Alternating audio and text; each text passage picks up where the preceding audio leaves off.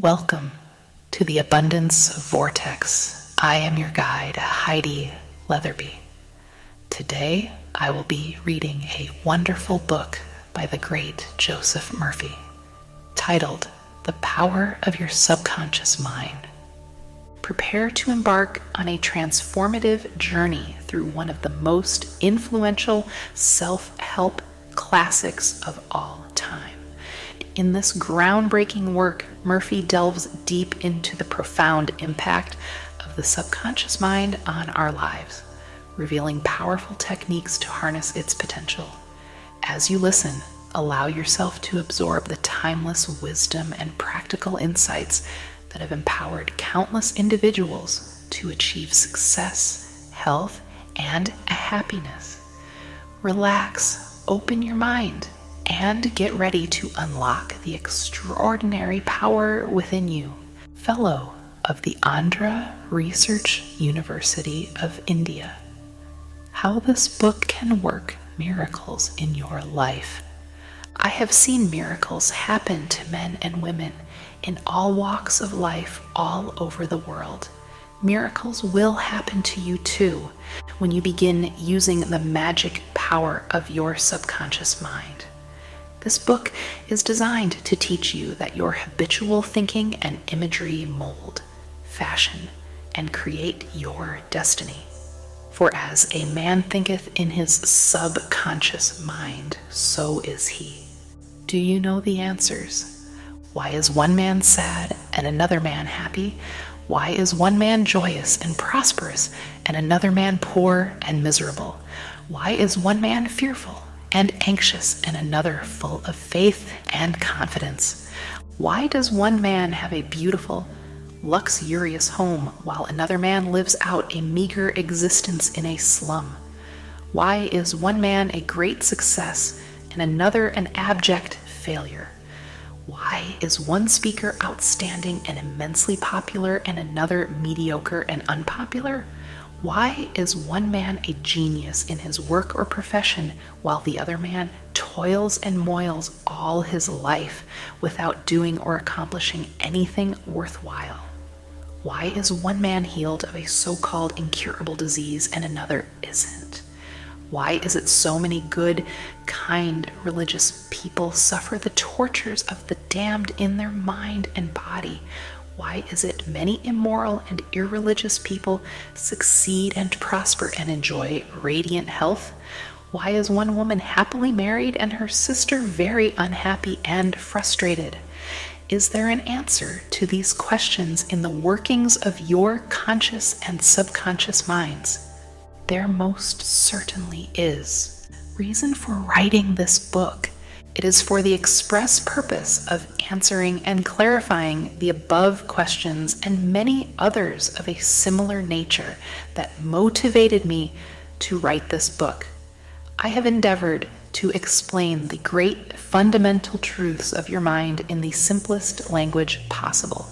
I believe that it is perfectly possible to explain the basic, foundational, and fundamental laws of life and of your mind in ordinary, everyday language.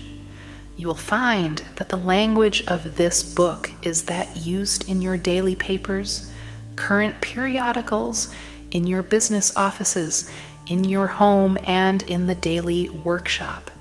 I urge you to study this book and apply the techniques outlined therein.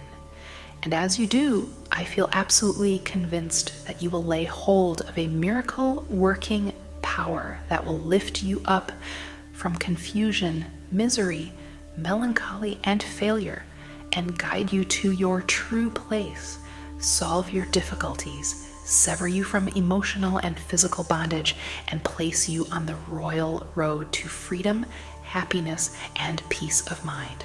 This miracle-working power of your subconscious mind can heal you of your sickness, make you vital and strong again. In learning how to use your inner powers, you will open the prison door of fear and enter into a life described by Paul as the glorious liberty of the sons of God.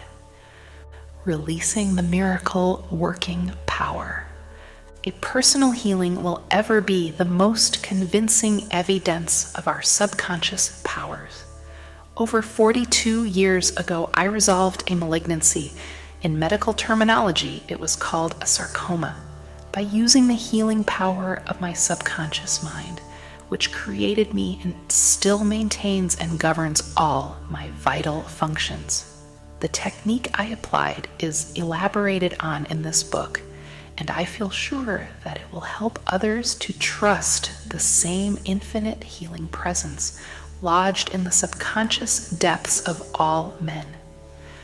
Through the kindly offices of my doctor friend, I suddenly realized that it was natural to assume that the creative intelligence which made all my organs, fashioned my body, and started my heart could heal its own handiwork. The ancient proverb says, "The doctor dresses the wound and God heals it." Wonders happen when you pray effectively. Scientific prayer is the harmonious interaction of the conscious and subconscious levels of mind, scientifically directed for a specific purpose. This book will teach you the scientific way to tap the realm of infinite power within you, enabling you to get what you really want in life. You desire a happier, fuller, and richer life.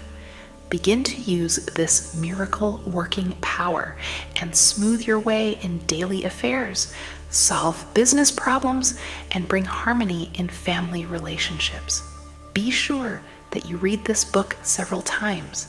The many chapters will show you how this wonderful power works and how you can draw out the hidden inspiration and wisdom that is within you. Learn the simple techniques of impressing the subconscious mind.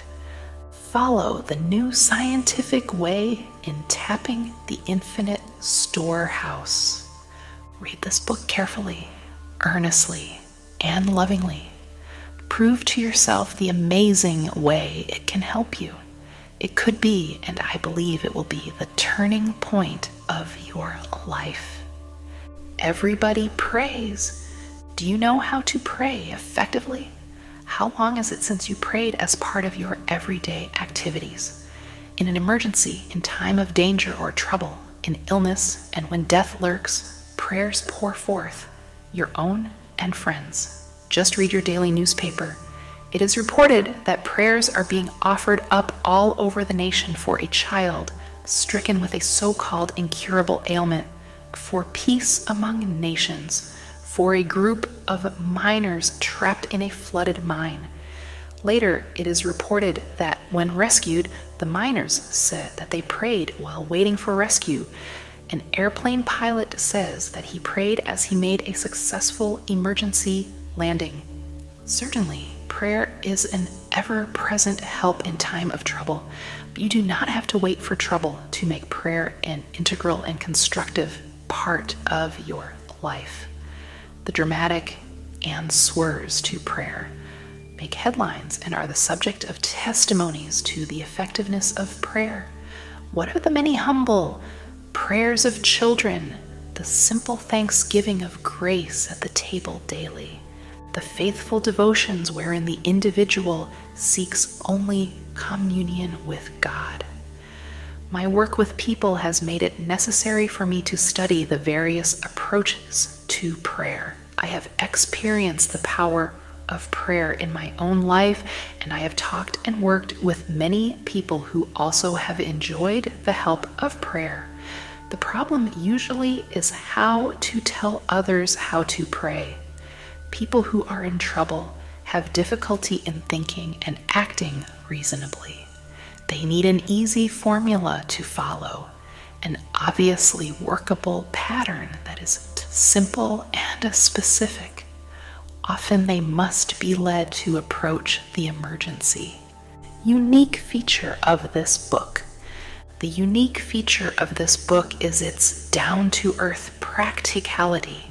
Here you are presented with simple, usable techniques and formulas which you can easily apply in your workaday world.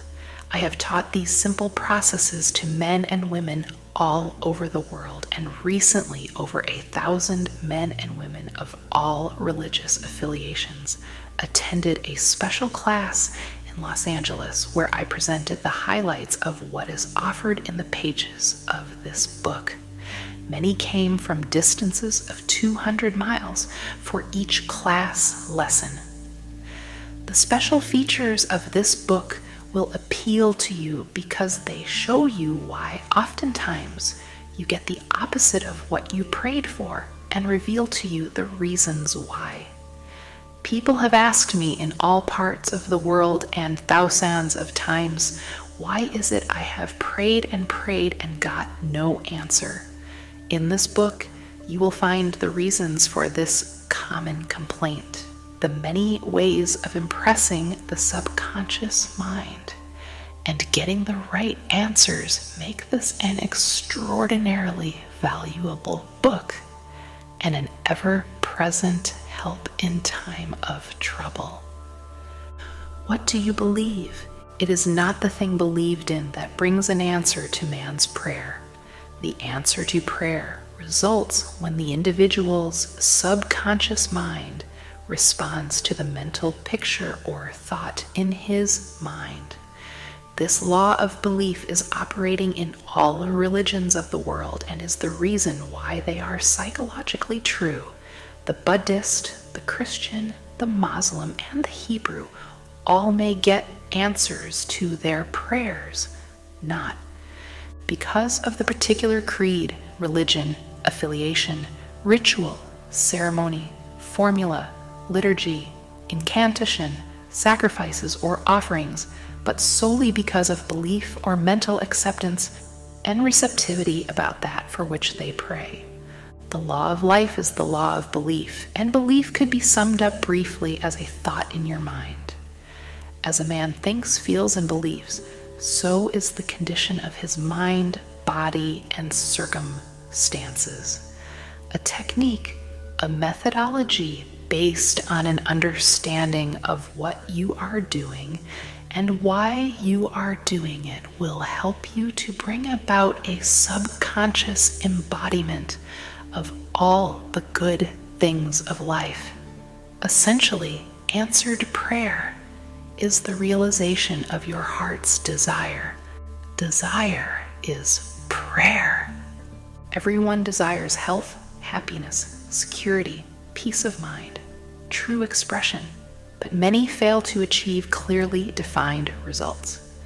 A university professor admitted to me recently, I know that if I changed my mental pattern and redirected my emotional life, my ulcers would not recur, but I do not have any technique, process, or modus operandi. My mind wanders back and forth on my many problems, and I feel frustrated, defeated, and unhappy.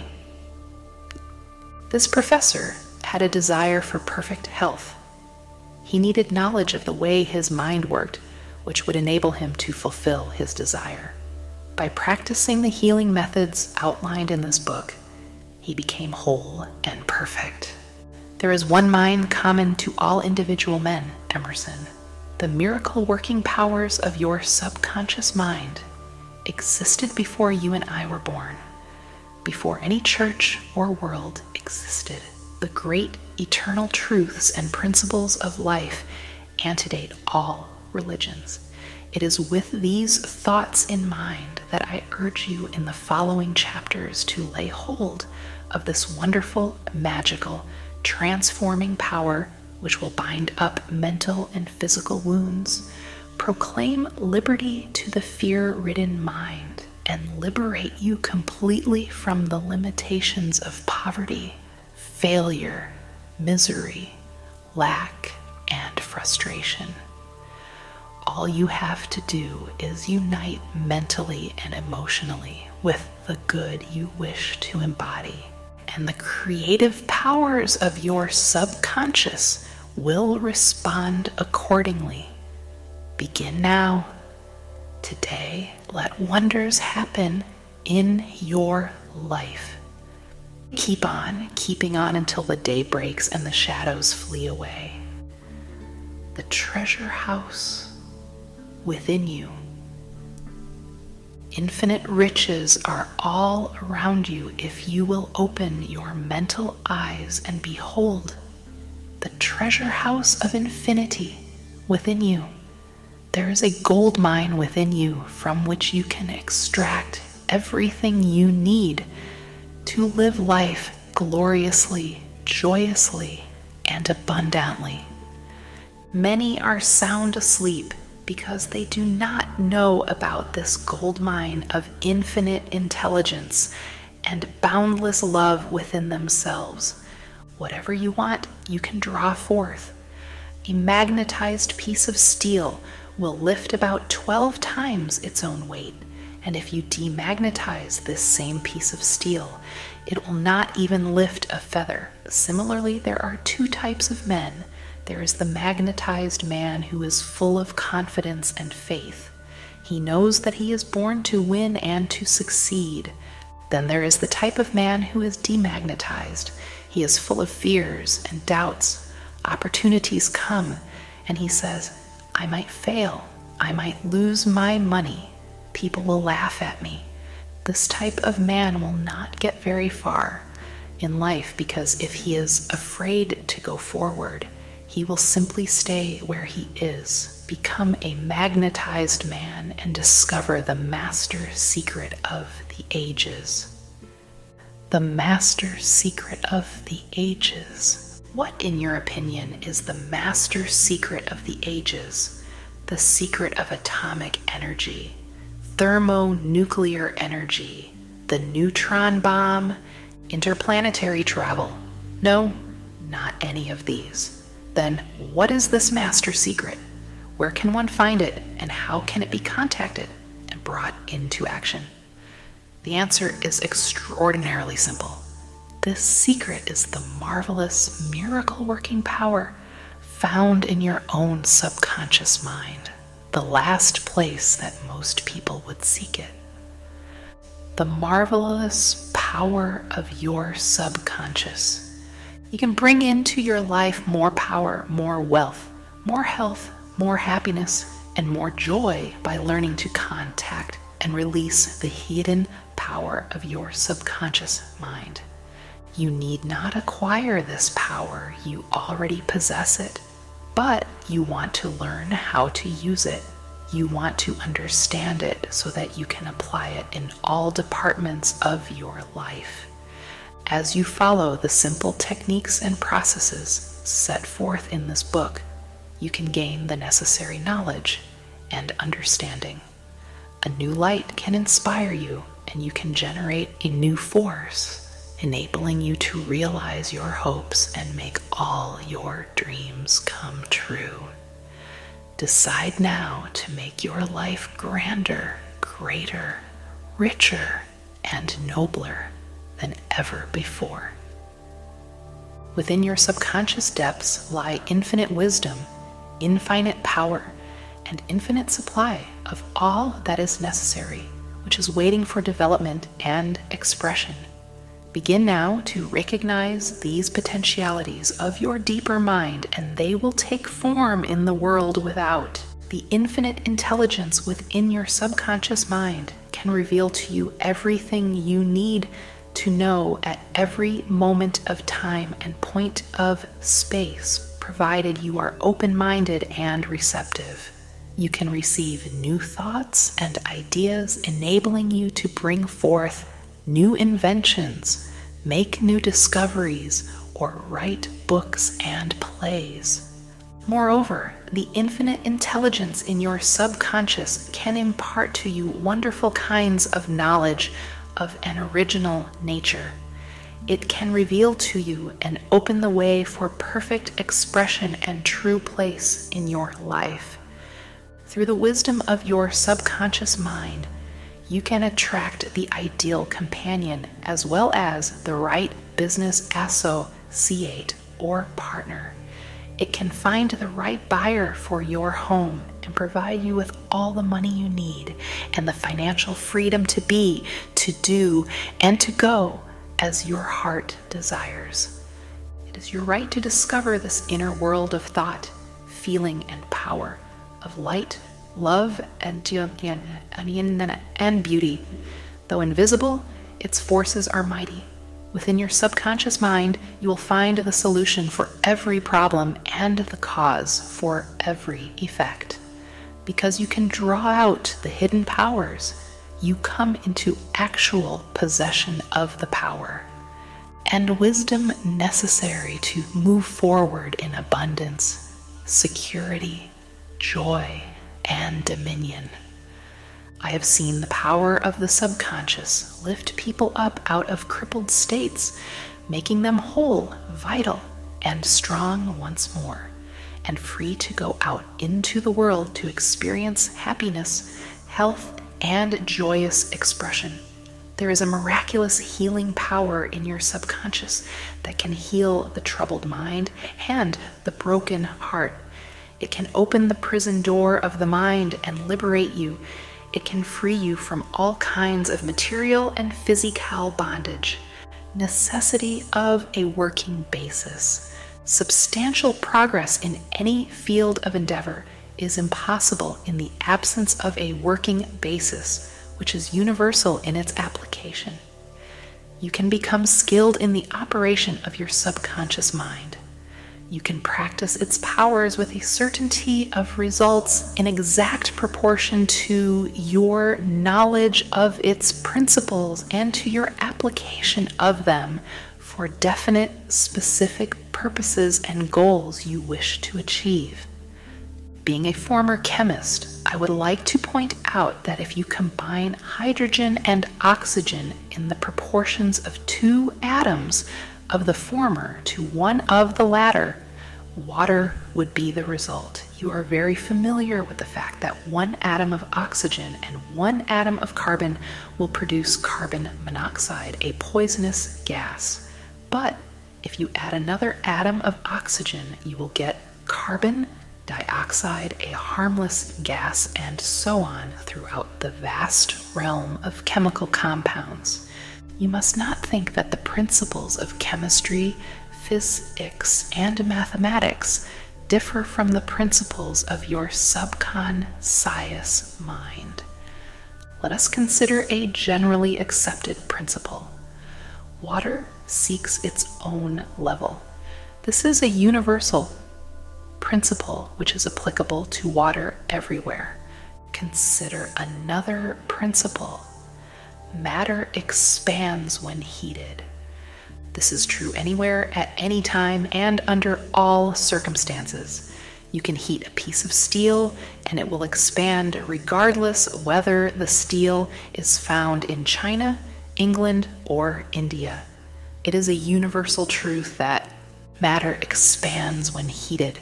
It is also a universal truth that whatever you impress on your subconscious mind is expressed on the screen of space as condition, experience, and event.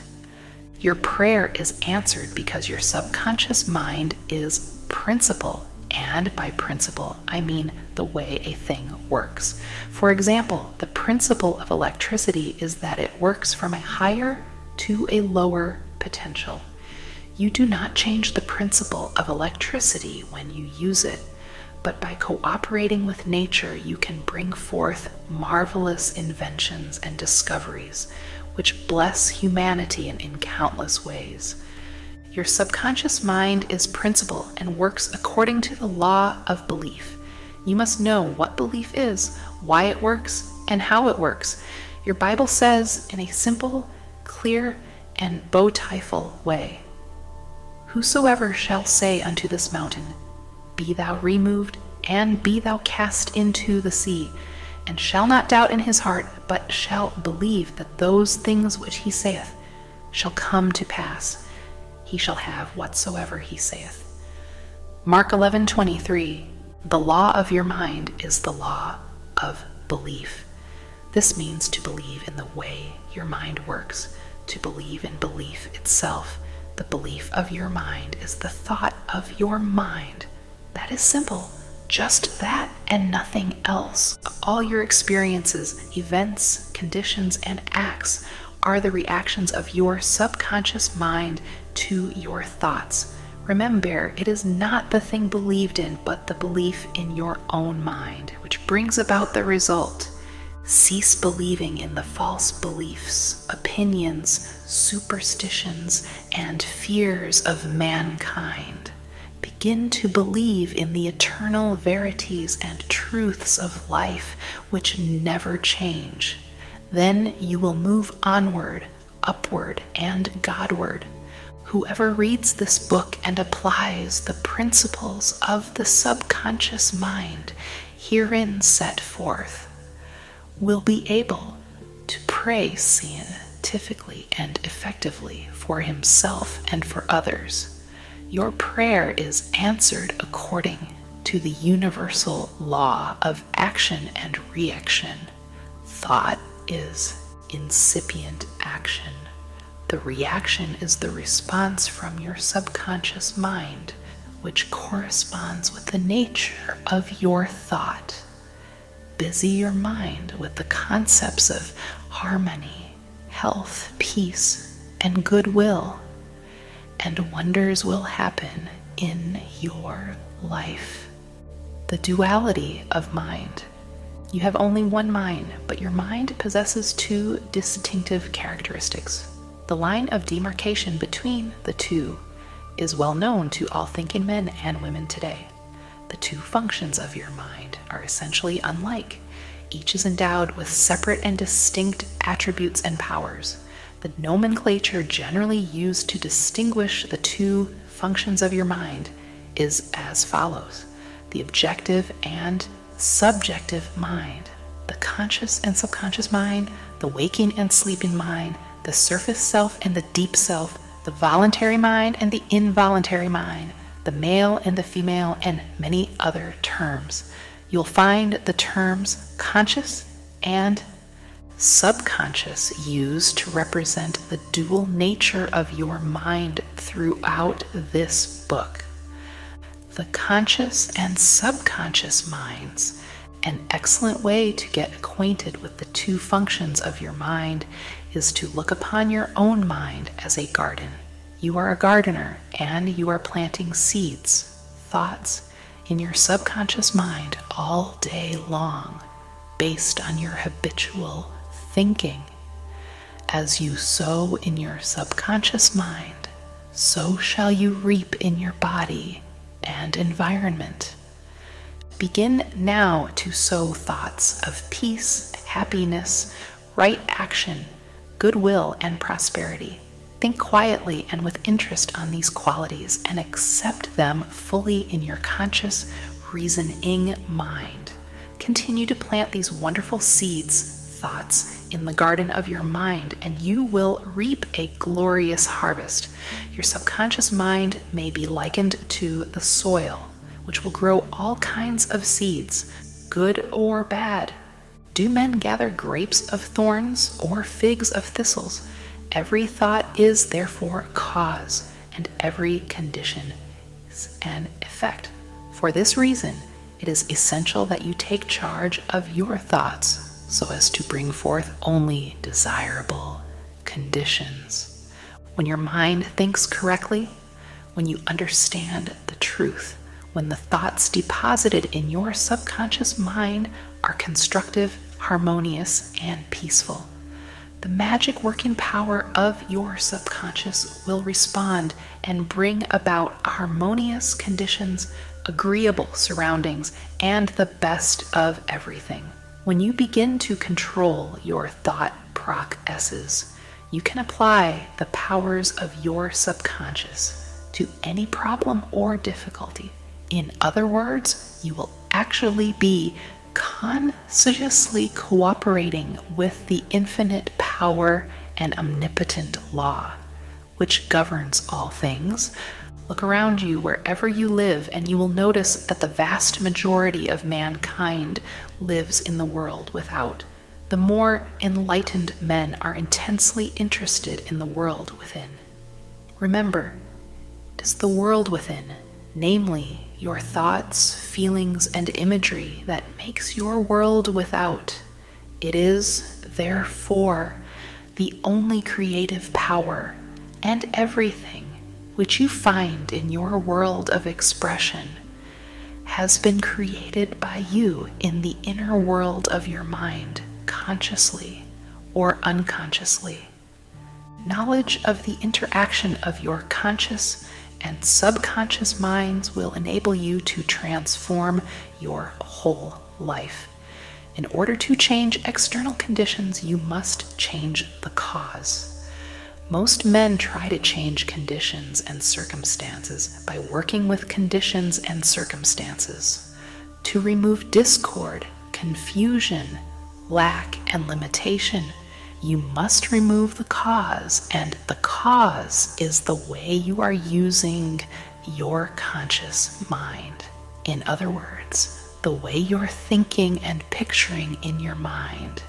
You are living in a fathomless sea of infinite riches. Your subconscious is very sensitive to your thoughts.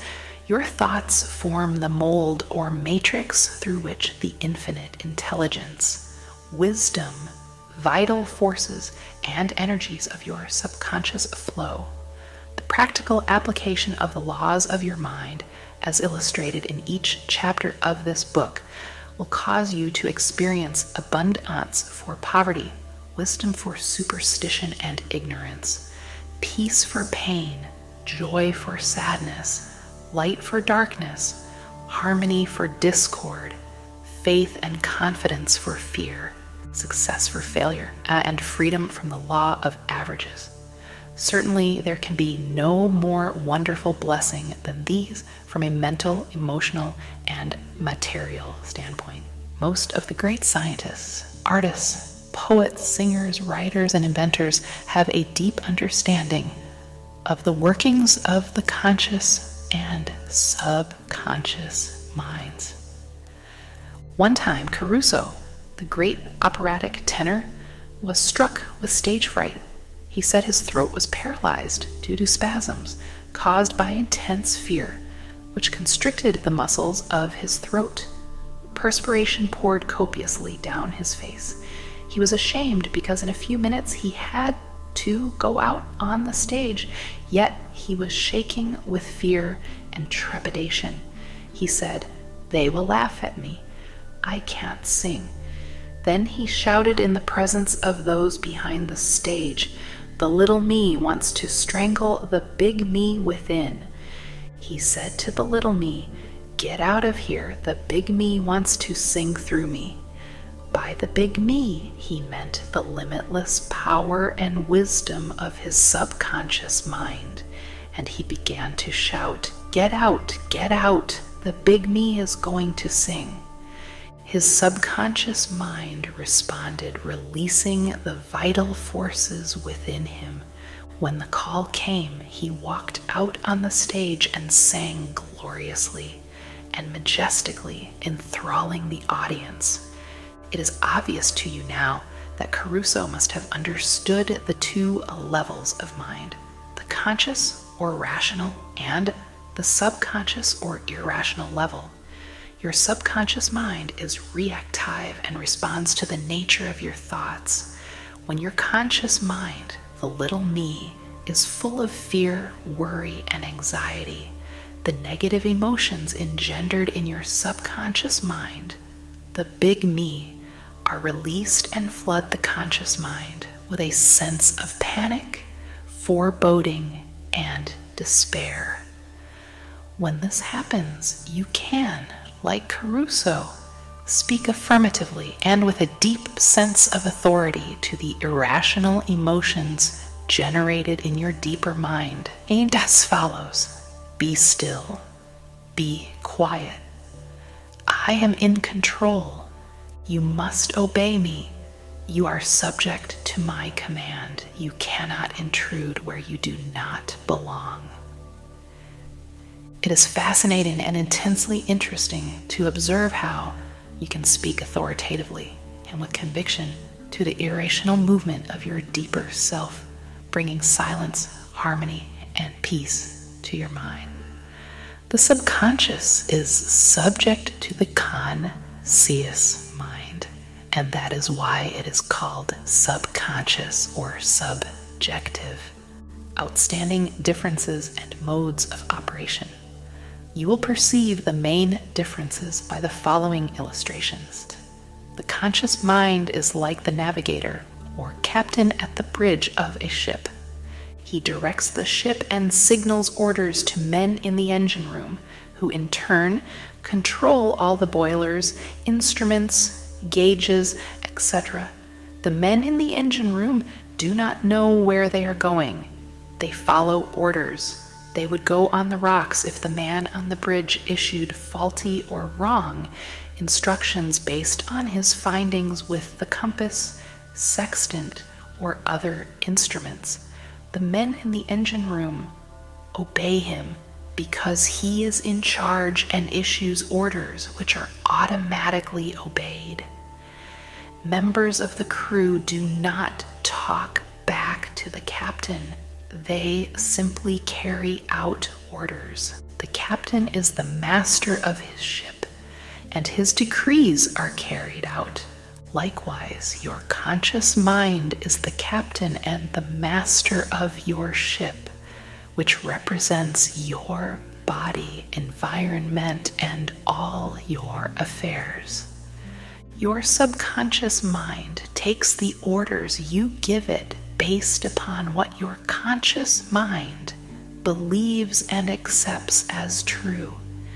When you repeatedly say to people, "I can't afford it," then your subconscious mind takes you at your word and sees to it that you will not be in a position to purchase what you want.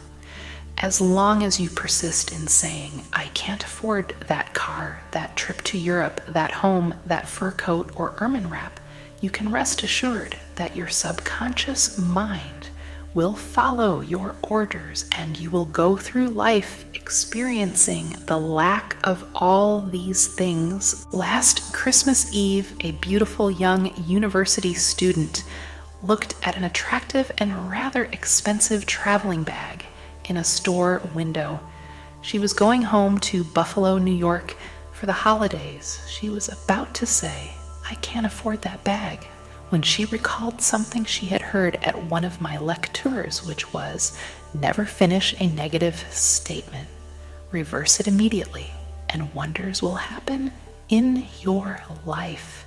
She said, "That bag is mine. It is for sale. I accept it mentally, and my subconscious sees to it that I receive it." At 8 o'clock Christmas Eve, her fiancé presented her with a bag exactly the same as the one she had looked at and mentally identified herself with at 10 o'clock the same morning. She had filled her mind with the thought of expectancy and released the whole thing to her deeper mind, which has the know-how of accomplishment. This young girl, a student at the University of Southern California, said to me, "I didn't have the money to buy that bag, but now I know where to find money and all the things I need, and that is in the treasure house of eternity within me." Another simple illustration is this. When you say, "I do not like mushrooms," and the occasion subsequently comes that you are served mushrooms in sauces or salads, you will get indigestion because your subconscious mind says to you, the boss, your conscious mind, does not like mushrooms. This is an amusing example of the outstanding differences and modes of operation of your conscious and subconscious minds. A woman may say, "I wake up at 3 o'clock if I drink coffee at night." Whenever she drinks coffee, her subconscious mind nudges her as if to say, "The boss wants you to stay awake tonight." Your subconscious mind works 24 hours a day and makes provisions for your benefit, pouring all the fruit of your habitual thinking into your lap. How her subconscious responded. A woman wrote me a few months ago as follows: "I am 75 years old, a widow with a grown family. I was living alone and on a pension. I heard your lectures, on the powers of the subconscious mind, wherein you said that ideas could be conveyed to the subconscious mind by repetition, faith, and expectancy. I began to repeat frequently with feeling I am wanted. I am happily married to a kind, loving, and spiritual-minded man. I am secure. I kept on doing this many times a day for about 2 weeks, and one day at the corner drugstore, I was introduced to a retired pharmacist. I found him to be kind, understanding, and very religious. He was a perfect answer to my prayer. Within a week, he proposed to me, and now we are on our honeymoon in Europe. I know that the intelligence within my subconscious mind brought both of us together in divine order. This woman discovered that the treasure house was within her. Her prayer was felt as true in her heart, and her affirmation sank down by osmosis into her subconscious mind, which is the creative medium. The moment she succeeded in bringing about a subjective embodiment, her subconscious mind brought about the answer through the law of attraction. Her deeper mind, full of wisdom and intelligence, brought both of them together in divine order.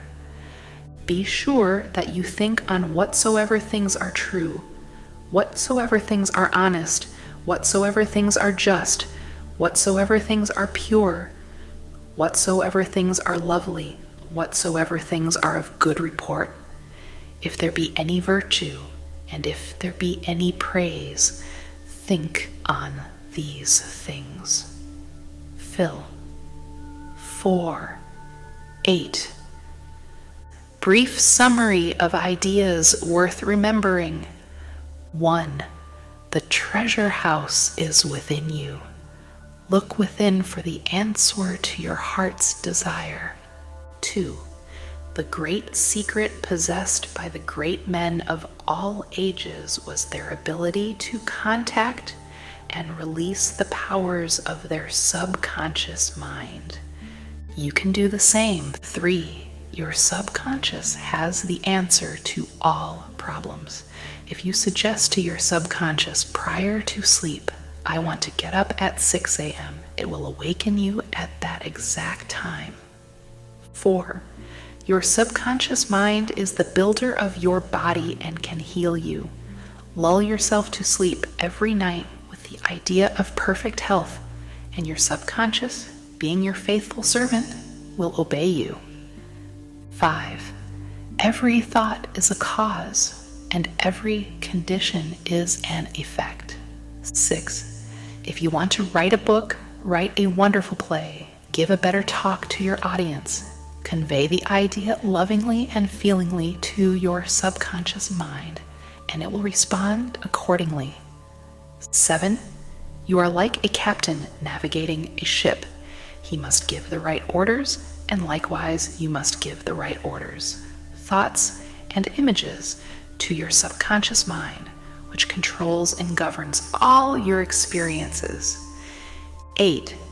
Never use the terms, I can't afford it, or I can't do this. Your subconscious mind takes you at your word and sees to it that you do not have the money or the ability to do what you want to do. Affirm, I can do all things through the power of my subconscious mind. 9. The law of life is the law of belief. A belief is a thought in your mind. Do not believe in things to harm or hurt you. Believe in the power of your subconscious to heal, inspire, strengthen, and prosper you. According to your belief is it done unto you. 10. Change your thoughts, and you change your destiny. How your own mind works. You have a mind, and you should learn how to use it. There are 2 levels of your mind, the conscious or rational level and the subconscious or irrational level. You think with your conscious mind, and whatever you habitually think sinks down into your subconscious mind, which creates according to the nature of your thoughts. Your subconscious mind is the seat of your emotions and is the creative mind. If you think good, good will follow. If you think evil, evil will follow. This is the way your mind works. The main point to remember is once the subconscious mind accepts an idea, it begins to execute it. It is an interesting and subtle truth that the law of the subconscious mind works for good and bad ideas alike. This law, when applied in a negative way, is the cause of failure, frustration, and unhappiness. However, when your habitual thinking is harmonious and constructive, you experience perfect health, success, and prosperity. Peace of mind and a healthy body are inevitable when you begin to think and feel in the right way. Whatever you claim mentally and feel as true, your subconscious mind will accept and bring forth into your experience.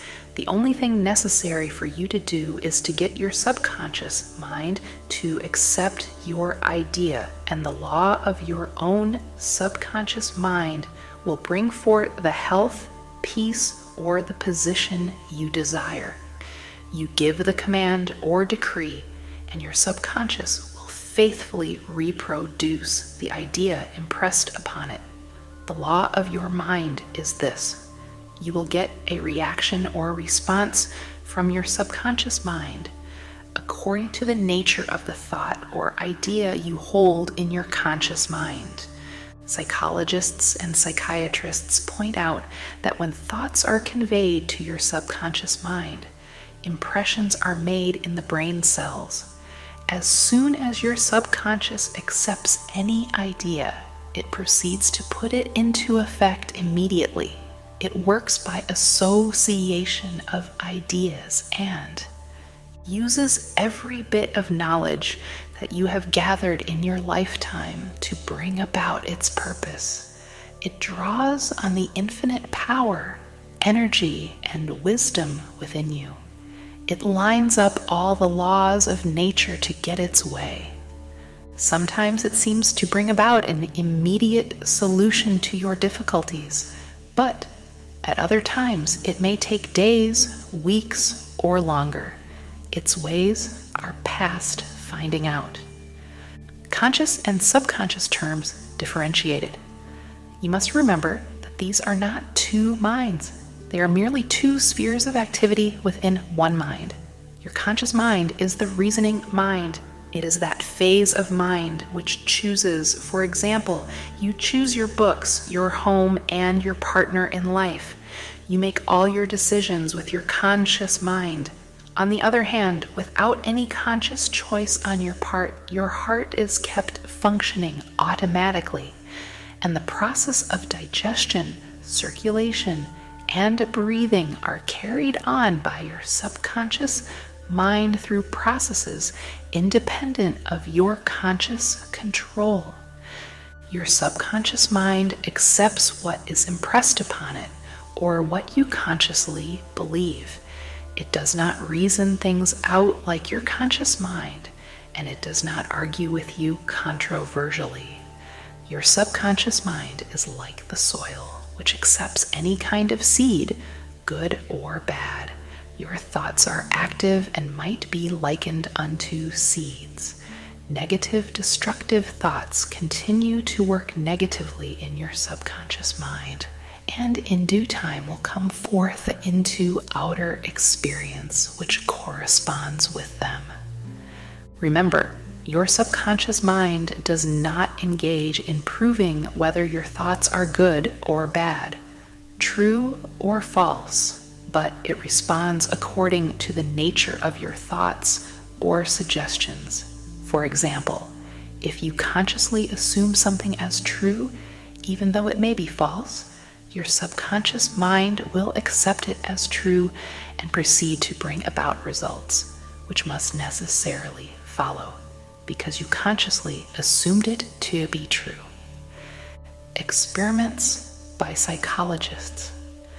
Innumerable experiments by psychologists and others on persons in the hypnotic state have shown that the subconscious mind is incapable of making selections and comparisons which are necessary for a reasoning process.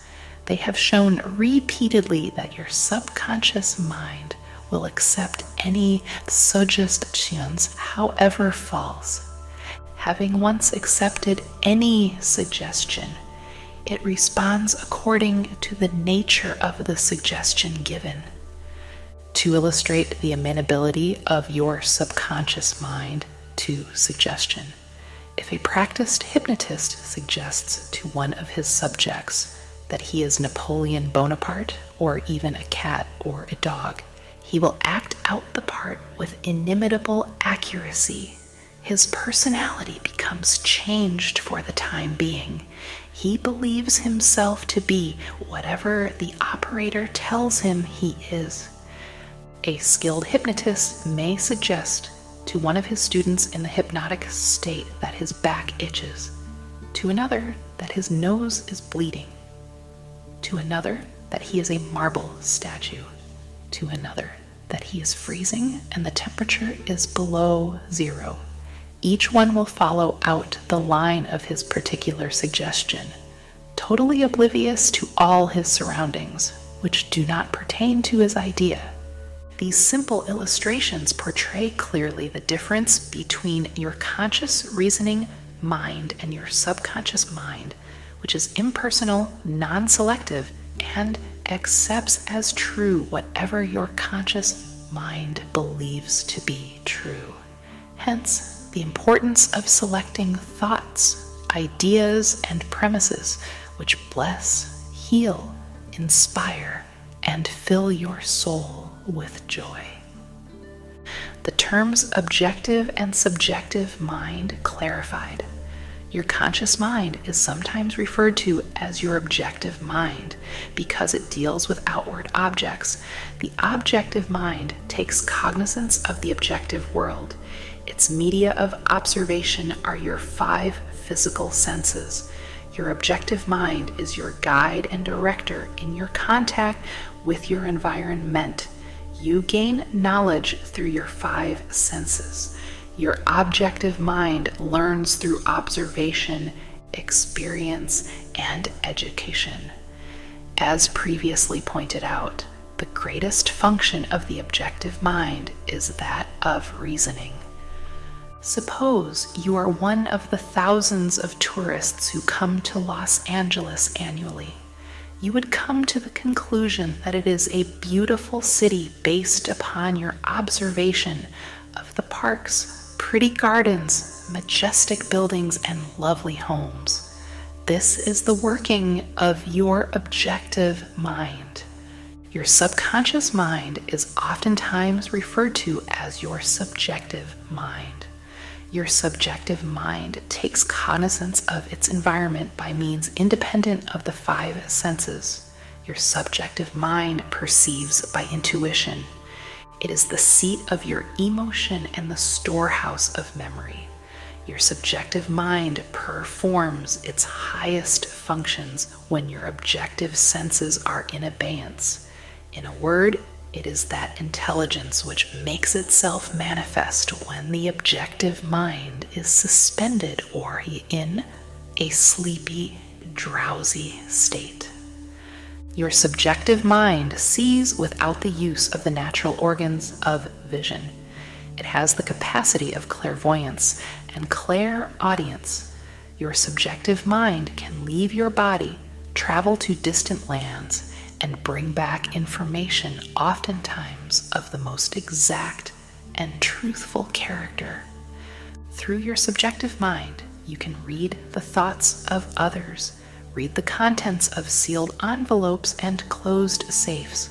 Your subjective mind has the ability to apprehend the thoughts of others Without the use of the ordinary objective means of communication, it is of the greatest importance that we understand the interaction of the objective and subjective mind in order to learn the true art of prayer. The subconscious cannot reason like your conscious mind.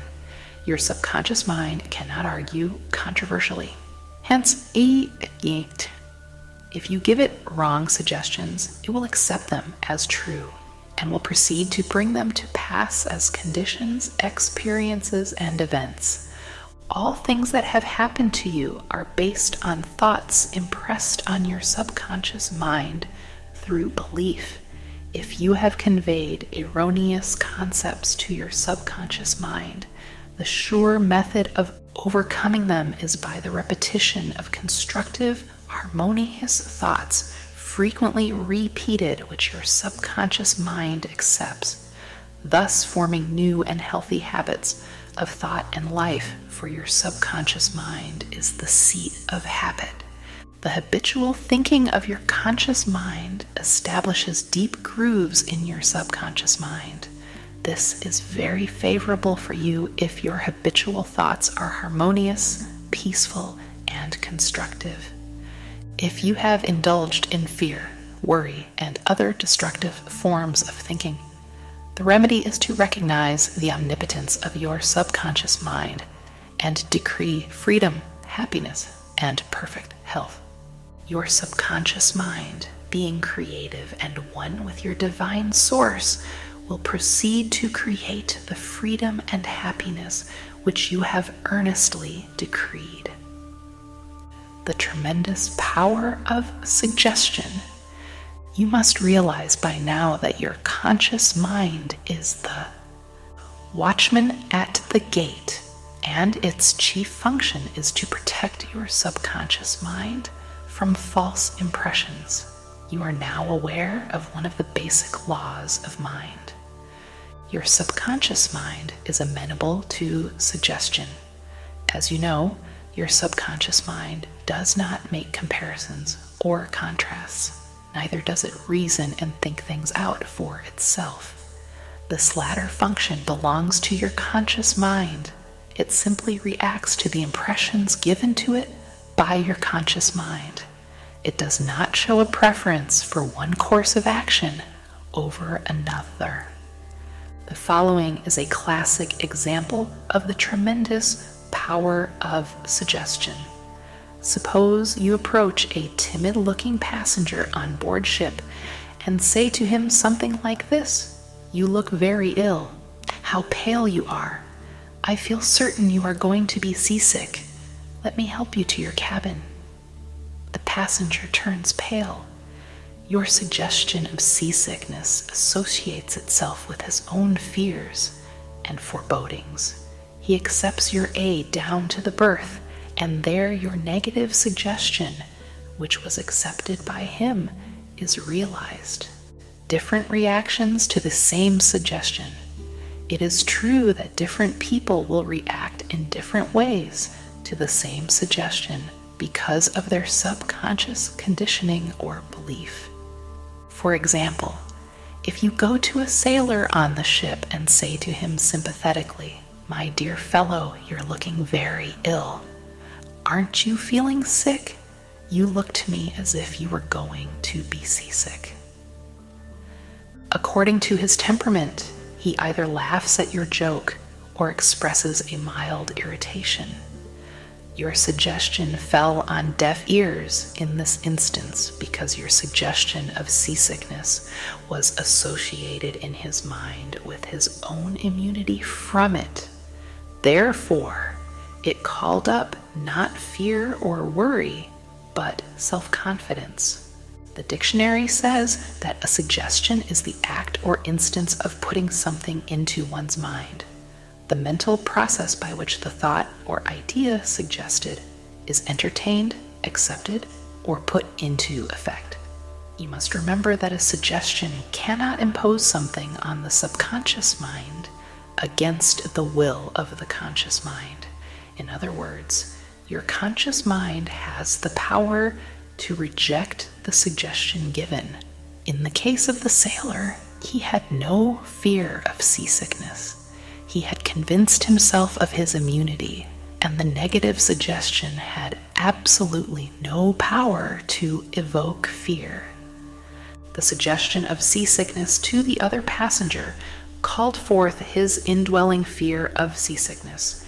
Each of us has his own inner fears, beliefs, opinions, and these inner assumptions rule and govern our lives. A suggestion has no power in and of itself except if you accept it mentally. This causes your subconscious powers to flow in a limited and restricted way according to the nature of the suggestion. How he lost his arm.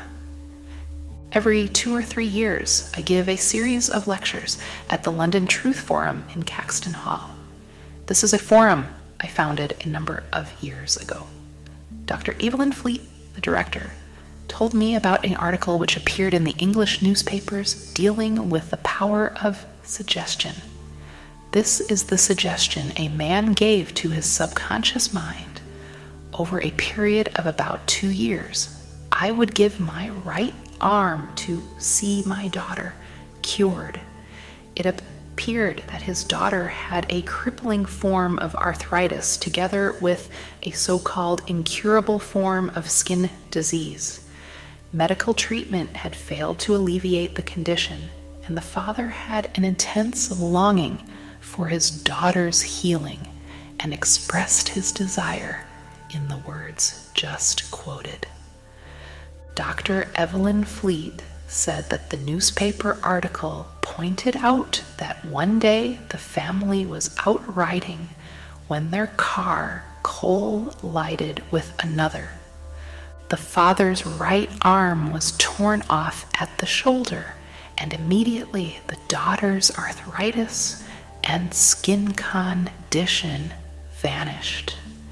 You must make certain to give your subconscious only suggestions which heal, bless, elevate, and inspire you in all your ways.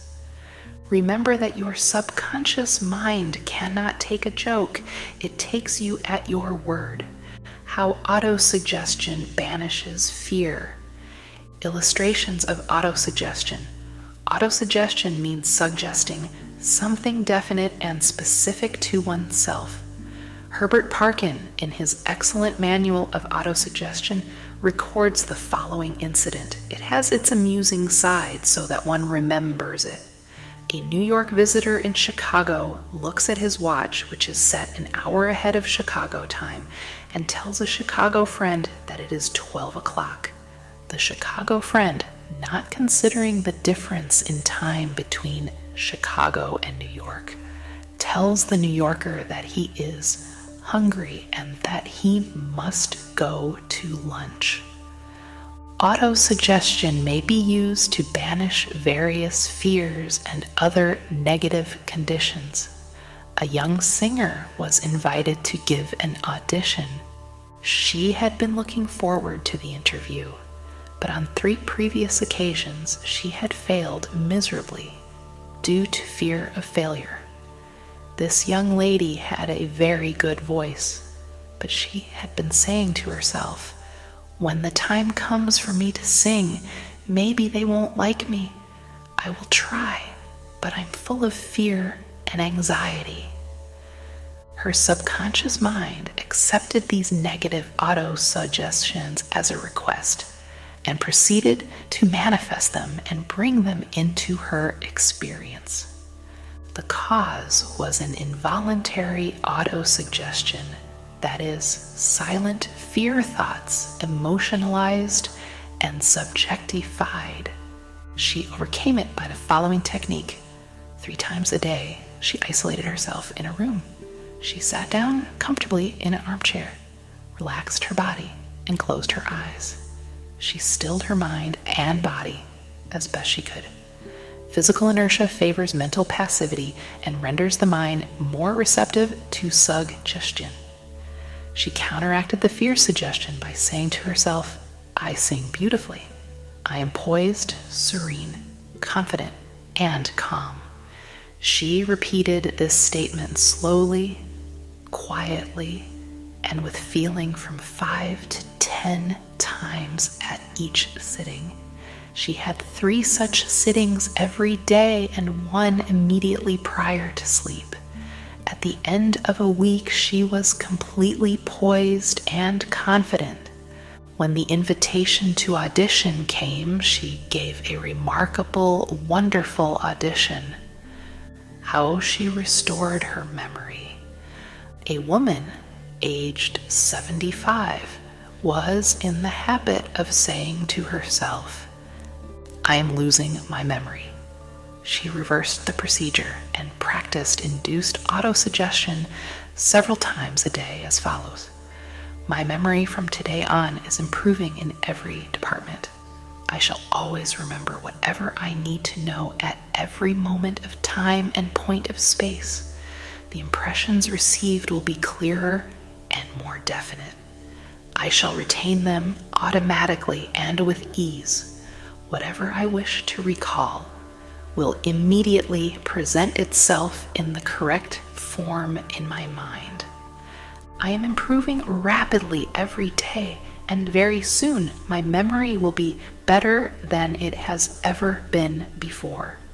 At the end of 3 weeks, her memory was back to normal, and she was delighted. How he overcame a nasty temper. Many men who complained of irritability and bad temper proved to be very susceptible to autosuggestion and obtained marvelous results by using the following statements 3 or 4 times a day, morning, noon, and at night prior to sleep for about a month. Henceforth, I shall grow more good-humored.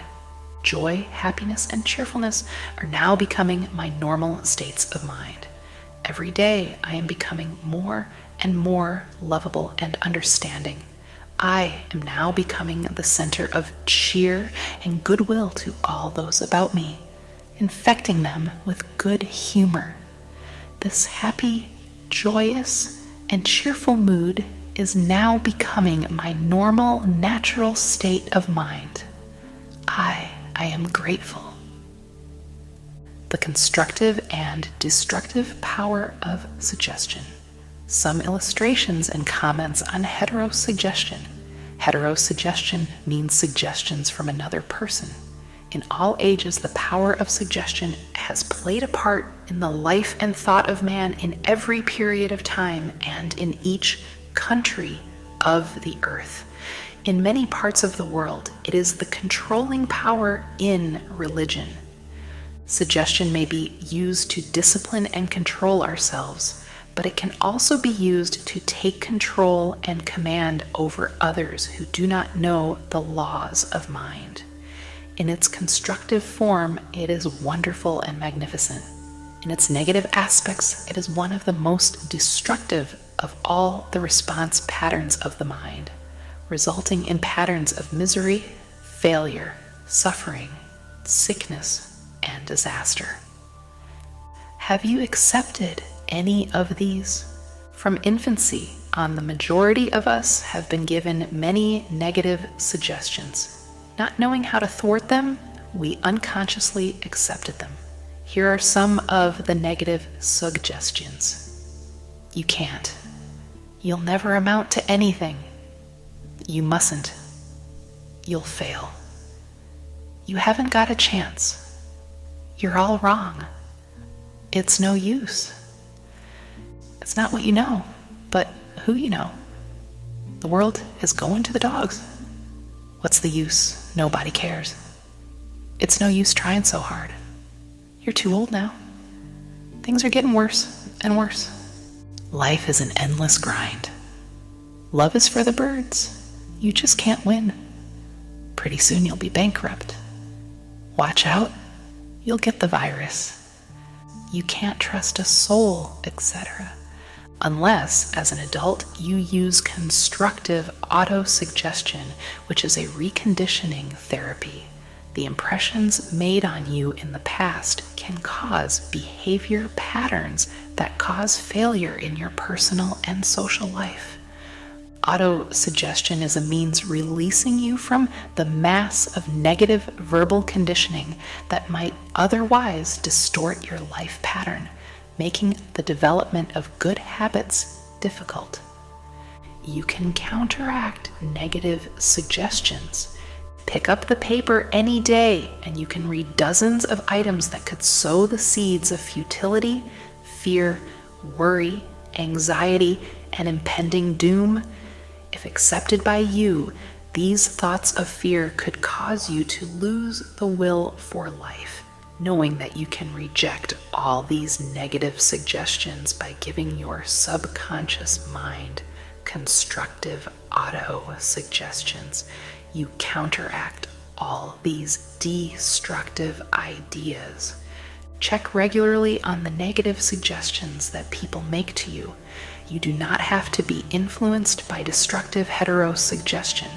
All of us have suffered from it in our childhood and in our teens. If you look back, you can easily recall how parents, friends, relatives, teachers, and associates contributed in a campaign of negative suggestions.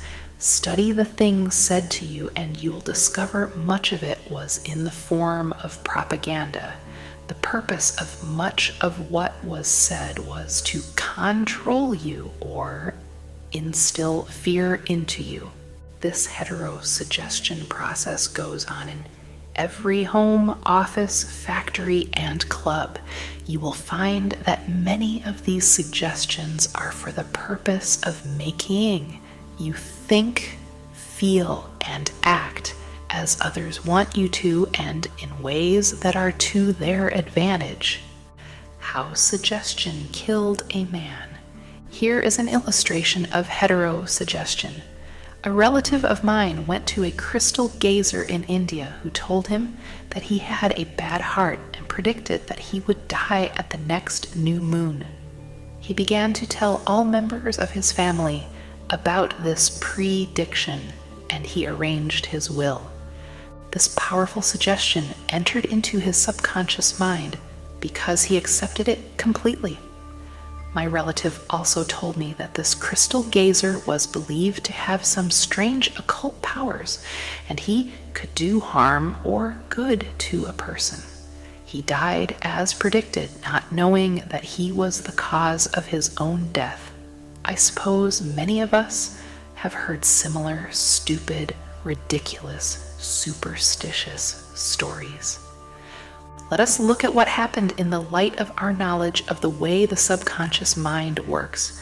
Whatever the conscious, reasoning mind of man believes, the subconscious mind will accept and act upon.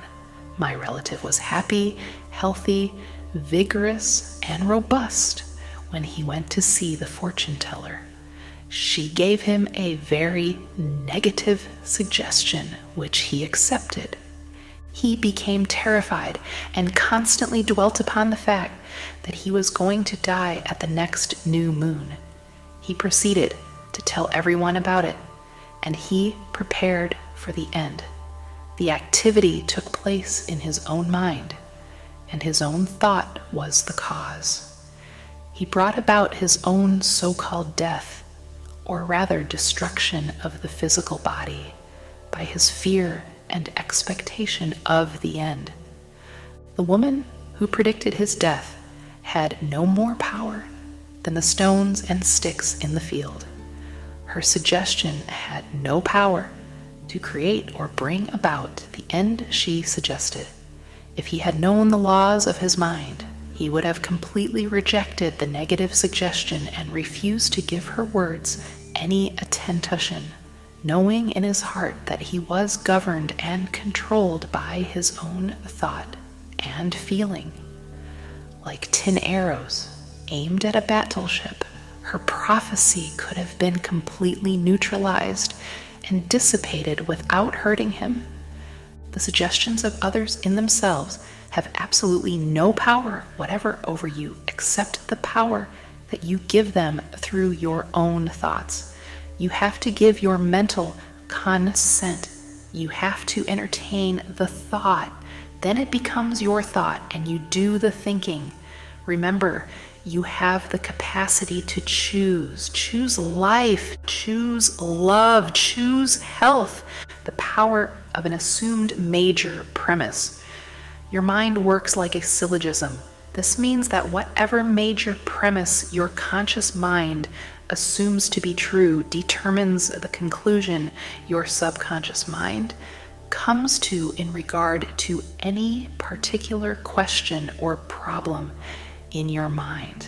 If your premise is true, the conclusion must be true, as in the following example.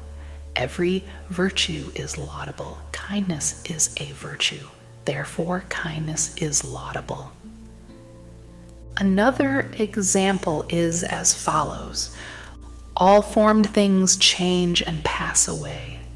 The pyramids of Egypt are formed things. Therefore, someday, the pyramids will pass away. The first statement is referred to as the major premise, and the right conclusion must necessarily follow the right premise. A college professor who attended some of my Science of Mind lectures in May 1962 at Town Hall, New York, said to me, "Everything in my life is topsy-turvy, and I have lost health, wealth, and friends. Everything I touch turns out wrong." I explained to him that he should establish a major premise in his thinking, that the infinite intelligence of his subconscious mind was guiding, directing, and prospering him spiritually, mentally, and materially. Then his subconscious mind would automatically direct him wisely in his investments, decisions, and also heal his body and restore his mind to peace and tranquility. This professor formulated an overall picture of the way he wanted his life to be, and this was his major premise. Infinite intelligence leads and guides me in all my ways. Perfect health is mine, and the law of harmony operates in my mind and body. Beauty, love, peace, and abundance are mine. The principle of right action and divine order govern my entire life. I know my major premise is based on the eternal truths of life, and I know, feel, and believe that my subconscious mind responds according to the nature of my conscious mind thinking. He wrote me as follows. I repeated the above statements slowly, quietly, and lovingly, several times a day, knowing that they were sinking deep down into my subconscious mind, and that results must follow. I am deeply grateful for the interview you gave me, and I would like to add that all departments of my life are changing for the better. It works. The subconscious does not argue controversially. Your subconscious mind is all wise and knows the answers to all questions. It does not argue with you or talk back to you.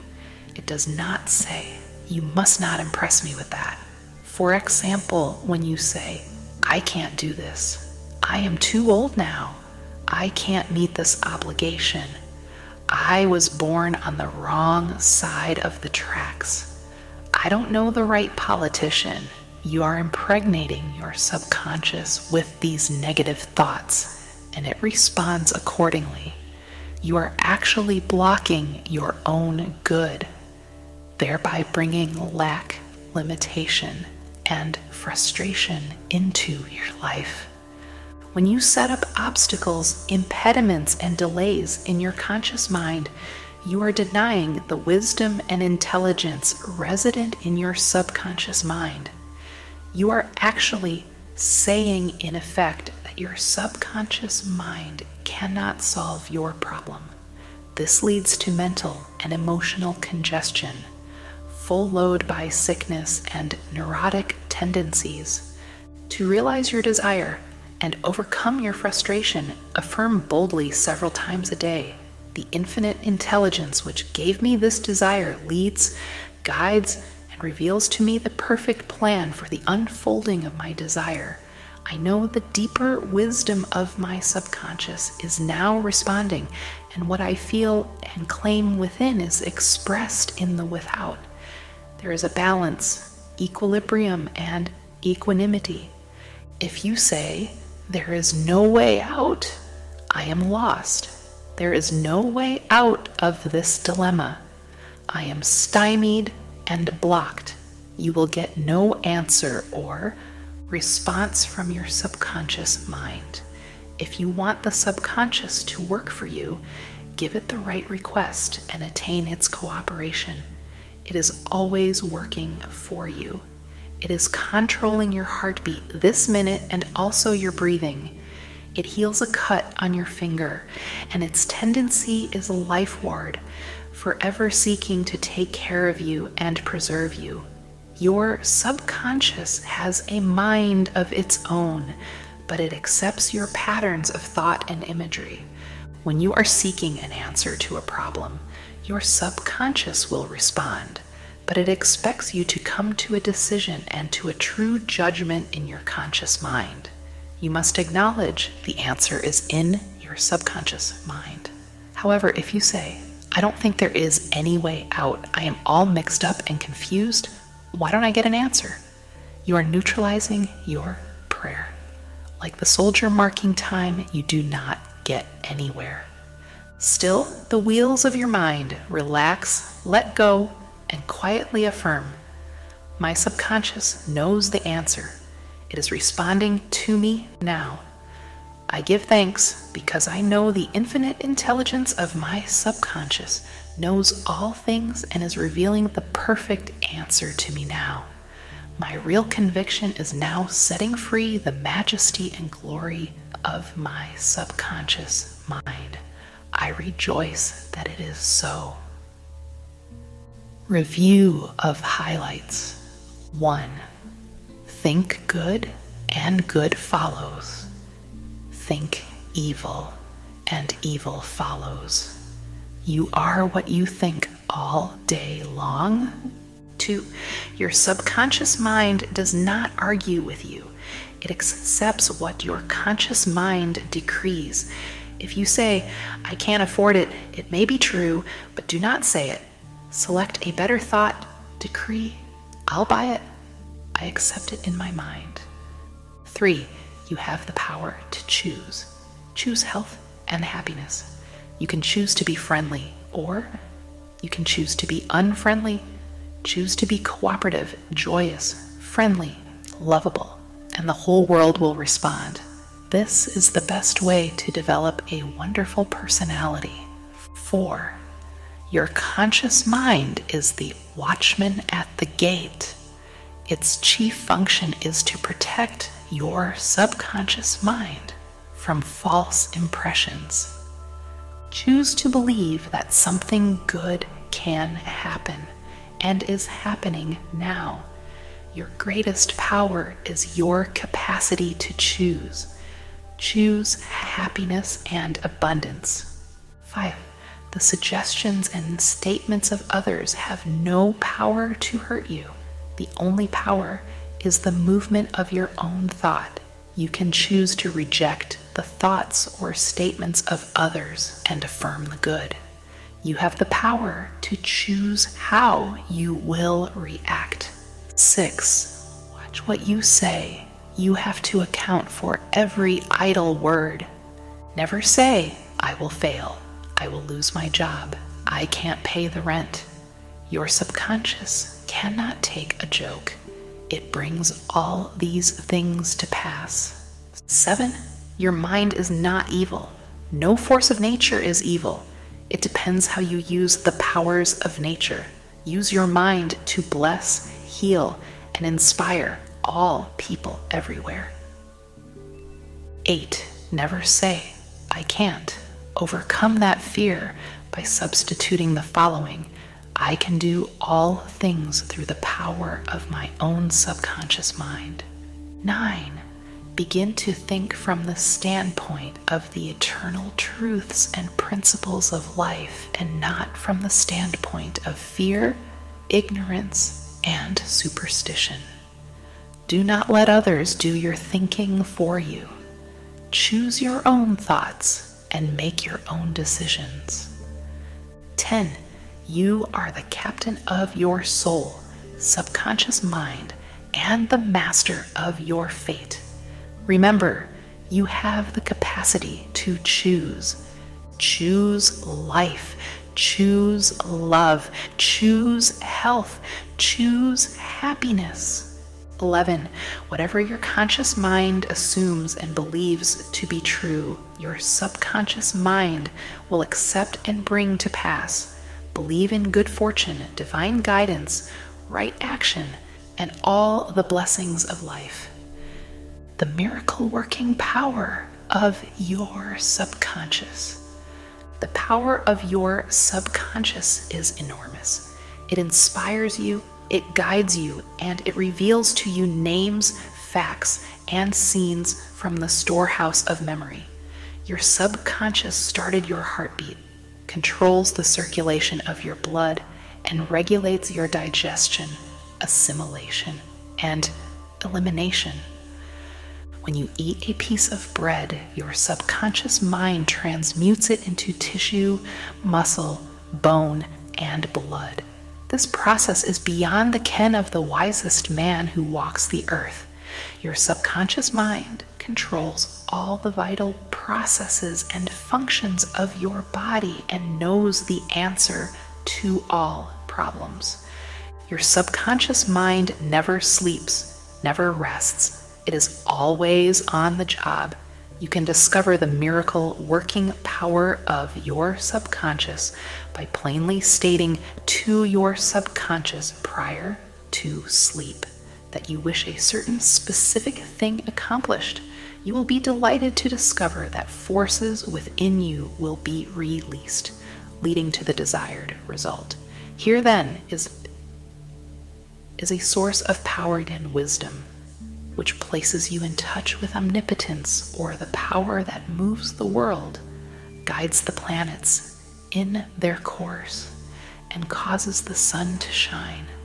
Your subconscious mind is the source of your ideals, aspirations, and altruistic urges. It was through the subconscious mind that Shakespeare perceived great truths hidden from the average man of his day. Undoubtedly, it was the response of his subconscious mind that caused the Greek sculptor Phidias to portray beauty, order, symmetry, and proportion in marble and bronze. It enabled the Italian artist Raphael to paint Madonnas and Ludwig van Beethoven to compose symphonies. In 1955, I lectured at the Yoga Forest University, Rishikesh, India, and there I chatted with a visiting surgeon from Bombay. He told me about Dr. James Esdale, a Scotch surgeon who worked in Bengal before ether or other modern methods of anesthesia were discovered. Between 1843 and 1846, Dr. Esdale performed about 400 major operations of all kinds, such as amputations, removal of tumors and cancerous growths, as well as operations on the eye, ear, and throat. All operations were conducted under mental anesthesia only.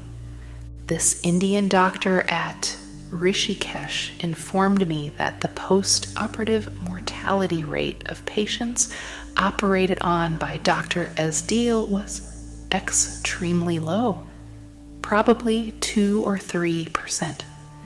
Patients felt no pain, and there were no deaths during the operations.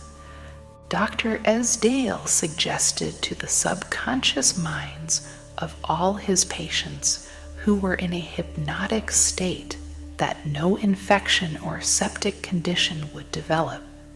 You must remember that this was before Louis Pasteur, Joseph Lister, and others who pointed out the bacterial origin of disease and causes of infection due to unsterilized instruments and virulent organisms. This Indian surgeon said that the reason for the low mortality rate and the general absence of infection, which was reduced to a minimum, was undoubtedly due to the suggestions of Dr. Esdai to the subconscious minds of his patients. They responded according to the nature of his suggestion. It is simply wonderful when you conceive how a surgeon over 120 years ago discovered the miraculous wonder-working powers of the subconscious mind. Doesn't it cause you to be seized with a sort of mystic awe when you stop and think of the transcendental powers of your subconscious mind? Consider its extrasensory perceptions, such as its capacity for clairvoyance and clairaudience, its independence of time and space, its capacity to render you free from all pain and suffering, and its capacity to get answer to all problems, be they what they may. All these and many more reveal to you that there is a power and intelligence within you that far transcends your intellect, causing you to marvel at the wonders of it all. All these experiences cause you to rejoice and believe in the miracle-working powers of your own subconscious mind. Your subconscious is your book of life. Whatever thoughts, beliefs, opinions, theories, or dogmas you write, engrave, or impress on your subconscious mind, you shall experience them as the objective manifestation of circumstances, conditions, and events. What you write on the inside, you will experience on the outside. You have two sides to your life, objective and subjective, visible and invisible, thought and its manifestation. Your brain receives your thought, which is the organ of your conscious reasoning mind. When your conscious or objective mind accepts the thought completely, it is sent to the solar plexus, called the brain of your mind, where it becomes flesh and is made manifest in your experience. As previously outlined, your subconscious cannot argue. It acts only from what you write on it. It accepts your verdict or the conclusions of your conscious mind as final. This is why you are always writing on the book of life, because your thoughts become your experiences. The American essayist Ralph Waldo Emerson said, "Man is what he thinks all day long." What is impressed in the subconscious is expressed. William James, the father of American psychology, said that the power to move the world is in your subconscious mind. Your subconscious mind is one with infinite intelligence and boundless wisdom. It is fed by hidden springs and is called the law of life. Whatever you impress upon your subconscious mind, the latter will move heaven and earth to bring it to pass. You must therefore impress it with right ideas and constructive thoughts. The reason there is so much chaos and misery in the world is because people do not understand the interaction of their conscious and subconscious minds. When these two principles work in accord, in concord, in peace, and synchronously together, you will have heath, happiness, peace, and joy. There is no sickness or discord when the conscious and subconscious work together harmoniously and peacefully. The tomb of Hermes was opened with great expectancy and a sense of wonder because people believed that the greatest secret of the ages was contained therein. The secret was as within, so without, as above, so below. In other words, whatever is impressed high your subconscious mind is expressed on the screen of space. This same truth was proclaimed by Moses, Isaiah, Jesus, Buddha, Zoroaster, Lao Tzu, and all the illumined seers of the ages, whatever you feel as true subjectively is expressed as conditions, experiences, and events. Motion and emotion must balance, as in heaven, your own mind, so on earth in your body and environment. This is the great law of life. You will find throughout all nature the law of action and reaction, of rest and motion. These two must balance. Then there will be harmony and equilibrium. You are here to let the life principle flow through you rhythmically and harmoniously. The intake and the outgo must be equal. The impression and the expression must be equal.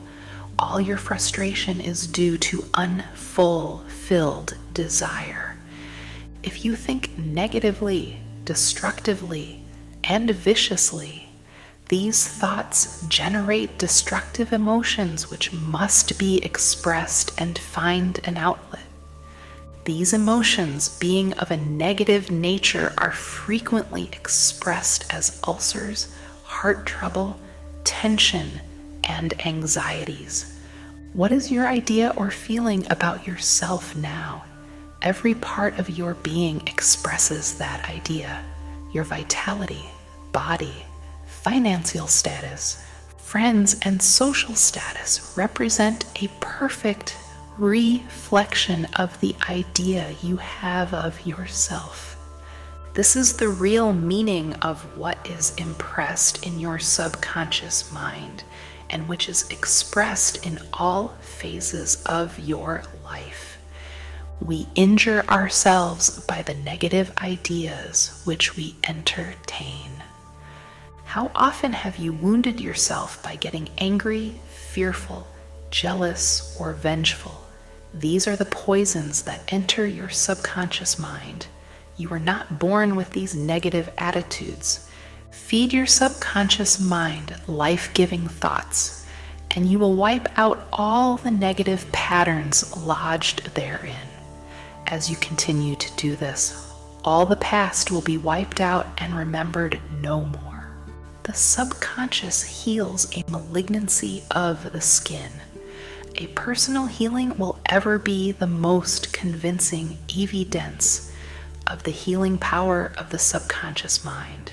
Over 40 years ago, I resolved a malignancy of the skin through prayer. Medical therapy had failed to check the growth, and it was getting progressively worse. A clergyman with a deep psychological knowledge explained to me the inner meaning of the 139th Psalm, wherein it says, "In thy book all my members were written, which in continuance were fashioned when as yet there was none of them." He explained that the term book meant my subconscious mind, which fashioned and molded all my organs from an invisible cell. He also pointed out that inasmuch as my subconscious mind made my body, it could also recreate it and heal it according to the perfect pattern within it. This clergyman showed me his watch and said, "This had a maker, and the watchmaker had to have the idea first in mind before the watch became an objective reality. And if the watch was out of order, the watchmaker could fix it." My friend reminded me that the subconscious intelligence which created my body was like a watchmaker, and it also knew exactly how to heal, restore, and direct all the vital functions and processes of my body, but that I had to give it the perfect idea of health. This would act as cause, and the effect would be a healing. I prayed in a very simple way as follows. My body and all its organs were created by the infinite intelligence in my subconscious mind. It knows how to heal me. Its wisdom fashioned all my organs, tissues, muscles, and bones.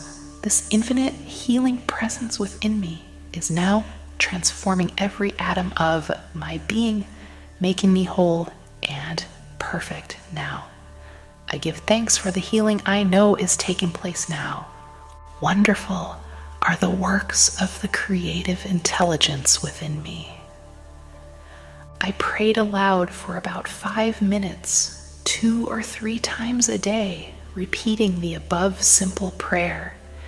In about 3 months, my skin was whole and perfect. As you can see, all I did was give life-giving patterns of wholeness, beauty, and perfection to my subconscious mind, thereby obliterating the negative images and patterns of thought lodged in my subconscious mind, which were the cause of all my trouble.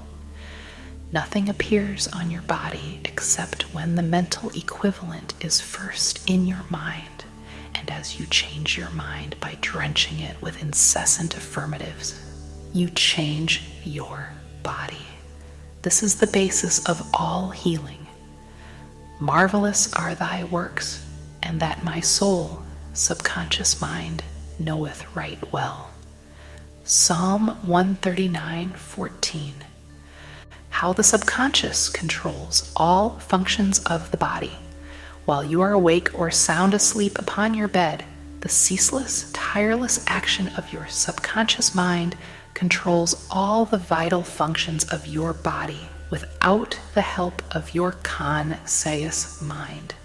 For example, while you are asleep, your heart continues to beat rhythmically, your lungs do not rest, and the process of inhalation and exhalation, whereby your blood absorbs fresh air, goes on just the same as when you are awake. Your subconscious controls your digestive processes and glandular secretions, as well as all the other mysterious operations of your body. The hair on your face continues to grow whether you are asleep or awake. Scientists tell us that the skin secretes much more perspiration during sleep than during the waking hours. Your eyes, ears, and other senses are active during sleep. For instance, many of our great scientists have received answers to perplexing problems while they were asleep. They saw the answers in a dream. Oftentimes, your conscious mind interferes with the normal rhythm of the heart, lungs, and functioning of the stomach and intestines by worry, anxiety, fear, and depression. These patterns of thought interfere with the harmonious functioning of your subconscious mind. When mentally disturbed, the best procedure is to let go, relax, and still the wheels of your thought processes. Speak to your subconscious mind, telling it to take over in peace, harmony, and divine order. You will find that all the functions of your body will become normal again. Be sure to speak to your subconscious mind with authority and conviction, and it will conform to your command. Your subconscious seeks to preserve your life and restore you to health at all costs. It causes you to love your children, which also illustrates an instinctive desire to preserve all life. Let us suppose you accidentally ate some bad food. Your subconscious mind would cause you to regurgitate it. If you inadvertently took some poison, your subconscious powers would proceed to neutralize it. If you completely entrusted yourself to its wonder-working power, you would be entirely restored to health.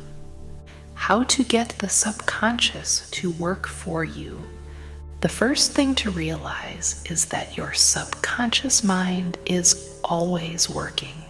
It is active night and day, whether you act upon it or not. Your subconscious is the builder of your body, but you cannot consciously perceive or hear that inner silent process. Your business is with your conscious mind and not your subconscious mind. Just keep your conscious mind busy with the expectation of the best and make. Sure, the thoughts you habitually think are based on whatsoever things are lovely, true, just, and of good report. Begin now to take care of your conscious mind, knowing in your heart and soul that your subconscious mind is always expressing, reproducing, and manifesting according to your habitual thinking.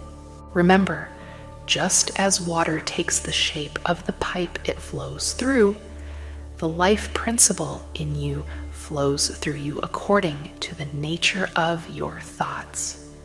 Claim that the healing presence in your subconscious is flowing through you as harmony, health, peace, joy, and abundance. Think of it as a living intelligence, a lovely companion on the way. Firmly believe it is continually flowing through you, vivifying, inspiring, and prospering you. It will respond exactly this way. It is done unto you as you believe. Healing principle of the subconscious restores atrophied optic nerves. There is the well-known, duly authenticated case of Madame Beer of France, recorded in the archives of the Medical Department of Lourdes, France. She was blind. The optic nerves were atrophied and useless. She visited Lourdes and had what she termed a miraculous healing. Ruth Cranston, a Protestant young lady who investigated and wrote about healings at Lourdes in McCall's magazine, November 1955, writes about Madame Beer as follows. At Lourdes, she regained her sight incredibly, with the optic nerve still lifeless and useless, as several doctors could testify after repeated examinations. A month later, upon re-examination, it was found that the seeing mechanism had been restored to normal. But at first, so far as medical examination could tell, she was seeing with dead eyes. I have visited Lourdes several times where I, too, witnessed some healings, and of course, as we shall explain in the next chapter, there is no doubt that healings take place at many shrines throughout the world, Christian and non-Christian. The waters of the shrine did not heal Madame Beer, to whom we just referred, but by her own subconscious mind, which responded to her belief. The healing principle within her subconscious mind responded to the nature of her thought. Belief is a thought in the subconscious mind.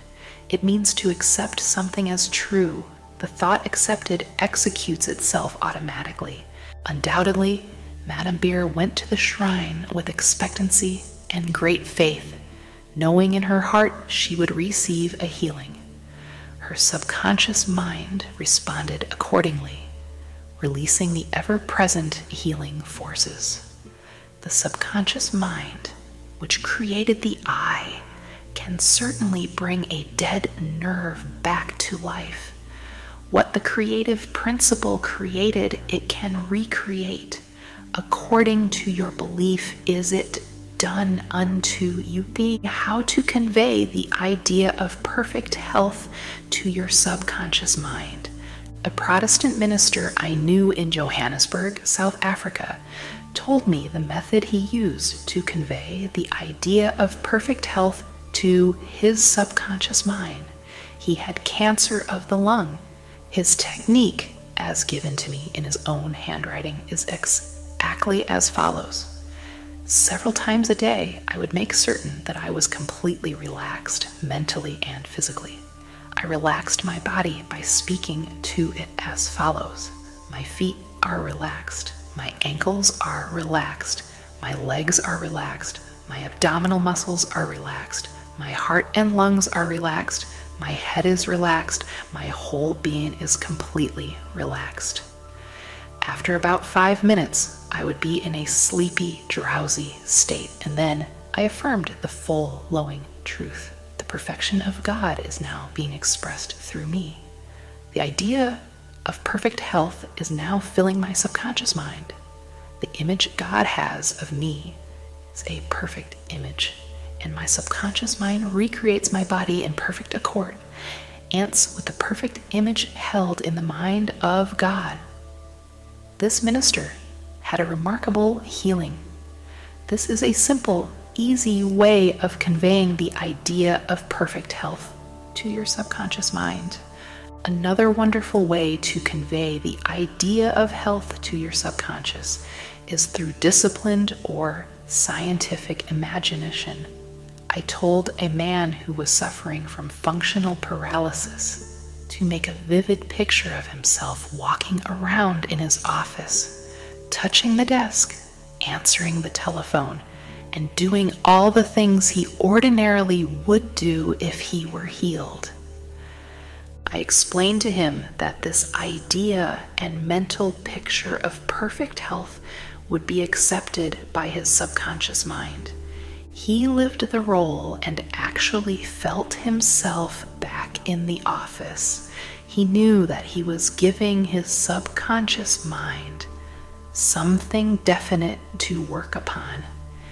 His subconscious mind was the film upon which the picture was impressed. One day, after several weeks of frequent conditioning of the mind with this mental picture, the telephone rang by prearrangement and kept ringing while his wife and nurse were out. The telephone was about 12 feet away, but nevertheless, he managed to answer it. He was healed at that hour.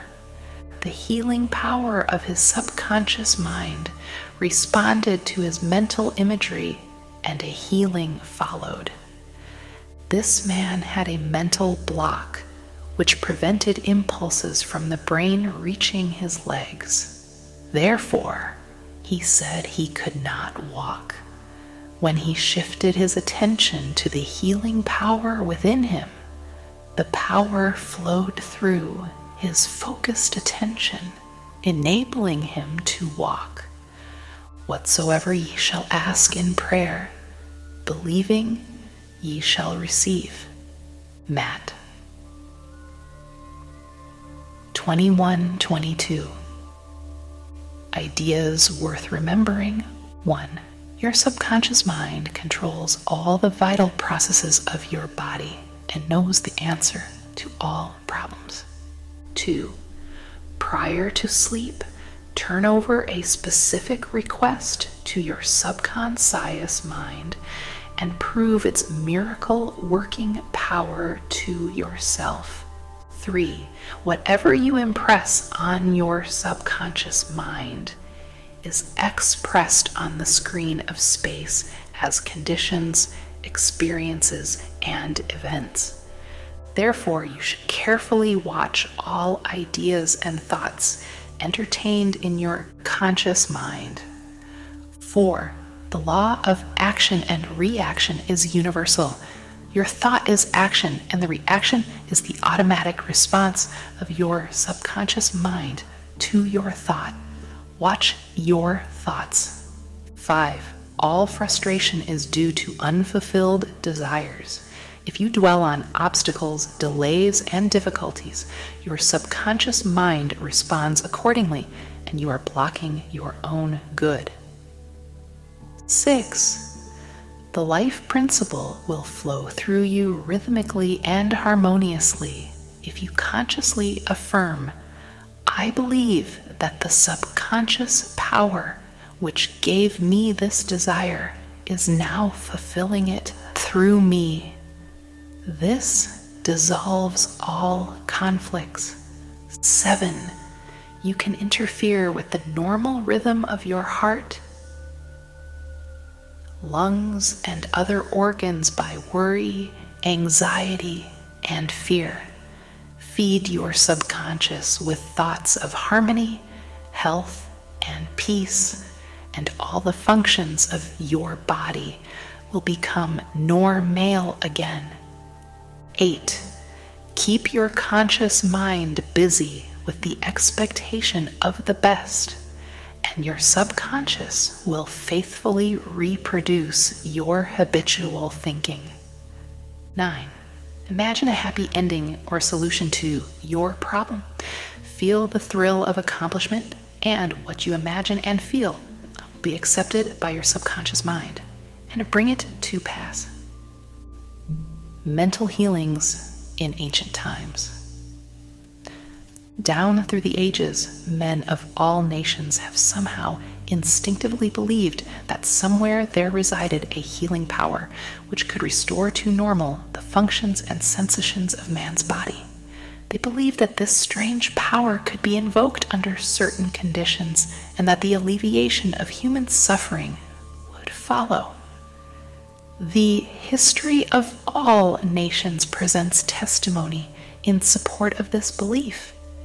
In the early history of the world, the power of secretly influencing men for good or evil, including the healing of the sick, was said to be possessed by the priests and holy men of all nations.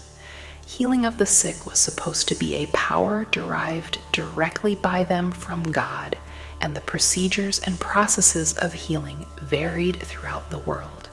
The healing processes took the form of supplications to God, attended by various ceremonies, such as the laying on of hands, incantations, the application of amulets, talismans, rings, relics, and images.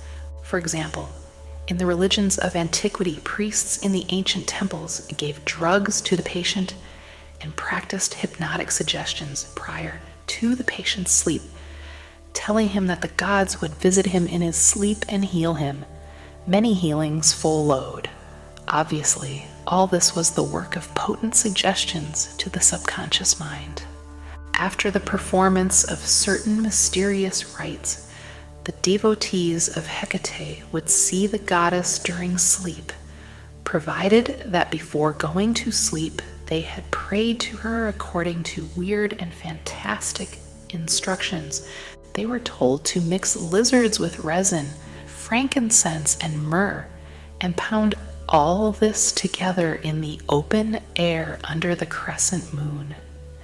Healings were reported in many cases following this grotesque procedure. It is obvious that these strange procedures, as mentioned in the illustrations given, favored suggestion and acceptance by the subconscious mind of these people by making a powerful appeal to their imagination. Actually, in all these healings, the subconscious mind of the subject was the healer. In all ages, unofficial healers have obtained remarkable results in cases where authorized medical skill has failed. This gives cause for thought. How do these healers in all parts of the world effect their cures? The answer to all these healings is due to the blind belief of the sick person, which released the healing power resident in his subconscious mind. Many of the remedies and methods employed were rather strange and fantastic, which fired the imagination of the patients, causing an aroused emotional state. This state of mind facilitated the suggestion of health and was accepted both by the conscious and subconscious mind of the sick. This will be elaborated on further in the next chapter. Biblical accounts on the use of the subconscious powers. What things soever ye desire, when ye pray, believe that ye receive them, and ye shall have them. Mark 11:24. Note the difference in tenses. The inspired writer tells us to believe and accept as true the fact that our desire has already been accomplished and fulfilled, that it is already completed, and that its realization will follow as a thing in the future. The success of this technique depends on the confident conviction that the thought, the idea, the picture is already a fact in mind.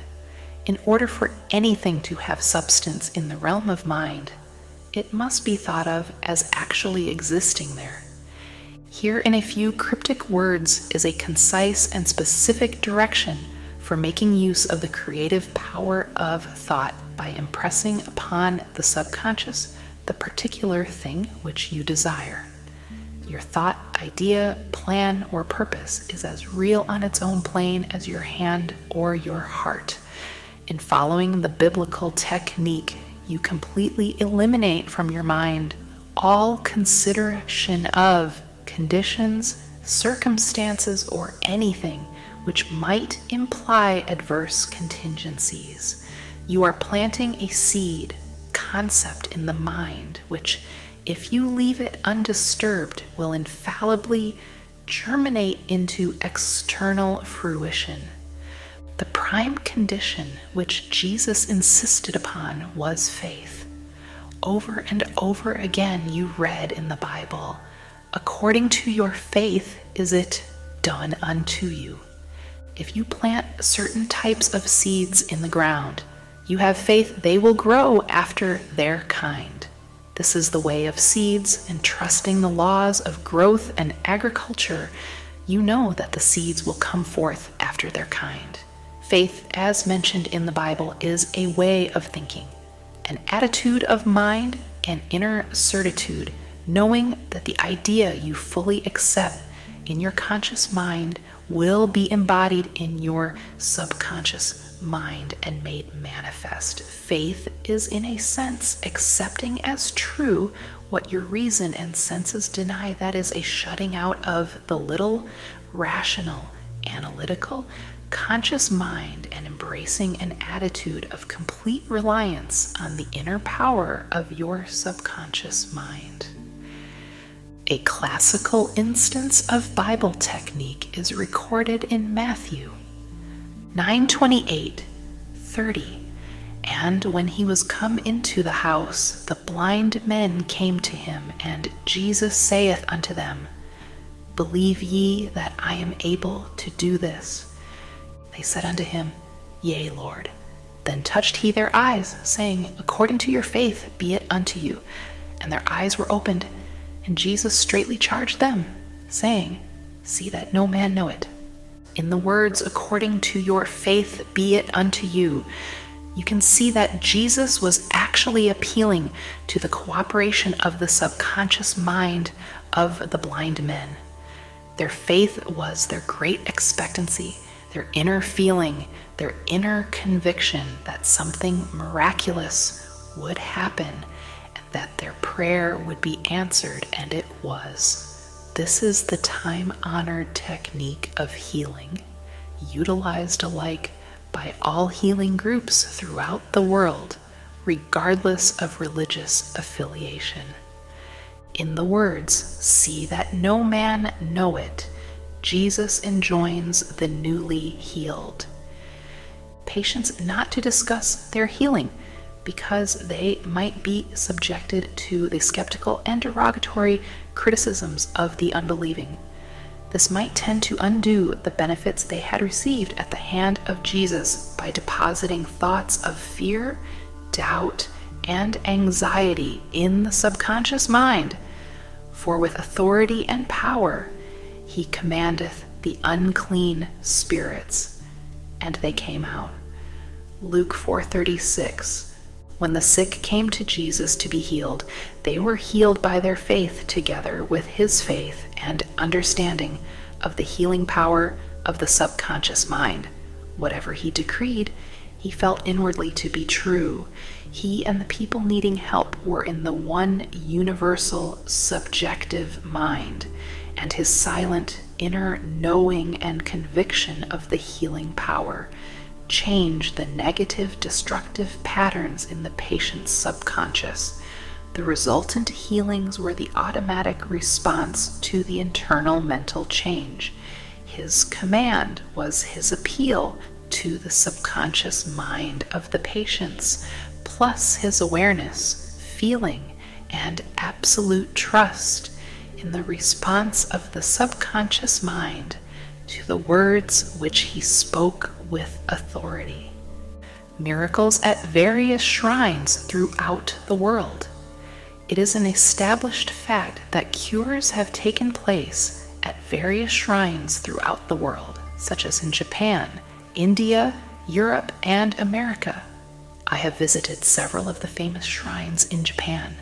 At the world-famous shrine called Diabutsu is a gigantic divinity of bronze where Buddha is seated with folded hands, and the head is inclined in an attitude of profound, contemplative ecstasy. It is 42 feet in height and is called the Great Buddha. Here I saw young and old making offerings at its feet. Money, fruit, rice, and oranges were offered. Candles were lit, incense was burned, and prayers of petition recited. The guide explained the chant of a young girl as she murmured a prayer, bowed low, and placed 2 oranges as an offering. She also lit a candle. He said she had lost her voice, and it was restored at the shrine. She was thanking Buddha for restoring her voice. She had the simple faith that Buddha would give her back her singing voice if she followed a certain ritual, fasted, and made certain offerings. All this helped to kindle faith and expectancy, resulting in a conditioning of her mind to the point of belief. Her subconscious mind responded to her belief. To illustrate further the power of imagination and blind belief, I will relate the case of a relative of mine who had tuberculosis. His lungs were badly diseased. His son decided to heal his father. He came home to Perth, Western Australia, where his father lived, and said to him that he had met a monk who had returned from one of the healing shrines in Europe. This monk sold him a piece of the true cross. He said that he gave the monk the equivalent of $500 for it. This young man had actually picked up a splinter of wood from the sidewalk, went to the jeweler's and had it set in a ring so that it looked real. He told his father that just touching the ring or the cross healed many. He inflamed and fired his father's imagination to the point that the old gentleman snatched the ring from him, placed it over his chest, prayed silently, and went to sleep. In the morning he was healed. All the clinic's tests proved negative.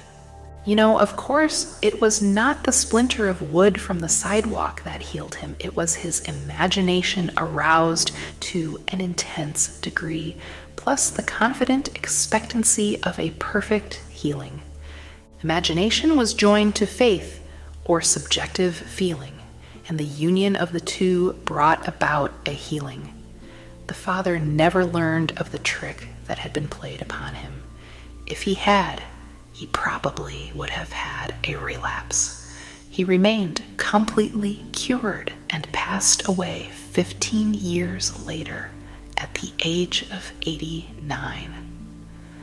One universal healing principle.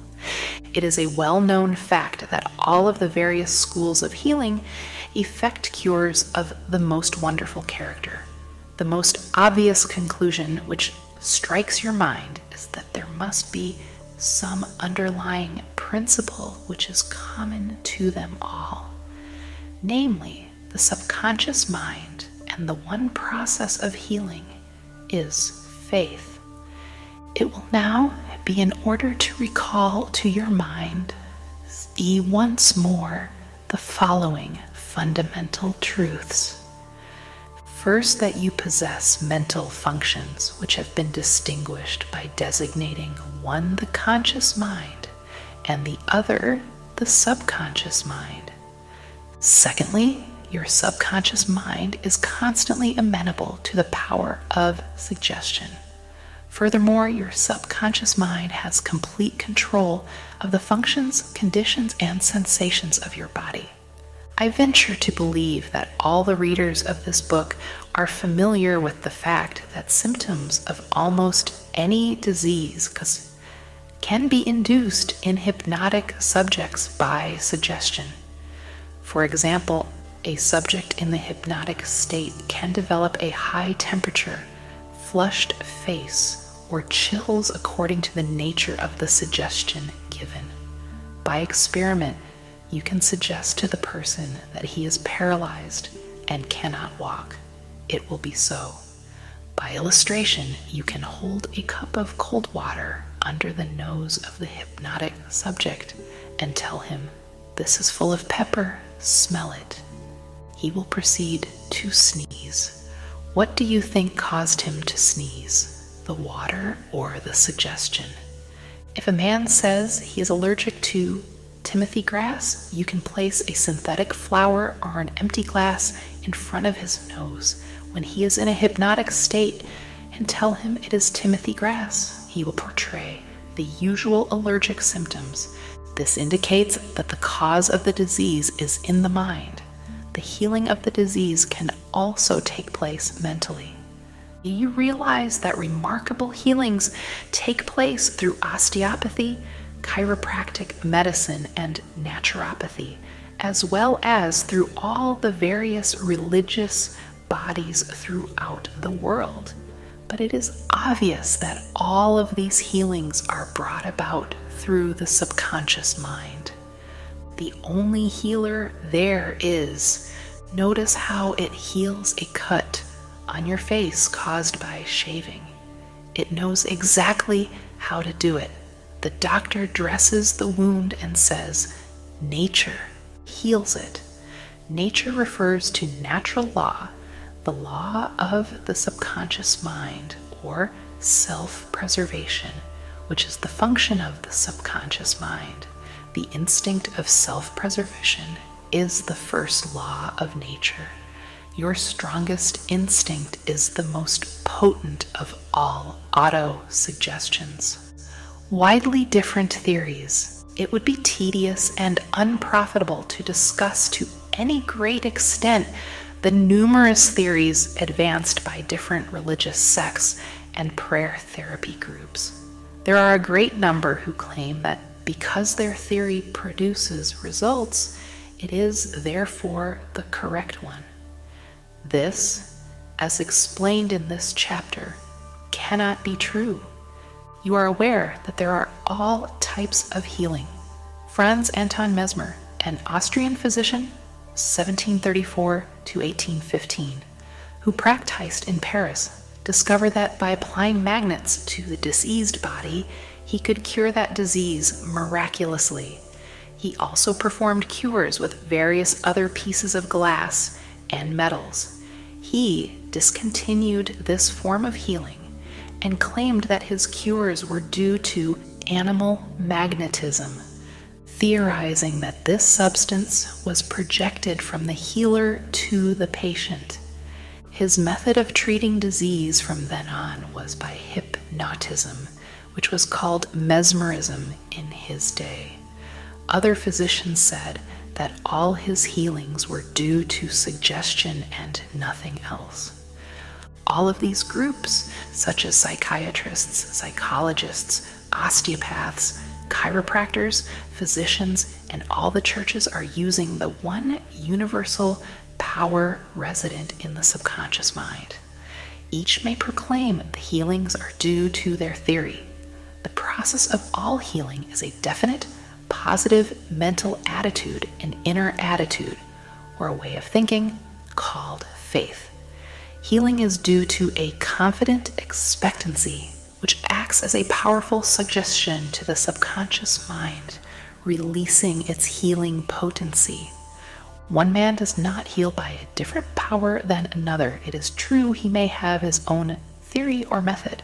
There is only one process of healing, and that is faith. There is only one healing power, namely your subconscious mind. Select the theory and method you prefer. You can rest assured if you have faith, you shall get results. Views of Paracelsus. Philippus Paracelsus, a famous Swiss alchemist and physician, who lived from 1493 to 1541, was a great healer in his day.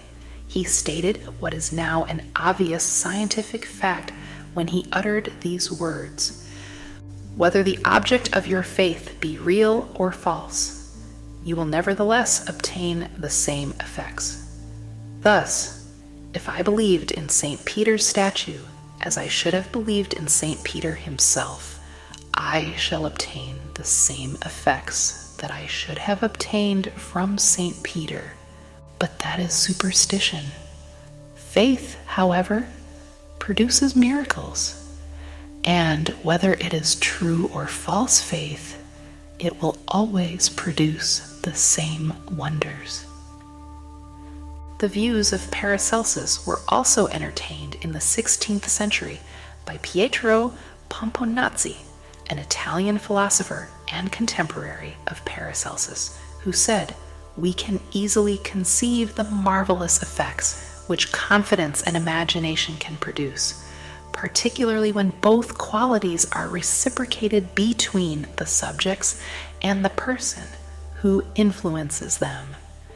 The cures attributed to the influence of certain relics are the effect of their imagination and confidence. Quacks and philosophers know that if the bones of any skeleton were put in place of the saint's bones, the sick would none the less experience beneficial effects if they believed that they were veritable relics. Then, if you believe in the bones of saints to heal, or if you believe in the healing power of certain waters, you will gel results because of the powerful suggestion given to your subconscious mind. It is the latter that does the healing." Bernheiten's experiments. Hippolyte Bernheim, professor of medicine at Nancy, France, 1910 to 1919, was the expounder of the fact that the suggestion of the physician to the patient was exerted through the subconscious mind. Bernheim, in his Suggestive Therapeutics, page 197, tells a story of a man with paralysis of the tongue, which had yielded to no form of treatment. His doctor told the patient that he had a new instrument with which he promised to heal him. He introduced a pocket thermometer into the patient's mouth. The patient imagined it to be the instrument which was to save him. In a few moments, he cried out joyfully that he could once more move his tongue freely. Among our cases, continues Bernheim, facts of the same sort will be found. A young girl came into my office, having suffered from complete loss of speech for nearly 4 weeks. After making sure of the diagnosis, I told my students that loss of speech sometimes yielded instantly to electricity, which might act simply by its suggestive influence. I sent for the induction apparatus. I applied my hand over the larynx and moved a little and said, "Now you can speak aloud." In an instant I made her Sawa, then Maria. She continued to speak distinctly. The loss of voice had disappeared. Here, Bernheim is showing the power of faith and expectancy on the part of the patient, which acts as a powerful suggestion to the subconscious mind. Producing a blister by suggestion. Bernheim states that he produced a blister on the back of a patient's neck by applying a postage stamp and suggesting to the patient that it was a fly plaster. This has been confirmed by the experiments and experiences of many doctors in many parts of the world, which leave no doubt that structural change are a possible result of oral suggestion to patients. The cause of bloody stigmata. In Hudson's Law of Psychic Phenomena, page 153, he states, hemorrhages and bloody stigmata may be induced in certain subjects by means of suggestion. Dr. M. Boru put a subject into the somnambulistic condition and gave him the following suggestion. At 4 o'clock this afternoon, after the hypnosis, you will come into my office, sit down in the armchair, cross your arms upon your breast, and your nose will begin to bleed. At the hour appointed, the young man did as directed. Several drops of blood came from the left nostril. On another occasion, the same investigator traced the patient's name on both his forearms with the dull point of an instrument. Then, when the patient was in the somnambulistic condition, he said, "At 4 o'clock this afternoon you will go to sleep, and your arms will bleed along the lines which I have traced, and your name will appear written on your arms in letters of blood." He was watched at 4 o'clock and seen to fall asleep. On the left arm, the letters stood out in bright relief, and in several places there were drops of blood.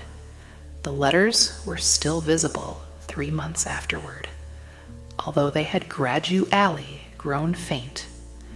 These facts demonstrate at once the correctness of the two fundamental propositions previously stated, namely, the constant amenability of the subconscious mind to the power of suggestion, and the perfect control which the subconscious mind exercises over the functions, sensations, and conditions of the body. All the foregoing phenomena dramatize vividly abnormal conditions induced by suggestion and are conclusive proof that as a man thinketh in his heart, subconscious mind, so is he. Healing points in review. 1. Remind yourself frequently that the healing power is in your own subconscious mind. 2. Know that faith is like a seed planted in the ground. It grows after its kind. Plant the idea, seed, in your mind. Water and fertilize it with expectancy, and it will manifest. 3. The idea you have for a book, new invention, or play is real in your mind. This is why you can believe you have it now. Believe in the reality of your idea, plan, or invention, and as you do, it will become manifest. 4. In praying for another, know that your silent inner knowing of wholeness, beauty, and perfection can change the negative patterns of the other's subconscious mind and bring about wonderful results. 5. The miraculous healings you hear about at various shrines are due to imagination and blind faith, which act on the subconscious mind, releasing the healing power. 6. All disease originates in the mind. Nothing appears on the body unless there is a mental pattern corresponding to it. 7. The symptoms of almost any disease can be induced in you by hypnotic suggestion. This shows you the power of your thought. 8. There is only one process of healing, and that is faith. There is only one healing power, namely your subconscious mind. 9. Whether the object of your faith is real or false, you will get results. Your subconscious mind responds to the thought in your mind. Look upon faith as a thought in your mind, and that will suffice. Mental healings in modern times. Everyone is definitely concerned with the healing of bodily conditions and human affairs. What is it that heals? Where is this healing power? These are questions asked by everyone.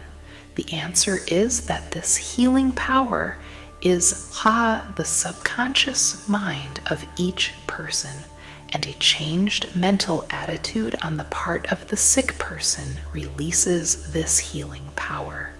No mental or religious science practitioner, psychologist, psychiatrist, or medical doctor ever healed a patient. There is an old saying, the doctor dresses the wound, but God heals it. The psychologist or psychiatrist proceeds to remove the mental blocks in the patient so that the healing principle may be released, restoring the patient to health.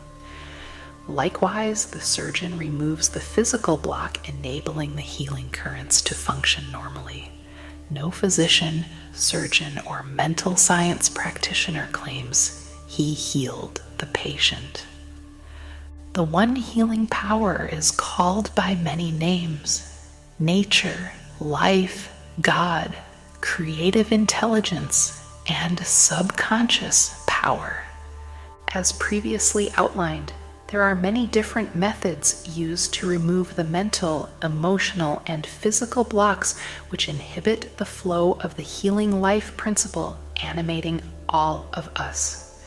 The healing principle resident in your subconscious mind can and will, if properly directed by you or some other person, heal your mind and body of all disease.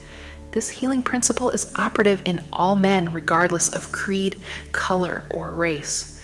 You do not have to belong to some particular church in order to use and participate in this healing process. Your subconscious will heal the burn or cut on your hand. Even though you profess to be an atheist or agnostic, the modern mental therapeutic procedure is based on the truth that the infinite intelligence and power of your subconscious mind responds according to your faith. The mental science practitioner or minister follows the injunction of the Bible, that is, he goes into his closet and shuts the door, which means he stills his mind, relaxes, lets go, and thinks of the infinite healing presence within him. He closes the door of his mind to all outside distractions as well as appearances, and then he quietly and knowingly turns over his request or desire to his subconscious mind, realizing that the intelligence of his mind will answer him according to his specific needs. The most wonderful thing to know is this: imagine the end desired and feel its reality. Then the infinite life principle will respond to your conscious choice and your conscious request. This is the meaning of believe you have received and you shall receive. This is what the modern mental scientist does when he practices prayer therapy. One process of healing. There is only one universal healing principle operating through everything. The cat, the dog, the tree, the grass, the wind, the earth. For everything is alive. This life principle operates through the animal, vegetable, and mineral kingdoms as instinct and the law of growth. Man is consciously aware of this life principle, and he can consciously direct it to bless himself in countless ways. There are many different approaches, techniques, and methods in using the universal power, but there is only one process of healing, which is faith. For according to your faith is it done unto you. The law of belief. All religions of the world represent forms of belief, and these beliefs are explained in many ways. The law of life is belief. What do you believe about yourself, life, and the universe? It is done unto you as you believe. Belief is a thought in your mind which causes the power of your subconscious to be distributed into all phases of your life. According to your thinking habits, you must realize the Bible is not talking about your belief in some ritual, ceremony, form, institution, man, or formula. It is talking about belief itself. The belief of your mind is simply the thought of your mind. If thou canst believe, all things are possible to him that believeth. Mark 9:23. It is foolish to believe in something to hurt or harm you. Remember, it is not the thing believed in that hurts or harms you, but the belief or thought in your mind which creates the result. All your experiences, all your actions, and all the events and circumstances of your life are but the reflections and reactions to your own thought. Prayer therapy is the combined function of the conscious and subconscious mind, scientifically directed. Prayer therapy is the synchronized, harmonious, and intelligent function of the conscious and subconscious levels of mind, specifically directed for a definite purpose. In scientific prayer or prayer therapy, you must know what you are doing and why you are doing it. You trust the law of healing. Prayer therapy is sometimes referred to as mental treatment, and another term is scientific prayer. Prayer therapy, you consciously choose a certain idea, mental picture, or plan which you desire to experience. You realize your capacity to convey this idea or mental image to your subconscious by feeling the reality of this state assumed. As you remain faithful in your mental attitude, your prayer will be answered. Prayer therapy is a definite mental action for a definite, specific purpose. Let us suppose that you decide to heal a certain difficulty by prayer therapy. You are aware that your problem or sickness, whatever it may be, must be caused by negative thoughts charged with fear and lodged in your subconscious mind, and that if you can succeed in cleansing your mind of these thoughts, you will get a healing. You therefore turn to the healing power within your own subconscious mind and remind yourself of its infinite power and intelligence and its capacity to heal all conditions. As you dwell on these truths, your fear will begin to dissolve, and the recollection of these truths also corrects the erroneous beliefs. You give thanks for the healing that you know will come, and then you keep your mind off the difficulty until you feel guided after an interval to pray again. While you are praying, you absolutely refuse to give any power to the negative conditions or to admit for a second that the healing will not come.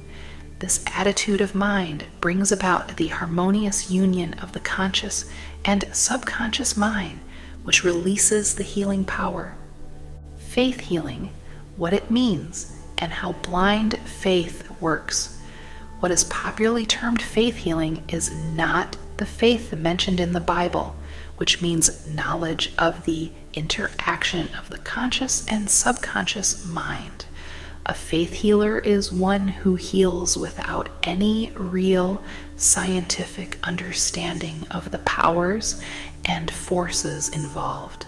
He may claim that he has a special gift of healing, and the sick person's blind belief in him or his powers may bring results.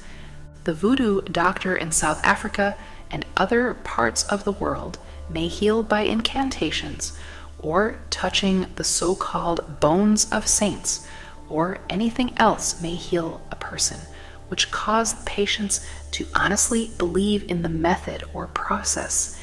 Any method which causes you to move from fear and worry to faith and expectancy will heal.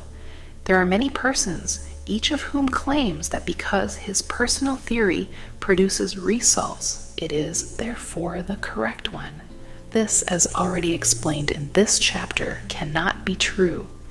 To illustrate how blind faith works, you will recall our discussion of the Swiss physician Franz Anton Mesmer. In 1776, he claimed many cures when he stroked diseased bodies with artificial magnets.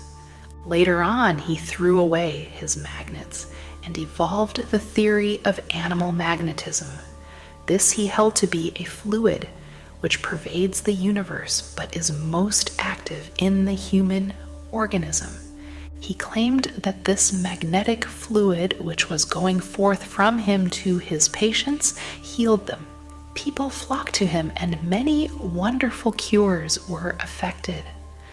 Mesmer moved to Paris, and while there the government appointed a commission composed of physicians and members of the Academy of Science, of which Benjamin Franklin was a member, to investigate his cures. The report admitted the leading facts claimed by Mesmer, but held that there was no evidence to prove the correctness of his magnetic fluid theory, and said the effects were due to the imagination of the patients. Soon after this, Mesmer was driven into exile and died in 1815. Shortly afterwards, Dr. Braid of Manchester undertook to show that magnetic fluid had nothing to do with the production of the healings of Dr. Mesmer. Dr. Braid discovered that patients could be thrown into hypnotic sleep by suggestion, during which many of the well-known phenomena ascribed to magnetism by Mesmer could be produced. You can readily see that all these cures were undoubtedly brought about by the active imagination of the patients, together with a powerful suggestion of health to their subconscious minds. All this could be termed blind faith, as there was no understanding in those days as to how the cures were brought about. Subjective faith and what it means.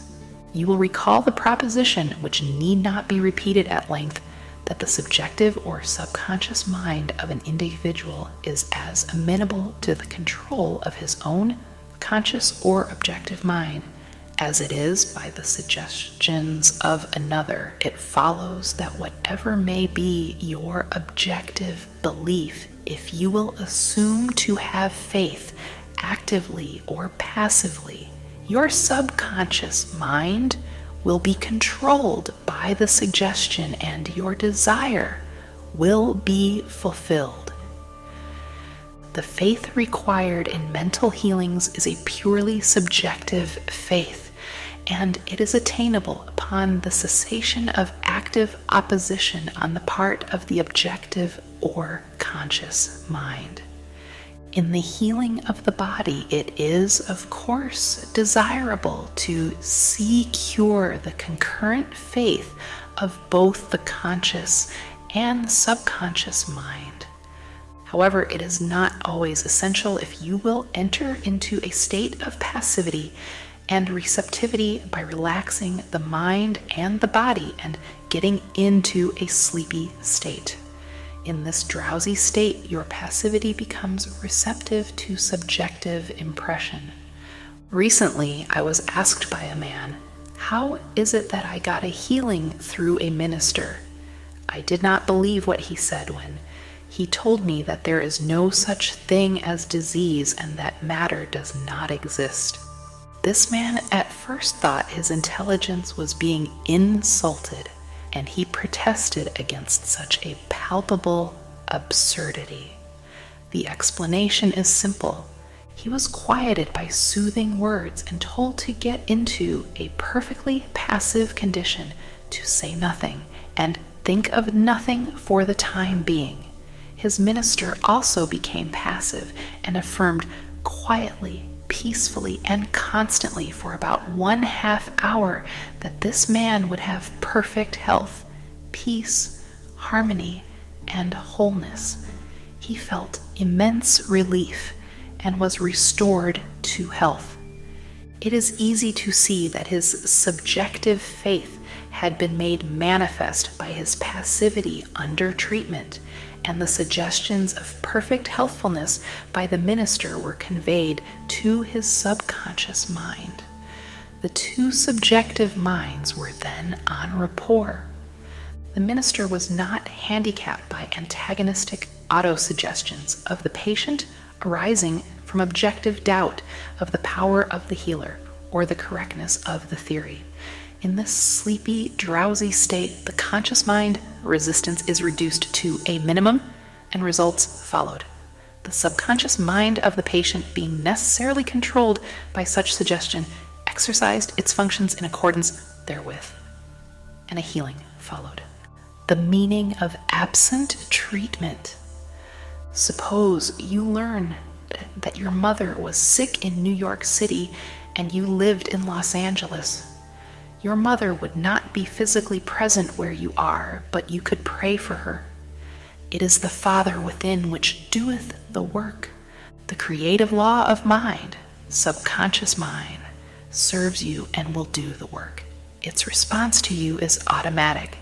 Your treatment is for the purpose of inducing an inner realization of health and harmony in your mentality. This inner realization, acting through the subconscious mind, operates through your mother's subconscious mind, as there is but one creative mind. Your thoughts of health, of vitality, and perfection operate through the one universal subjective mind and set a law in motion on the subjective side of life, which manifests through her body as a healing. In the mind principle, there is no time or space. It is the same mind that operates through your mother, no matter where she may be. In reality, there is no absent treatment as opposed to present treatment, for the universal mind is omnipresent. You do not try to send out thoughts or hold a thought. Your treatment is a conscious movement of thought, and as you become conscious of the qualities of health, well-being, and relaxation, these qualities will be resurrected in the experience of your mother, and results will follow. The following is a perfect example of what is called absent treatment. Recently, a listener of our radio program in Los Angeles prayed as follows for her mother in New York, who had a coronary thrombosis. The healing presence is right where my mother is. Her bodily condition is but a reflection of her thought life, like shadows cast on the screen. I know that in order to change the images on the screen, I must change the projection reel. My mind is the projection reel, and I now project in my own mind the image of wholeness, harmony, and perfect health for my mother. The infinite healing presence which created my mother's body and all her organs is now saturating every atom of her being, and a river of peace flows through every cell of her body. The doctors are divinely guided and directed, and whoever touches my mother is guided to do the right thing. I know that disease has no ultimate reality. If it had, no one could be healed. I now align myself with the infinite principle of love and life, and I know and decree that harmony, health, and peace are now being expressed in my mother's body. She prayed in the above manner several times daily, and her mother had a most remarkable recovery after a few days, much to the amazement of her specialist. He complimented her on her great faith in the power of God. The conclusion arrived at in the daughter's mind set the creative law of mind in motion on the subjective side of life, which manifested itself through her mother's body as perfect health and harmony. What the daughter felt as true about her mother was simultaneously resurrected in the experience of her mother, releasing the kinetic action of the subconscious mind. A psychologist friend of mine told me that one of his lungs was infected. X-rays and analysis showed the presence of tuberculosis. At night before going to sleep, he would quietly affirm, "Every cell, nerve, tissue, and muscle of my lungs are now being made whole, pure, and perfect. My whole body is being restored to health and harmony." These are not his exact words, but they represent the essence of what he affirmed. A complete healing followed in about a month's time. Subsequent X-rays showed a perfect healing. I wanted to know his method, so I asked him why he repeated the words prior to sleep. Here is his reply: "The kinetic action of the subconscious mind continues throughout your sleep time, period. Hence, give the subconscious mind something good to work on as you drop off into slumber." This was a very wise answer. In thinking of harmony and perfect health, he never mentioned his trouble by name. I strongly suggest that you cease talking about your ailments or giving them a name. The only sap from which they draw life is your attention and fear of them. Like the above-mentioned psychologist, become a mental surgeon. Then your troubles will be cut off like dead branches are pruned from a tree. If you are constantly naming your aches and symptoms, you inhibit the kinetic action, which means the release of the healing power and energy of your subconscious mind. Furthermore, by the law of your own mind, these imaginings tend to take shape as the thing I greatly feared. Fill your mind with the great truths of life and walk forward in the light of love. Summary of your aids to health. 1. Find out what it is that heals you. Realize that correct directions given to your subconscious mind will heal your mind and body. 2. Develop a definite plan for turning over your requests or desires to your subconscious mind. 3. Imagine the end desired and feel its reality. Follow it through and you will get definite results. 4.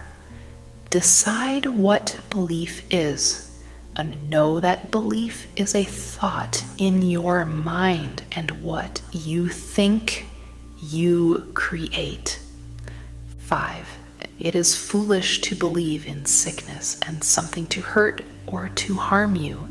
Believe in perfect health, prosperity, peace, wealth, and divine guidance. 6. Great and noble thoughts upon which you habitually dwell become great acts.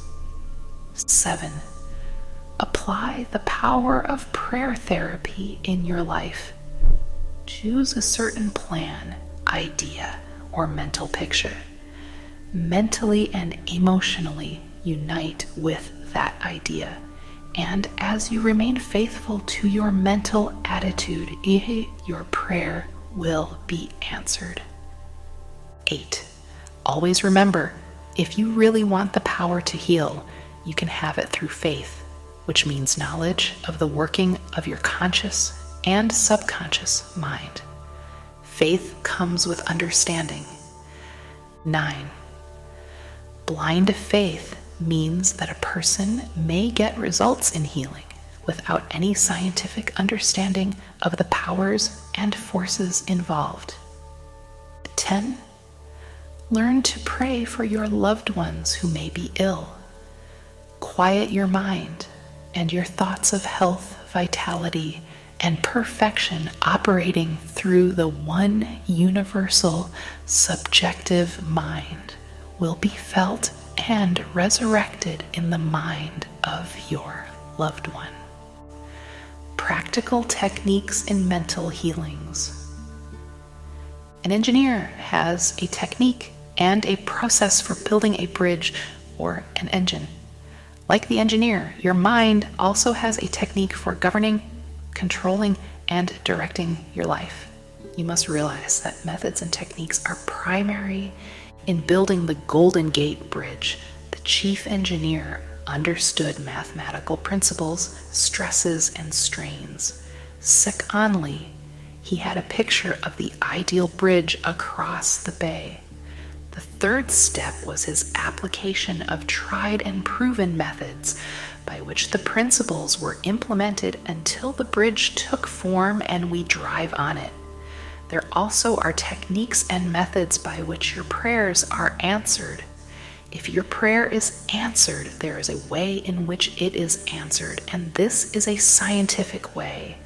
Nothing happens by chance. This is a world of law and order. In this chapter, you will find practical techniques for the unfolding and nurture of your spiritual life.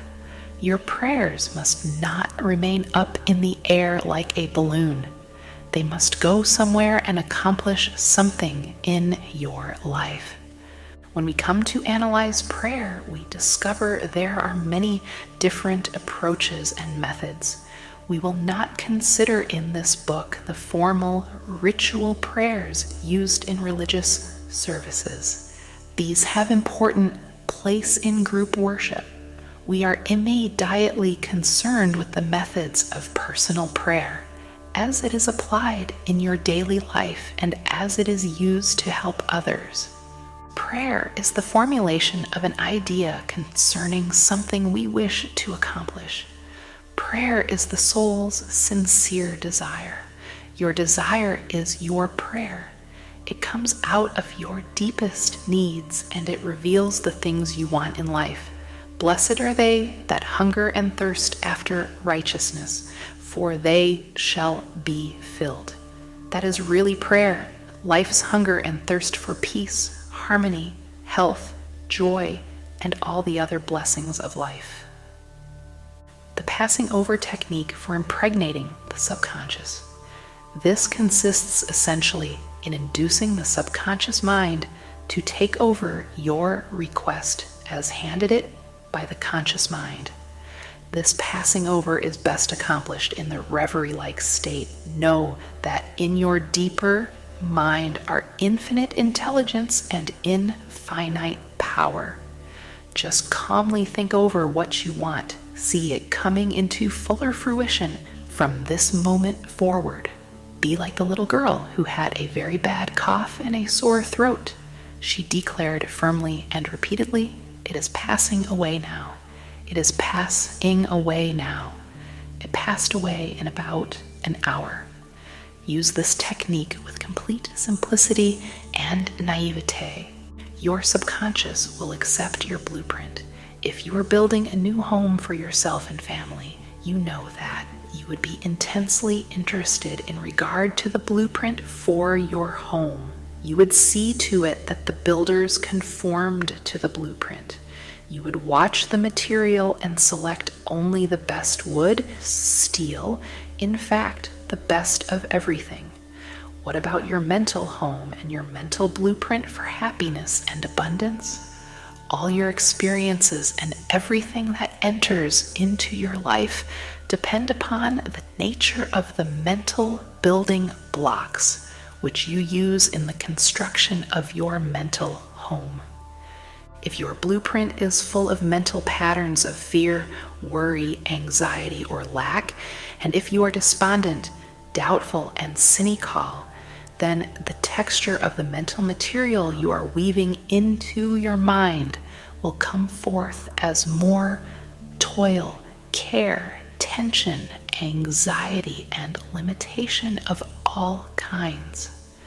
The most fundamental and the most far-reaching activity in life is that which you build into your mentality every waking hour. Your word is silent and invisible, nevertheless it is real. You are building your mental home all the time, and your thought and mental imagery represent your blueprint. Hour by hour, moment by moment, you can build radiant health, success, and happiness by the thoughts you think, the ideas which you harbor, the beliefs that you accept, and the scenes that you rehearse in the hidden studio of your mind. this stately mansion upon the construction of which you are perpetually engaged is your personality, your identity in this plane, your whole life story on this earth. Get a new blueprint. Build silently by realizing peace, harmony, joy, and goodwill in the present moment. By dwelling upon these things and claiming them, your subconscious will accept your blueprint and bring all these things to pass. By their fruits ye shall know them. The science and art of true prayer. The term science means knowledge, which is coordinated, arranged, and systematized.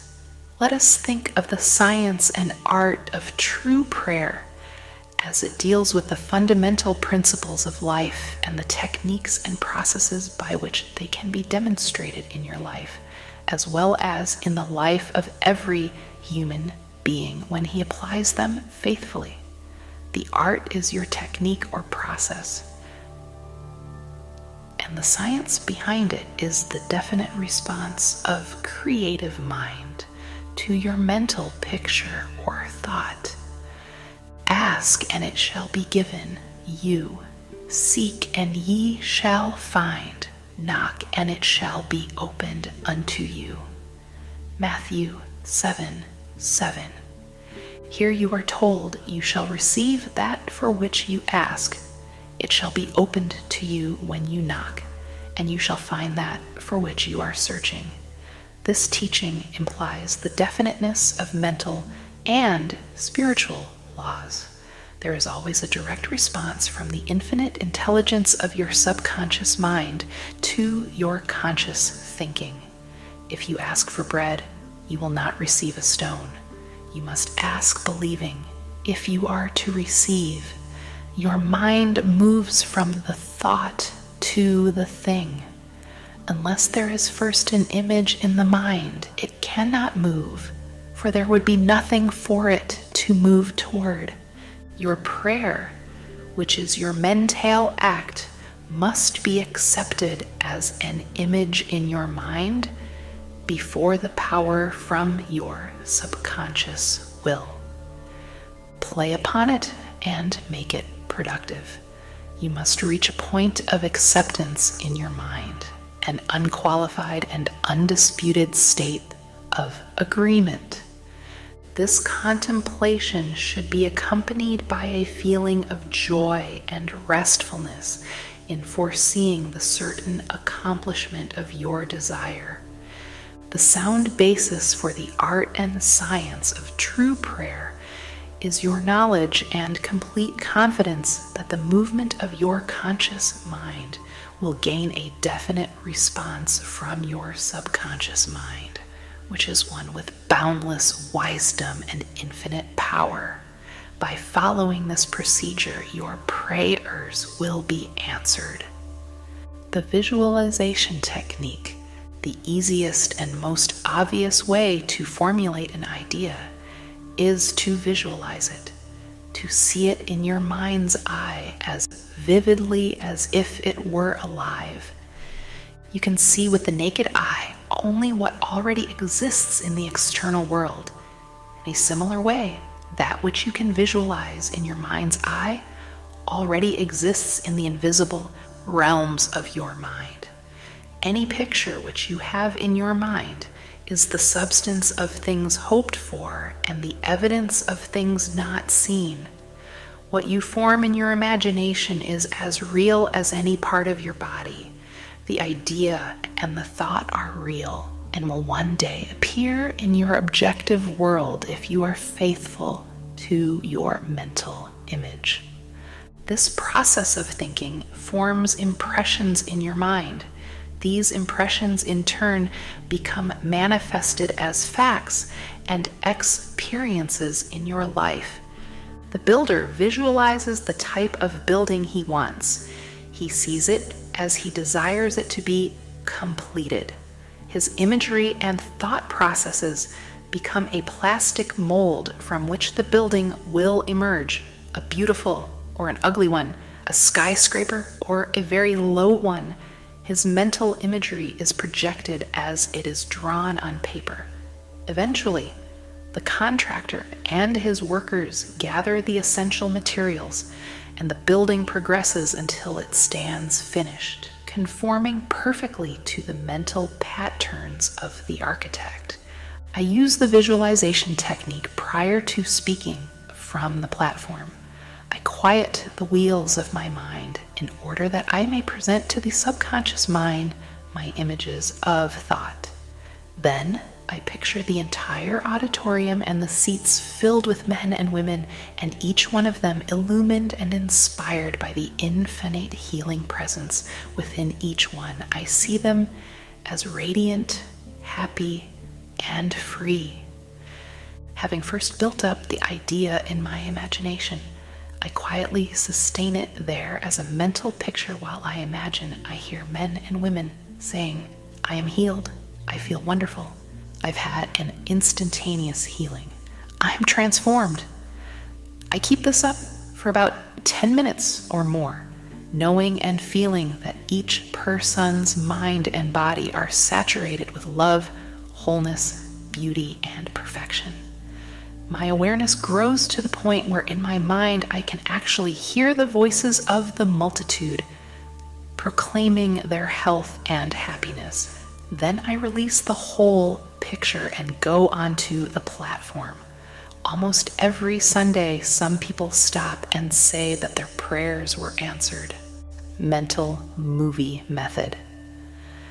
The Chinese say a picture is worth 1,000 words. William James, the father of American psychology, stressed the fact that the subconscious mind will bring to pass any picture held in the mind and backed by faith. Act as though I am and I will be. A number of years ago, I was in the Middle West lecturing in several states, and I desired to have a permanent location in the general area from which I could serve those who desired help. I traveled far, but the desire did not leave my mind. One evening, while in a hotel in Spokane, Washington, I relaxed completely on a couch, immobilized my attention, and in a quiet, passive manner, imagined that I was talking to a large audience, saying, in effect, "I am glad to be here. I have prayed for the ideal opportunity." I saw in my mind's eye the imaginary audience, and I felt the reality of it all. I played the role of the actor, dramatized this mental movie, and felt satisfied that this picture was being conveyed to my subconscious mind, which would bring it to pass in its own way. The next morning, on awakening, I felt a great sense of peace and satisfaction. And in a few days' time, I received a telegram asking me to take over an organization in the Midwest, which I did, and I enjoyed it immensely for several years. The method outlined here appeals to many who have described it as the mental movie method. I have received numerous letters from people who listen to my radio talks and weekly public lectures, telling me of the wonderful results they get using this technique in the sale of their property. I suggest to those who have homes or property for sale that they satisfy themselves in their own mind that their price is right. Then I claim that the infinite intelligence is attracting to them the buyer who really wants to have the property and who will love it and prosper in it. After having done this, I suggest that they quiet their mind, relax, let go, and get into a drowsy, sleepy state, which reduces all mental effort to a minimum. Then they are to picture the check in their hands, rejoice in the check, give thanks for the check, and go off to sleep feeling the naturalness of the whole mental movie created in their own mind. They must act as though it were an objective reality, and the subconscious mind will take it as an impression, and through the deeper currents of the mind, the buyer and the seller are brought together. A mental picture held in the mind, backed by faith, will come to pass. The Baudouin technique. Charles Baudouin was a professor at the Rousseau Institute in France. He was a brilliant psychotherapist and a research director of the New Nancy School of Healing, who in 1910 taught that the best way to impress the subconscious mind was to enter into a drowsy, sleepy state, or a state akin to sleep, in which all effort was reduced to a minimum. Then, in a quiet, passive, receptive way, by reflection, he would convey the idea to the subconscious. The following is his formula. A very simply way of securing this impregnation of the subconscious mind is to condense the idea, which is to be the object of suggestion, to sum it up in a brief phrase, which can be readily graven on the memory, and to repeat it over and over again as a lullaby. Some years ago, a young lady in Los Angeles was engaged in a prolonged, bitter family lawsuit over a will. Her husband had bequeathed his entire estate to her, and his sons and daughters, by a previous marriage, were bitterly fighting to break the will. The Baudouin technique was outlined to her, and this is what she did. She relaxed her body in an armchair, entered into the sleepy state, and, as suggested, condensed the idea of her need into a phrase consisting of 6 words, easily graven on the memory. It is finished in divine order. The significance to her of these words meant that infinite intelligence, operating through the laws of her subconscious mind, would bring about a harmonious adjustment through the principle of harmony. She continued this procedure every night for about 10 nights. After she got into a sleepy state, she would affirm slowly, quietly, and feelingly the statement, "It is finished in divine order," over and over again, feeling a sense of inner peace and an all-pervading tranquility. Then she went off into her deep, normal sleep. On the morning of the 11th day, following the use of the above technique, she awakened with a sense of well-being, a conviction that it was finished.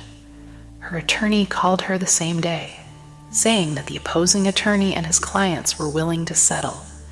A harmonious agreement was reached, and litigation was discontinued. The sleeping technique. By entering into a sleepy, drowsy state, effort is reduced to a minimum. The conscious mind is submerged to a great extent when in a sleepy state. The reason for this is that the highest degree of outcropping of the subconscious occurs prior to sleep and just after we awaken. In this state, the negative thoughts, which tend to neutralize your desire and so prevent acceptance by your subconscious mind, are no longer present. Suppose you want to get rid of a destructive habit. Assume a comfortable posture, relax your body, and be still. Get into a sleepy state, and in that sleepy state, say quietly over and over again as a lullaby, "I am completely free from this habit. Harmony and peace of mind reign supreme." Repeat the above slowly, quietly, and lovingly for 5 or 10 minutes, night and morning. Each time you repeat the words, the emotional value becomes greater. When the urge comes to repeat the negative habit, repeat the above formula out loud by yourself. By this means, you induce the subconscious to accept the idea, and a healing follows. The thank you technique. In the Bible, Paul recommends that we make known our requests with praise and thanksgiving. Some extraordinary results follow this simple method of prayer. The thankful heart is always close to the creative forces of the universe, causing countless blessings to flow toward it by the law of reciprocal relationship, based on a cosmic law of action and reaction. For instance, a father promises his son a car for graduation. The boy has not yet received the car, but he is very thankful and happy, and is as joyous as though he had actually received the car. He knows his father will fulfill his promise, and he is full of gratitude and joy, even though he has not yet received the car, objectively speaking. He has, however, received it with joy and thankfulness in his mind. I shall illustrate how Mr. Broke applied this technique with excellent results. He said, "Bills are piling up. I am out of work. I have 3 children and no money. What shall I do?" Regularly every night and morning, for a period of about 3 weeks, he repeated the words, "Thank you, Father, for my wealth," in a relaxed, peaceful manner until the feeling or mood of thankfulness dominated his mind. He imagined he was addressing the infinite power and intelligence within him, knowing, of course, that he could not see the creative intelligence or infinite mind.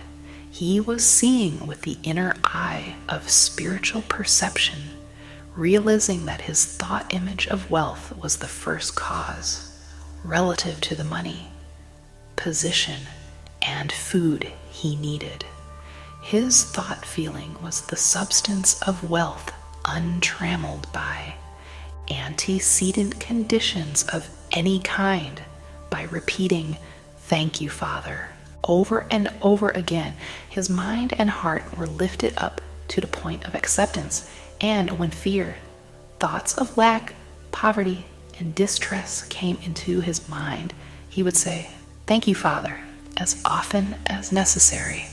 He knew that as he kept up the thankful attitude, he would recondition his mind to the idea of wealth, which is what happened. The sequel to his prayer is very interesting. After praying in the above-mentioned manner, he met a former employer of his on the street, whom he had not seen for 20 years. The man offered him a very lucrative position and advanced him $500 on a temporary loan. Today, Mr. Broke is vice president of the company for which he works. His recent remark to me was, "I shall never forget the wonders of thank you, Father. It has worked wonders for me." The affirmative method. The effectiveness of an affirmation is determined largely by your understanding of the truth and the meaning back of the words. 3 in praying use not vain repetition. Therefore, the power of your affirmation lies in the intelligent application of definite and specific positives. For example, a boy adds 3 and 3 and puts down 7 on the blackboard. The teacher affirms with mathematical certainty that 3 and 3 are 6. Therefore, the boy changes his figures accordingly. The teacher's statement did not make 3 and 3 equal 6, because the latter was already a mathematical truth. The mathematical truth caused the boy to rearrange the figures on the blackboard. It is abnormal to be sick. It is normal to be healthy. Health is the truth of your being. When you affirm health, harmony, and peace for yourself or another, and when you realize these are universal principles of your own being, you will rearrange the negative patterns of your subconscious mind based on your faith and understanding of that which you affirm. The result of the affirmative process of prayer depends on your conforming to the principles of life regardless of appearances. Consider for a moment that there is a principle of mathematics and none of error. There is a principle of truth, but none of dishonesty. There is a principle of intelligence, but none of ignorance. There is a principle of harmony, and none of discord. There is a principle of health, but none of disease, and there is a principle of abundance, but none of poverty. The affirmative method was chosen by the author for use on his sister, who was to be operated on for the removal of gall stones in a hospital in England. The condition described was based on the diagnosis of hospital tests and the usual X-ray procedures. She asked me to pray for her. We were separated geographically about 6,500 miles, but there is no time or space in the mind principle. Infinite mind or intelligence is present in its entirety at every point simultaneously. I withdrew all thought from the contemplation of symptoms and from the corporeal personality altogether. I affirmed as follows: this prayer is for my sister, Catherine. She is relaxed and at peace, poised, balanced, serene, and calm. The healing intelligence of her subconscious mind, which created her body, is now transforming every cell, nerve, tissue, muscle, and bone of her being, according to the perfect pattern of all organs lodged in her subconscious mind. Silently, quietly, all distorted thought patterns in her subconscious mind are removed and dissolved, and the vitality, wholeness, and beauty of the life principle are made manifest in every atom of her being. She is now open and receptive to the healing currents which are flowing through her like a river, restoring her to perfect health, harmony, and peace. All distortions and ugly images are now washed away by the infinite ocean of love and peace flowing through her, and it is so. I affirmed the above several times a day, and at the end of 2 weeks, my sister had an examination which showed a remarkable healing, and the X-ray proved negative. To affirm is to state that it is so, and as you maintain this attitude of mind as true, regardless of all evidence to the contrary, you will receive an answer to your prayer. Your thought can only affirm, for even if you deny something, you are actually affirming the presence of what you deny. Repeating an affirmation, knowing what you are saying and why you are saying it, leads the mind to that state of consciousness where it accepts that which you state as true. Keep on affirming the truths of life until you get the subconscious reaction which satisfies. The argumentative method. This method is just what the word implies. It stems from the procedure of Dr. Phineas Parkhurst Quimby of Maine. Dr. Quimby, a pioneer in mental and spiritual healing, lived and practiced in Belfast, Maine about 100 years ago. A book called The Quimby Manuscripts, published in 1921 by Thomas Y. Crowell Company, New York City, and edited by Horatio Dresser, is available in your library. This book gives newspaper accounts of this man's remarkable results in prayer treatment of the sick.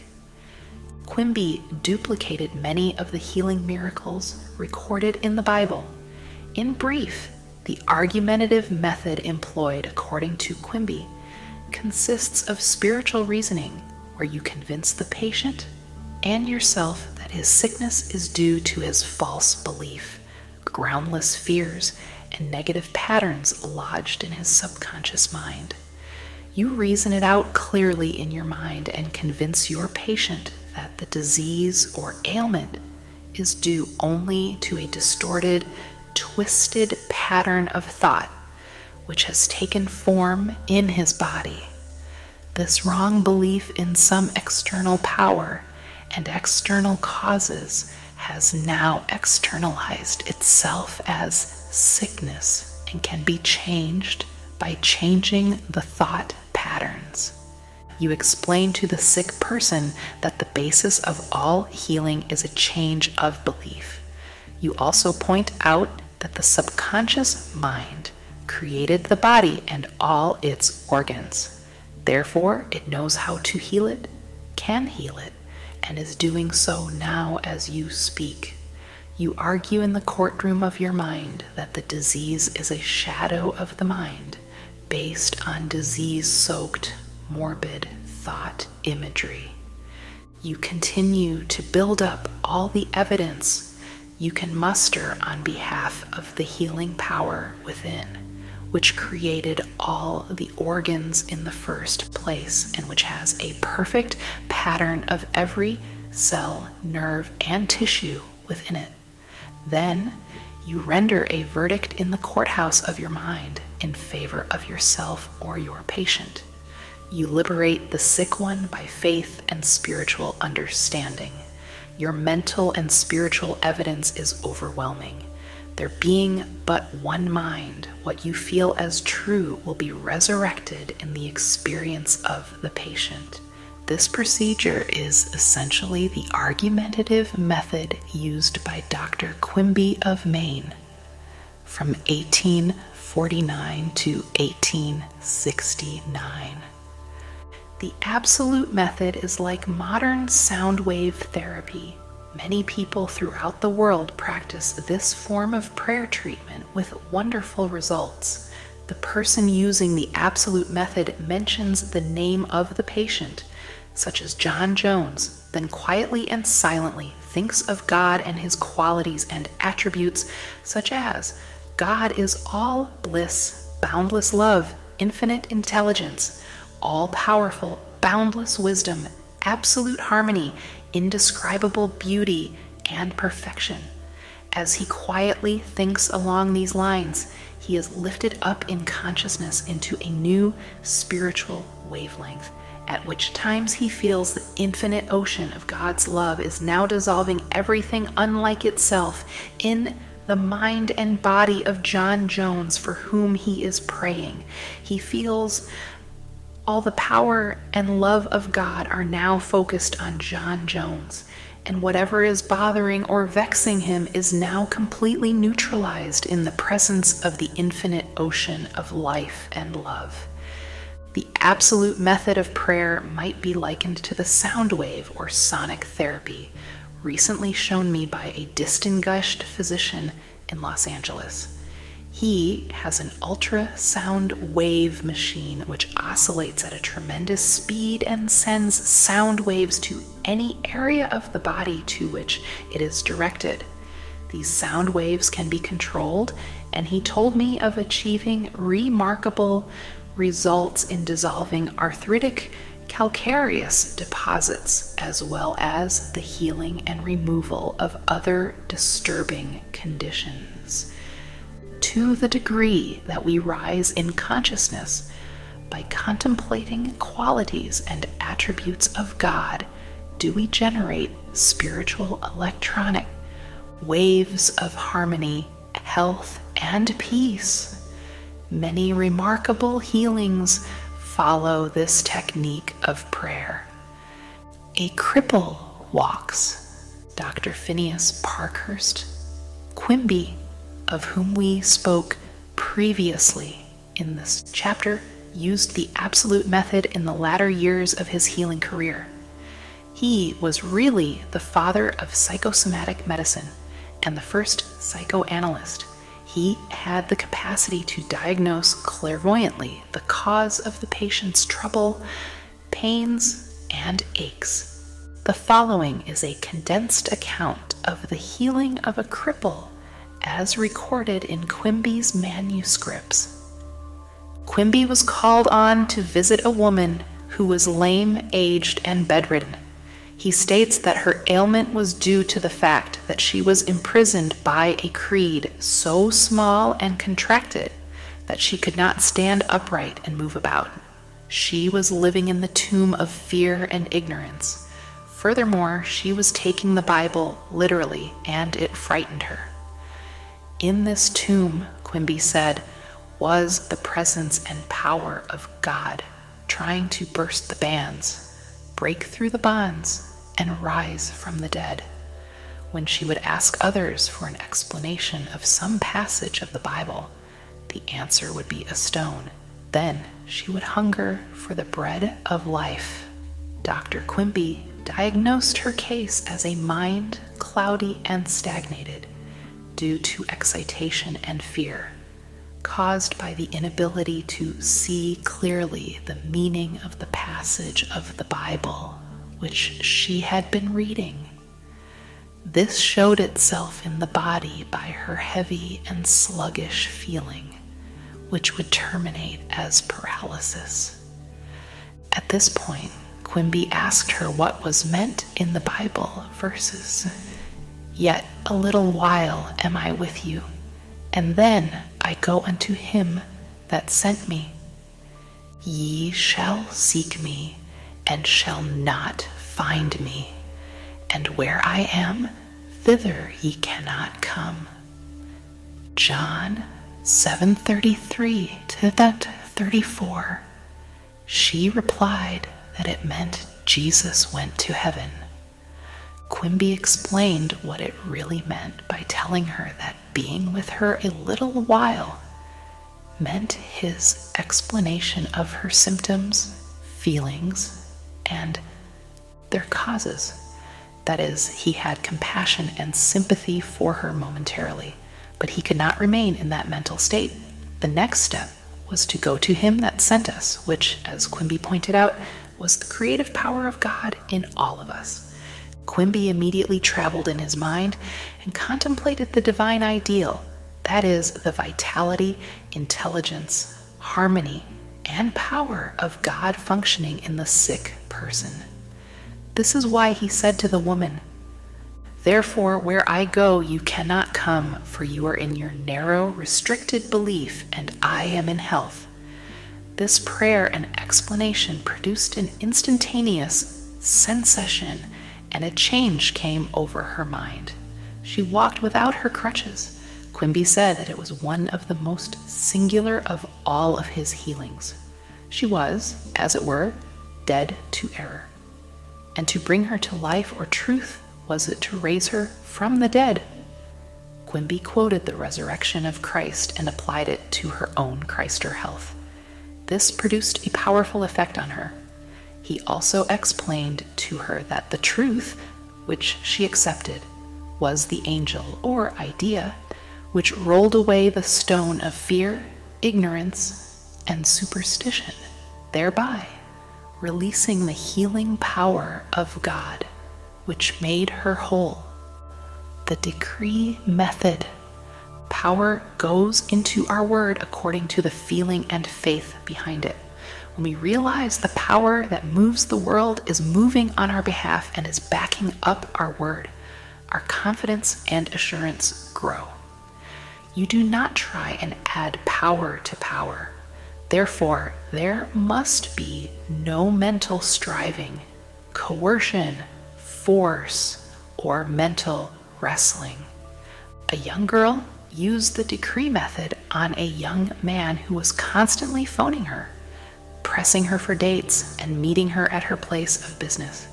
She found it very difficult to get rid of him. She decreed as follows: I release unto God. He is in his true place at all times. I am free, and he is free. I now decree that my words go forth into infinite mind, and it brings it to pass. It is so.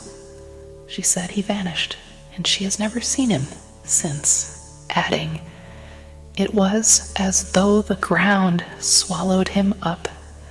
Thou shalt decree a thing, and it shall be established unto thee, and the light shall shine upon thy ways.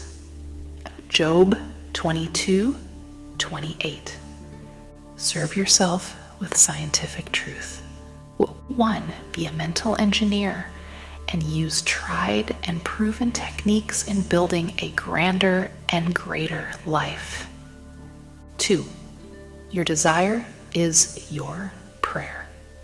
Picture the fulfillment of your desire now and feel its reality, and you will experience the joy of the answered prayer. 3. Desire to accomplish things the easy way with the sure aid of mental science. 4. You can build radiant health, success, and happiness by the thoughts you think in the hidden studio of your mind. 5. Experiment scientifically until you personally prove that there is always a direct response from the infinite intelligence of your subconscious mind to your conscious thinking. 6. Feel the joy and restfulness in foreseeing the certain accomplishment of your desire. Any mental picture which you have in your mind is the substance of things hoped for and the evidence of things not seen. 7. A mental picture is worth 1,000 words. Your subconscious will bring to pass any picture held in the mind, backed by faith. 8. Avoid all effort or mental coercion in prayer. Get into a sleepy, drowsy state and lull yourself to sleep, feeling and knowing that your prayer is answered. 9. Remember that the thankful heart is always close to the riches of the universe. 10. To affirm is to state that it is so, and as you maintain this attitude of mind as true, regardless of all evidence to the contrary, you will receive an answer to your prayer. 11. Generate electronic waves of harmony, health, and peace by thinking of the love and the glory of God. 12. What you decree and feel as true will come to pass. Decree harmony, health, peace, and abundance. The tendency of the subconscious is life word.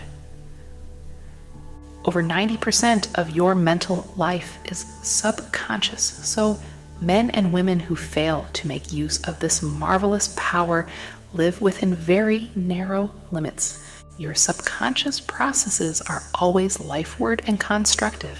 Your subconscious is the builder of your body and maintains all its vital functions.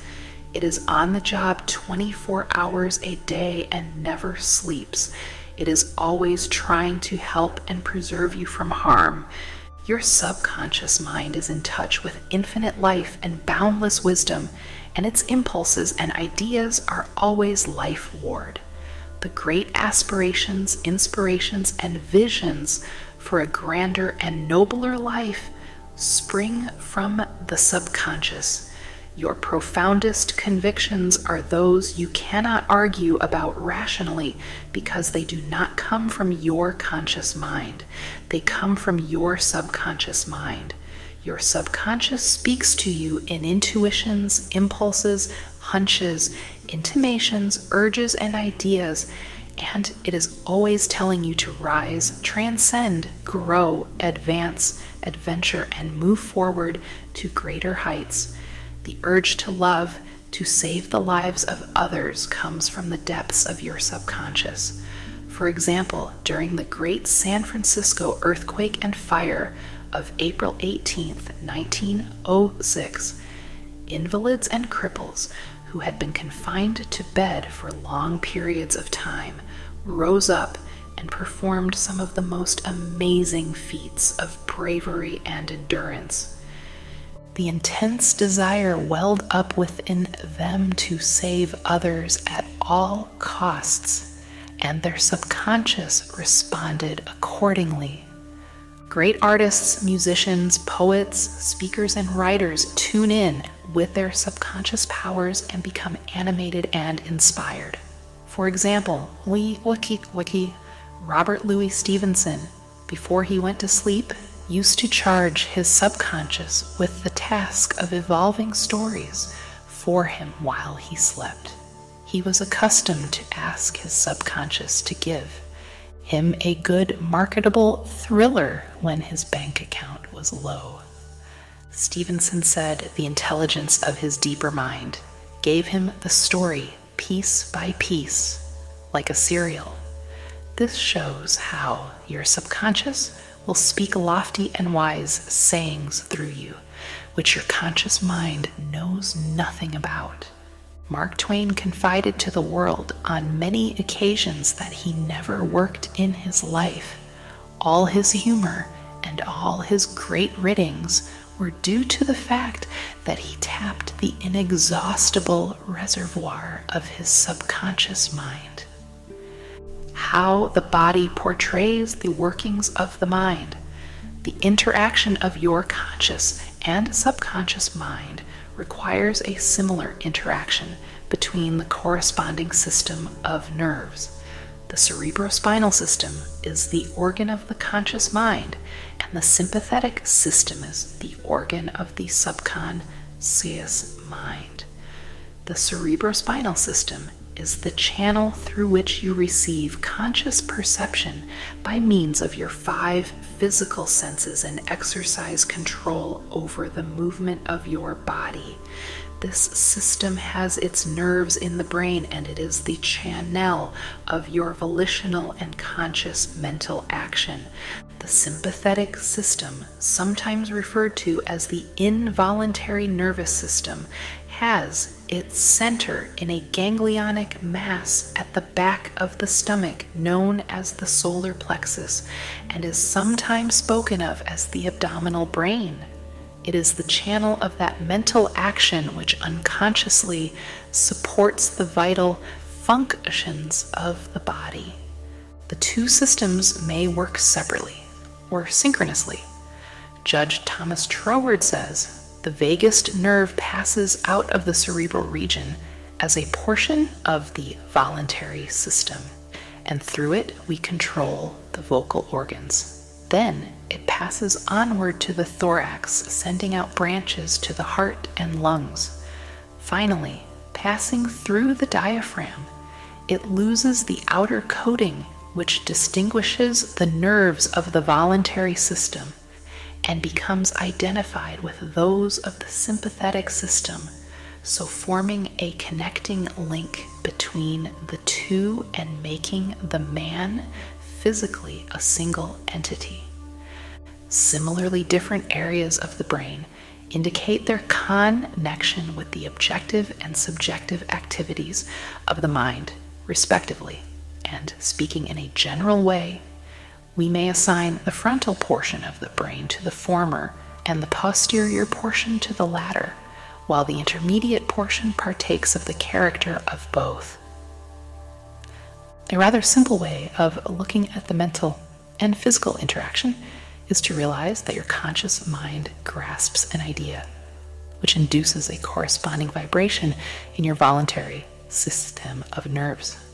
This in turn causes a similar current to be generated in your involuntary system of nerves, thus handling the idea over to your subconscious mind, which is the creative medium. This is how your thoughts become things. Every thought entertained by your conscious mind and accepted as true is sent by your brain to your solar plexus, the brain of your subconscious mind, to be made into your flesh and to be brought forth into your world as a reality. There is an intelligence which takes care of the body. When you study the cellular system and the structure of the organs such as eyes, ears, heart, liver, bladder, etc., you learn they consist of groups of cells which form a group intelligence, whereby they function together and are able to take orders and carry them out in deductive function at the suggestion of the mastermind, conscious mind. A careful study of the single-celled organism shows you what goes on in your complex body. Though the monocellular organism has no organs, it still gives evidence of mind action and reaction, performing the basic functions of movement, alimentation, assimilation, and elimination. Many say there is an intelligence which will take care of your body if you let it alone. That is true, but the difficulty is that the conscious mind always interferes with its five-sense evidence based on outer appearances, leading to the sway of false beliefs, fears, and mere opinion. When fear, false beliefs, and negative patterns are made to register in your subconscious mind through psychological, emotional conditioning, there is no other course open to the subconscious mind except to act on the blueprint specifications offered it. The subconscious mind works continually for the common good. The subjective self within you works continuously for the general good, reflecting an innate principle of harmony behind all things. Your subconscious mind has its own will, and it is a very real something in itself. It acts night and day, whether you act upon it or not. It is the builder of your body, but you cannot see, hear, or feel it building, as all this is a silent process. Your subconscious has a life of its own, which is always moving toward harmony, health, and peace. This is the divine norm within it, seeking expression through you at all times. How man interferes with the innate principle of harmony. To think correctly, scientifically, we must know the truth. To know the truth is to be in harmony with the infinite intelligence and power of your subconscious mind, which is always moving lifeward.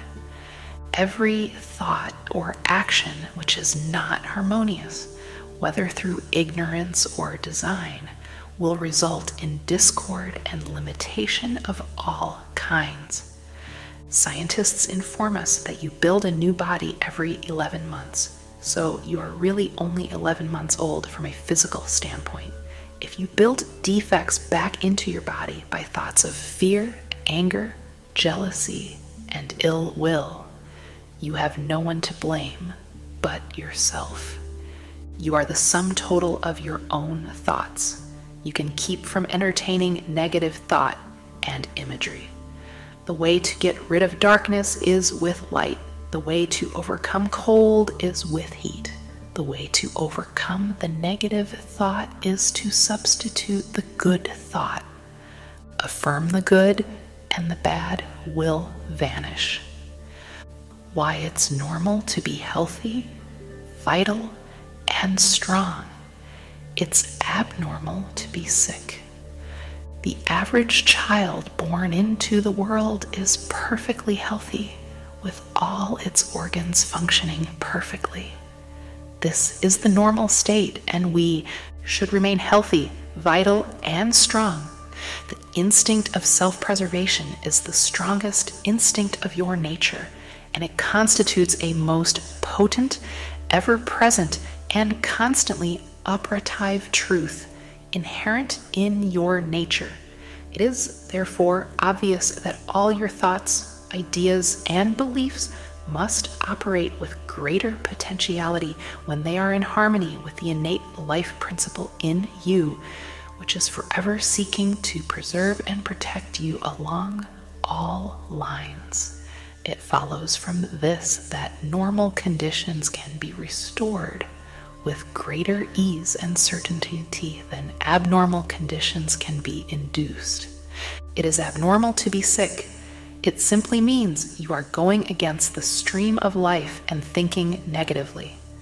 The law of life is the law of growth. All nature testifies to the operation of this law by silently, constantly expressing itself in the law of growth. Where there is growth and expression, there must be life. Where there is life, there must be harmony. And where there is harmony, there is perfect health. If your thought is in harmony with the creative principle of your subconscious mind, you are in tune with the innate principle of harmony. If you entertain thoughts which are not in accordance with the principle of harmony, these thoughts cling to you, harass you, worry you, and finally bring about disease, and if persisted in, possibly death. In the healing of disease, you must increase the inflow and distribution of the vital forces of your subconscious mind throughout your system. This can be done by eliminating thoughts of fear, worry, anxiety, jealousy, hatred, and every other destructive thought which tends to tear down and destroy your nerves and glands, body tissue, which controls the elimination of all waste material. Pott's disease cured. In the Nautilus magazine of March 1917, there appears an article about a boy suffering from Pott's disease, or tuberculosis of the spine, who had a remarkable healing. His name was Frederick Elias Andrews of Indianapolis, now minister of Unity School of Christianity, Kansas City, Missouri. His physician pronounced him incurable. He began to pray, and from a crooked, twisted cripple going about on hands and knees, he became a strong, straight, well-formed man. He created his own affirmation, mentally absorbing the qualities he needed. He affirmed over and over again, many times a day, I am whole, perfect, strong, powerful, loving, harmonious, and happy. He persevered and said that this prayer was the last utterance on his lips at night and the first in the morning. He prayed for others also by sending out thoughts of love and health. This attitude of mind and way of prayer returned to him, multiplied many times. His faith and perseverance paid off with big dividends. When thoughts of fear, anger, jealousy, or envy drew his attention, he would immediately start his counteracting force of affirmation going in his mind. His subconscious mind responded according to the nature of his habitual thinking. This is the meaning of this statement in the Bible, "Go thy way, thy faith hath made thee whole." Mark 10:52. How faith in your subconscious powers makes you whole. A young man who came to my lectures on the healing power of the subconscious mind had severe eye trouble, which his doctor said necessitated an operation. He said to himself, "My subconscious made my eyes, and it can heal me." Each night, as he went to sleep, he entered into a drowsy, meditative state, the condition akin to sleep. His attention was immobilized and focused on the eye doctor. He imagined the doctor was in front of him, and he plainly heard, or imagined he heard, the doctor saying to him, "A miracle has happened." He heard this over and over again every night for perhaps 5 minutes or so before going to sleep. At the end of 3 weeks, he again went to the ophthalmologist who had previously examined his eyes, and the physician said to this man, "This is a miracle. What happened?" This man impressed his subconscious mind, using the doctor as an instrument or a means of convincing it or conveying the idea. Through repetition, faith, and expectancy, impregnated his subconscious mind. His subconscious mind made his eye. Within it was the perfect pattern, and immediately it proceeded to heal the eye. This is another example of how faith in the healing power of your subconscious can make you whole. Pointers to review. 1. Your subconscious is the builder of your body and is on the job 24 hours a day. You interfere with its life-giving patterns by negative thinking. 2. Charge your subconscious with the task of evolving an answer to any problem prior to sleep, and it will answer you. 3. Watch your thoughts. Every thought accepted as true is sent by your brain to your solar plexus, your abdominal brain, and is brought into your world as a reality. 4. Know that you can remake yourself by giving a new blueprint to your subconscious mind. 5. The tendency of your subconscious is always lifeward. Your job is with your conscious mind. Feed your subconscious mind with premises which are true. Your subconscious is always reproducing according to your habitual mental patterns. 6. You build a new body every 11 months. Change your body by changing your thoughts and keeping them changed. 7. It is normal to be healthy. It is abnormal to be ill. There is within the innate principle of harmony. 8. Thoughts of jealousy, fear, worry, and anxiety tear down and destroy your nerves and glands, bringing about mental and physical diseases of all kinds. 9. What you affirm consciously and feel as true will be made manifest in your mind, body, and affairs. Affirm the good and enter into the joy of living. How to get the results you want. The principal reasons for failure are lack of confidence and too much effort.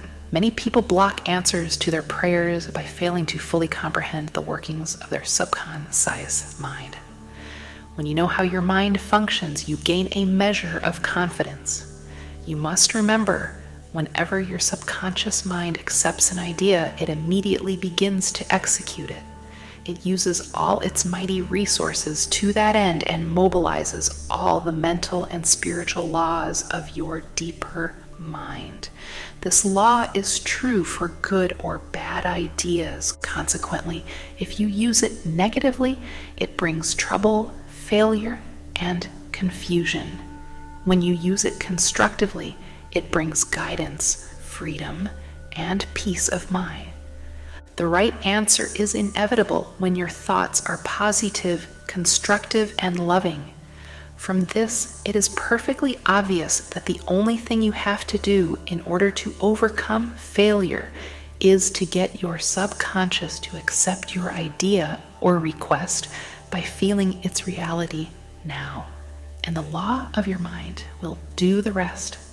Turn over your request with faith and confidence, and your subconscious will take over and answer for you.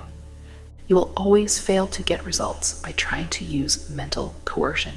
Your subconscious mind does not respond to coercion. It responds to your faith or conscious mind acceptance. Your failure to get results may also arise from such statements as, "Things are getting worse. I will never get an answer. I see no way out. It is hopeless. I don't know what to do. I'm all mixed up." When you use such statements, you get no response or cooperation from your subconscious mind. Like a soldier marking time, you neither go forward nor backward. In other words, you don't get anywhere. If you get into a taxi and give half-dozen different directions to the driver in 5 minutes, he would become hopelessly confused and probably would refuse to take you anywhere. It is the same when working with your subconscious mind. There must be a clear-cut idea in your mind. You must arrive at the definite decision that there is a way out, a solution to the vexing problem in sickness. Only the infinite intelligence within your subconscious knows the answer. When you come to that clear-cut conclusion in your conscious mind, your mind is then made up, and according to your belief is it done unto you. Easy does it. A house owner once remonstrated with a furnace repairman for charging $200 for fixing the boiler. The mechanic said, "I charged 5 cents for the missing bolt and $199.95 for knowing what was wrong." Similarly, your subconscious mind is the master mechanic, the all-wise one, who knows ways and means of healing any organ of your body, as well as your affairs. Decree health, and your subconscious will establish it, but relaxation is the key. Easy does it. Do not be concerned with details and means, but know the end result. Get the feel of the happy solution to your problem, whether it is health, finances, or employment. Remember how you felt after you had recovered from a severe state of illness. Bear in mind that your feeling is the touchstone of all subconscious demonstration. Your new idea must be felt subjectively in a finished state, not the future, but as coming about now. Infer no opponent, use imagination and not willpower. In using your subconscious mind, you infer no opponent, you use no willpower. You imagine the end and the freedom state. You will find your intellect trying to get in the way, but persist in maintaining a simple, childlike, miracle-making faith. Picture yourself without the ailment or problem. Imagine the emotional accompaniment of the freedom state you crave. Cut out all red tape from the process. The simple way is the best. How disciplined imagination works wonders. A wonderful way to get a response from your subconscious mind is through disciplined or scientific imagination. As previously pointed out, your subconscious mind is the builder of the body and controls all its vital functions. The Bible says, "Whatsoever ye shall ask in prayer, believing ye shall receive." To believe is to accept something as true or to live in the state of being it. As you sustain this mood, you shall experience the joy of the answered prayer. The 3 steps to success in prayer. The usual procedure is as follows. 1. Take a look at the problem. 2. Turn to the solution or way out known only to the subconscious mind. 3. Rest in a sense of deep conviction that it is done. Do not weaken your prayer by saying, "I wish I might be healed. I hope so." Your feeling about the work to be done is the boss. Harmony is yours. Know that health is yours. Become intelligent by becoming a vehicle for the infinite healing power of the subconscious mind. Pass on the idea of health. Joe your subconscious mind to the point of conviction. Then relax. Get yourself off your hands. Say to the condition and circumstance, "This too shall pass."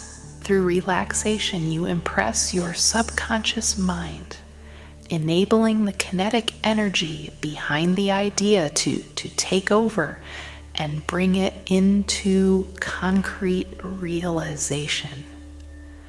The law of reversed effort and why you get the opposite of what you pray for.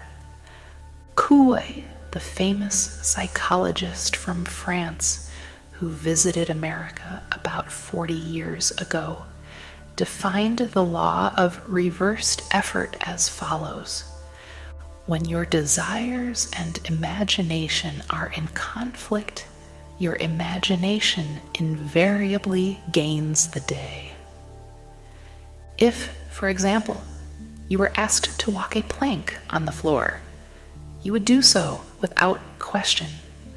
Now suppose the same plank were placed 20 feet up in the air between two walls. Would you walk it? Your desire to walk it would be counteracted by your imagination or fear of falling. Your dominant idea, which would be the picture of falling, would conquer. Your desire, will, or effort to walk on the plank would be reversed, and the dominant idea of failure would be reinforced. Mental effort is invariably self-defeated, eventuating always in the opposite of what is desired. The suggestions of powerlessness to overcome the condition dominate the mind. Your subconscious is always controlled by the dominant idea. Your subconscious will accept the stronger of two contradictory propositions. The effortless way is the better. If you say, I want a healing, but I can't get it. I try so hard. I force myself to pray. I use all the willpower I have. You must realize that your error lies in your effort. Never try to compel the subconscious mind to accept your idea by exercising willpower. Such attempts are doomed to failure, and you get the opposite of what you prayed for. The following is a rather common experience. Students, when taking examinations and reading through their papers, find that all their knowledge has suddenly deserted them. Their minds become appalling blanks, and they are unable to recall one relevant thought. The more they grit their teeth and summon the powers of the will, the further the answers seem to flee. But when they have left the examination room and the mental pressure relaxes, the answers they were seeking flow tantalizingly back into their minds. Trying to force themselves to remember was the cause of their failure. This is an example of the law of reversed effort, whereby you get the opposite of what you asked or prayed for. The conflict of desire and imagination must be reconciled. To use mental force is to presuppose that there is opposition. When your mind is concentrated on the means to overcome a problem, it is no longer concerned with the obstacle. Matt 18:19 says, If two of you shall agree on earth as touching anything that they shall ask, it shall be done for them of my Father, which is in heaven. Who are these two? It means the harmonious union or agreement between your conscious and subconscious on any idea, desire, or mental image.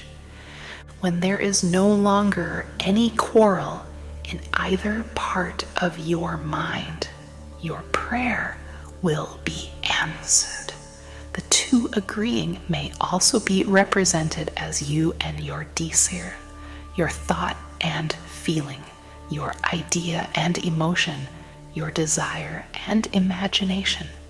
You avoid all conflict between your desires and imagination by entering into a drowsy, sleepy state which brings all effort to a minimum. The conscious mind is submerged to a great extent when in a sleepy state. The best time to impregnate your subconscious is prior to sleep. The reason for this is that the highest degree of outcropping of the subconscious occurs prior to sleep and just after we awaken. In this state, the negative thoughts and imagery, which tend to neutralize your desire and so prevent acceptance by your subconscious mind, no longer present themselves. When you imagine the reality of the fulfilled desire and feel the thrill of accomplishment, your subconscious brings about the realization of your desire. A great many people solve all their dilemmas and problems by the play of their controlled, directed, and disciplined imagination, knowing that whatever they imagine and feel as true will and must come to pass. The following will clearly illustrate how a young girl overcame the conflict between her desire and her imagination. She desired a harmonious solution to her legal problem, yet her mental imagery was constantly on failure, loss, bankruptcy, and poverty. It was a complicated lawsuit, and there was one postponement after another, with no solution in sight.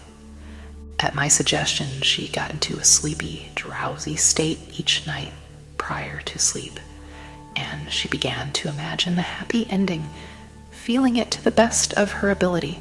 She knew that the image in her mind had to agree with her heart's desire. Prior to sleep, she began to dramatize as vividly as possible, her lawyer having an animated discussion with her regarding the outcome. She would ask him questions, and he would answer her appropriately.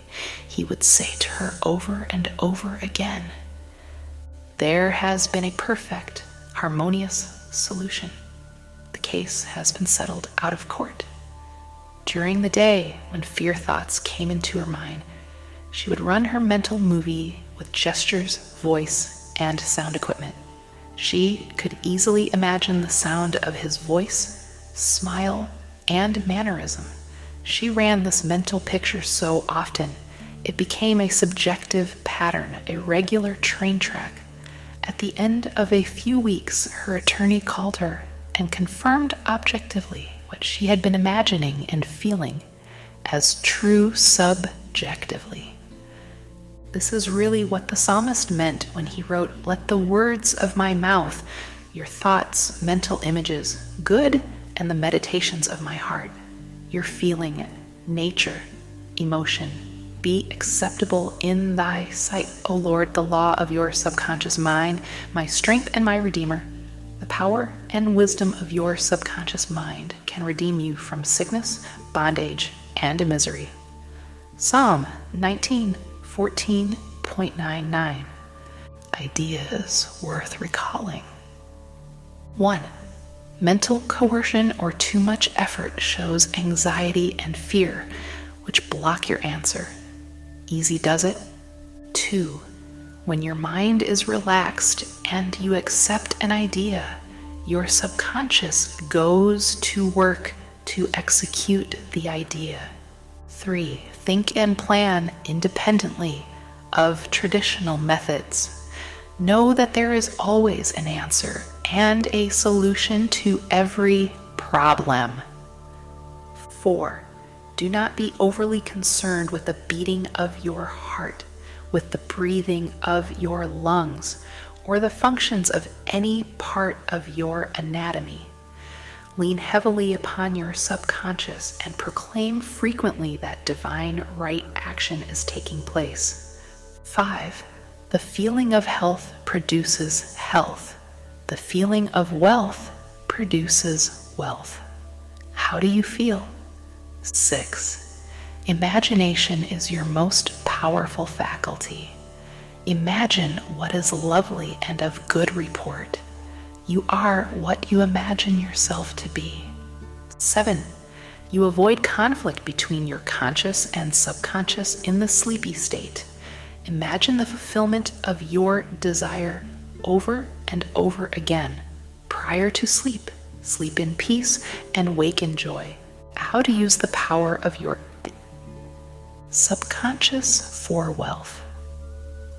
If you are having financial difficulties, if you are trying to make ends meet, it means you have not convinced your subconscious mind that you will always have plenty and some to spare.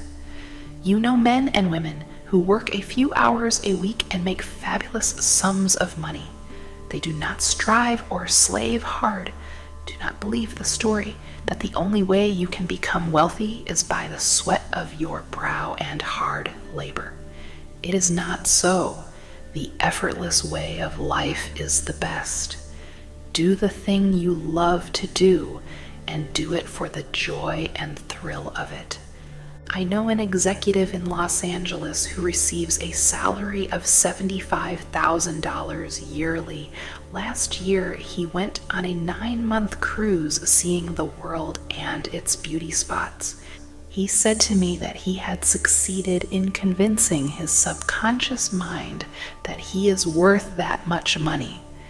He told me that many men in his organization, getting about $100 a week, knew more about the business than he did and could manage it better, but they had no ambition, no creative ideas, and were not interested in the wonders of their subconscious mind.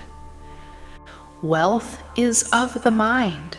Wealth is simply a subconscious conviction on the part of the individual. You will not become a millionaire by saying, "I am a millionaire. I am a millionaire." You will grow into a wealth consciousness by building into your mentality the idea of wealth and abundance, your invisible means of support. The trouble with most people is that they have no invisible means of support. When business falls away, the stock market drops, or they lose their investments, they seem helpless. The reason for such insecurity is that they do not know how to tap the subconscious mind. They are unacquainted with the inexhaustible storehouse within. A man with a poverty-type mind finds himself in poverty-stricken conditions.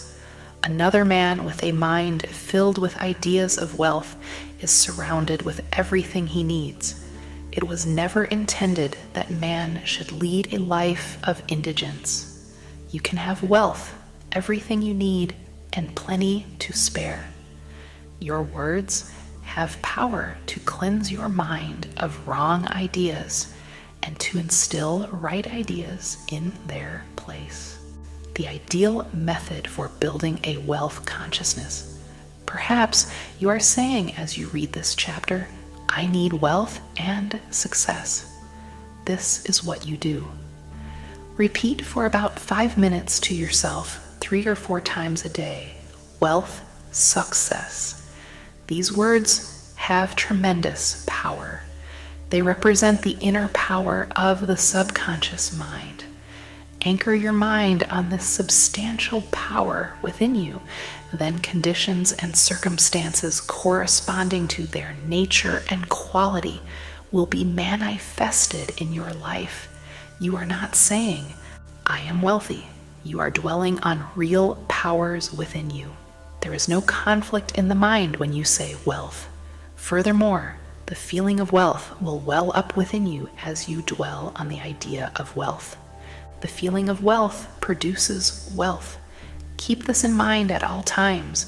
Your subconscious mind is like a bank, a sort of universal financial institution. It magnifies whatever you deposit or impress upon it, whether it is the idea of wealth or of poverty. Choose wealth. Why your affirmations for wealth fail. I have talked to many people during the past 35 years whose usual complaint is, "I have said for weeks and months, I am wealthy, I am prosperous, and nothing has happened."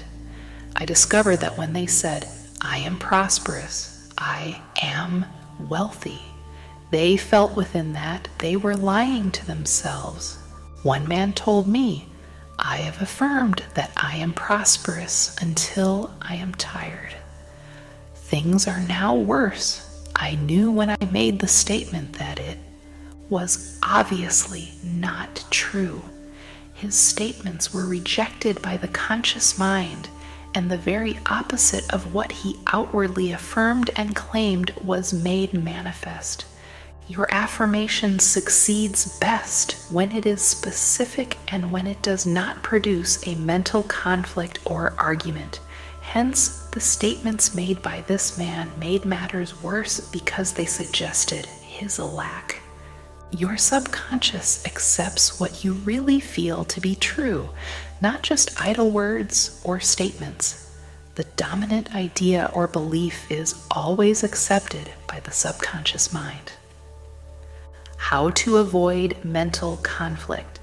The following is the ideal way to overcome this conflict for those who have this difficulty.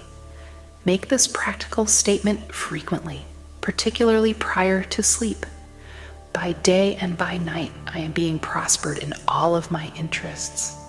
This affirmation will not arouse any argument because it does not contradict your subconscious mind's impression of financial lack. I suggested to one businessman whose sales and finances were very low and who was greatly worried that he sit down in his office, become quiet, and repeat this statement over and over again. My sales are improving every day. This statement engaged the cooperation of the conscious and subconscious mind. Results followed. Don't sign blank checks. You sign blank checks when you make such statements as, there is not enough to go around, there is a shortage, I will lose the house because of the mortgage, etc. If you are full of fear about the future, you are also writing a blank check and attracting negative conditions to you. Your subconscious mind takes your fear and negative statement as your request and proceeds in its own way to bring obstacles, delays, lack, and limitation into your life. Your subconscious gives you compound interest. To him that hath the feeling of wealth, more wealth shall be added. To him that hath the feeling of lack, more lack shall be added. Your subconscious multiplies and magnifies whatever you deposit in it. Every morning as you awaken, deposit thoughts of prosperity, success, wealth, and peace. Dwell upon these concepts. Busy your mind with them as often as possible. These constructive thoughts will find their way as deposits in your subconscious mind and bring forth abundance and prosperity. Why nothing happened? I can hear you saying, oh, I did that and nothing happened. You did not get results because you indulged in fear thoughts, perhaps 10 minutes later, and neutralized the good you had affirmed. When you place a seed in the ground, you do not dig it up. You let it take root and grow. Suppose, for example, you are going to say, I shall not be able to make that payment. Before you get further than, I shall stop the sentence and dwell on a constructive statement, such as, by day and by night, I am prospered in all my ways. True source of wealth. Your subconscious mind is never short of ideas. There are within it an infinite number of ideas ready to flow into your conscious mind and appear as cash in your pocketbook in countless ways. This process will continue to go on in your mind, regardless of whether the stock market goes up or down, or whether the pound sterling or dollar drops in value. Your wealth is never truly dependent on bonds, stocks, or money in the bank. These are really only symbols, necessary and useful, of course, but only symbols. The point I wish to emphasize is that if you convince your subconscious mind that wealth is yours and that it is always circulating in your life, you will always and inevitably have it, regardless of the form it takes. Trying to make ends meet and the real cause. There are people who claim that they are always trying to make ends meet. They seem to have a great struggle to meet their obligations. Have you listened to their conversation? In many instances, their conversation runs along this vein. They are constantly condemning those who have succeeded in life and who have raised their heads above the crowd. Perhaps they are saying, oh, that fellow has a racket. He is ruthless. He is a crook. This is why they lack. they are condemning the thing they desire and want. The reason they speak critically of their more prosperous associates is because they are envious and covetous of the other's prosperity. The quickest way to cause wealth to take wings and fly away is to criticize and condemn others who have more wealth than you. A common stumbling block to wealth. There is one emotion which is the cause of the lack of wealth in the lives of many. Most people learn this the hard way. It is envy.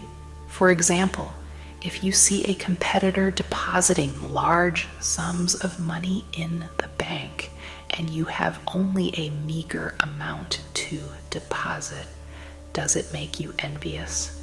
The way to overcome this emotion is to say to yourself, "Isn't it wonderful? I rejoice in that man's prosperity. I wish for him greater and greater wealth."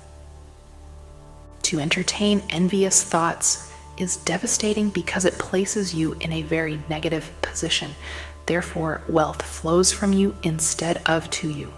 If you are ever annoyed or irritated by the prosperity or great wealth of another, claim immediately that you truly wish for him greater wealth in every possible way.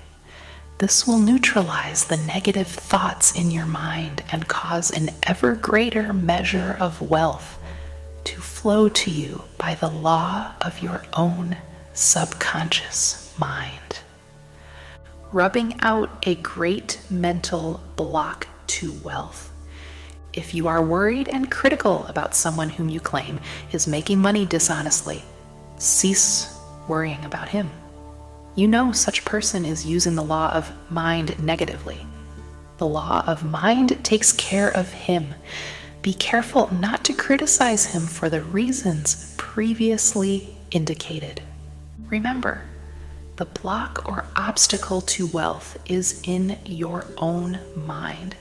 You can now destroy that mental block. This you may do by getting on mental good terms with everyone. Sleep and grow rich. As you go to sleep at night, practice the following technique. Repeat the word wealth quietly, easily, and feelingly. Do this over and over again, just like a lullaby.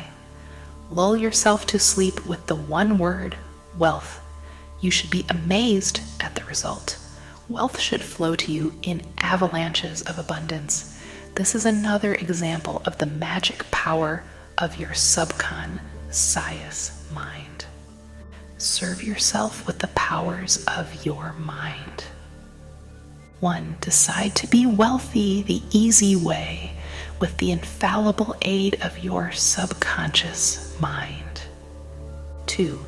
Trying to accumulate wealth by the sweat of your brow and hard labor is one way to become the richest man in the graveyard. You do not have to strive or slave hard. 3. Wealth is a subconscious conviction. Build into your mentality the idea of wealth. 4. The trouble with most people is that they have no invisible means of support. 5. Repeat the word wealth to yourself slowly and quietly for about 5 minutes prior to sleep, and your subconscious will bring wealth to pass in your experience. 6. The feeling of wealth produces wealth. Keep this in mind at all times. 7. Your conscious and subconscious mind must agree. Your subconscious accepts what you really feel to be true. The dominant idea is always accepted by your subconscious mind. The dominant idea should be wealth, not poverty. 8. You can overcome any mental conflict regarding wealth by affirming frequently, by day and by night, I am being prospered in all of my interests. 9. Increase your sales by repeating this statement over and over again. My sales are improving every day. I am advancing, progressing, and getting wealthier every day. 10. Stop writing blank checks such as there is not enough to go around, or there is a shortage, etc. Such statements magnify and multiply your loss. 11.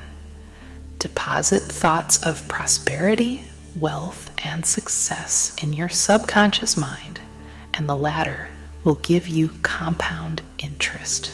12. What you consciously affirm, you must not mentally deny a few moments later. This will neutralize the good you have affirmed. 13.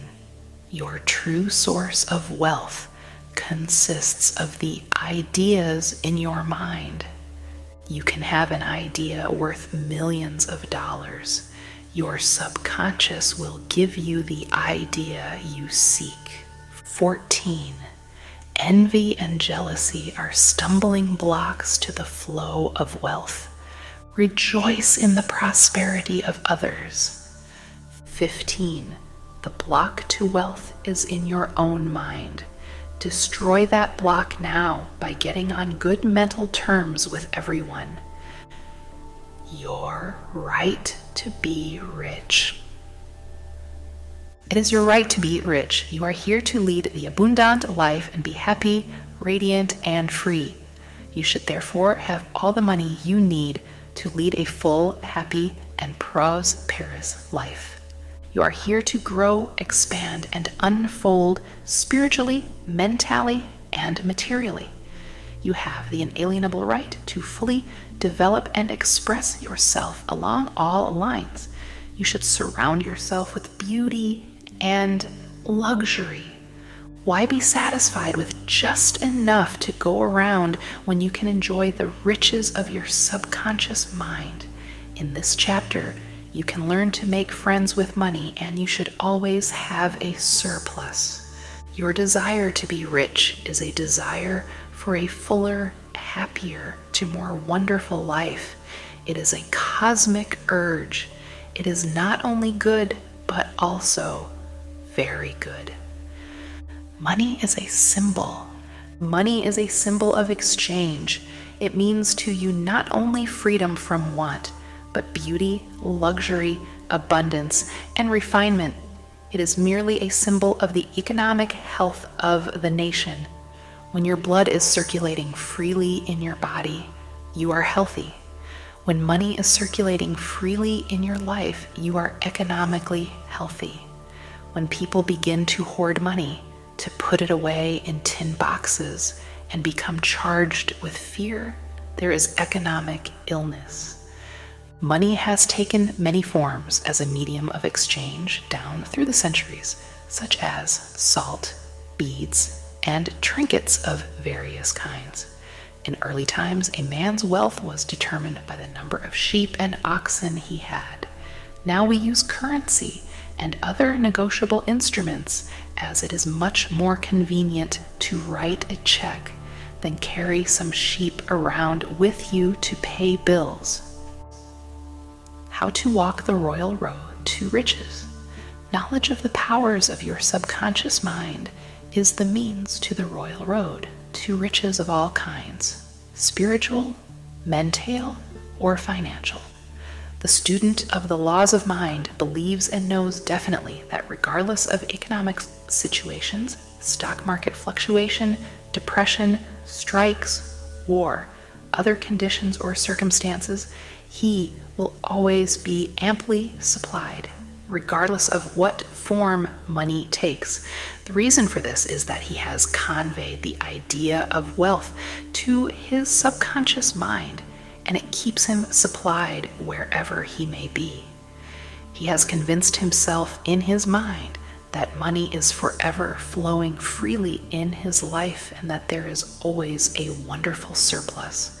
Should there be a financial collapse of government tomorrow and all the man's present holdings become valueless, as the German marks did after the First World War, he would still attract wealth and be cared for, regardless of the form the new currency took. Why you do not have more money. As you read this chapter, you are probably saying, I am worthy of a higher salary than I am receiving. I believe most people are inadequately compensated. One of the causes many people does not have more money is that they are silently or openly condemning it.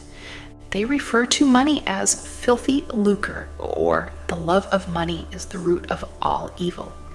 Another reason they do not prosper is that they have a sneaky, subconscious feeling there is some virtue in poverty. This subconscious pattern may be due to early childhood training, superstition, or it could be based on a false interpretation of scriptures. Money and a balanced life. One time a man said to me, "I am broke. I do not like money. It is the root of all evil." These statements represent a confused, neurotic mind. Love of money to the exclusion of everything else will cause you to become lopsided and unbalanced. You are here to use your power or authority wisely. Some men crave power, others crave money. If you set your heart on money exclusively and say, "Money is all I want. I am going to give all my attention to amassing money. Nothing else matters." You can get money and attain a fortune, but you have forgotten that you are here to lead a balanced life. You must also satisfy the hunger for peace of mind, harmony, love, joy, and perfect health. By making money your sole aim, you simply made a wrong choice. You thought that was all you wanted, but you found after all your efforts that it was not only the money you needed. You also desired true expression of your hidden talents, true place in life, beauty, and the joy of contributing to the welfare and success of others. By learning the laws of your subconscious mind, you could have $1 million or many millions if you wanted them, and still have peace of mind, harmony, perfect health, and perfect expression. Poverty is a mental disease. There is no virtue in poverty. It is a disease like any other mental disease. If you were physically ill, you would think there was something wrong with you. You would seek help and do something about the condition at once. Likewise, if you do not have money constantly circulating in your life, there is something radically wrong with you. The urge of the life principle in you is toward growth, expansion, and the life more abundant. You are not here to live in a hovel, dress in rags, and go hungry. You should be happy, prosperous, and successful. Why you must never criticize money. Cleanse your mind of all weird and superstitious beliefs about money. Do not ever regard money as evil or filthy. If you do, you cause it to take wings and fly away from you. Remember that you lose what you condemn. You cannot attract what you criticize. Getting the right attitude toward money. Here is a simple technique you may use to multiply money in your experience. Use the following statements several times a day. I like money. I love it. I use it wisely, constructively, and judiciously. Money is constantly circulating in my life. I release it with joy, and it returns to me multiplied in a wonderful way. It is good and very good. Money flows to me in avalanches of abundance. I use it for good only, and I am grateful for my good and for the riches of my mind. How the scientific thinker looks at money. Suppose, for example, you found gold, silver, lead, copper, or iron in the ground. Would you pronounce these things evil? All evil comes from man's darkened understanding, from his ignorance, from his false interpretation of life, and from his misuse of his subconscious mind. Uranium, lead, or some other metal could have been used as a medium of exchange. We use paper bills, checks, nickel, and silver. Surely these are not evil. Physicists and chemists know today that the only difference between one metal and another is the number and rate of motion of electrons revolving around a central nucleus. They can now change one metal into another through a bombardment of the atoms in the powerful cyclotron. Gold, under certain conditions, becomes mercury. I believe that our modern scientists in the near future will be able to make gold, silver, and other metals synthetically in the chemical laboratory. The cost may be prohibitive now, but it can be done. I cannot imagine any intelligent person seeing anything evil in electrons, neutrons, protons, and isotopes. The piece of paper in your pocket is composed of atoms and molecules, with their electrons and protons arranged differently. Their number and rate of motion are different. That is the only way the paper differs from the silver in your pocket. How to attract the money you need. Many years ago, I met a young boy in Australia who wanted to become a physician and surgeon, but he had no money. I explained to him how a seed deposited in the soil attracts to itself everything necessary for its unfolding, and that all he had to do was to take a lesson from the seed and deposit the required idea in his subconscious mind. For expenses, this young, brilliant boy used to clean out doctors' offices, wash windows, and do odd repair jobs. He told me that every night as he went to sleep, he used to picture in his mind's eye a medical diploma on a wall with his name on it in big, bold letters. He used to clean and shine the framed diplomas in the medical building where he worked. It was not hard for him to engrave the image of a diploma in his mind and develop it there. Definite results followed as he persisted with his mental picture every night for about 4 months. The sequel of this story was very interesting. One of the doctors took a great liking to this young boy, and after training him in the art of sterilizing instruments, giving hypodermic injections, and other miscellaneous first aid work, he employed him as a technical assistant in his office. The doctor later sent him to medical school at his own expense. Today, this young man is a prominent medical doctor in Montreal, Canada. He discovered the law of attraction by using his subconscious mind the right way. He operated an age-old law, which says, having seen the end, you have willed the means to the realization of the end. The end in this case was to become a medical doctor. This young man was able to imagine, see, and feel the reality of being a doctor.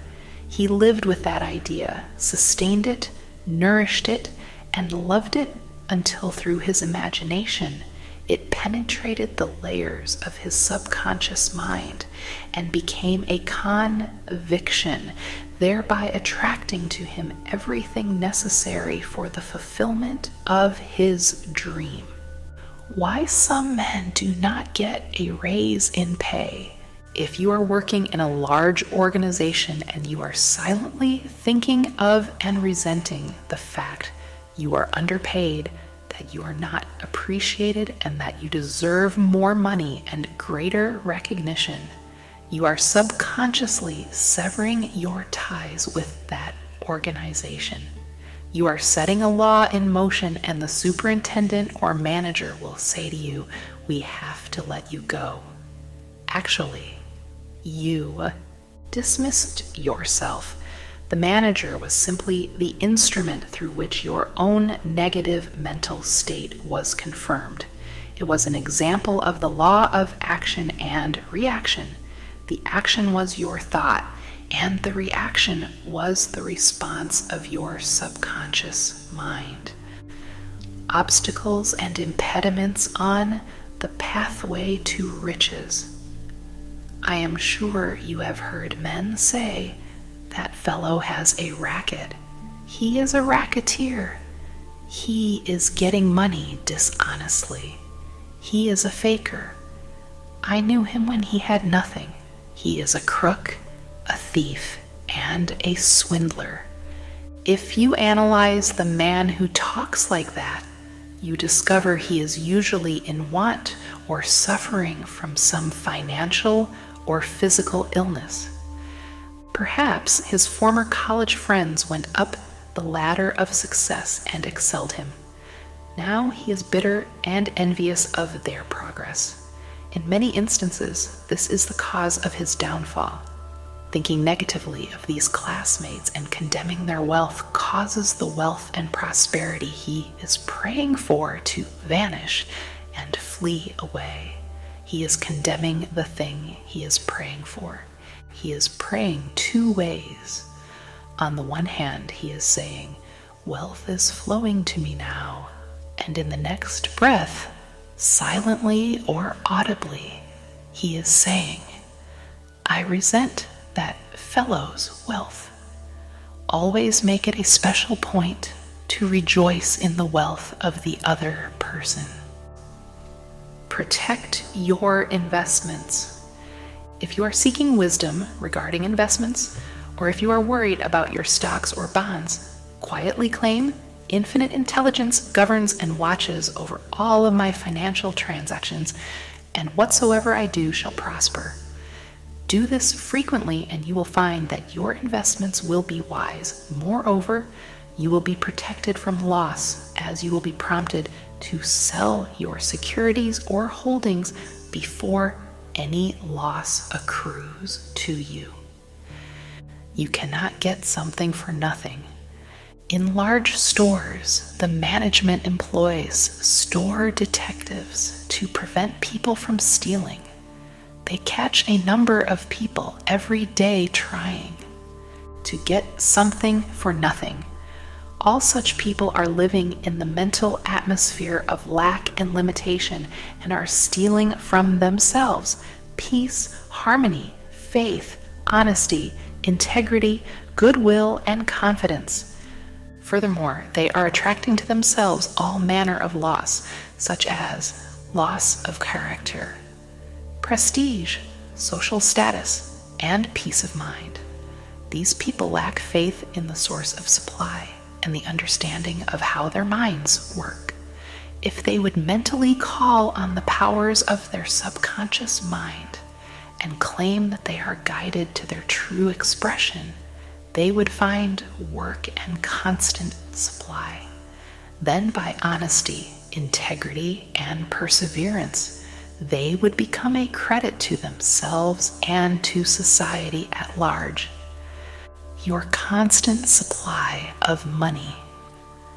Recognizing the powers of your subconscious mind and the creative power of your thought or mental image is the way to opulence, freedom, and constant supply. Accept the abundant life in your own mind. Your mental acceptance and expectancy of wealth has its own mathematics and mechanics of expression. As you enter into the mood of opulence, all things necessary for the abundant life will come to pass. Let this be your daily affirmation. Write it in your heart. I am one with the infinite riches of my subconscious mind. It is my right to be rich, happy, and successful. Money flows to me freely, copiously, and endlessly. I am forever conscious of my true worth. I give of my talents freely, and I am wonderfully blessed financially. It is wonderful. Step up this way to riches. 1. Be bold enough to claim that it is your right to be rich, and your deeper mind will honor your claim. 2. You don't want just enough to go around. You want all the money you need to do all the things you want to do and when you want to do them. Get acquainted with the riches of your subconscious mind. 3. When money is circulating freely in your life, you are economically healthy. Look at money like the tide, and you will always have plenty of it. The ebb and flow of the tide is constant. When the tide is out, you are absolutely sure that it will return. 4. Knowing the laws of your subconscious mind, you will always be supplied regardless of what form money takes. 5. One reason many people simply make ends meet and never have enough money is that they condemn money. What you condemn takes wings and flies away. 6. Do not make a god of money. It is only a symbol. Remember that the real riches are in your mind. You are here to lead a balanced life. This includes acquiring all the money you need. 7. Don't make money your sole aim. Claim wealth, happiness, peace, true expression and love, and personally radiate love and goodwill to all. Then your subconscious mind will give you compound interest in all these fields of expression. 8. There is no virtue in poverty. It is a disease of the mind, and you should heal yourself of this mental conflict or malady at once. 9. You are not here to live in a hovel, to dress in rags, or to go hungry. You are here to lead the life more abundant. 10. Never use the terms filthy lucre or I despise money. You lose what you criticize. There is nothing good or bad, but thinking of it in either light makes it so. 11. Repeat frequently. I like money. I use it wisely, constructively, and judiciously. I release it with joy, and it returns 1,000-fold. 12. Money is not evil anymore, so then copper, lead, tin, or iron, which you may find in the ground. All evil is due to ignorance and misuse of the mind's powers. 13. To picture the end result in your mind causes your subconscious to respond and fulfill your mental picture. 14. Stop trying to get something for nothing. There is no such thing as a free lunch. You must give to receive. You must give mental attention to your goals, ideals, and enterprises, and your deeper mind will back you up. The key to wealth is application of the laws of the subconscious mind by impregnating it with the idea of wealth. Your subconscious mind as a partner. In success. Success means successful living. A long period of peace, joy, and happiness on this plane may be termed success. The eternal experience of these qualities is the everlasting life, spoken of by Jesus.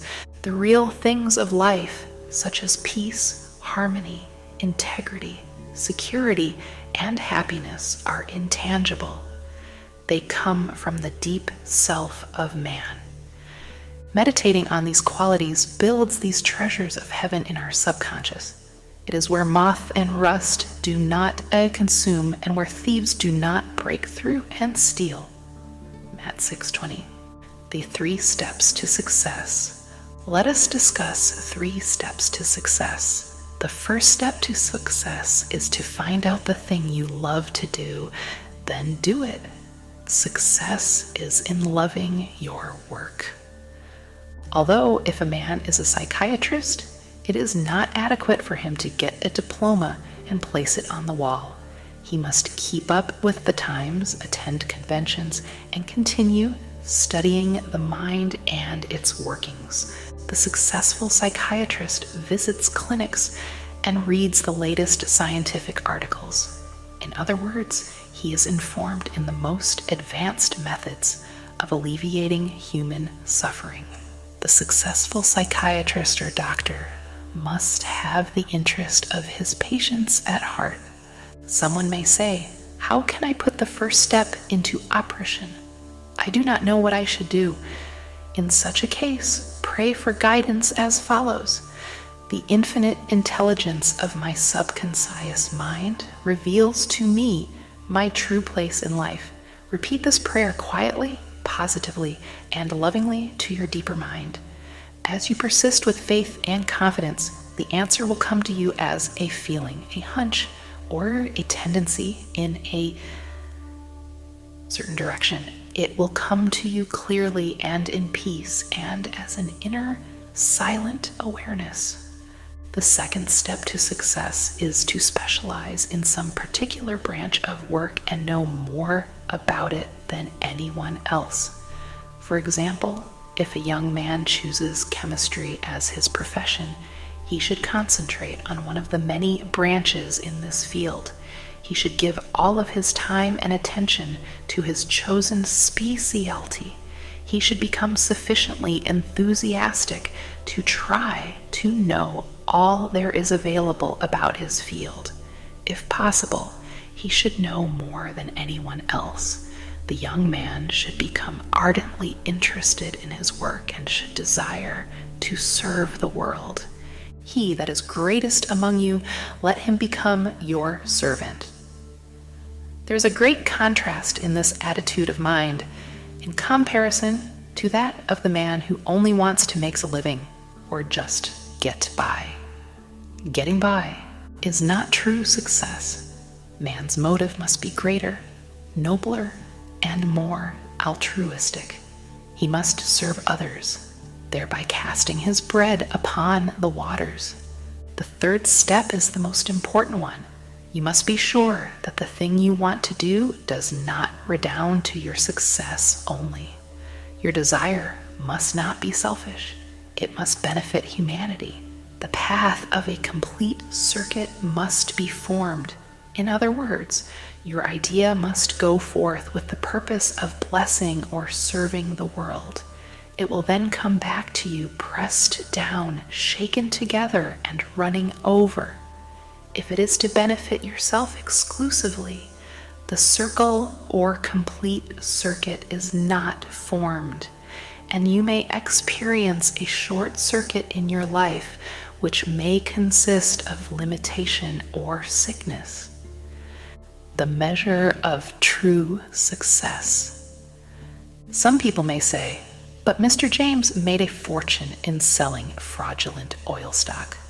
A man may seem to succeed for a while, but the money he obtained by fraud usually takes wings and flies away.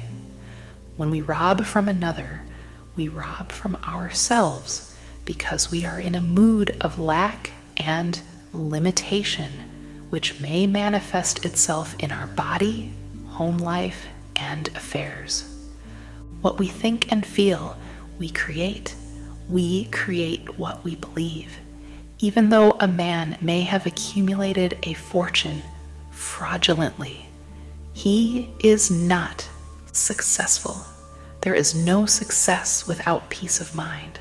What good is man's accumulated wealth if he cannot sleep nights, is sick, or has a guilt complex? I knew a man in London who told me of his exploits. He had been a professional pickpocket and had amassed a large amount of money. He had a summer home in France and lived in a royal fashion in England. His story was that he was in constant dread of being arrested by Scotland Yard.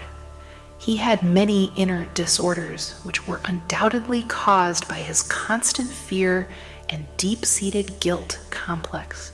He knew he had done wrong. This deep sense of guilt attracted all kinds of trouble to him.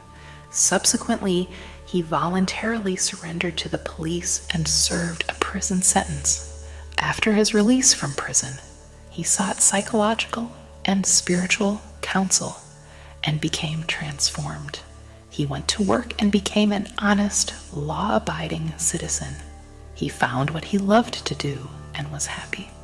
A successful person loves his work and expresses himself fully. Success is contingent upon a higher ideal than the mere accumulation of riches. The man of success is the man who possesses great psychological and spiritual understanding. Many of the great industrialists today depend upon the correct use of their subconscious minds for their success. There was an article published some years ago about Flagler, an oil magnate. He admitted that the secret of his success was his ability to see a project in its completion. For instance, in his case, he closed his eyes, imagined a big oil industry, saw trains running on tracks, heard whistles blowing, and saw smoke. Having seen and felt the fulfillment of his prayer, his subconscious mind brought about its realization. If you imagine an objective clearly, you will be provided with the necessities in ways you know not of through the wonder-working power of your subconscious mind. In considering the 3 steps to success, you must never forget the underlying power of the creative forces of your subconscious mind. This is the energy in back of all steps in any plan of success. Your thought is creative. Thought fused with feeling becomes a subjective faith or belief, and according to your belief is it done unto you. Métis 9:29. Knowledge of a mighty force in you, which is capable of bringing to pass all your desires, gives you confidence and a sense of peace. Whatever your field of action may be, you should learn the law of your subconscious mind. When you know how to apply the powers of your mind, and when you are expressing yourself fully and giving of your talents to others, you are on the sure path to true success. If you are about God's business, success, or any part of it, God, by his very nature, is for you. So who can be against you? With this understanding, there is no power in heaven or on earth to withhold success from you. How he made his dream come true. A movie actor told me that he had very little education, but he had a dream as a boy of becoming a successful movie actor. Out in the field, mowing hay, driving the cows home, or even when milking them, he said, I would constantly imagine I saw my name in big lights at a large theater. I kept this up for years until finally I ran away from home. I got extra jobs in the motion picture field, and the day finally came when I saw my name in great big lights as I did when I was a boy. Then he added, I know the power of sustained imagination to bring success. His dream pharmacy became a reality. 30 years ago, I knew a young pharmacist who was receiving $40 a week plus commission on sales. After 25 years, he said to me, I will get a pension and retire. I said to this young man, why don't you own your own store? Get out of this place, raise your sights, have a dream for your children. Maybe your son wants to be a doctor. Perhaps your daughter desires to be a great musician. His answer was that he had no money. He began to awaken to the fact that whatever he could conceive as true, he could give conception. The first step toward his goal was his awakening to the powers of his subconscious mind, which I briefly elaborated on for his benefit. His second step was his realization that if he could succeed in conveying an idea to his subconscious mind, the latter would somehow bring it to pass. He began to imagine that he was emptying in his own store. He mentally arranged the bottles, dispensed prescriptions, and imagined several clerks in the store, waiting on customers. He also visualized a big bank balance. Mentally, he worked in that imaginary store. Like a good actor, he lived the role, act as though I am and I will be. This pharmacist put himself wholeheartedly into the act, living, moving, and acting on the assumption that he owned the store. The sequel was interesting. He was discharged from his position. He found new employment with a large chain store, became manager, and later on, district manager. He saved enough money in 4 years to provide a down payment on a drugstore of his own. He called it his dream pharmacy. It was, he said, exactly the store I saw in my imagination. He became a recognized success in his chosen field and was happy doing what he loved to do. Using the subconscious mind in business. Some years ago, I gave a lecture to a group of businessmen on the powers of imagination and the subconscious mind. In this lecture, I pointed out how Goethe used his imagination wisely when confronted with difficulties and predicaments. His biographers point out that he was accustomed to fill many hours quietly holding imaginary conversations. It is well known that his custom was to imagine one of his friends before him in a chair, answering him in the right way. In other words, if he were concerned over any problems, he imagined his friend giving him the right or appropriate answer, accompanied with the usual gestures and tonal qualities of the voice, and he made the entire imaginary scene as real and as vivid as possible. One of the men present at this lecture was a young stockbroker. He proceeded to adopt the technique of Goethe. He began to have mental, imaginary conversations with a multimillionaire banker friend of his who used to congratulate him on his wise and sound judgment and compliment him on his purchase of the right stocks. He used to dramatize this imaginary conversation until he had psychologically fixed it as a form of belief in his mind.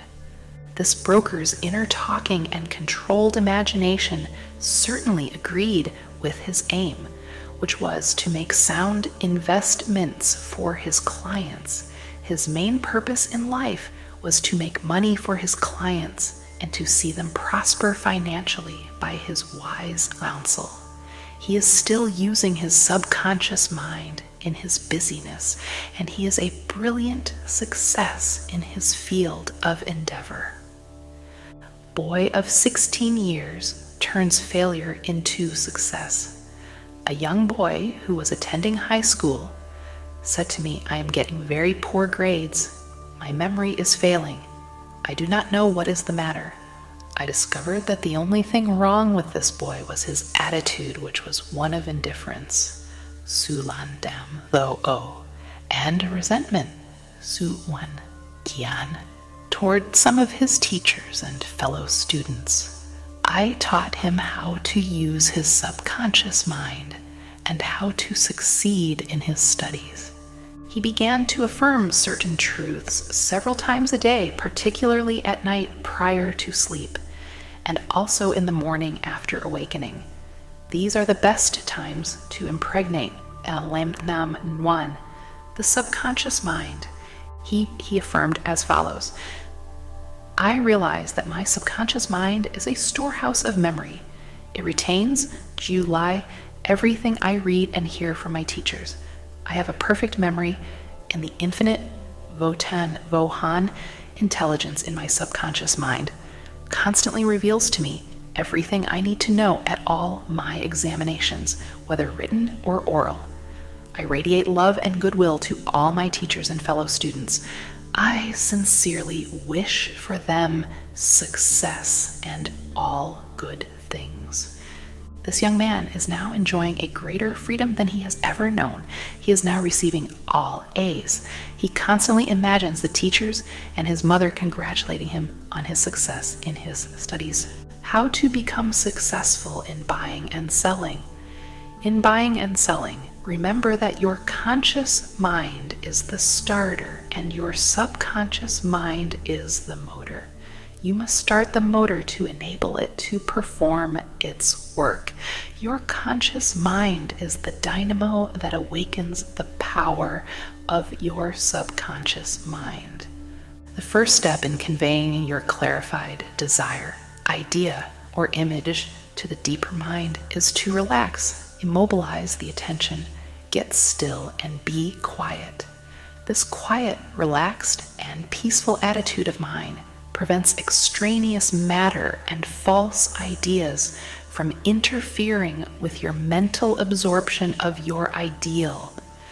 Furthermore, in the quiet, passive, and receptive attitude of mind, effort is reduced to a minimum. The second step is to begin to imagine the reality of that which you desire. For example, you may wish to buy a home, and in your relaxed state of mind affirm as follows: the infinite intelligence of my subconscious mind is all-wise. It reveals to me now the ideal home, which is central, ideal, is in a lovely environment, meets with all my requirements, and is commensurate with my income.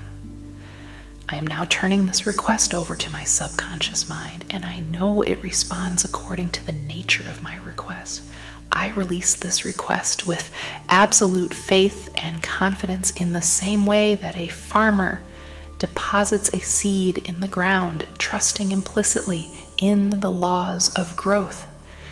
The answer to your prayer may come through an advertisement in the paper, through a friend, or you may be guided directly to a particular home, which is exactly what you are seeking.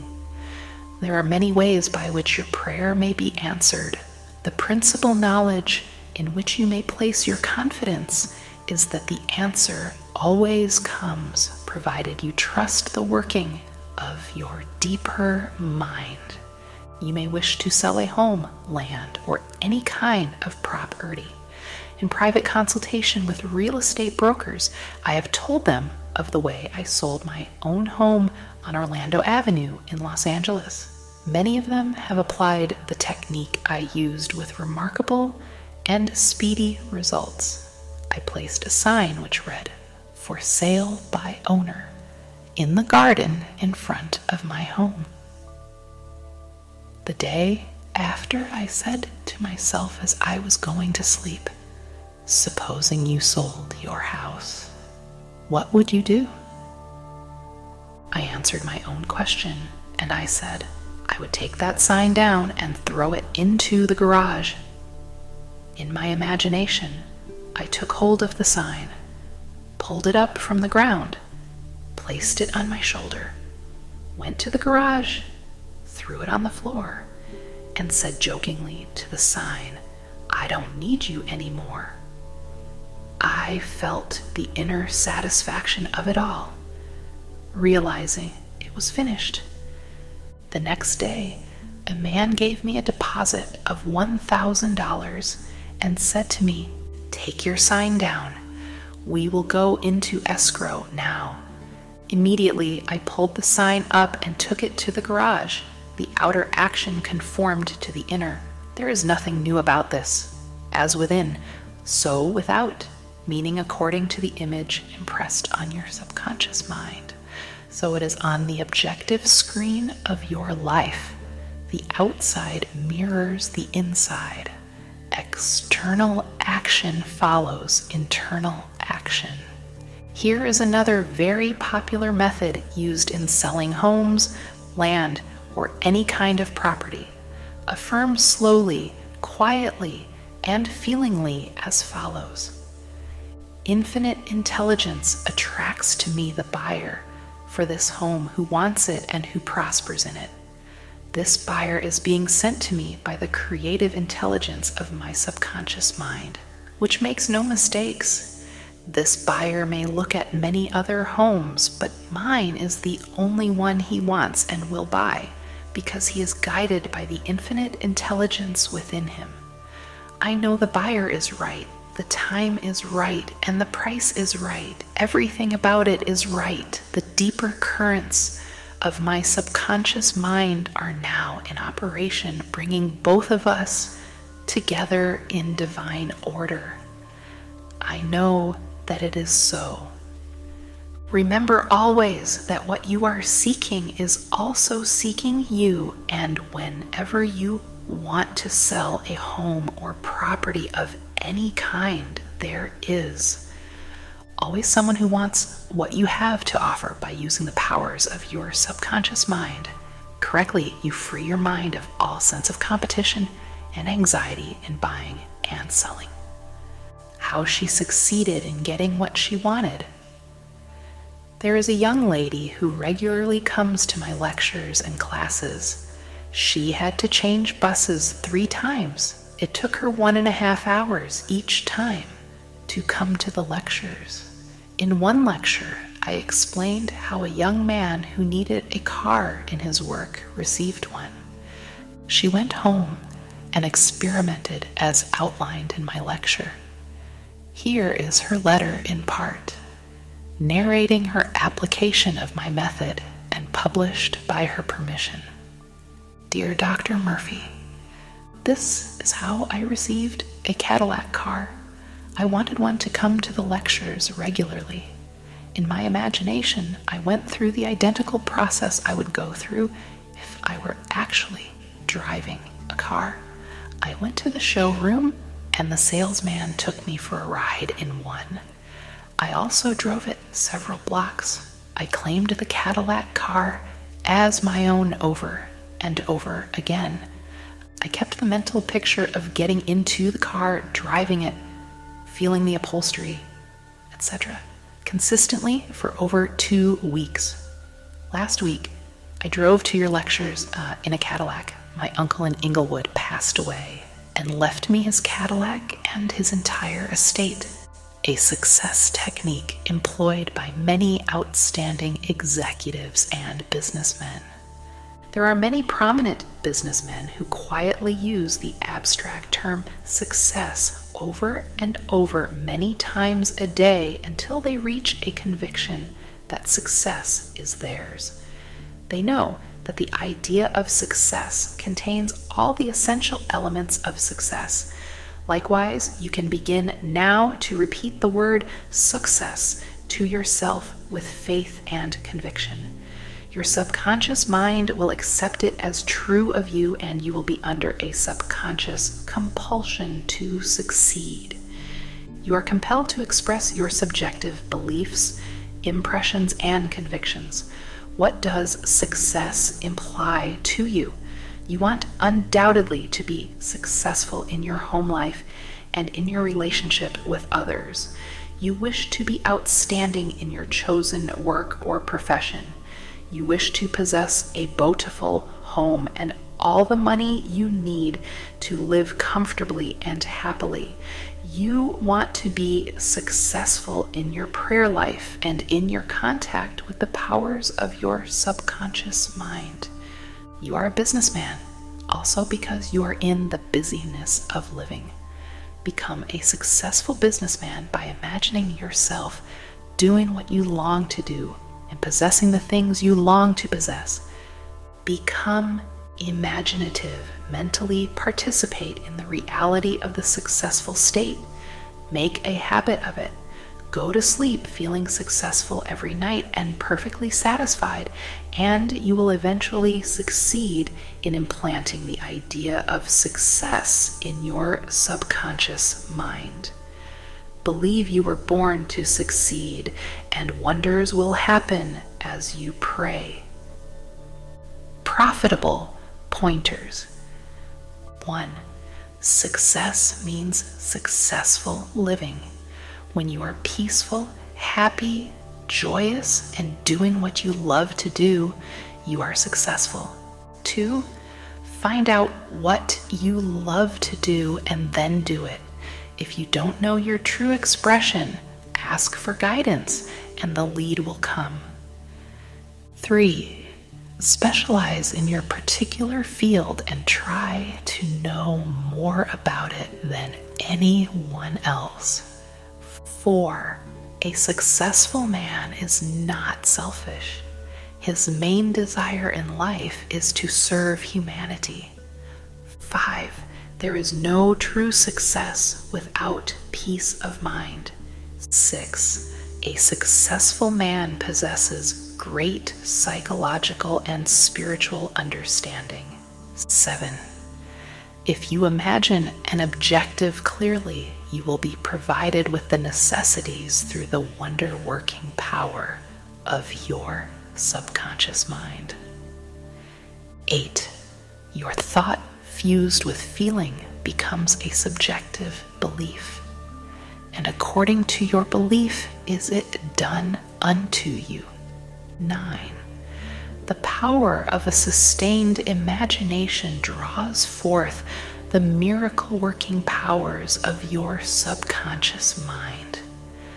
10. If you are seeking promotion in your work, imagine your employer, supervisor, or loved one congratulating you on your promotion. Make the picture vivid and real. Hear the voice, see the gestures, and feel the reality of it all. Continue to do this frequently, and through frequent occupancy of your mind, you will experience the joy of the answered prayer. 11. Your subconscious mind is a storehouse of memory. For a perfect memory, affirm frequently. The infinite intelligence of my subconscious mind reveals to me everything I need to know at all times, everywhere. 12. If you wish to sell a home or property of any kind, affirm slowly, quietly, and feelingly as follows. Infinite intelligence attracts to me the buyer for this house or property, who wants it and who prospers in it. Sustain this awareness, and the deeper currents of your subconscious mind will bring it to pass. 13. The idea of success contains all the elements of success. Repeat the word success to yourself frequently with faith and conviction, and you will be under a subconscious compulsion to succeed. Scientists use the subconscious mind. Many scientists realize the true importance of the subconscious mind. Edison, Marconi, Kettering, Poincaré, Einstein, and many others have used the subconscious mind. It has given them the insight and the know-how for all their great achievements in modern science and industry. Research has shown that the ability to bring into action the subconscious power has determined the success of all the great scientific and research workers. An instance of how a famous chemist, Friedrich von Stradonitz, used his subconscious mind to solve his problem is as follows. He had been working laboriously for a long time, trying to rearrange the 6 carbon and the 6 hydrogen atoms of the benzene formula, and he was constantly perplexed and unable to solve the matter. Tired and exhausted, he turned the request over completely to his subconscious mind. Shortly afterward, as he was about to board a London bus, his subconscious presented his conscious mind with a sudden flash of a snake biting its own tail and turning around like a pinwheel. This answer from his subconscious mind gave him the long-sought answer of the circular rearrangement of the atoms that is known as the benzene ring. How a distinguished scientist brought forth his inventions. Nikola Tesla was a brilliant electrical scientist who brought forth the most amazing innovations.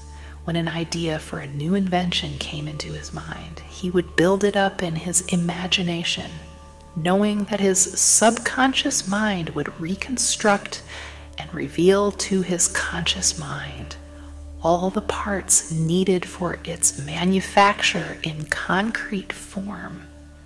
Through quietly contemplating every possible improvement, he spent no time in correcting defects and was able to give the technicians the perfect product of his mind. He said, "Invariably, my device works as I imagined it should. In 20 years, there has not been a single exception. How a famous naturalist solved his problem. Professor Agassiz, a distinguished American naturalist, discovered the indefatigable activities of his subconscious mind while he slept. His widow, in her biography of her famous husband, has reported the following. He had been for 2 weeks striving to decipher the somewhat obscure impression of a fossil fish on a stone slab in which it was preserved. Weary and perplexed, he put his work aside at last and tried to dismiss it from his mind. Shortly after, he waked one night, persuaded that while asleep, he had seen his fish with all the missing features perfectly restored. But when he tried to hold and make fast the image, it escaped him. Nevertheless, he went early to the Jardin des Plantes, thinking that on looking anew at the impression he should see something which would put him on the track of his vision. In vain. The blurred record was as black as ever. The next night he saw the fish again, but with no more satisfactory result. When he awoke, it disappeared from his memory as before. Hoping that the same experience might be repeated, on the third night he placed a pencil and paper beside his bed before going to sleep. Accordingly, toward morning, the fish reappeared in his dream, confusedly at first, but at last with such distinctness that he had no longer any doubt as to its zoological characters. Still half dreaming, in perfect darkness, he traced these characters on the sheet of paper at the bedside. In the morning, he was surprised to see in his nocturnal sketch features, which he thought it impossible the fossil itself should reveal. He hastened to the Jardin des Plantes, and, with his drawing as a guide, succeeded in chiseling away the surface of the stone under which portions of the fish proved to be hidden. When wholly exposed, it corresponded with his dream and his drawing, and he succeeded in classifying it with ease. An outstanding physician solved the problem of diabetes. Some years ago, I received a clipping from a magazine describing the origin of the discovery of insulin. This is the essence of the article as I recall it. About 40 years ago or more, Dr. Frederick Banting, a brilliant Canadian physician and surgeon, was concentrating his attention on the ravages of diabetes. At that time, medical science offered no effective method of arresting the disease. Dr. Banting spent considerable time experimenting and studying the international literature on the subject. One night, he was exhausted and fell asleep. While asleep, his subconscious mind instructed him to extract the residue from the degenerated pancreatic duct of dogs. This was the origin of insulin, which has helped millions of people. You will note that Dr. Banting had been consciously dwelling on the problem for some time, seeking a solution, a way out, and his subconscious responded accordingly. It does not follow that you will always get an answer overnight. The answer may not come for some time. Do not be discouraged. Keep on turning the problem over every night to the subconscious mind prior to sleep, as if you had never done it before. One of the reasons for the delay may be that you look upon it as a major problem. You may believe it will take a long time to solve it. Your subconscious mind is timeless and spaceless. Go to sleep believing you have the answer now. Do not postulate the answer in the future. Have an abiding faith in the outcome. Become convinced now as you read this book that there is an answer and a perfect solution for you. How a famous scientist and physicist escaped from a Russian concentration camp. Dr. Lothar von Blankschmidt, a member of the Rocket Society and an outstanding research electronic engineer, gives the following condensed summary of how he used his subconscious mind to free himself from certain death at the hands of brutal guards in a Russian prison camp coal mine. He states as follows: I was a prisoner of war in a coal mine in Russia, and I saw men dying all around me in that prison compound. We were watched over by brutal guards, arrogant officers, and sharp, fast-thinking commissars. After a short medical checkup, a quota of coal was assigned to each person. My quota was 300 pounds per day. In case any man did not fill his quota, his small food ration was cut down, and in a short time he was resting in the cemetery. I started concentrating on my escape. I knew that my subconscious mind would somehow find a way. My home in Germany was destroyed, my family wiped out. All my friends and former associates were either killed in the war or were in concentration camps. I said to my subconscious mind, I want to go to Los Angeles and you will find the way. You know, I had seen pictures of Los Angeles and I remembered some of the boulevards very well as some of the buildings. Every day and night, I would imagine I was walking down Wilshire Boulevard with an American girl whom I met in Berlin prior to the war. She is now my wife. In my imagination, we would visit the stores, ride buses, and eat in the restaurants. Every night, I made it a special point to drive my imaginary American automobile up and down the boulevards of Los Angeles. I made all this vivid and real. These pictures in my mind were as real and as natural to me as one of the trees outside the prison camp. Every morning the chief guard would count the prisoners as they were lined up. He would call out 1, 2, 3, etc. And when 17 was called out, which was my number in sequence, I stepped aside. In the meantime, the guard was called away for a minute or so, and on his return, he started by mistake on the next man as number 17. When the crew returned in the evening, the number of men was the same, and I was not missed. And the discovery would take a long time. I walked out of the camp undetected and kept walking for 24 hours. Resting in a deserted town the next day. I was able to live by fishing and killing some wildlife. I found coal trains going to Poland and travel on them by night, until finally I reached Poland.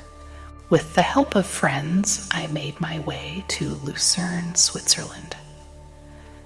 One evening at the Palace Hotel, Lucerne, I had a talk with a man and his wife from the United States of America. This man asked me if I would care to be a guest at his home in Santa Monica, California.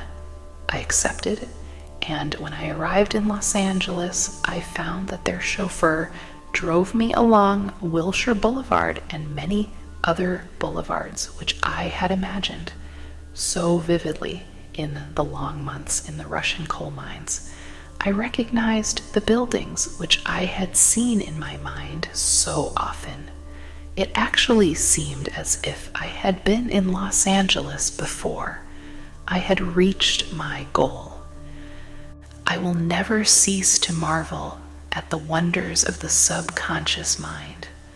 Truly, it has ways we know not of. How archaeologists and paleontologists reconstruct ancient scenes. These scientists know that their subconscious mind has a memory of everything that has ever transpired.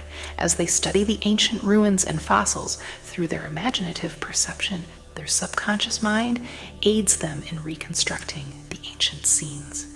The dead past becomes alive and audible once more. Looking at these ancient temples and studying the pottery, statuary, tools, and household utensils of these ancient times, the scientist tells us of an age when there was no language. Communication was done by grunts, groans, and signs. The keen concentration and disciplined imagination of the scientist awakens the latent powers of his subconscious mind, enabling him to clothe the ancient temples with roofs and surround them with gardens, pools, and fountains. The fossil remains are clothed with eyes, sinews, and muscles, and they again walk and talk. The past becomes the living present, and we find that in mind there is no time or space. Through disciplined, controlled, and directed imagination, you can be a companion of the most scientific and inspired thinkers of all time. How to receive guidance from your subconscious. When you have what you term a difficult decision to make, or when you fail to see the solution to your problem. Begin at once to think constructively about it.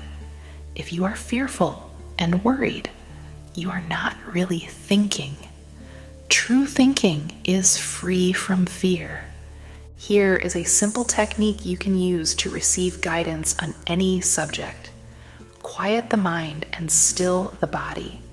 Tell the body to relax. It has to obey you. It has no volition, initiative, or self-conscious intelligence. Your body is an emotional disk which records your beliefs and impressions. Mobilize your attention. Focus your thought on the solution to your problem. Try to solve it with your conscious mind. Think how happy you would be about the perfect solution. Sense the feeling you would have if the perfect answer were yours now. Let your mind play with this mood in a relaxed way. Then drop off to sleep.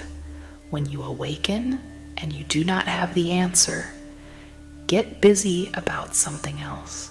Probably when you are preoccupied with something else, the answer will come into your mind like toast pops out of a toaster.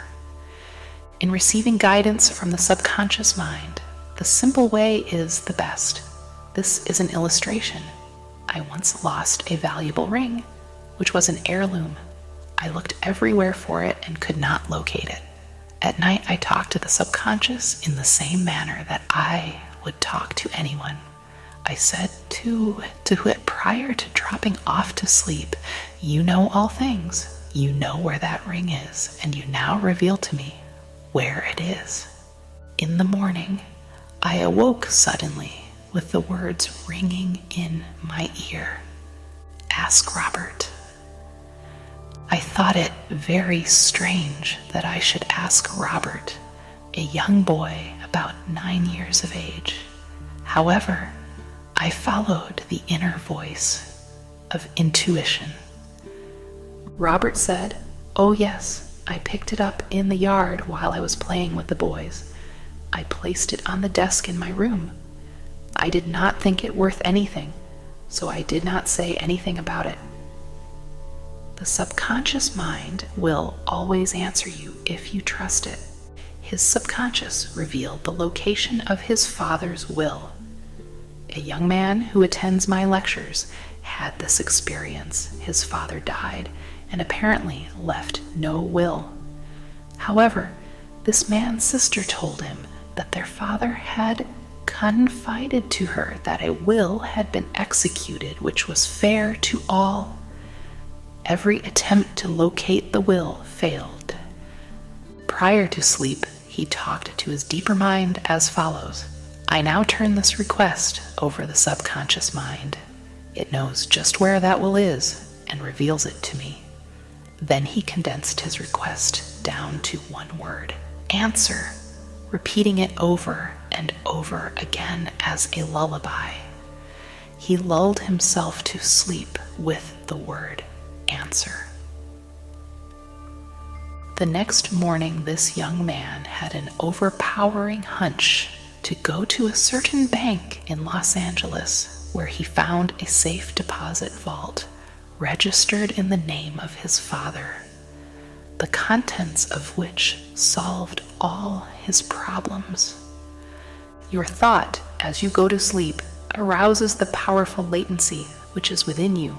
For example, let us suppose you are wondering whether to sell your home, buy a certain stock, sever partnership, move to New York, or stay in Los Angeles, dissolve the present contract, or take a new one. Do this. Sit quietly in your armchair or at the desk in your office.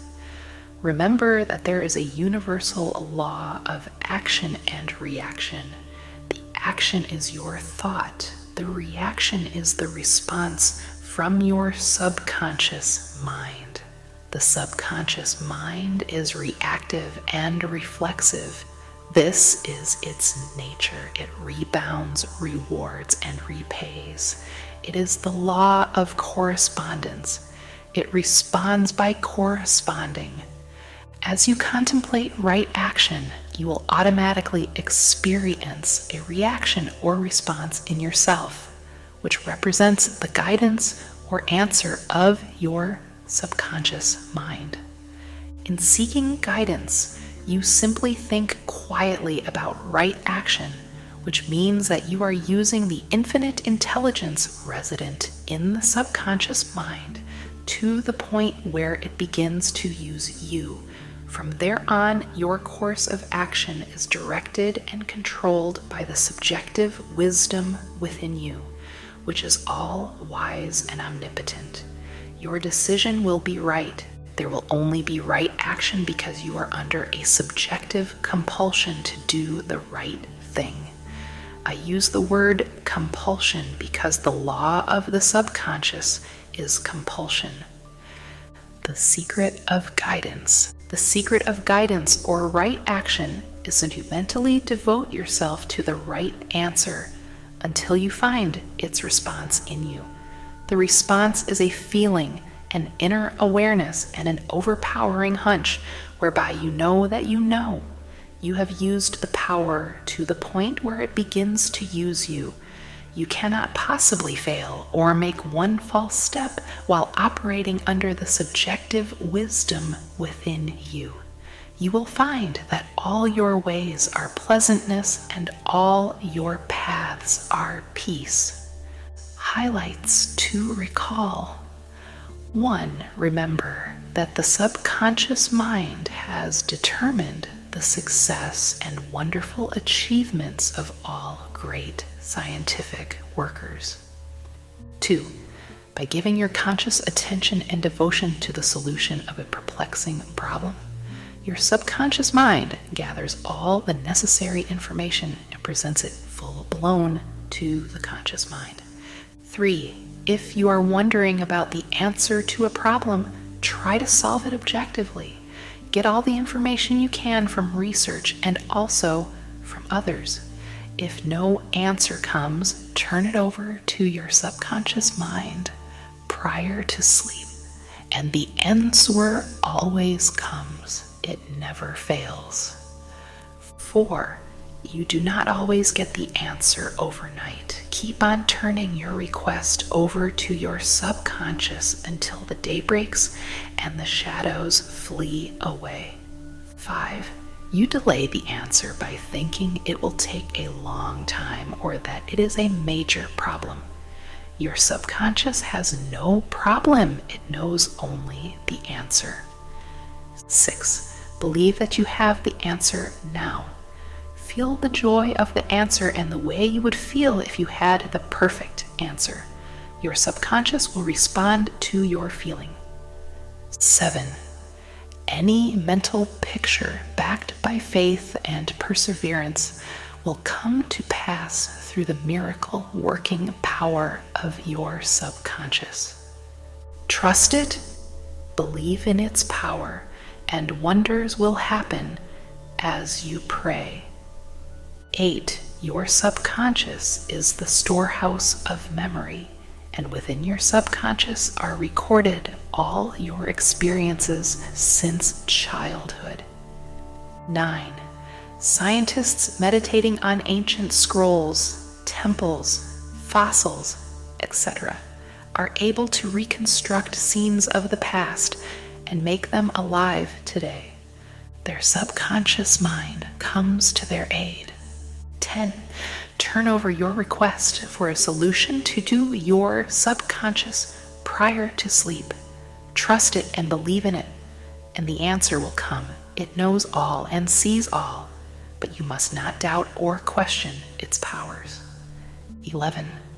The action is your thought, and the reaction is the response of your subconscious mind. If your thoughts are wise, your actions and decisions will be wise. 12. Guidance comes as a feeling, an inner awareness, an overpowering hunch whereby you know that you know. It is an inner sense of touch. Follow it. Your subconscious and the wonders of sleep. You spend about 8 out of every 24 hours, or 1/3 of your entire life in sleep. This is an inexorable law of life. This also applies to the animal and vegetable kingdoms.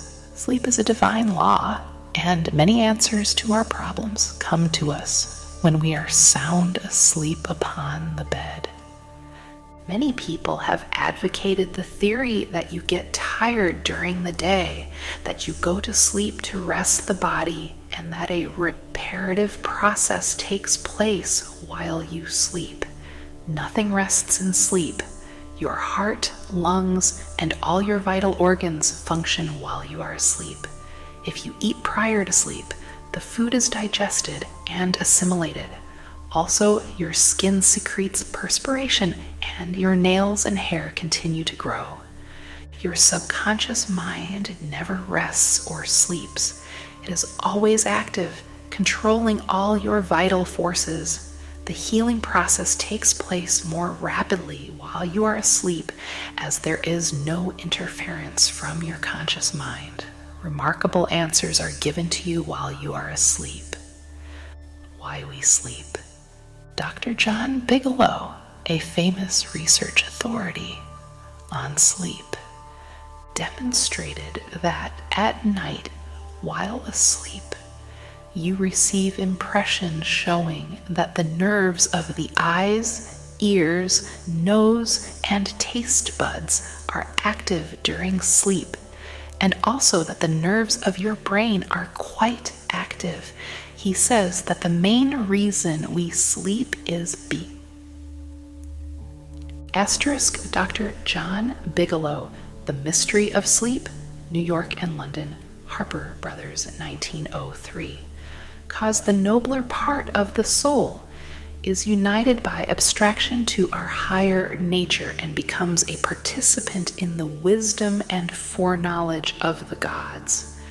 Dr. Bigelow states also, the results of my studies have not only strengthened my convictions that the supposed exemption from customary toils and activities was not the final purpose of sleep, but have also made clearer to my mind the conviction that no part of a man's life deserves to be considered more indispensable to its symmetrical and perfect spiritual development than the while he is separated from the phenomenal world in sleep. Prayer, a form of sleep. Your conscious mind gets involved with vexations, strife, and contentions of the day, and it is very necessary to withdraw periodically from sense evidence and the objective world and commune silently with the inner wisdom of your subconscious mind. By claiming guidance, strength, and greater intelligence in all phases of your life, you will be enabled to overcome all difficulties and solve your daily problems. This regular withdrawal from sense evidence and the noise and confusion of everyday living is also a form of sleep. That is, you become asleep to the world of the senses and alive to the wisdom and power of your subconscious mind. Startling effects of sleep deprivation. Lack of sleep can cause you to become irritable, moody, and depressed. Dr. George Stevenson of the National Association for Mental Health says, "I believe it can safely be said that all human beings need a minimum of 6 hours sleep to be healthy. Most people need more. Those who think they can get along on less are fooling themselves." Medical research scholars investigating sleep processes and deprivation of sleep point out that severe insomnia has preceded psychotic breakdown in some instances. Remember, you are spiritually recharged during sleep, and adequate sleep is essential to produce joy and vitality in life. You need more sleep. Robert O'Brien, in an article, "Maybe You Need More Sleep," in an issue of the Reader Piaz Digest, reports the following experiment on sleep. For the last 3 years, experiments have been in progress at Walter Reed Army Institute of Research in Washington, D.C. Subjects, more than 100 military and civilian volunteers, have been kept awake for as long as 4 days. Thousands of tests have measured the effects on their behavior and personality. Results of these tests have given scientists astonishingly new insights into the mysteries of sleep. They now know that the tired brain apparently craves sleep so hungrily that it will sacrifice anything to get it. After only a few hours of sleep loss, fleeting stolen naps called elapses, or microsleep, occurred at the rate of 3 or 4 an hour. As in real sleep, eyelids drooped, heartbeat slowed. Each lapse lasted just a fraction of a second. Sometimes the lapses were periods of blankness. Sometimes they were filled with images, wisps of dreams. As hours of sleep loss mounted, the lapses took place more often and lasted longer, perhaps 2 or 3 seconds, even if the subjects had been piloting an airliner in a thunderstorm. They still couldn't have resisted micro-sleeps for those few priceless seconds. And it can happen to you, as many who have fallen asleep at the wheel of a car can testify. Another startling effect of sleep deprivation was its attack on human memory and perception. Many sleep-deprived subjects were unable to retain information long enough to relate it to the task they were supposed to perform. They were totally befuddled in situations requiring them to hold several factors in mind and act on them, as a pilot must when he skillfully integrates wind direction, air speed, altitude, and glide path to make a safe landing. Sleep brings counsel. A young lady in Los Angeles who listens to my morning radio talks told me that she had been offered a lucrative position in New York City at twice her present salary. She was wondering whether to accept or not and prayed prior to sleep as follows: "The creative intelligence of my subconscious mind knows what is best for me. Its tendency is always lifeward, and it reveals to me the right decision which blesses all concerned. I give thanks for the answer which I know will come to me." She repeated the simple prayer over and over again as a lullaby prior to sleep, and in the morning she had a persistent feeling that she should not accept the offer. She rejected the offer, and subsequent events verified her inward sense of knowing, because the company went bankrupt in a few months following their offer of employment to her. The conscious mind may be correct on the facts objectively known, but the intuitive faculty of her subconscious mind saw the failure of the concern in question and prompted her accordingly.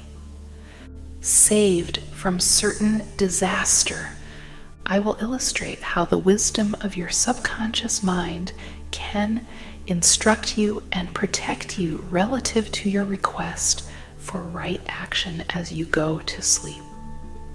Many years ago, before the Second World War, I was offered a very lucrative assignment in the Orient, and I prayed for guidance and the right decision as follows. Infinite intelligence within me knows all things, and the right decision is revealed to me in divine order. I will recognize the answer when it comes. I repeated this simple prayer over and over again as a lullaby prior to sleep, and in a dream came the vivid realization of things to come 3 years hence. An old friend appeared in a dream and said, "Read these headlines. Do not go." The headlines of the newspaper, which appeared in the dream, related to war and the attack on Pearl Harbor. Occasionally, the writer dreams literally. The aforementioned dream was undoubtedly a dramatization of the subconscious mind, which projected a person whom I trusted and respected. To some, a warning may come in the form of a mother who appears in a dream. She tells the person not to go here or there, and the reason for the warning. Your subconscious mind is all wise. It knows all things. Oftentimes, it will speak to you only in a voice that your conscious mind will immediately accept as true.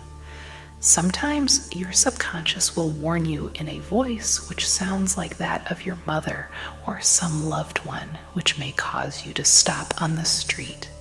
And you find if you had gone another foot, a falling object from a window might have struck you on the head. My subconscious mind is one with the universal subconscious, and it knew the Japanese were planning a war, and it also knew when the war would start. Dr. Ryan, director of the Department of Psychology at Duke University, has gathered together a vast amount of evidence showing that a great number of people all over the world see events before they happen, and in many instances are therefore able to avoid the tragic event which was foreseen vividly in a dream. The dream which I had showed clearly the headlines in the New York Times about 3 years prior to the tragedy of Pearl Harbor. In consequence of this dream, I immediately canceled the trip, as I felt a subconscious compulsion to do so.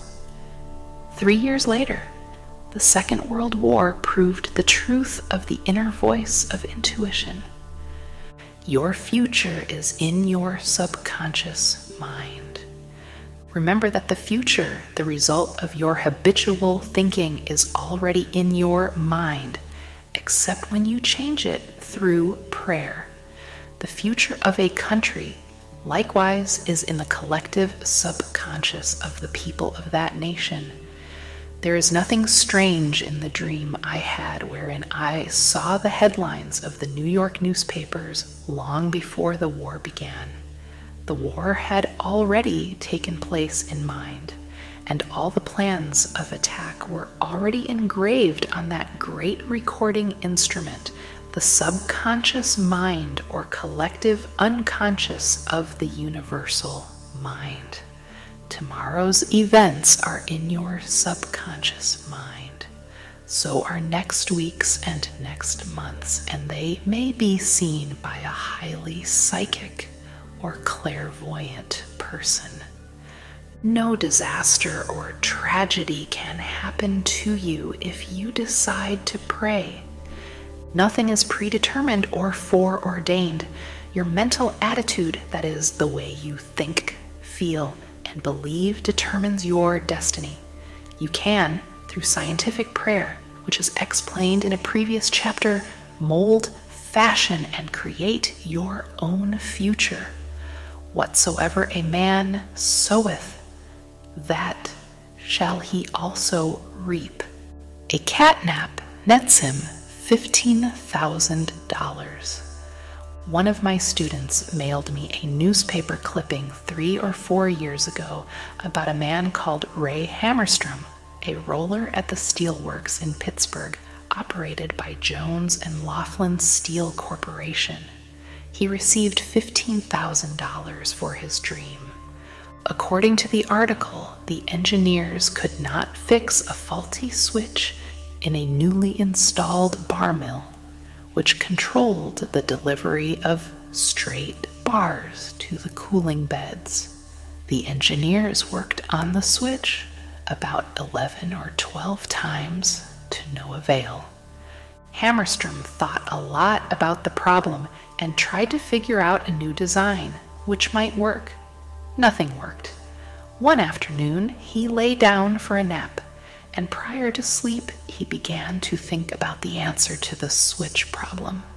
He had a dream in which a perfect design for the switch was portrayed. When he awoke, he sketched his new design according to the outline of his dream. This visionary catnap won Hammerstrom a check for $15,000, the largest award the firm ever gave an employee for a new idea.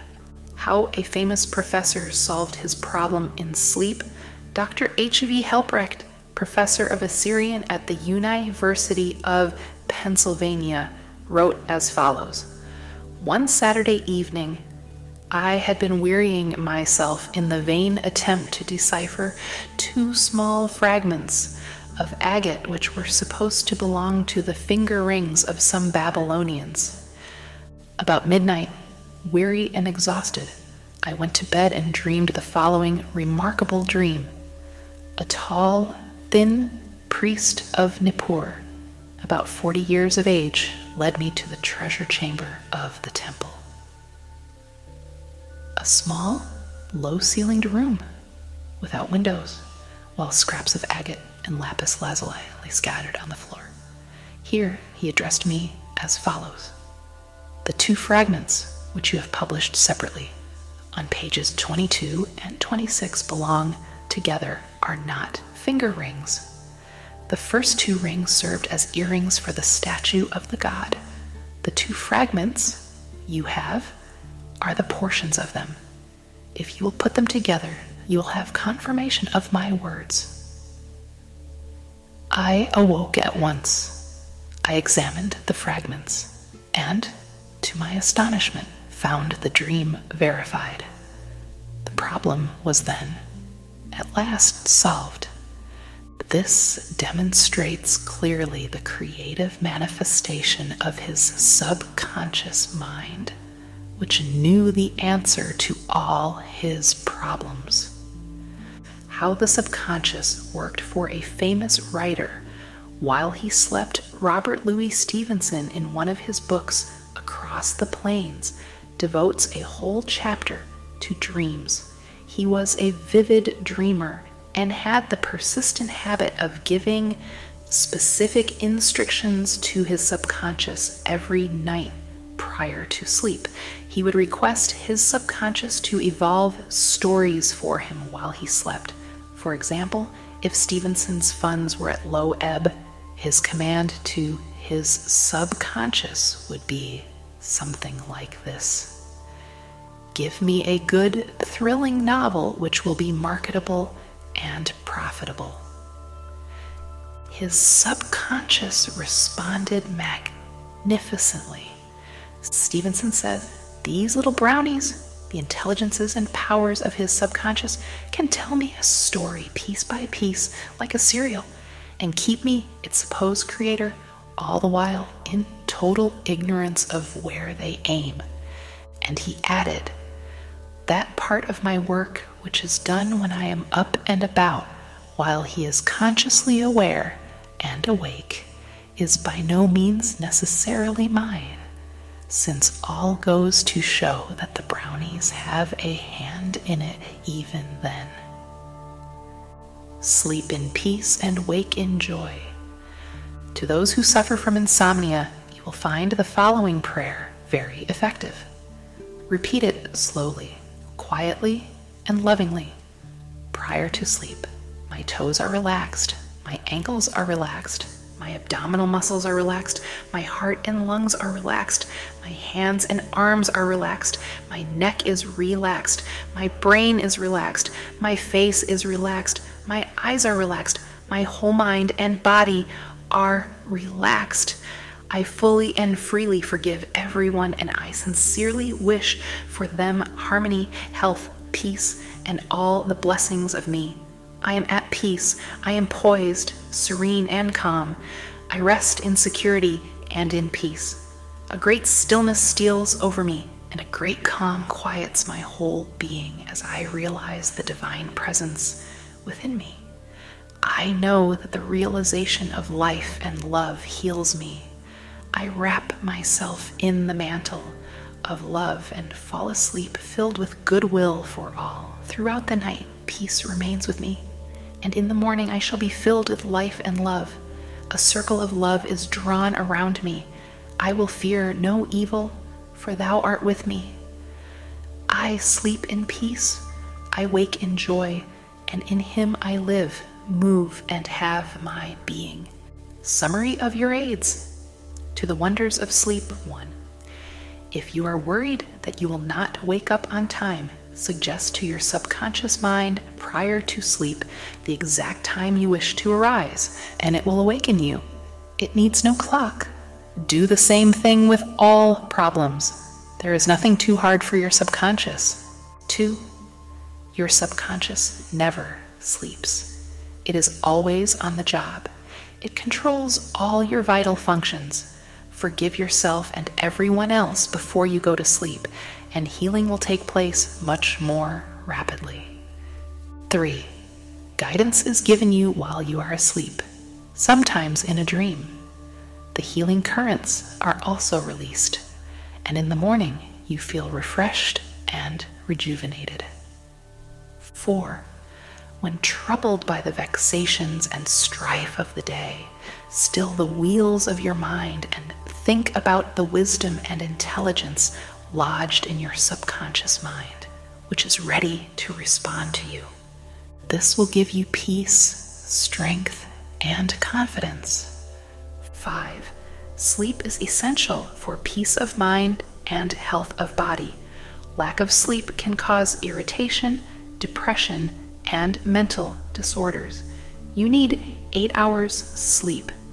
6. Medical research scholars point out that insomnia precedes psychotic breakdowns. 7. You are spiritually recharged during sleep. Adequate sleep is essential for joy and vitality in life. 8. Your tired brain craves sleep so hungrily that it will sacrifice anything to get it. Many who have fallen asleep at the wheel of an automobile can testify to this. 9. Many sleep-deprived people have poor memories and lack proper coordination. They become befuddled, confused, and disorientated. 10. Sleep brings counsel. Prior to sleep, claim that the infinite intelligence of your subconscious mind is guiding and directing you. Then watch for the lead, which comes perhaps on awakening. 11. Trust your subconscious completely. Know that its tendency is always lifeward. Occasionally, your subconscious answers you in a very vivid dream and a vision in the night. You can be forewarned in a dream in the same way as the author of this book was warned. 12. Your future is in your mind now, based on your habitual thinking and beliefs. Claim infinite intelligence leads and guides you, and that all good is yours, and your future will be wonderful. Believe it and accept it. Expect the best, and invariably the best will come to you. 13. If you are writing a novel, play, or book, or are working on an invention, speak to your subconscious mind at night and claim boldly that its wisdom, intelligence, and power are guiding, directing, and revealing to you the ideal play, novel, book, or revealing the perfect solution, whatever it may be. Wonders will happen as you pray this way. Your subconscious mind and marital problems. Ignorance of the functions and powers of the mind is the cause of all marital trouble. Each using the law of mind correctly can solve friction between husband and wife. By praying together, they stay together.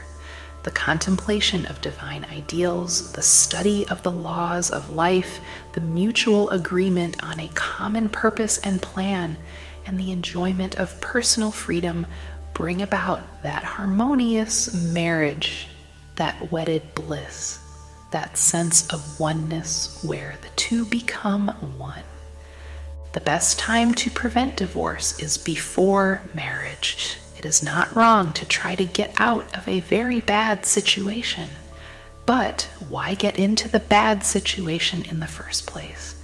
Would it not be better to give attention to the real cause of marital problems?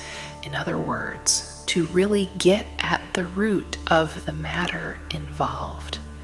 As with all other problems of men and women, the problems of divorce, separation, annulment, and endless litigation are directly traceable to lack of knowledge of the working and interrelationship of the conscious and subconscious mind. The meaning of marriage. Marriage, to be real, must first be on a spiritual basis. It must be of the heart. And the heart is the chalice of love. Honesty, sincerity, kindness, and integrity are also forms of love. Each partner should be perfectly honest and sincere with the other. It is not a true marriage when a man marries a woman for her money, social position, or to lift his ego, because this indicates a lack of sincerity, honesty, and true love. Such a marriage is a farce, a sham, and a masquerade. When a woman says, "I am tired working, I want to get married because I want security," her premise is false. She is not using the laws of mind correctly. Her security depends upon her knowledge of the interaction of the conscious and subconscious mind and its application. For example, a woman will never lack for wealth or health if she applies the techniques outlined in the respective chapters of this book. Her wealth can come to her independent of her husband, father, or anyone else.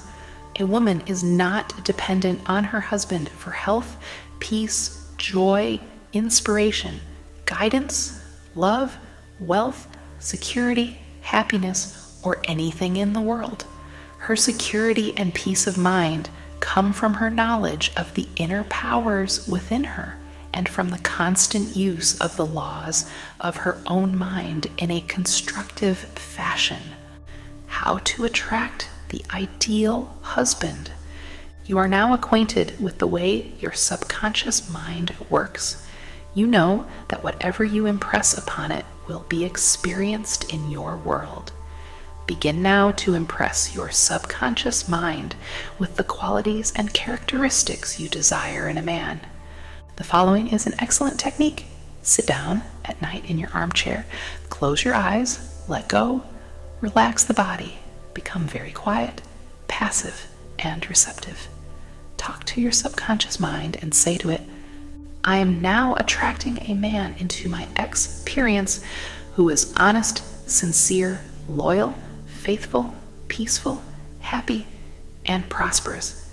These qualities, which I admire, are sinking down into my subconscious mind now. As I dwell upon these characteristics, they become a part of me, and are embodied subconsciously. I know there is an irresistible law of attraction, and that I attract to me a man according to my subconscious belief. I attract that which I feel to be true in my subconscious mind. I know I can contribute to his peace and happiness. He loves my ideals, and I love his ideals. He does not want to make me over. Neither do I want to make him over. There is mutual love, freedom, and respect. Practice this process of impregnating your subconscious mind. Then you will have the joy of attracting to you a man, possessing the qualities and characteristics you mentally dwelt upon. Your subconscious intelligence will open up a pathway whereby both of you will meet according to the irresistible and changeless flow of your own subconscious mind. Have a keen desire to give the best that is in you of love, devotion, and cooperation. Be receptive to this gift of love which you have given to your subconscious mind. How to attract the ideal wife. Affirm as follows: I now attract the right woman who is in complete accord with me.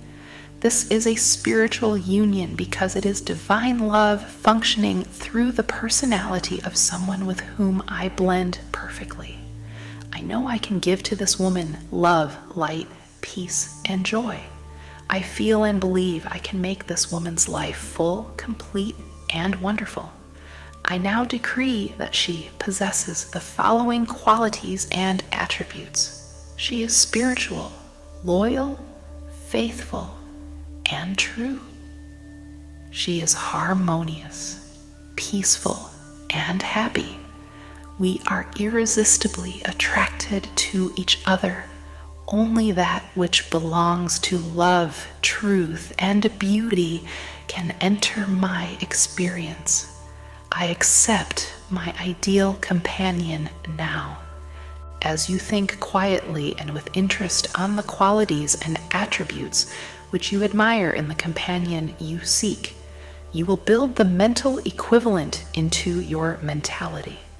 Then, the deeper currents of your subconscious mind will bring both of you together in divine order. No need for third mistake. Recently, a teacher said to me, I have had 3 husbands, and all 3 have been passive, submissive, and dependent on me to make all decisions and govern everything. Why do I attract such type men? I asked her whether she had known that her second husband was the effeminate type, and she replied, of course not. Had I known, I would not have married him. Apparently, she had not learned anything from the first mistake. The trouble was with her personality makeup. She was very masculine, domineering, and unconsciously wanted someone who would be submissive and passive so that she could play the dominant role. All this was unconscious motivation, and her subconscious picture attracted to her what she subjectively wanted. She had to learn to break the pattern by adopting the right prayer process. How she broke the negative pattern. The above-mentioned woman learned a simple truth. When you believe you can have the type of man you idealize, it is done unto you as you believe. The following is the specific prayer she used to break the old subconscious pattern and attract to her the ideal mate. I am building into my mentality the type of man I deeply desire. The man I attract for a husband is strong, powerful, loving, very masculine, successful, honest, loyal, and faithful. He finds love and happiness with me. I love to follow where he leads. I know he wants me, and I want him. I am honest, sincere, loving, and kind. I have wonderful gifts to offer him. They are goodwill, a joyous heart, and a healthy body. He offers me the same. It is mutual. I give and I receive. Divine intelligence knows where this man is, and the deeper wisdom of my subconscious mind is now bringing both of us together in its own way, and we recognize each other immediately. I release this request to my subconscious mind, which knows how to bring my request to pass. I give thanks for the perfect answer. She prayed in the above manner night and morning, affirming these truths and knowing that through frequent occupation of the mind, she would reach the mental equivalent of that which she sought, the answer to her prayer. Several months went by. She had a great number of dates and social engagements, none of which was agreeable to her. When she was about to question, waver, doubt, and vacillate, she reminded herself that the infinite intelligence was bringing it to pass in its own way, and that there was nothing to be concerned about. Her final decree in her divorce proceedings was granted, which brought her a great sense of release and mental freedom. Shortly afterward, she went to work as a receptionist in a doctor's office. She told me that the minute she saw the physician, she knew he was the man she was praying about. Apparently, he knew it too, because he proposed to her the first week she was in the office, and their subsequent marriage was ideally happy. This physician was not the passive or submissive type, but was a real man, a former football player, an outstanding athlete, and was a deeply spiritual man, though he was completely devoid of any sectarian or denominational affiliation. She got what she prayed for because she claimed it mentally until she reached the point of saturation. In other words, she mentally and emotionally united with her idea, and it became a part of her in the same way that an apple becomes a part of her bloodstream. Should I get a divorce? Divorce is an individual problem. It cannot be generalized. In some cases, of course, there never should have been a marriage.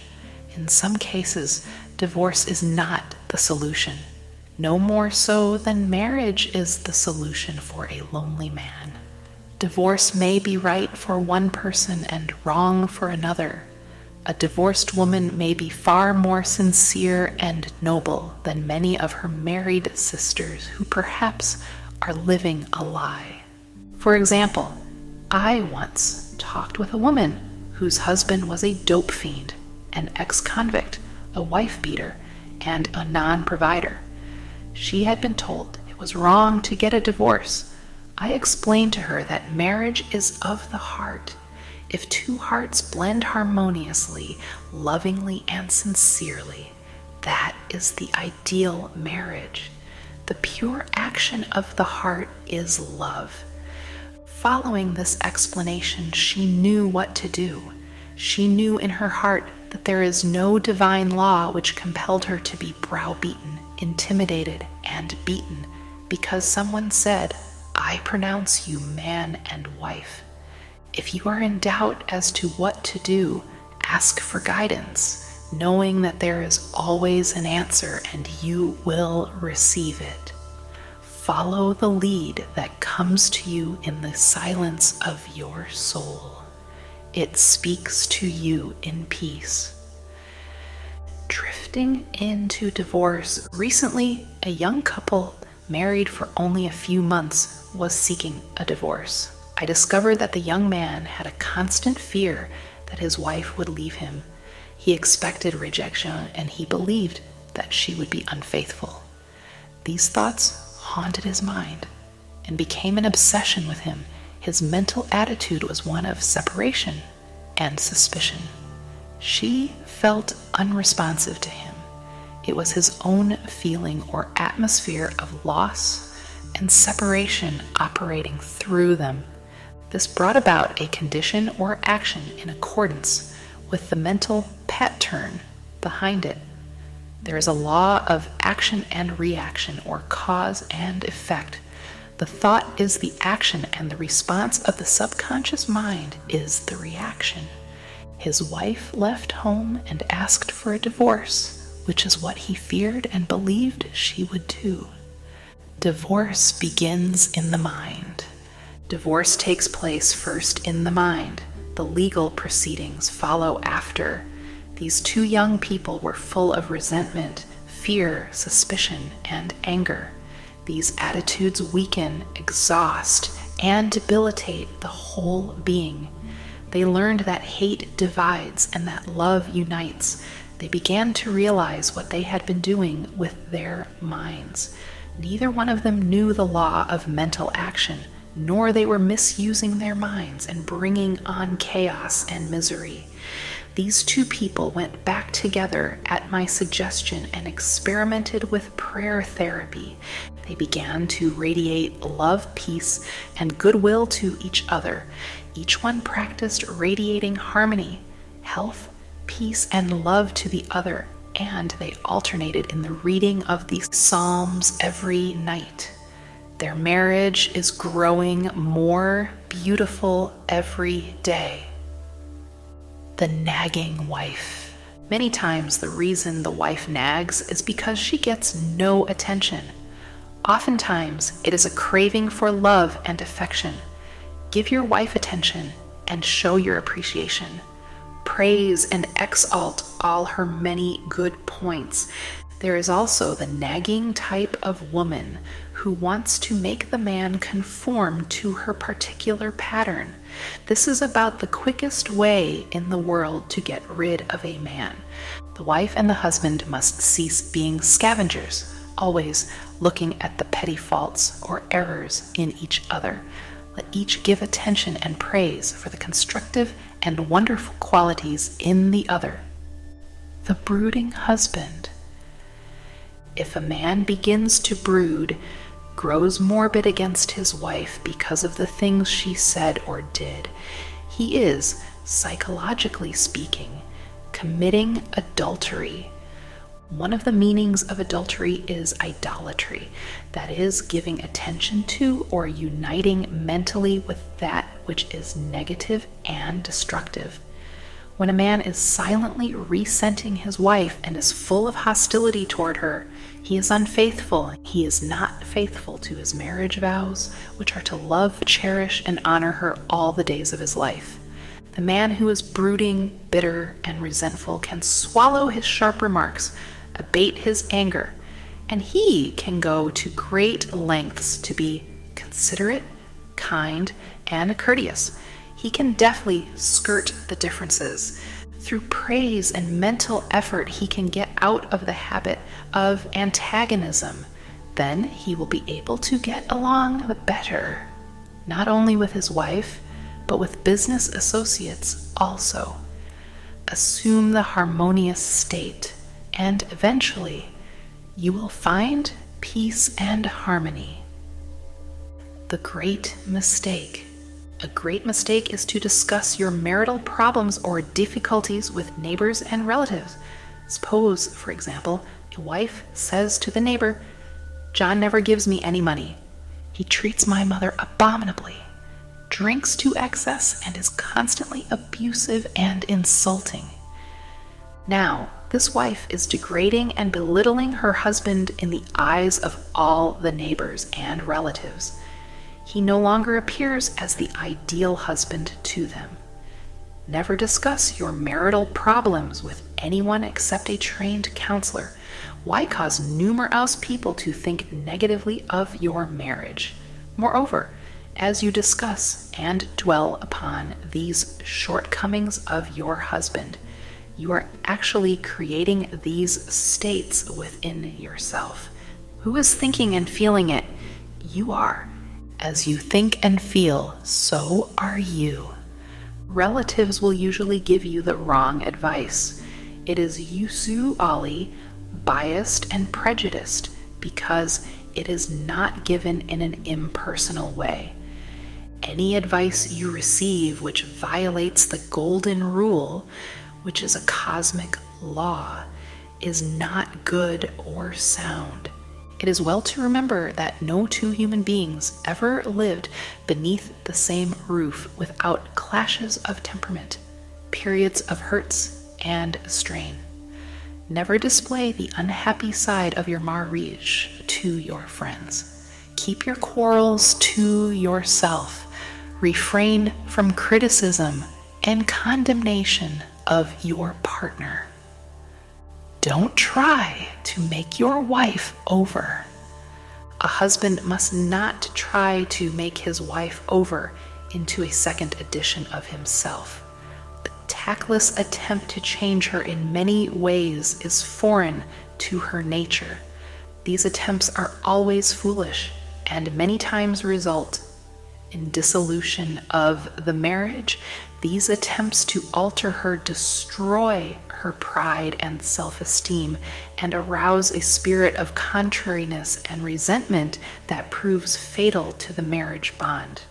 Adjustments are needed, of course, but if you have a good look inside your own mind and study your character and behavior, you will find so many shortcomings, they will keep you busy the rest of your me. If you say, I will make him over into what I want, you are looking for trouble and the divorce court. You are asking for misery. You will have to learn the hard way that there is no one to change but yourself. Pray together and stay together through steps in prayer. The first step, never carry over from one day to another accumulated irritations arising from little disappointments. Be sure to forgive each other for any sharpness before you retire at night. The moment you awaken in the morning, claim infinite intelligence is guiding you in all your ways. Send out loving thoughts of peace, harmony, and love to your marriage partner, to all members of the family, and to the whole world. The second step, say grace at breakfast.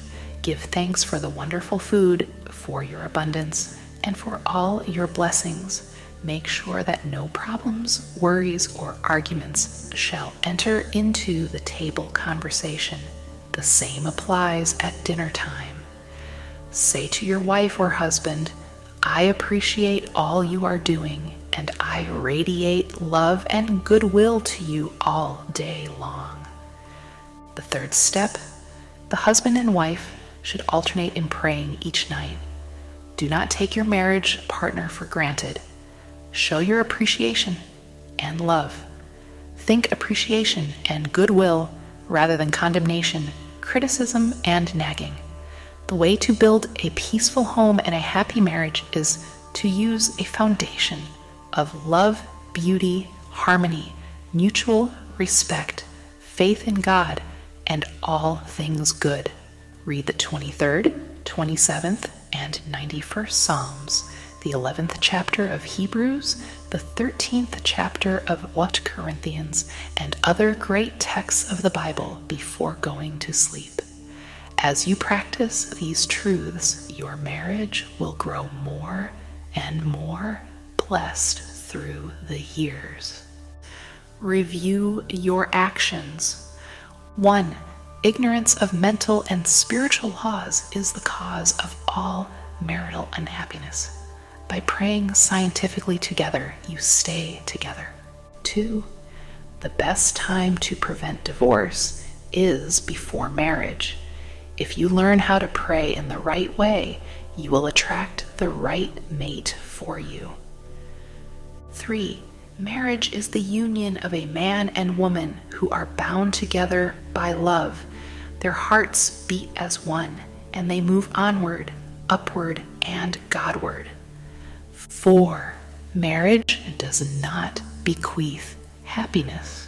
People find happiness by dwelling on the eternal truths of God and the spiritual values of life. Then the man and woman can contribute to each other's happiness and joy. 5.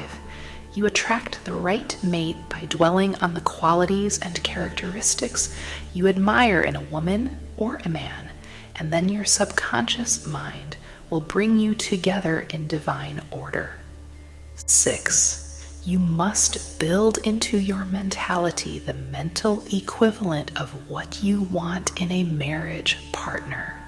If you want to attract an honest, sincere, and loving partner in life, you must be honest, sincere, and loving yourself. 7. You do not have to repeat mistakes in marriage. When you really believe you can have the type man or woman you idealize, it is done unto you as you believe. To believe is to accept something as true. Accept your ideal companion now mentally. 8. Do not wonder how, why, or where you will meet the mate you are praying for. Trust implicitly the wisdom of your subconscious mind. It has the know-how, and you don't have to assist it. 9. You are mentally divorced when you indulge in peeves, grudges, ill will, and hostility toward your marriage partner. You are mentally dwelling with error in the bed of your mind. Adhere to your marriage vows. I promise to cherish, love, and honor him or her all the days of my life. 10. Cease projecting fear patterns to your marriage partner. Project love, peace, harmony, and goodwill, and your marriage will grow more beautiful and more wonderful through the years. 11. Radiate love, peace, and goodwill to each other. These vibrations are picked up by the subconscious mind, resulting in mutual trust, affection, and respect. 12. A nagging wife is usually seeking attention and appreciation. She is craving for love and affection. Praise and exalt her many good points. Show her that you love her and appreciate her. 13. A man who loves his wife does not do anything unloving or unkind in word, manner, or action. Love is what love does. 14. In marital problems, always seek expert advice. You would not go to a carpenter to pull a tooth. Neither should you discuss your marriage problems with relatives or friends. You should go to a trained person for counsel. 15. Never try to make your wife or husband over. These attempts are always foolish and tend to destroy the pride and self-esteem of the other. Moreover, it arouses a spirit of resentment that proves fatal to the marriage bond. Cease trying to make the other a second edition of yourself. 16. Pray together and you will stay together. Scientific prayer solves all problems. Mentally picture your wife as she ought to be: joyous, happy, healthy, and beautiful. See your husband as he ought to be: strong, powerful, loving, harmonious, and kind. Maintain this mental picture and you will experience the marriage made in heaven, which is harmony and peace. Your subconscious mind and your happiness. William James, father of American psychology, said that the greatest discovery of the 19th century was not in the realm of physical science. The greatest discovery was the power of the subconscious touched by faith. In every human being is that limitless reservoir of power which can overcome any problem in the world. True and lasting happiness will come into your life the day you get the clear realization that you can overcome any weakness. The day you realize that your subconscious can solve your problems, heal your body, and prosper you beyond your fondest dream. You might have felt very happy when your child was born, when you got married, when you graduated from college, or when you won a great victory or a prize. You might have been very happy when you became engaged to the loveliest girl or the most handsome man. You could go on and list innumerable experiences which have made you happy. However, no matter how marvelous these experiences are, they do not give real, lasting happiness. They are transitory. The book of Proverbs gives the answer, "Whosoever trusteth in the Lord, happy is he." When you trust in the Lord, the power and wisdom of your subconscious mind to lead, guide, govern, and direct all your ways, you will become poised, serene, and relaxed. As you radiate love, peace, and goodwill to all, you are really building a superstructure of happiness for all the days of your life. You must choose happiness. Happiness is a state of mind. There is a phrase in the Bible which says, "Choose ye this day whom ye will serve." You have the freedom to choose happiness. This may seem extraordinarily simple, and it is. Perhaps this is why people stumble over the way to happiness. They do not see the simplicity of the key to happiness. The great things of life are simple, dynamic, and creative. They produce well-being and happiness. St. Paul reveals to you how you can think your way into a life of dynamic power and happiness in these words. Finally, brethren, whatsoever things are true, whatsoever things are honest, whatsoever things are just, whatsoever things are pure, whatsoever things are lovely, whatsoever things are of good report, if there be any virtue and if there be any praise, think on these things. Phil 4:8. How to choose happiness. Begin now to choose happiness. This is how you do it. When you open your eyes in the morning, say to yourself, "Divine order takes charge of my life today and every day.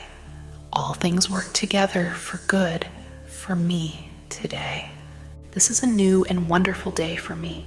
There will never be another day like this one. I am divinely guided all day long, and whatever I do will prosper. Divine love surrounds me, enfolds me, and enwraps me, and I go forth in peace. Whenever my attention wanders away from that which is good and constructive, I will immediately bring it back to the contemplation of that which is lovely and of good report. I am a spiritual and mental magnet, attracting to myself all things which bless and prosper me. I am going to be a wonderful success in all my undertakings today. I am definitely going to be happy all day long." Start each day in this manner. Then you will be choosing happiness, and you will be a radiant, joyous person. He made it a habit to be happy. A number of years ago, I stayed for about a week in a farmer's house in Connemara on the west coast of Ireland. He seemed to be always singing and whistling and was full of humor. I asked him the secret of his happiness, and his reply was, "It is a habit of mine to be happy. Every morning when I awaken and every night before I go to sleep, I bless my family, the crops, the cattle, and I thank God for the wonderful harvest." This farmer had made a practice of this for over 40 years. As you know, thoughts repeated regularly and systematically sink into the subconscious mind and become habitual. He discovered that happiness is a habit. You must desire to be happy. There is one very important point about being happy. You must sincerely desire to be happy. There are people who have been depressed, dejected, and unhappy so long that they suddenly made happy by some wonderful, good, joyous news, they would actually be like the woman who said to me, "It is wrong to be so happy." They have been so accustomed to the old mental patterns that they do not feel at home being happy. They long for the former, depressed, unhappy state. I knew a woman in England who had rheumatism for many years. She would pat herself on the knee and say, "My rheumatism is bad today. I cannot go out.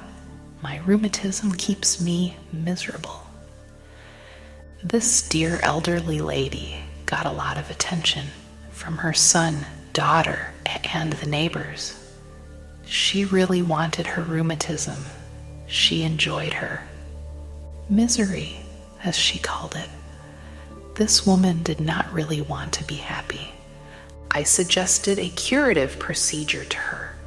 I wrote down some biblical verses and told her that if she gave attention to these truths, her mental attitude would undoubtedly change and would result in her faith and confidence in being restored to health. She was not interested. There seems to be a peculiar mental morbid streak in many people whereby they seem to enjoy being miserable and sad. Why choose unhappiness? Many people choose unhappiness by entertaining these ideas. Today is a black day. Everything is going to go wrong. 3, I am not going to succeed. Everyone is against me. Business is bad, and it is going to get worse. I'm always late. I never get the breaks. He can, but I can't. If you have this attitude of mind the first thing in the morning, you will attract all these experiences to you, and you will be very unhappy. Begin to realize that the world you live in is determined largely by what goes on in your mind. Marcus Aurelius, the great Roman philosopher and sage, said, "A man's life is what his thoughts make of it." Emerson, America's foremost philosopher, said, "A man is what he thinks all day long." The thoughts you habitually entertain in your mind have the tendency to actualize themselves in physical conditions. Make certain you do not indulge in negative thoughts, defeatist thoughts, or unkind, depressing thoughts. Recall frequently to your mind that you can experience nothing outside your own mentality. If I had $1 million, I would be happy. I have visited many men in mental institutions who were millionaires, but they insisted they were penniless and destitute. They were incarcerated because of psychotic, paranoid, and manic depressive tendencies. Wealth in and of itself will not make you happy. On the other hand, it is not a deterrent to happiness. Today, there are many people trying to buy happiness through the purchase of radios, television sets, automobiles, a home in the country, a private yacht, and a swimming pool. But happiness cannot be purchased or procured in that way. The kingdom of happiness is in your thought and feeling. Too many people have the idea that it takes something artificial to produce happiness. Some say, if I were elected mayor, made president of the organization, promoted to general manager of the corporation, I would be happy. The truth is that happiness is a mental and spiritual state. None of these positions mentioned will necessarily bequeath happiness. Your strength, joy, and happiness consist in finding out the law of divine order and right action lodged in your subconscious mind, and by applying these principles in all phases of your life. He found happiness to be the harvest of a quiet mind. Lecturing in San Francisco some years ago, I interviewed a man who was very unhappy and dejected over the way his business was going. He was the general manager. His heart was filled with resentment toward the vice president and the president of the organization. He claimed that they opposed him. Because of this internal strife, business was declining. He was receiving no dividends or stock bonuses. This is how he solved his business problem. The first thing in the morning, he affirmed quietly as follows: all those working in our corporation are honest, sincere, cooperative, faithful, and full of goodwill to all. They are mental and spiritual links in the chain of this corporation's growth, welfare, and prosperity. I radiate love, peace, and goodwill in my thoughts, words, and deeds to my 2 associates and to all those in the company. The president and the vice president of our company are divinely guided in all their undertakings. The infinite intelligence of my subconscious mind makes all decisions through me. There is only right action in all our business transactions and in our relationship with each other. I send the messengers of peace, love, and goodwill before me to the office. Peace and harmony reign supreme in the minds and hearts of all those in the company, including myself. I now go forth into a new day, full of faith, confidence, and trust. This business executive repeated the above meditation slowly 3 times in the morning, feeling the truth of what he affirmed. When fearful or angry thoughts came into his mind during the day, he would say to himself, "Peace, harmony, and poise govern my mind at all times." As he continued disciplining his mind in this manner, all the harmful thoughts ceased to come, and peace came into his mind. He reaped the harvest.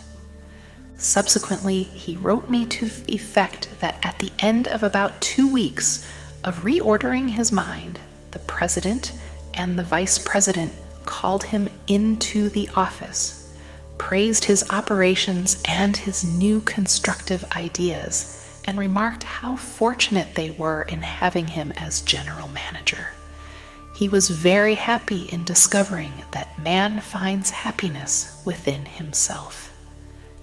The block or stump is not really there. I read a newspaper article some years ago which told about a horse that had shied when he came to a stump on the road. Subsequently, every time the horse came to that same stump, he shied.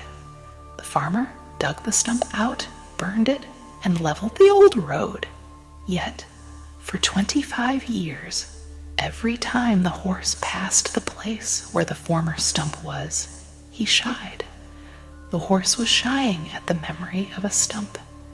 There is no block to your happiness save in your own thought life and mental imagery.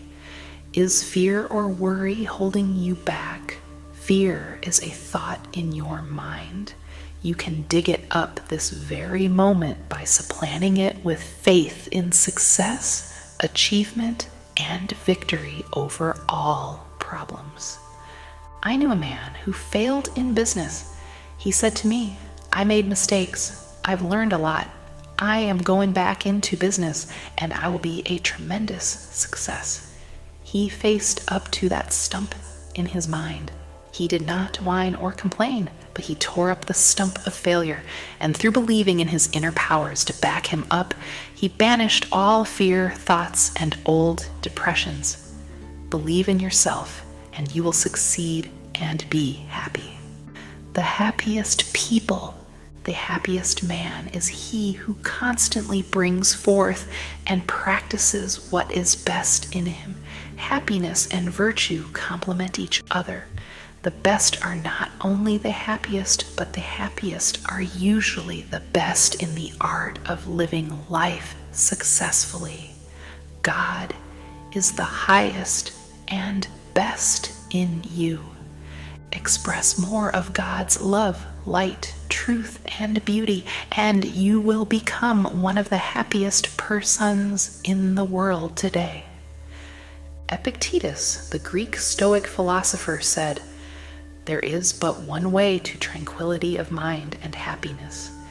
Let this therefore be always ready at hand with thee, both when thou wakest early in the morning and all the day long, and when thou goest late to sleep, to account no external things thine own, but commit all these to God. Summary of steps to happiness. 1.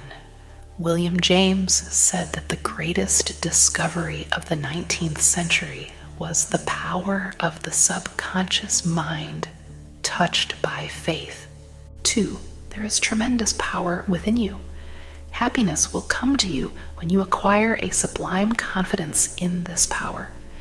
Then you will make your dreams come true. 3.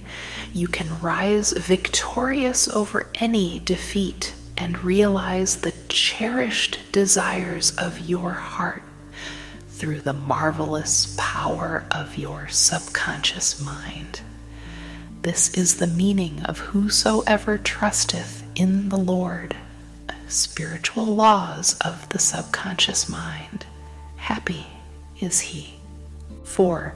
You must choose happiness. Happiness is a habit.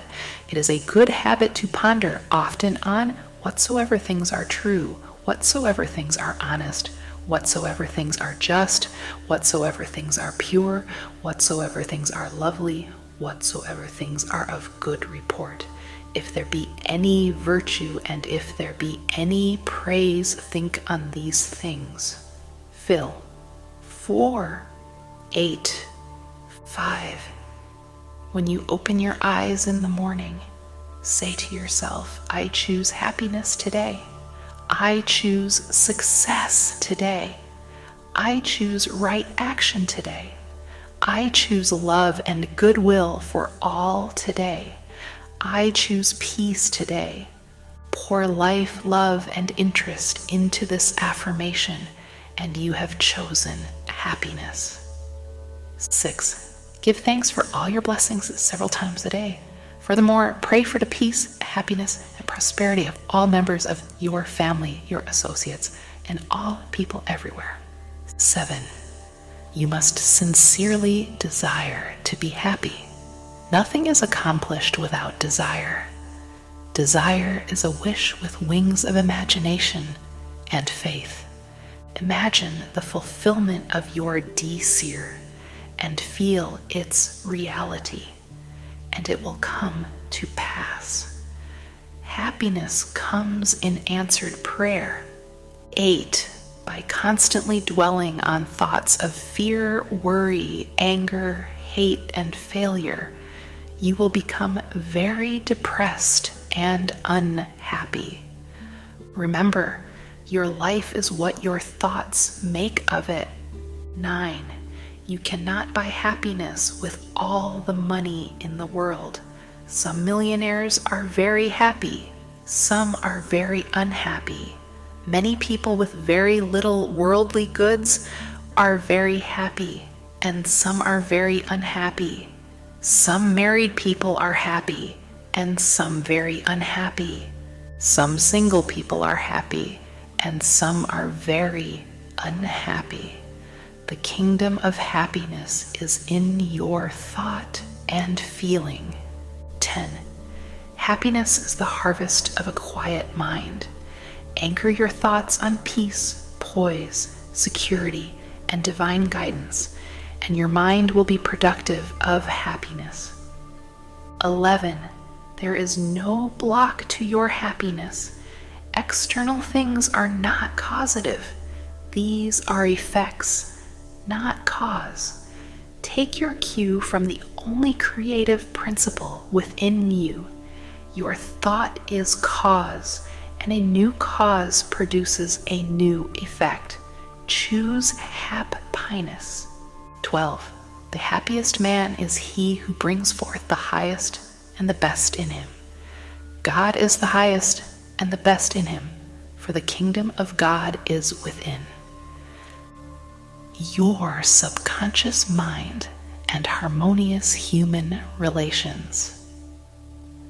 In studying this book, you learn that your subconscious mind is a recording machine which faithfully reproduces whatever you impress upon it. This is one of the reasons for the application of the golden rule in human relations.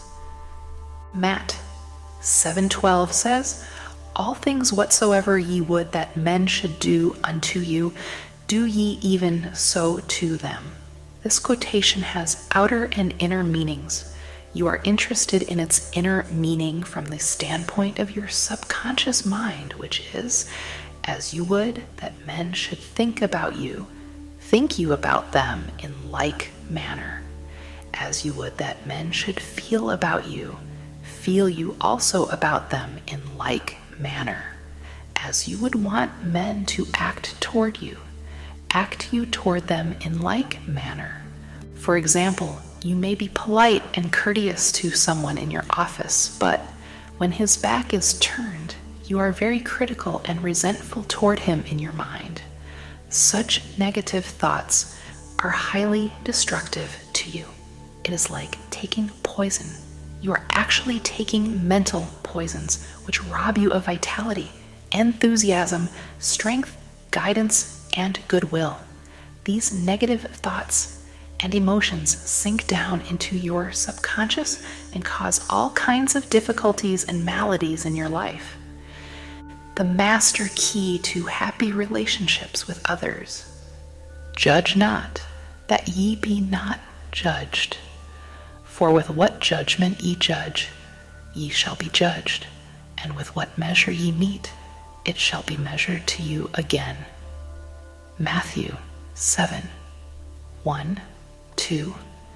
A study of these verses and the application of the inner truths therein contained represent the real key to harmonious relations. To judge is to think, to arrive at a mental verdict or conclusion in your mind. The thought you have about the other person is your thought because you are thinking it. Your thoughts are creative, therefore, you actually create in your own experience what you think and feel about the other person. It is also true that the suggestion you give to another, you give to yourself, because your mind is the creative medium. This is why it is said, "For with what judgment ye judge, ye shall be judged." When you know this law and the way your subconscious mind works, you are careful to think, feel, and act rights toward the other.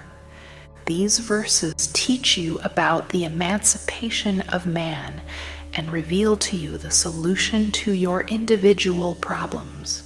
And with what measure ye mete, it shall be measured to you again. The good you do for others comes back to you in like measure, and the evil you do returns to you by the law of your own mind. If a man cheats and deceives another, he is actually cheating and deceiving himself. His sense of guilt and mood of loss inevitably will attract loss to him in some way, at some time. His subconscious records his mental act and reacts according to the mental intention or motivation. Your subconscious mind is impersonal and unchanging, neither considering persons nor respecting religious affiliations or institutions of any kind. It is neither compassionate nor vindictive. The way you think, feel, and act toward others returns at last upon yourself. The daily headlines made him sick. Begin now to observe yourself. Observe your reactions to people, conditions, and circumstances. How do you respond to the events and news of the day? It makes no difference if all the other people were wrong and you alone were right. If the news disturbs you, it is your evil because your negative emotions robbed you of peace and harmony. A woman wrote me about her husband, saying that he goes into a rage when he reads what certain newspaper columnists write in the newspaper. She added that this constant reaction of anger and suppressed rage on his part brought on bleeding ulcers, and his physician recommended an emotional reconditioning. I invited this man to see me, and I explained to him the way his mind functions, indicating how emotionally immature it was to get angry when others write articles with which he disapproves or disagrees. He began to realize that he should give the newspaper man freedom to express himself, even though the latter disagreed with him politically, religiously, or in any other way. In the same manner, the newspapermen would give him freedom to write a letter to the newspaper, disagreeing with his published statements. He learned that he could disagree without being disagreeable. He awakened to the simple truth that it is never what a person says or does that affects him. It is his reaction to what is said or done that matters. This explanation was the cure for this man, and he realized that with a little practice he could master his morning tan de trums. His wife told me subsequently that he laughed at himself and also at what the columnists say. They no longer have power to disturb, annoy, and irritate him. His ulcers have disappeared due to his emotional poise and serenity. I hate women, but I like men. A private secretary was very bitter towards some of the girls in her office because they were gossiping about her, and as she said, spreading vicious lies about her. She admitted that she did not like women. She said, "I hate women, but I like men." I discovered also that she spoke to the girls who were under her in the office in a very haughty, imperious, and irritable tone of voice. She pointed out that they took a delight in making things difficult for her. There was a certain pomposity in her way of speaking, and I could see where her tone of voice would affect some people unpleasantly. If all the people in the office or factory annoy you, isn't it a possibility that the vibration, annoyance, and turmoil may be due to some subconscious pattern or mental projection from you? We know that a dog will react ferociously if you hate or fear dogs. Animals pick up your subconscious vibrations and react accordingly. Many undisciplined human beings are just as sensitive as dogs, cats, and other animals.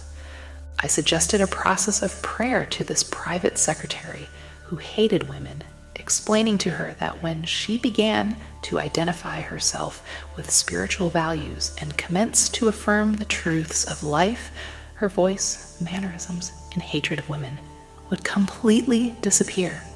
She was surprised to know that the emotion of hatred shows up in a person's speech, actions, in his writings, and in all phases of his life. She ceased reacting in the typical resentful and angry way. She established a pattern of prayer, which she practiced regularly, systematically, and conscientiously in the office. The prayer was as follows: I think, speak, and act lovingly, quietly, and peacefully. I now radiate love, peace, tolerance, and kindliness to all the girls who criticized me and gossiped about me. I anchor my thoughts on peace, harmony, and goodwill to all.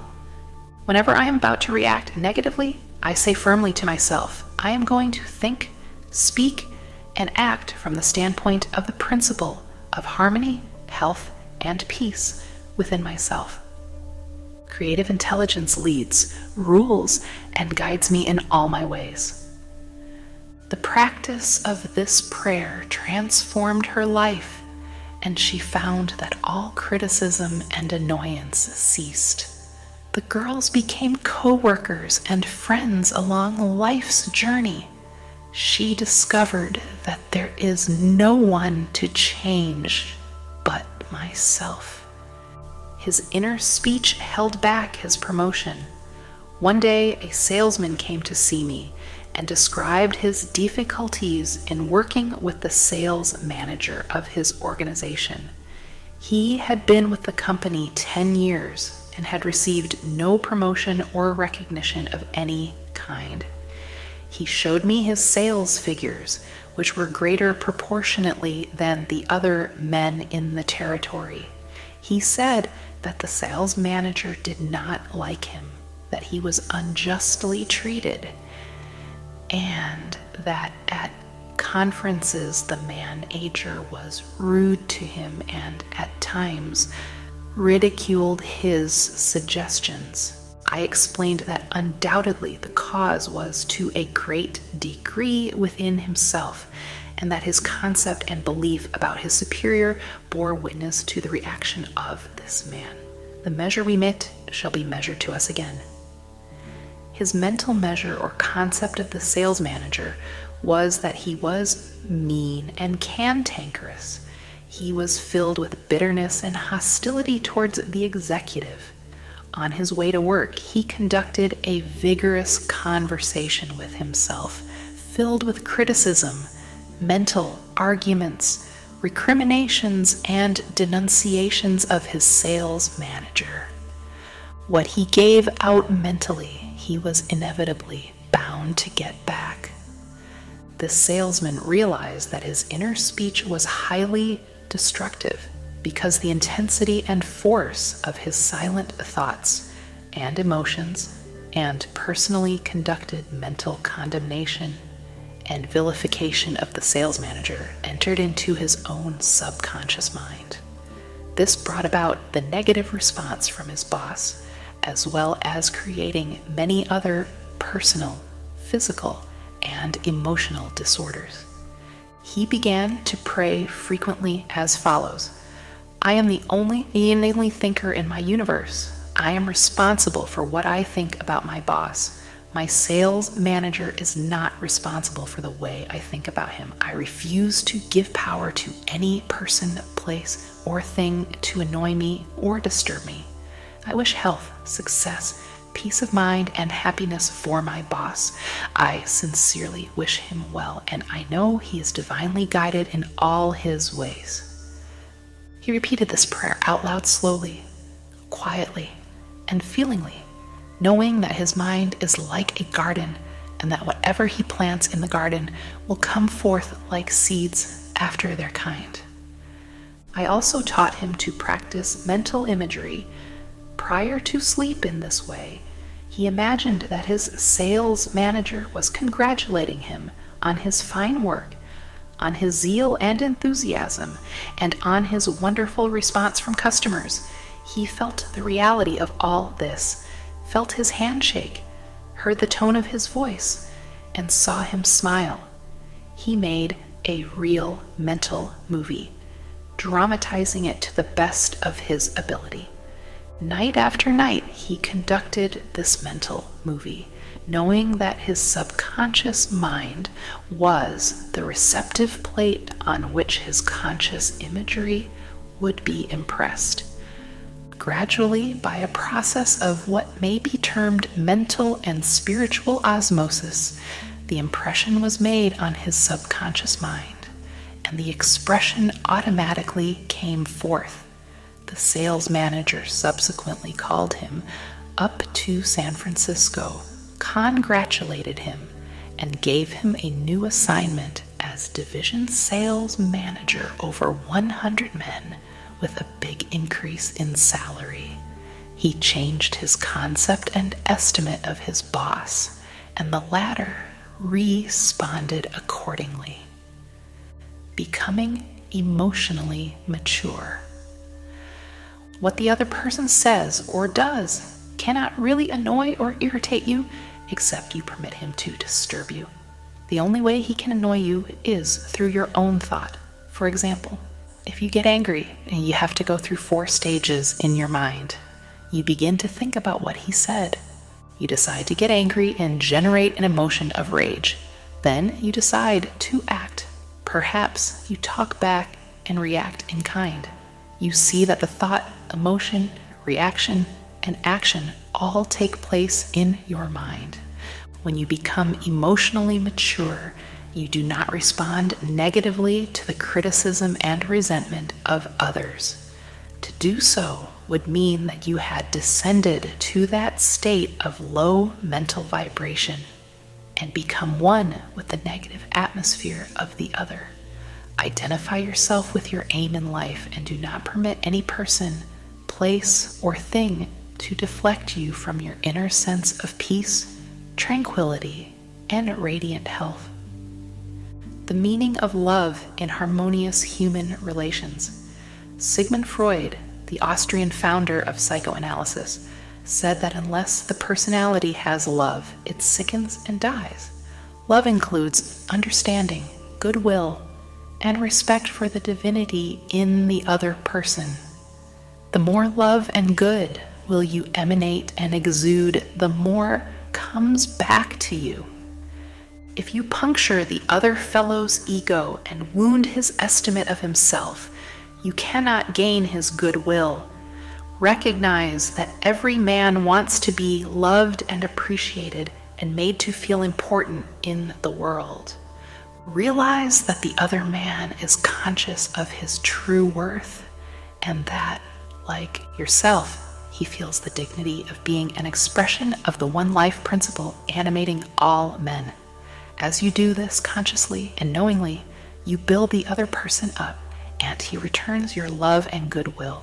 He hated audiences. An actor told me that the audience booed and hissed him on his first appearance on the stage. He added that the play was badly written and that undoubtedly he did not play a good role. He admitted openly to me that for months afterward he hated audiences. He called them dopes, dummies, stupid, ignorant, gullible, etc. He quit the stage in disgust and went to work in a drugstore for a year. One day, a friend invited him to hear a lecture in Town Hall, New York City, on how to get along with ourselves. This lecture changed his life. He went back to the stage and began to pray sincerely for the audience and himself. He poured out love and goodwill every night before appearing on the stage. He made it a habit to claim that the peace of God filled the hearts of all present, and that all present were lifted up and inspired. During each performance, he sent out love vibrations to the audience. Today, he is a great actor, and he loves and respects people. His goodwill and esteem are transmitted to others and are felt by them. Handling difficult people. There are difficult people in the world who are twisted and distorted mentally. They are mal-conditioned. Many are mental delinquents, argumentative, uncooperative, cantankerous, cynical, and sour on life. They are sick psychologically. Many people have deformed and distorted minds, probably warped during childhood. Many have congenital deformities. You would not condemn a person who had tuberculosis, nor should you condemn a person who is mentally ill. No one, for example, hates or resents a hunchback. There are many mental hunchbacks. You should have compassion and understanding. To understand all is to forgive all. Misery loves company. The hateful, frustrated, distorted, and twisted personality is out of tune with the infinite. He resents those who are peaceful, happy, and joyous. Usually he criticizes, condemns, and vilifies those who have been very good and kind to him. His attitude is this: why should they be so happy when he is so miserable? He wants to drag them down to his own level. Misery loves company. When you understand this, you remain unmoved, calm, and dispassionate.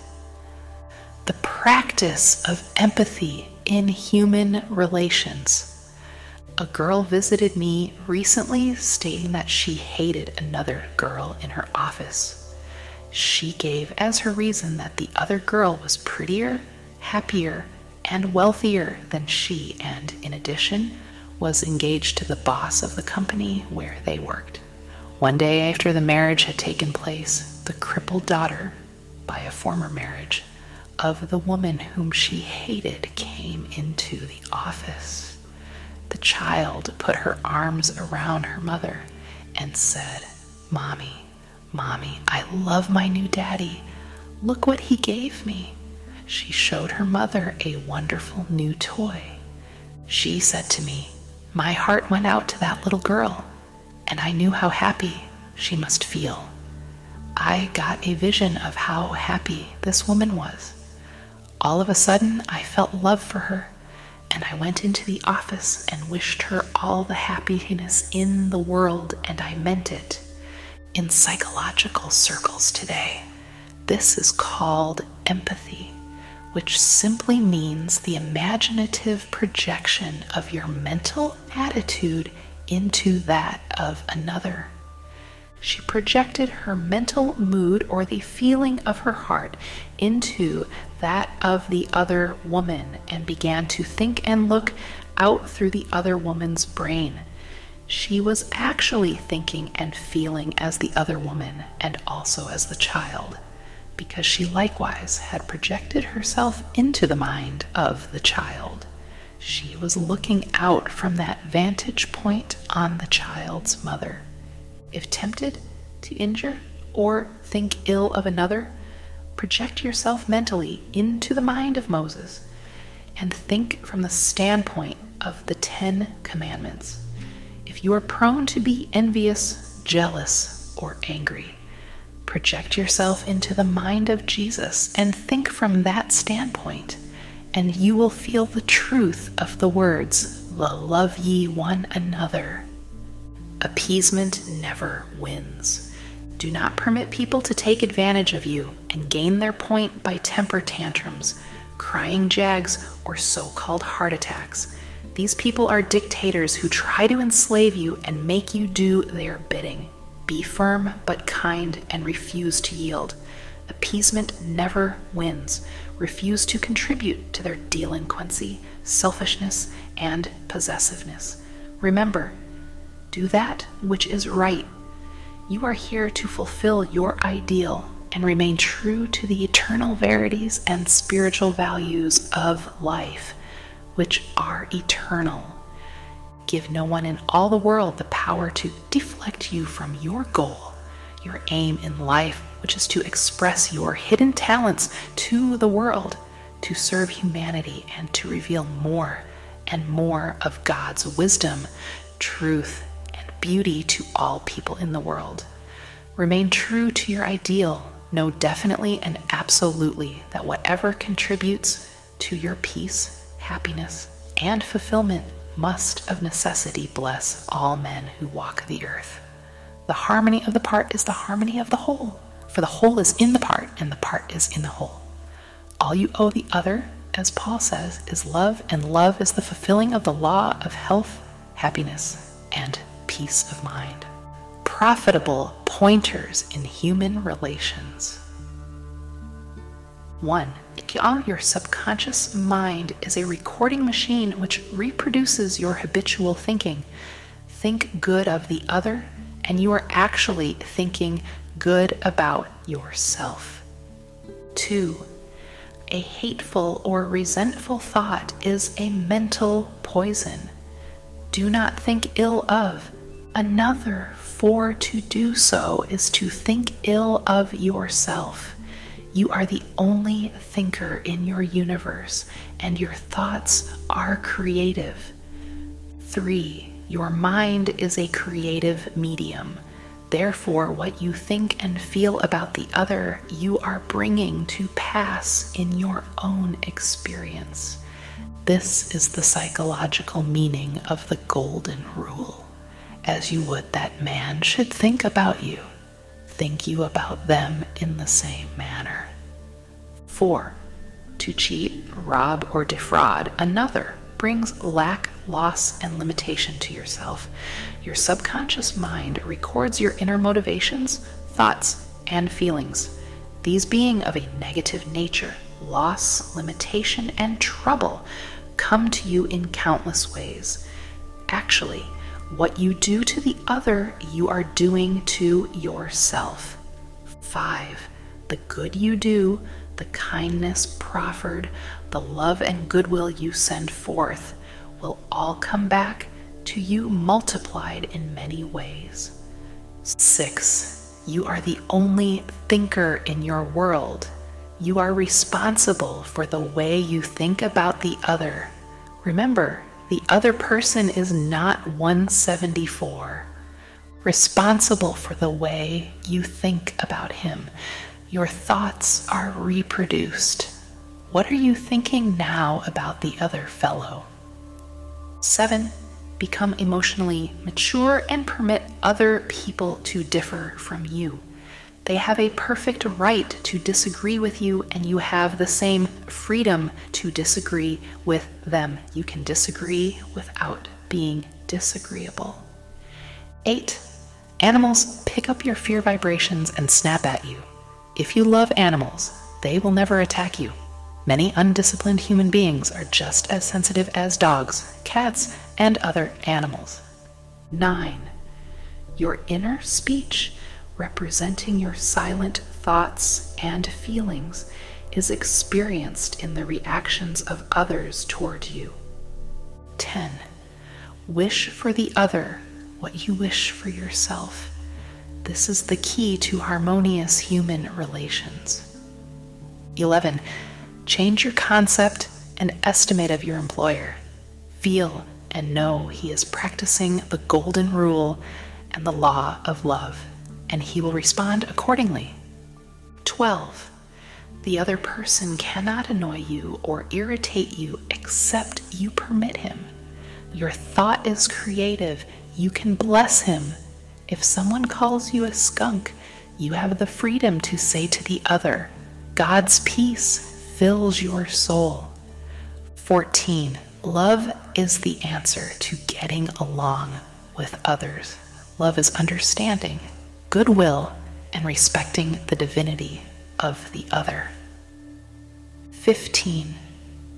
You would not hate a hunchback or cripple. You would have compassion and understanding for mental hunchbacks who have been conditioned negatively. To understand all is to forgive all. 16. Rejoice in the success, promotion, and good fortune of the other. In doing so, you attract good fortune to yourself. 17. Never yield to emotional scenes and tantrums of others. Appeasement never wins. Do not be a doormat. Adhere to that which is right. Stick to your ideal, knowing that the mental outlook which gives you peace, happiness, and joy is right, good, and true. What blesses you blesses all. 18. All you owe any person in the world is love, and love is wishing for everyone what you wish for yourself. Health, happiness, and all the blessings of life. How to use your subconscious mind for forgiveness. Life plays no favorites. God is life, and this life principle is flowing through you this moment. God loves to express himself as harmony, peace, beauty, joy, and abundance through you. This is called the will of God, or the tendency of life. If you set up resistance in your mind to the flow of life through you, this emotional congestion will get snarled up in your subconscious mind and cause all kinds of negative conditions. God has nothing to do with unhappy or chaotic conditions in the world. Man's negative and destructive thinking brings about all these conditions. Therefore, it is silly to blame God for your trouble or sickness. Many persons habitually set up mental resistance to the flow of life by accusing and reproaching God for the sin, sickness, and suffering of mankind. Others cast the blame on God for their pains, aches, and loss of loved ones, personal tragedies, and accidents. They are angry at God, and they believe He is responsible for their misery. As long as people entertain such negative concepts about God, they will experience the automatic negative reactions from their subconscious minds. Actually, such people do not know that they are punishing themselves. They must see the truth, find release, and give up all condemnation, resentment, and anger against anyone or any power outside themselves. Otherwise, they cannot go forward into a healthy, happy, or creative activity.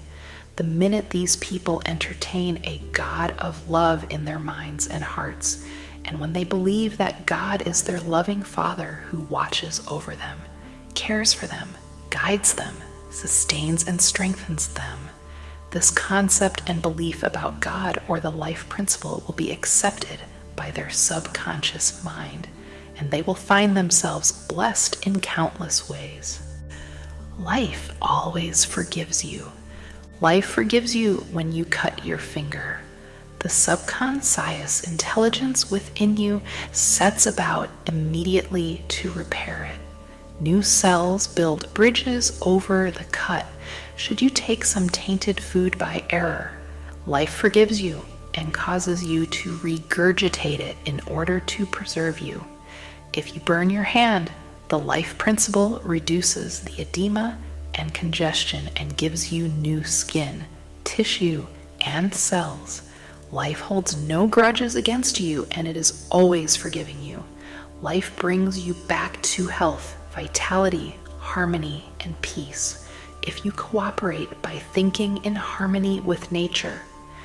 Negative, hurtful memories, bitterness, and ill will clutter up and impede the free flow of the life principle in you. How he banished that feeling of guilt. I knew a man who worked every night until about 1 o'clock in the morning. He paid no attention to his 2 boys or his wife. He was always too busy working hard. He thought people should pat him on the back because he was working so arduously and persistently past midnight every night.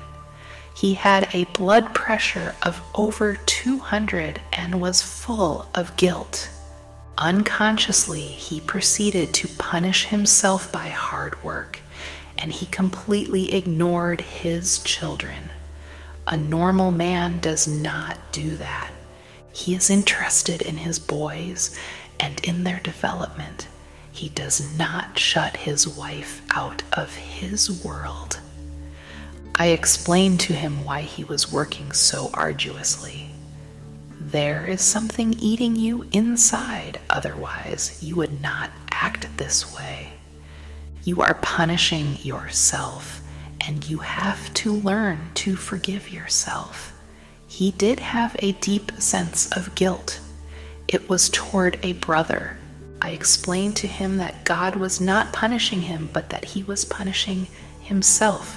For example, if you misuse the laws of life, you will suffer accordingly. If you put your hand on a naked charged wire, you will get burned. The forces of nature are not evil. It is your use of them that determines whether they have a good or evil effect. Electricity is not evil. It depends on how you use it, whether to burn down a structure or light up a home. The only sin is ignorance of the law, and the only punishment is the automatic reaction of man's misuse of the law. If you misuse the principle of chemistry, you may blow up the office or the factory.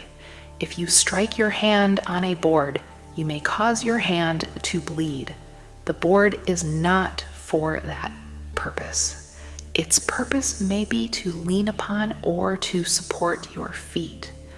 This man realized that God does not condemn or punish anyone, and that all his suffering was due to the reaction of his subconscious mind to his own negative and destructive thinking. He had cheated his brother at one time, and the brother had now passed on. Still, he was full of remorse and guilt. I asked him, "Would you cheat your brother now?" He said, "No." "Did you feel you were justified at the time?" His reply was, "Yes." "But you would not do it now?"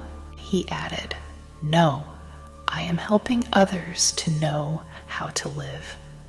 Then I added the following comment: "You have a greater reason and understanding now.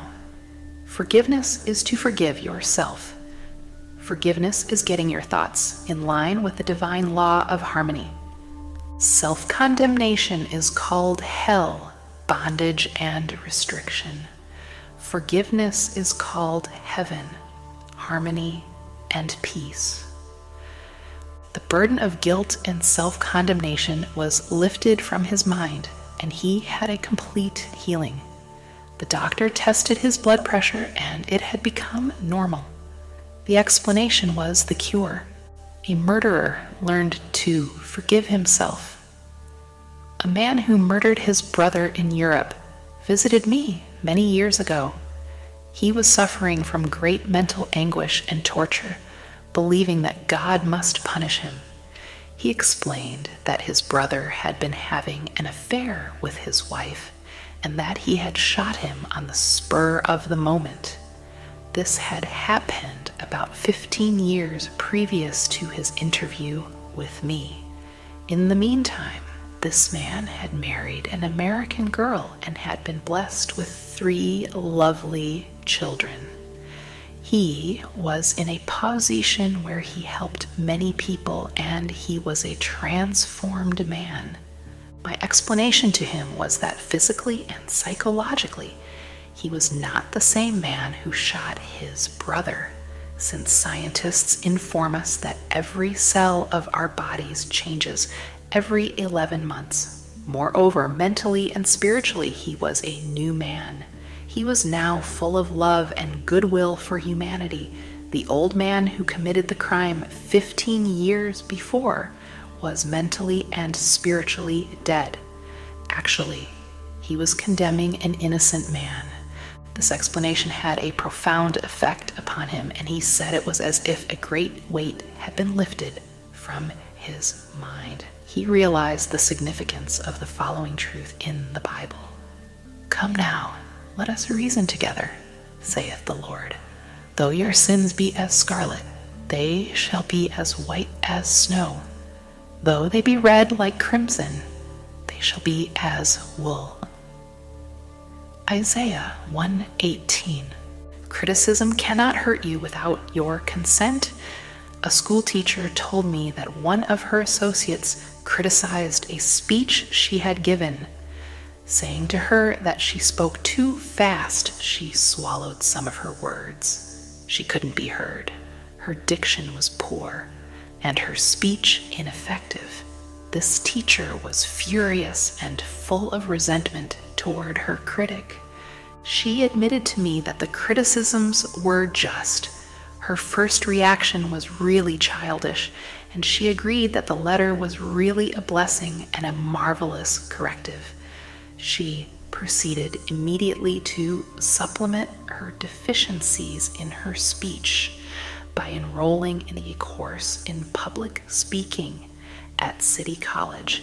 She wrote and thanked the writer of the note for her interest, expressing appreciation for her conclusions and findings, which enabled the teacher to correct the matter at once. How to be compassionate. Suppose none of the things mentioned in the letter had been true of the teacher. The latter would have realized that her class material had upset the prejudices, superstitions, or narrow sectarian beliefs of the writer of the note, and that a psychologically ill person was simply pouring forth her resentment because a psychological boil had been hurt. To understand this fact is to be compassionate. The next logical step would be to pray for the other person's peace, harmony, and understanding. You cannot be hurt when you know that you are master of your thoughts, reactions, and emotions. Emotions follow thoughts, yes, and you have the power to reject all thoughts which may disturb or upset you. Left at the altar. Some years ago, I visited a church to perform a marriage ceremony. The young man did not appear, and at the end of 2 hours, the bride-to-be shed a few tears, and then said to me, "I prayed for divine guidance. This might be the answer, for he never faileth." That was her reaction. Faith in God and all things good. She had no bitterness in her heart because, as she said, it must not have been right action, because my prayer was for right action for both of us. Someone else having a similar experience would have gone into a tantrum, have had an emotional fit, required sedation, and perhaps needed hospitalization. Tune in with the infinite intelligence within your subconscious depths, trusting the answer in the same way that you trusted your mother when she held you in her arms. This is how you can acquire poise and mental and emotional health. It is wrong to marry. Sex is evil, and I am evil. Some time ago, I talked to a young lady aged 22. She was taught that it was a sin to dance, to play cards, to swim, and to go out with men. She was threatened by her mother, who told her she would burn eternally in hell fire if she disobeyed her will and her religious teachings. This girl wore a black dress and black stockings. She wore no rouge, lipstick, or any form of makeup because her mother said that these things were sinful. Her mother told her that all men were evil and that sex was of the devil and simply diabolic debauchery. This girl had to learn how to forgive herself, as she was full of guilt. To forgive means to give for. She had to give up all these false beliefs for the truths of life and a new estimate of herself. When she went out with young men in the office where she worked, she had a deep sense of guilt and thought that God would punish her. Several eligible young men proposed to her, but she said to me, "It is wrong to marry. Sex is evil, and I am evil." This was her conscience or early condition in speaking. She came to me once weekly for about 10 weeks, and I taught her the workings of the conscious and subconscious mind, as set forth in this book. This young girl gradually came to see that she had been completely brainwashed, mesmerized, and conditioned by an ignorant, superstitious, bigoted, and frustrated mother. She broke away completely from her family and started to live a wonderful life. At my suggestion, she dressed up and had her hair attended to. She took lessons in dancing from a man, and she also took driving lessons. She learned to swim, play cards, and had a number of dates. She began to love he. She prayed for a divine companion by claiming that infinite spirit would attract to her a man who harmonized with her thoroughly. Eventually, this came to pass. As she left my office one evening, there was a man waiting to see me, and I casually introduced them. They are now married and harmonize with each other perfectly. Forgiveness is necessary for healing, and when ye stand praying, forgive if ye have aught against any. Mark 11:25. Forgiveness of others is essential to mental peace and radiant health. You must forgive everyone who has ever hurt you if you want perfect health and happiness. Forgive yourself by getting your thoughts in harmony with divine law and order. You cannot really forgive yourself completely until you have forgiven others first. To refuse to forgive yourself is nothing more or less than spiritual pride or ignorance. In the psychosomatic field of medicine today, it is being constantly stressed that resentment, condemnation of others, remorse, and hostility are behind a host of maladies ranging from arthritis to cardiac disease. They point out that these sick people who were hurt, mistreated, deceived, or injured were full of resentment and hatred for those who hurt them. This caused inflamed and festering wounds in their subconscious minds. There is only one remedy. They have to cut out and discard their hurts, and the one and only sure way is by forgiveness. Forgiveness is love in action. The essential ingredient in the art of forgiveness is the willingness to forgive.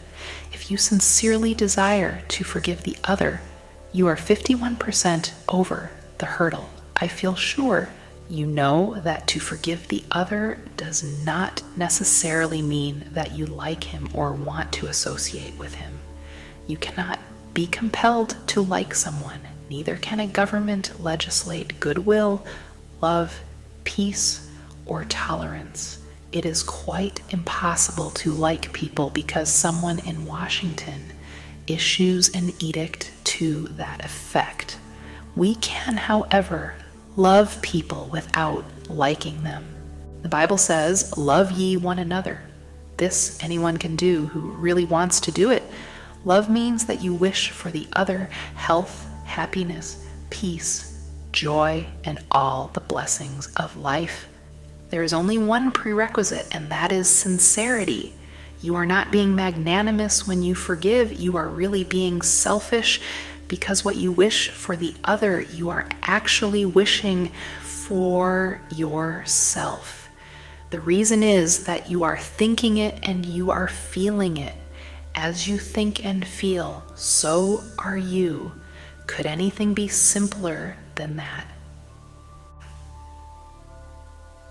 Technique of forgiveness. The following is a simple method which works wonders in your life as you practice it. Quiet your mind, relax, and let go. Think of God and his love for you, and then affirm, "I fully and freely forgive." Mention the name of the offender. I release him mentally and spiritually. I completely forgive everything connected with the matter in question. I am free and he, she is free. It is a marvelous feeling. It is my day of general amnesty. I release anybody and everybody who has ever hurt me, and I wish for each and every one health, happiness, peace, and all the blessings of life. I do this freely, joyously, and lovingly, and whenever I think of the person or persons who hurt me, I say, I have released you, and all the blessings of life are yours. I am free, and you are free. It is wonderful.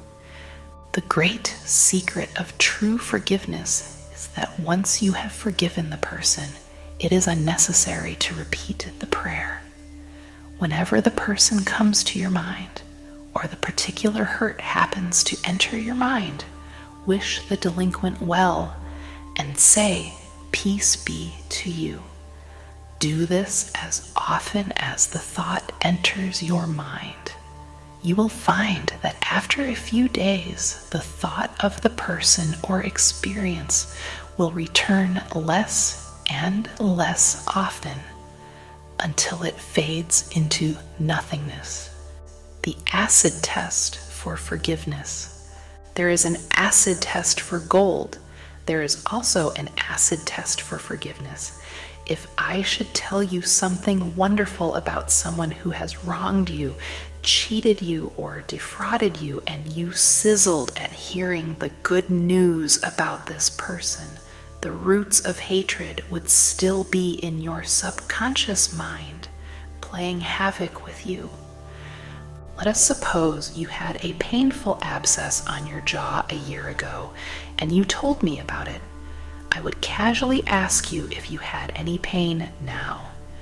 You would automatically say, "Of course not. I have a memory of it, but no pain." That is the whole story. You may have a memory of the incident, but no sting or hurt anymore. This is the acid test, and you must meet it psychologically and spiritually. Otherwise, you are simply deceiving yourself and not practicing the true art of forgiveness. To understand all is to forgive all. When man understands the creative law of his own mind, he ceases to blame other people and conditions for making or marring his life. He knows that his own thoughts and feelings create his destiny. Furthermore, he is aware that externals are not the causes and conditioners of his life and his experiences. To think that others can mar your happiness, that you are the football of a cruel fate, that you must oppose and fight others for a living. All these and others, like them, are untenable when you understand that thoughts are things. The Bible says the same thing. For as a man thinketh in his heart, so is he. Proverbs 23:7. Summary of your aids to forgiveness. 1. God or life is no respecter of persons. Life plays no favorites. Life or God seems to favor you when you align yourself with the principle of harmony, health, joy, and peace. 2. God or life never sends disease, sickness, accident, or suffering. We bring these things on ourselves by our own negative, destructive thinking based upon the law. As we sow, so shall we reap. 3. Your concept of God is the most important thing in your life. If you really believe in a God of love, your subconscious mind will respond in countless blessings to you. Believe in a God of love. 4. Life or God holds no grudge against you. Life never condemns you. Life heals a severe cut on your hand. Life forgives you if you burn your finger. It reduces the edema and restores the part to wholeness and perfection. 5. Your guilt complex is a false concept of God and life. God or life does not punish or judge you. You do this to yourself by your false beliefs, negative thinking, and self-condemnation. 6. God or life does not condemn or punish you. The forces of nature are not evil.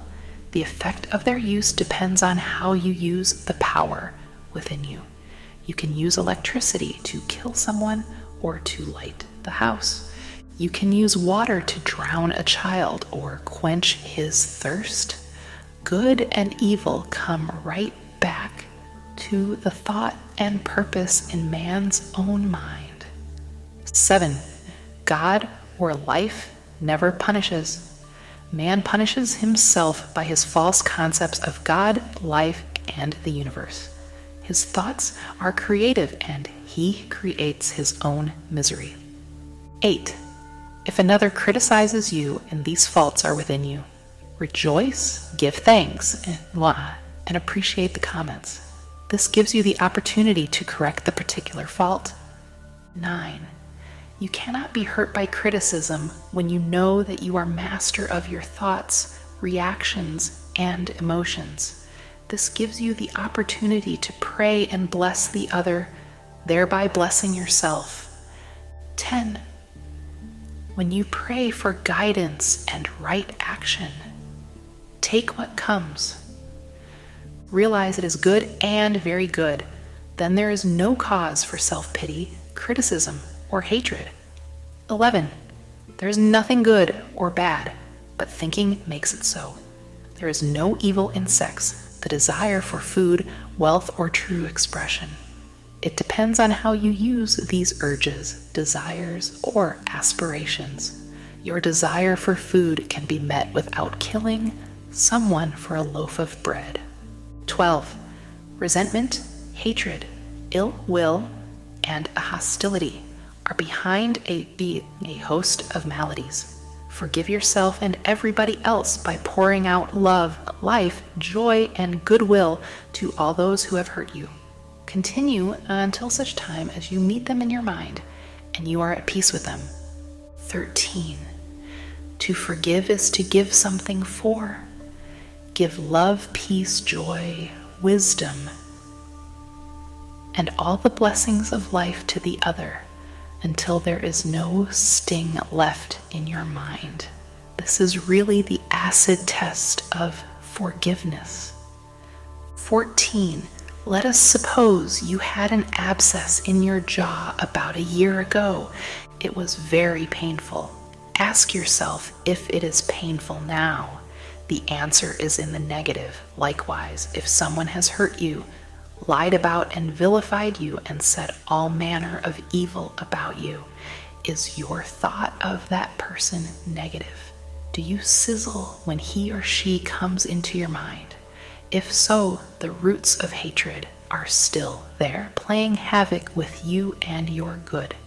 The only way is to wither them with love by wishing for the person all the blessings of life until you can meet the person in your mind and you can sincerely react with a benediction of peace and goodwill. This is the meaning of forgive until 70 times 7. How your subconscious removes mental blocks. The solution lies within the problem. The answer is in every question. If you are presented with a difficult situation and you cannot see your way clear, the best procedure is to assume that infinite intelligence within your subconscious mind knows all and sees all, has the answer, and is revealing it to you now. Your new mental attitude that the creative intelligence is bringing about a happy solution will enable you to find the answer. Rest assured that such an attitude of mind would bring order, peace, and meaning to all your undertakings. How to break or build a habit. You are a creature of habit. Habit is the function of your subconscious mind. You learn to swim, ride a bicycle, dance, and drive a car by consciously doing these things over and over again until they established tracks in your subconscious mind. Then the automatic habit action of your subconscious mind took over. This is sometimes called second nature, which is a reaction of your subconscious mind to your thinking and acting. You are free to choose a good habit or a bad habit. If you repeat a negative thought or act over a period of time, you will be under the compulsion of a habit. The law of your subconscious is compulsion. How he broke a bad habit. Mr. Jones said to me, "An uncontrollable urge to drink seizes me, and I remain drunk for 2 weeks at a time. I can't give up this terrible habit." Time and time again, these experiences had occurred to this unfortunate man. He had grown into the habit of drinking to excess. Although he had started drinking of his own initiative, he also began to realize that he could change the habit and establish a new one. He said that while through his willpower, he was able to suppress his desires. Temporarily, his continued efforts to suppress the many urges only made matters worse. His repeated failures convinced him that he was hopeless and powerless to control his urge or obsession. This idea of being powerless operated as a powerful suggestion to his subconscious mind, and aggravated his weakness, making his life a succession of failures. I taught him to harmonize the functions of the conscious and subconscious mind. When these two cooperate, the idea or desire implanted in the subconscious mind is realized. His reasoning mind agreed that if the old habit path or track had carried him into trouble, he could consciously form a new path to freedom, sobriety, and peace of mind. He knew that his destructive habit was automatic, but since it was acquired through his conscious choice, he realized that if he had been conditioned negatively, he also could be conditioned positively. As a result, he ceased thinking of the fact that he was powerless to overcome the habit. Moreover, he understood clearly that there was no obstacle to his healing other than his own thought. Therefore, there was no occasion for great mental effort or mental coercion. The power of his mental picture. This man acquired a practice of relaxing his body and getting into a relaxed, drowsy, meditative state. Then he filled his mind with the picture of the desired end, knowing his subconscious mind could bring it about the easiest way. He imagined his daughter congratulating him on his freedom and saying to him, "Daddy, it's wonderful to have you home." He had lost his family through drink. He was not allowed to visit them, and his wife would not speak to him. Regularly, systematically, he used to sit down and meditate in the way outlined. When his attention wandered, he made it a habit to immediately recall the mental picture of his daughter with her smile and the scene of his home enlivened by her cheerful voice. All this brought about a reconditioning of his mind. It was a gradual process. He kept it up. He persevered, knowing that sooner or later he would establish a new habit pattern in his subconscious mind. I told him that he could liken his conscious mind to a camera, that his subconscious mind was the sensitive plate on which he registered and impressed the picture. This made a profound impression on him, and his whole aim was to firmly impress the picture on his mind and develop it there.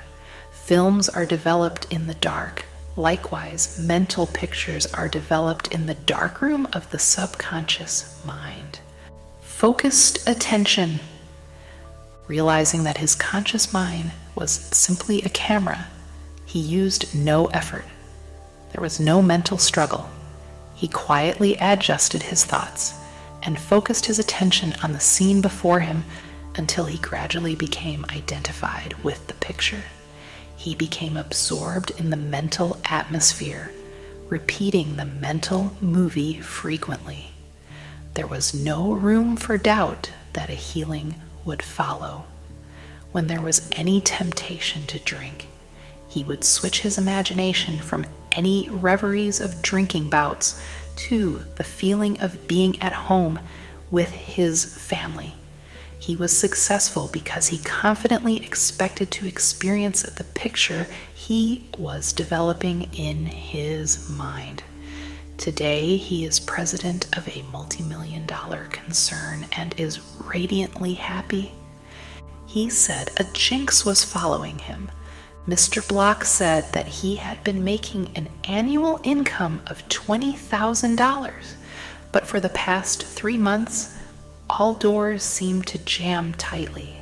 He brought clients up to the point where they were about to sign on the dotted line, and then at the 11th hour, the door closed.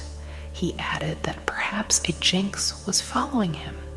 In discussing the matter with Mr. Block, I discovered that 3 months previously, he had become very irritated, annoyed, and resentful toward a dentist who, after he had promised to sign a contract, had withdrawn at the last moment. He began to live in the unconscious fear that other clients would do the same, thereby setting up a history of frustration, hostility, and obstacles. He gradually built up in his mind a belief in obstruction and last-minute cancellations until a vicious circle had been established. What I fear most has come upon me.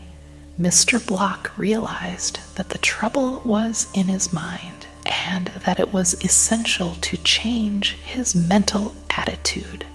His run of so-called misfortune was broken in the following way.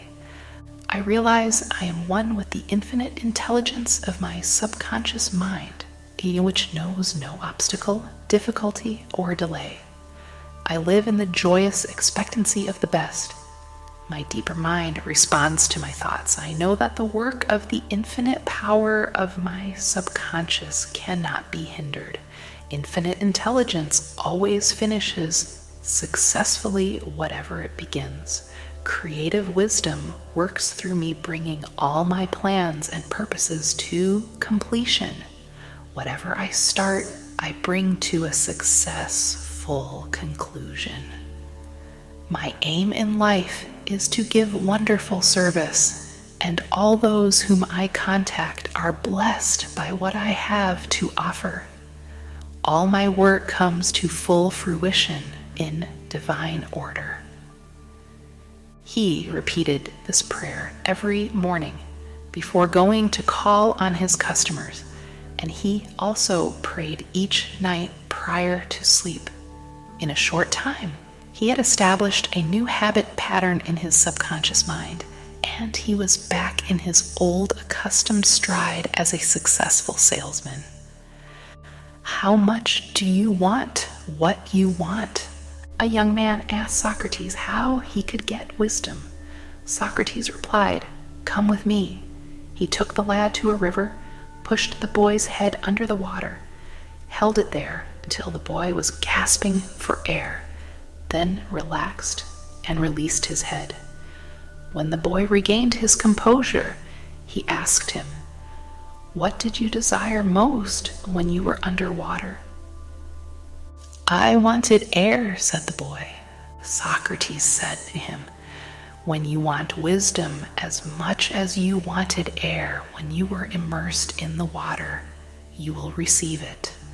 Likewise, when you really have an intense desire to overcome any block in your life, and you come to a clear-cut decision that there is a way out and that is the course you wish to follow, then victory and triumph are assured. If you really want peace of mind and inner calm, you will get it. Regardless of how unjustly you have been treated, or how unfair the boss has been, or what a mean scoundrel someone has proved to be, all this makes no difference to you when you awaken to your mental and spiritual powers. You know what you want, and you will definitely refuse to let the thieves' thoughts of hatred, anger, hostility, and ill will rob you of peace, harmony, health, and happiness. You cease to become upset by people, conditions, news, and events by identifying your thoughts immediately with your aim in life.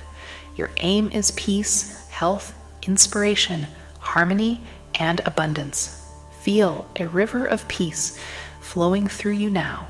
Your thought is the immaterial and invisible power, and you choose to let it bless, inspire, and give you peace. Why he could not be healed. This is a case history of a married man with 4 children who was supporting and secretly living with another woman during his business trips. He was ill, nervous, irritable, and cantankerous, and he could not sleep without drugs. The doctor's medicine failed to bring down his high blood pressure of over 200. He had pains in numerous organs of his body, which doctors could not diagnose or relieve. To make matters worse, he was drinking heavily. The cause of all of this was a deep unconscious sense of guilt. He had violated the marriage vows, and this troubled him. The religious creed he was brought up on was deeply lodged in his subconscious mind, and he drank excessively to heal the wound of guilt. Some invalids take morphine and codeine for severe pains. He was taking alcohol for the pain or wound in his mind. It was the old story of adding fuel to the fire. The explanation and the cure, he listened to the explanation of how his mind worked. He faced his problem, looked at it, and gave up his dual role. He knew that his drinking was an unconscious attempt to escape. The hidden cause lodged in his subconscious mind had to be eradicated. Then the healing would follow. He began to impress his subconscious mind 3 or 4 times a day by using the following prayer. My mind is full of peace, ease, and poise, balance, and equilibrium. The infinite lies stretched in smiling repose within me. I am not afraid of anything in the past, the present, or the future. The infinite intelligence of my subconscious mind leads, guides, and directs me in all ways. I now meet every situation with faith, poise, calmness, and confidence. I am now completely free from the habit. My mind is full of inner peace, freedom, and joy. I forgive myself. Then I am forgiven.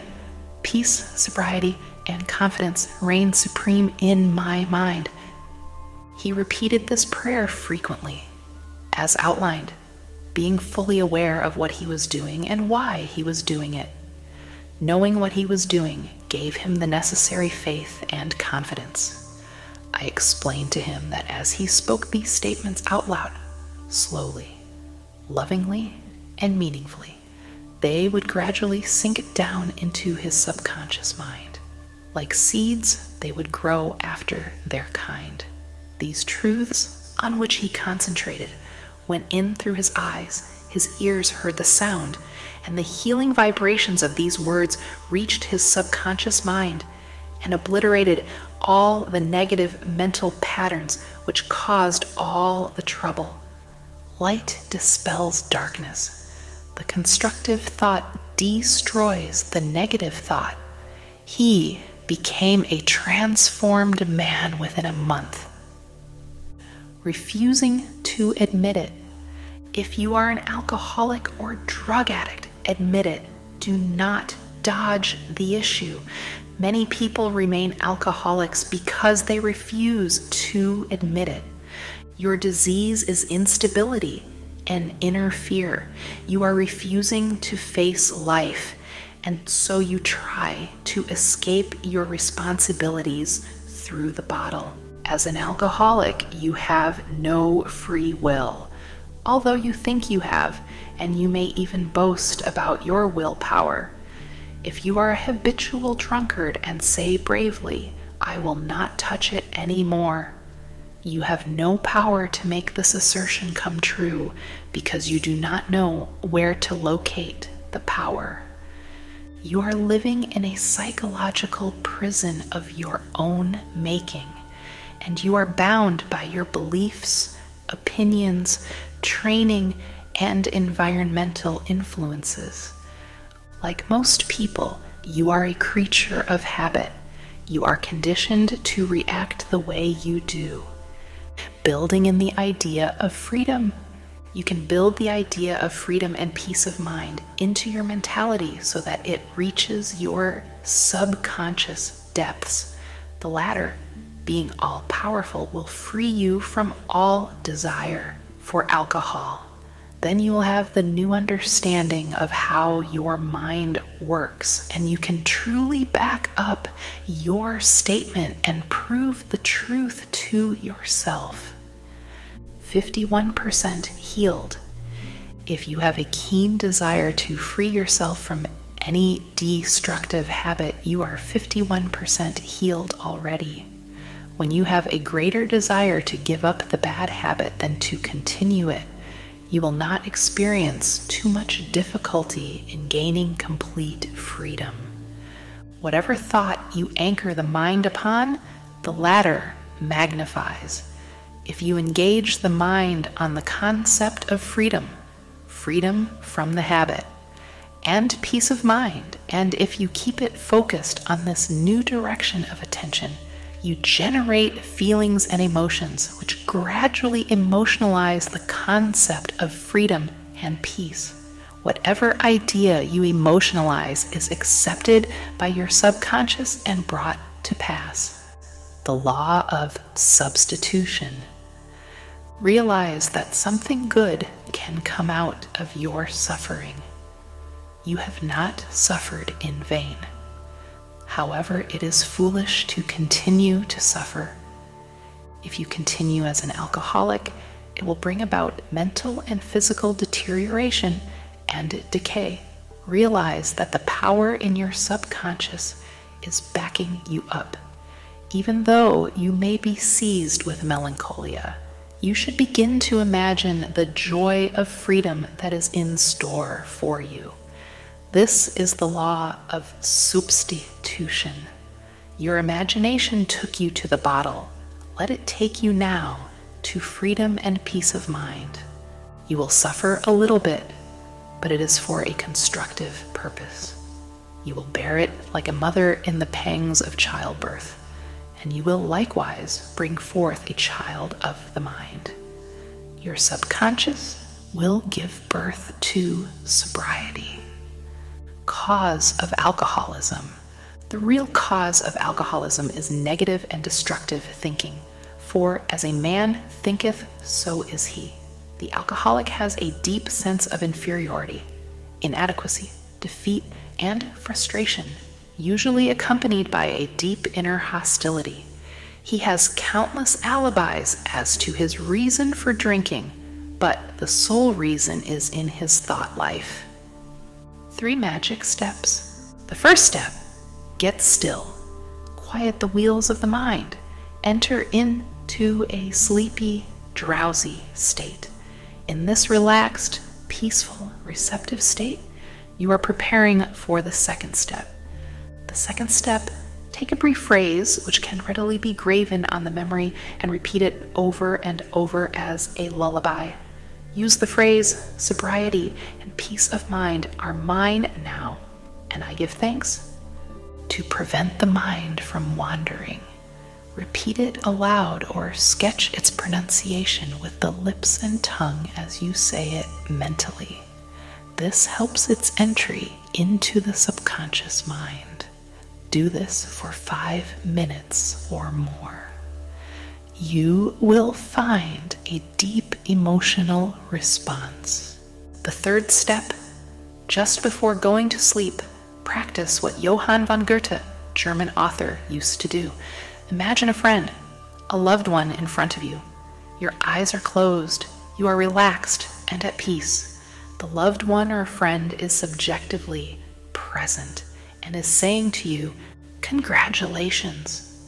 You see the smile, you hear the voice, you mentally touch the hand. It is all real and vivid. The word congratulations imply complete freedom. Hear it over and over again until you get the subconscious reaction, which satisfies. Keep on keeping on.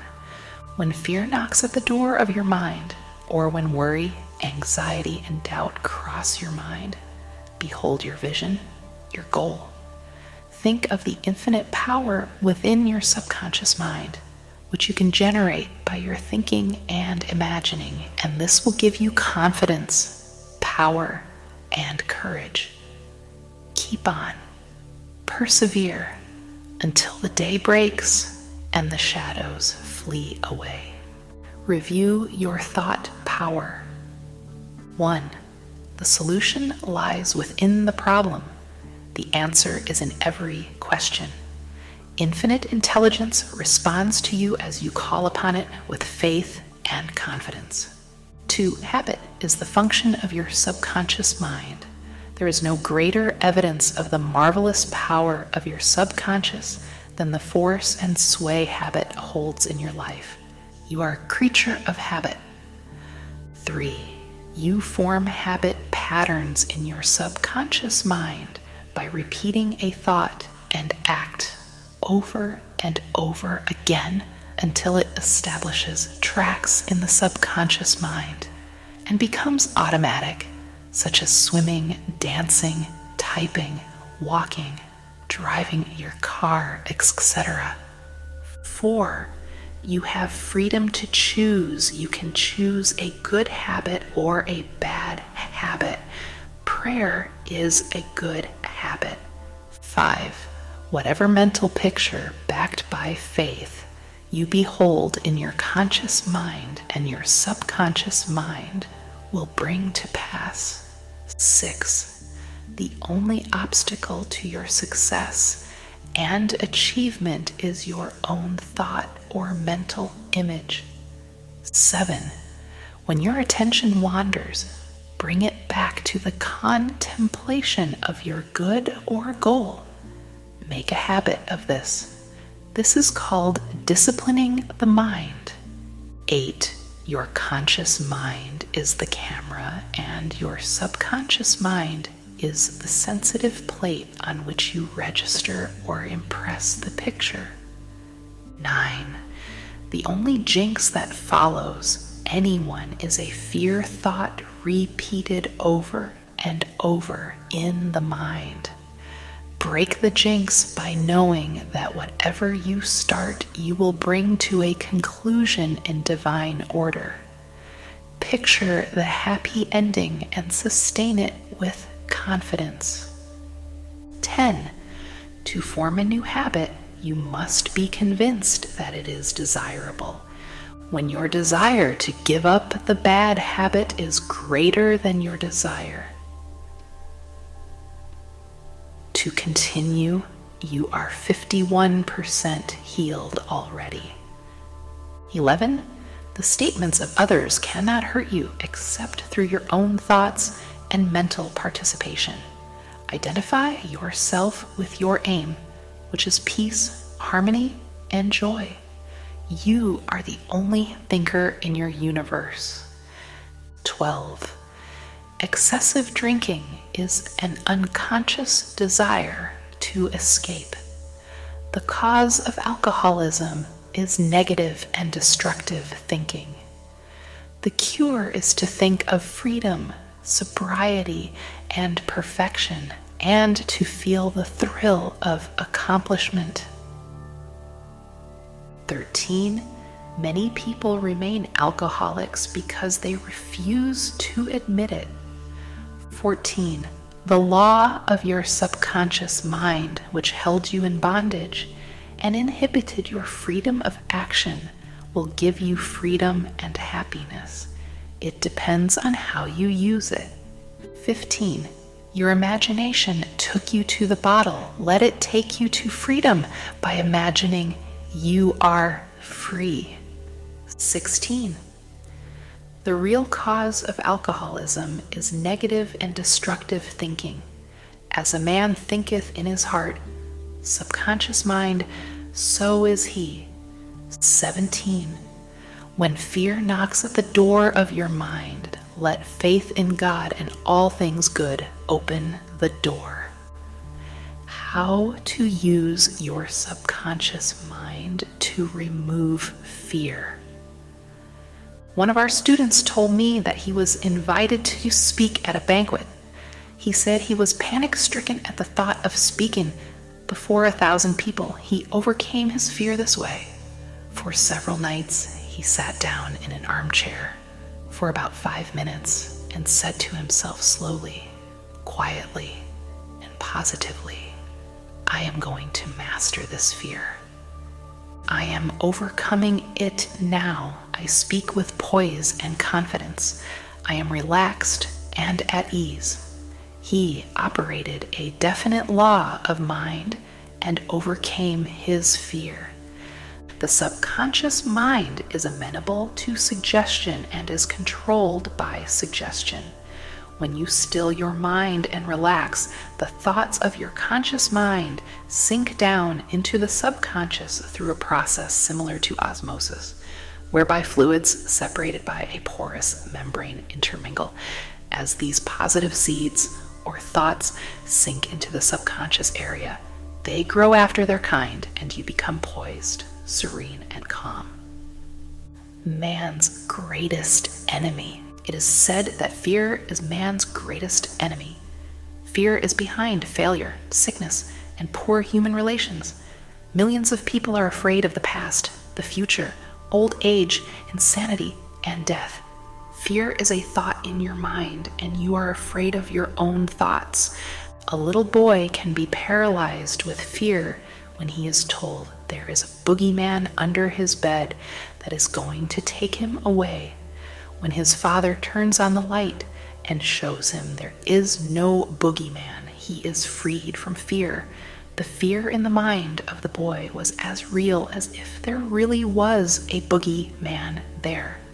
He was healed of a false thought in his mind. The thing he feared did not exist. Likewise, most of your fears have no reality. They are merely a conglomeration of sinister shadows, and shadows have no reality.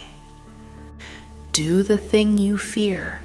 Ralph Waldo Emerson, philosopher and poet, said, "Do the thing you are afraid to do, and the death of fear is certain." There was a time when the writer of this chapter was filled with unutterable fear when standing before an audience. The way I overcame it was to stand before the audience, do the thing I was afraid to do, and the death of fear was certain.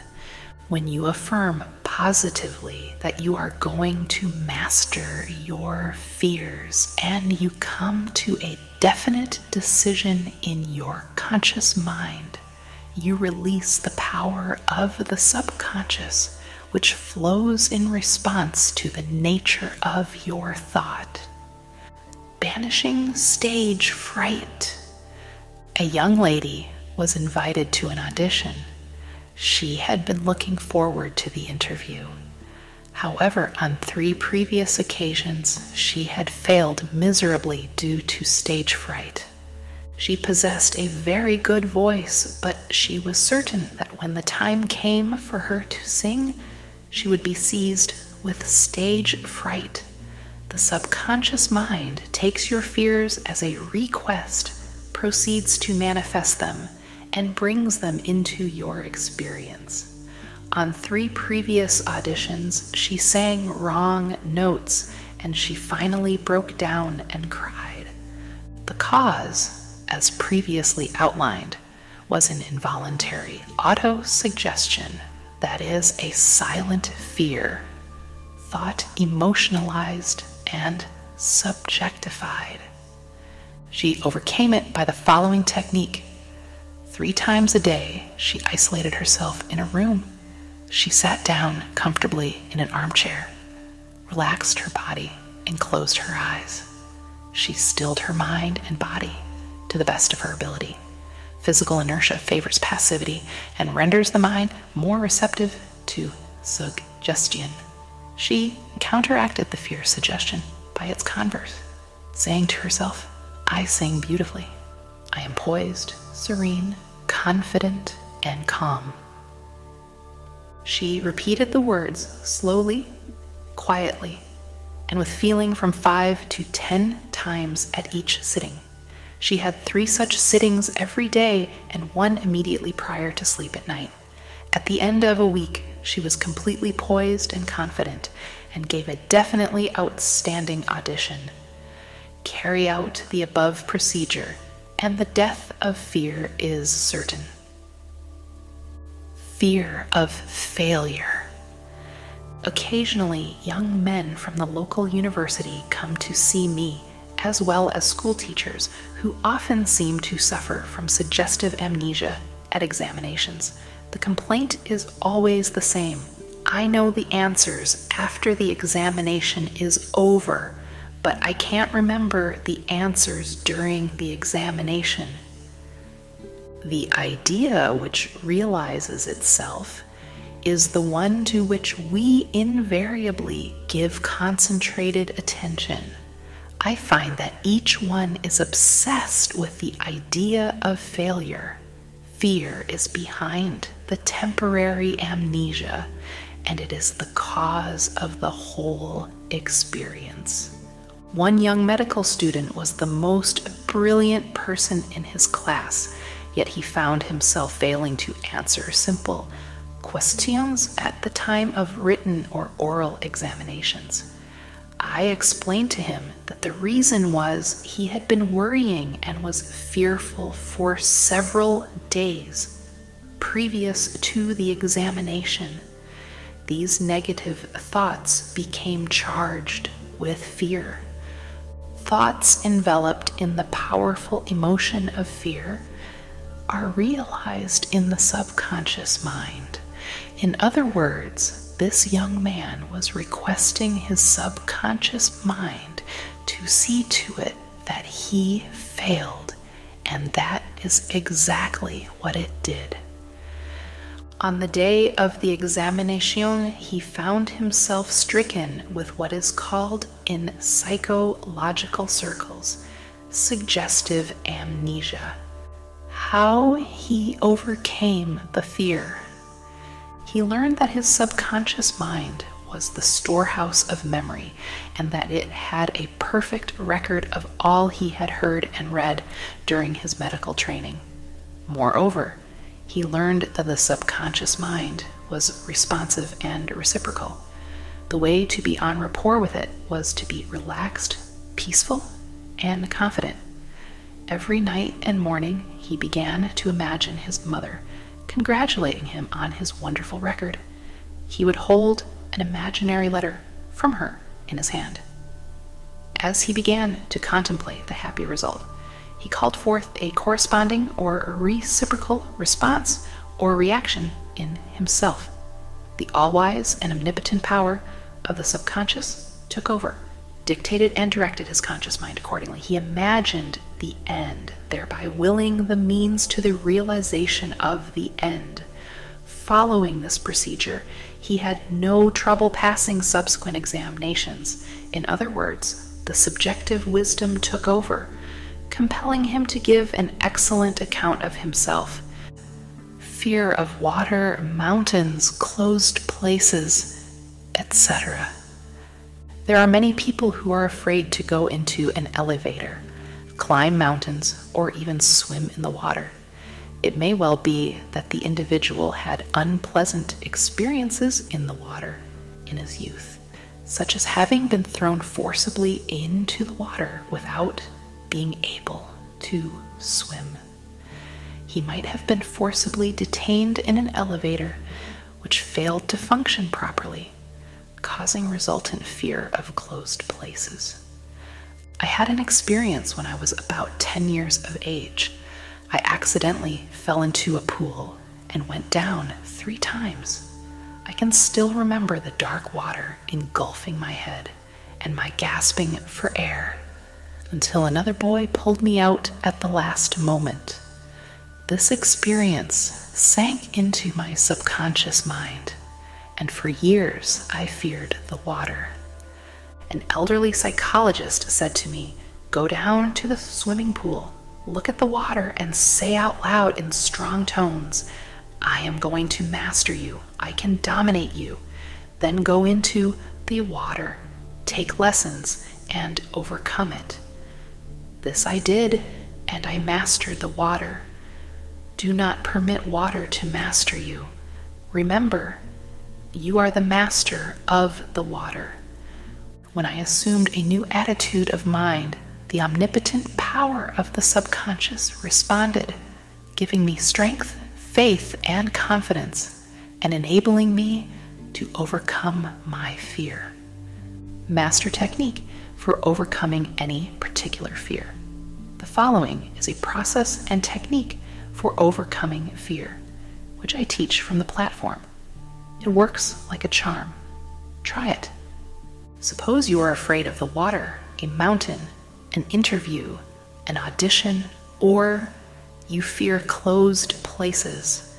If you are afraid of swimming, begin now to sit still for 5 or 10 minutes, 3 or 4 times a day, and imagine you are swimming. Actually, you are swimming in your mind. It is a subjective experience. Mentally, you have projected yourself into the water. You feel the chill of the water and the movement of your arms and legs. It is all real, vivid, and a joyous activity of the mind. It is not idle daydreaming, for you know that what you are experiencing in your imagination will be developed in your subconscious mind. Then you will be compelled to express the image and likeness of the picture you impressed on your deeper mind. This is the law of the subconscious. You could apply the same technique if you are afraid of mountains or high places. Imagine you are climbing the mountain. Feel the reality of it all. Enjoy the scenery, knowing that as you continue to do this mentally, you will do it physically with ease and comfort. He blessed the elevator. I knew an executive of a large corporation who was terrified to ride in an elevator. He would walk up 5 flights of stairs to his office every morning. He said that he began to bless the elevator every night and several times a day. He finally overcame his fear. This was how he blessed the elevator. The elevator in our building is a wonderful idea. It came out of the universal mind. It is a boon and a blessing to all our employees. It gives wonderful service. It operates in divine order. I ride in it in peace and joy. I remain silent now while the currents of life, love, and understanding flow through the patterns of my thought. In my imagination, I am now in the elevator and I step out into my office. The elevator is full of our employees. I talk to them and they are friendly, joyous, and free. It is a wonderful experience of freedom, faith, and confidence. I give thanks. He continued this prayer for about 10 days, and on the 11th day, he walked into the elevator with other members of the organization and felt completely free. Normal and abnormal fear. Man is born only with 2 fears, the fear of falling and the fear of noise. These are an alarm system given you by nature as a means of self-preservation. Normal fear is good. You hear an automobile coming down the road and you step aside to survive. The momentary fear of being run over is overcome by your action. All other fears were given to you by parents, relatives, teachers, and all those who influenced your early years. Abnormal fear. Abnormal fear takes place when man lets his imagination run riot. I knew a woman who was invited to go on a trip around the world by plane. She began to cut out of the newspapers all reports of airplane catastrophes. She pictured herself going down in the ocean, being drowned, etc. This is abnormal fear. Had she persisted in this, she would undoubtedly have attracted what she feared most. Another example of abnormal fear is that of a businessman in New York who was very prosperous and successful. He had his own private mental motion picture of which he was the director. He would run this mental movie of failure, bankruptcy, empty shelves, and no bank balance until he sank into a deep depression. He refused to stop this morbid imagery and kept reminding his wife that this can't last. There will be a recession. I feel sure we will go bankrupt, etc. His wife told me that he finally did go into bankruptcy, and all the things he imagined and feared came to pass. The things he feared did not exist, but he brought them to pass by constantly fearing, believing, and expecting financial disaster.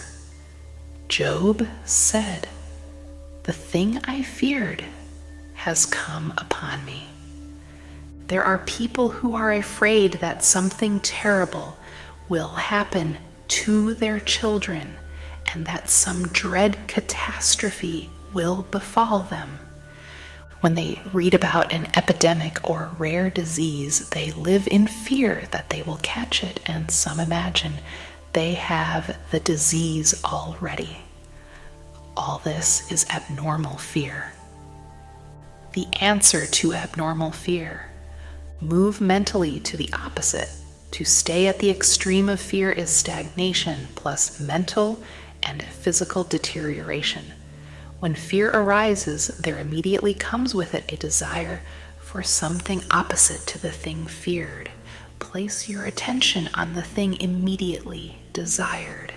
Get absorbed and engrossed in your desire, knowing that the subjective always overturns the objective. This attitude will give you confidence and lift your spirits. The infinite power of your subconscious mind is moving on your behalf, and it cannot fail.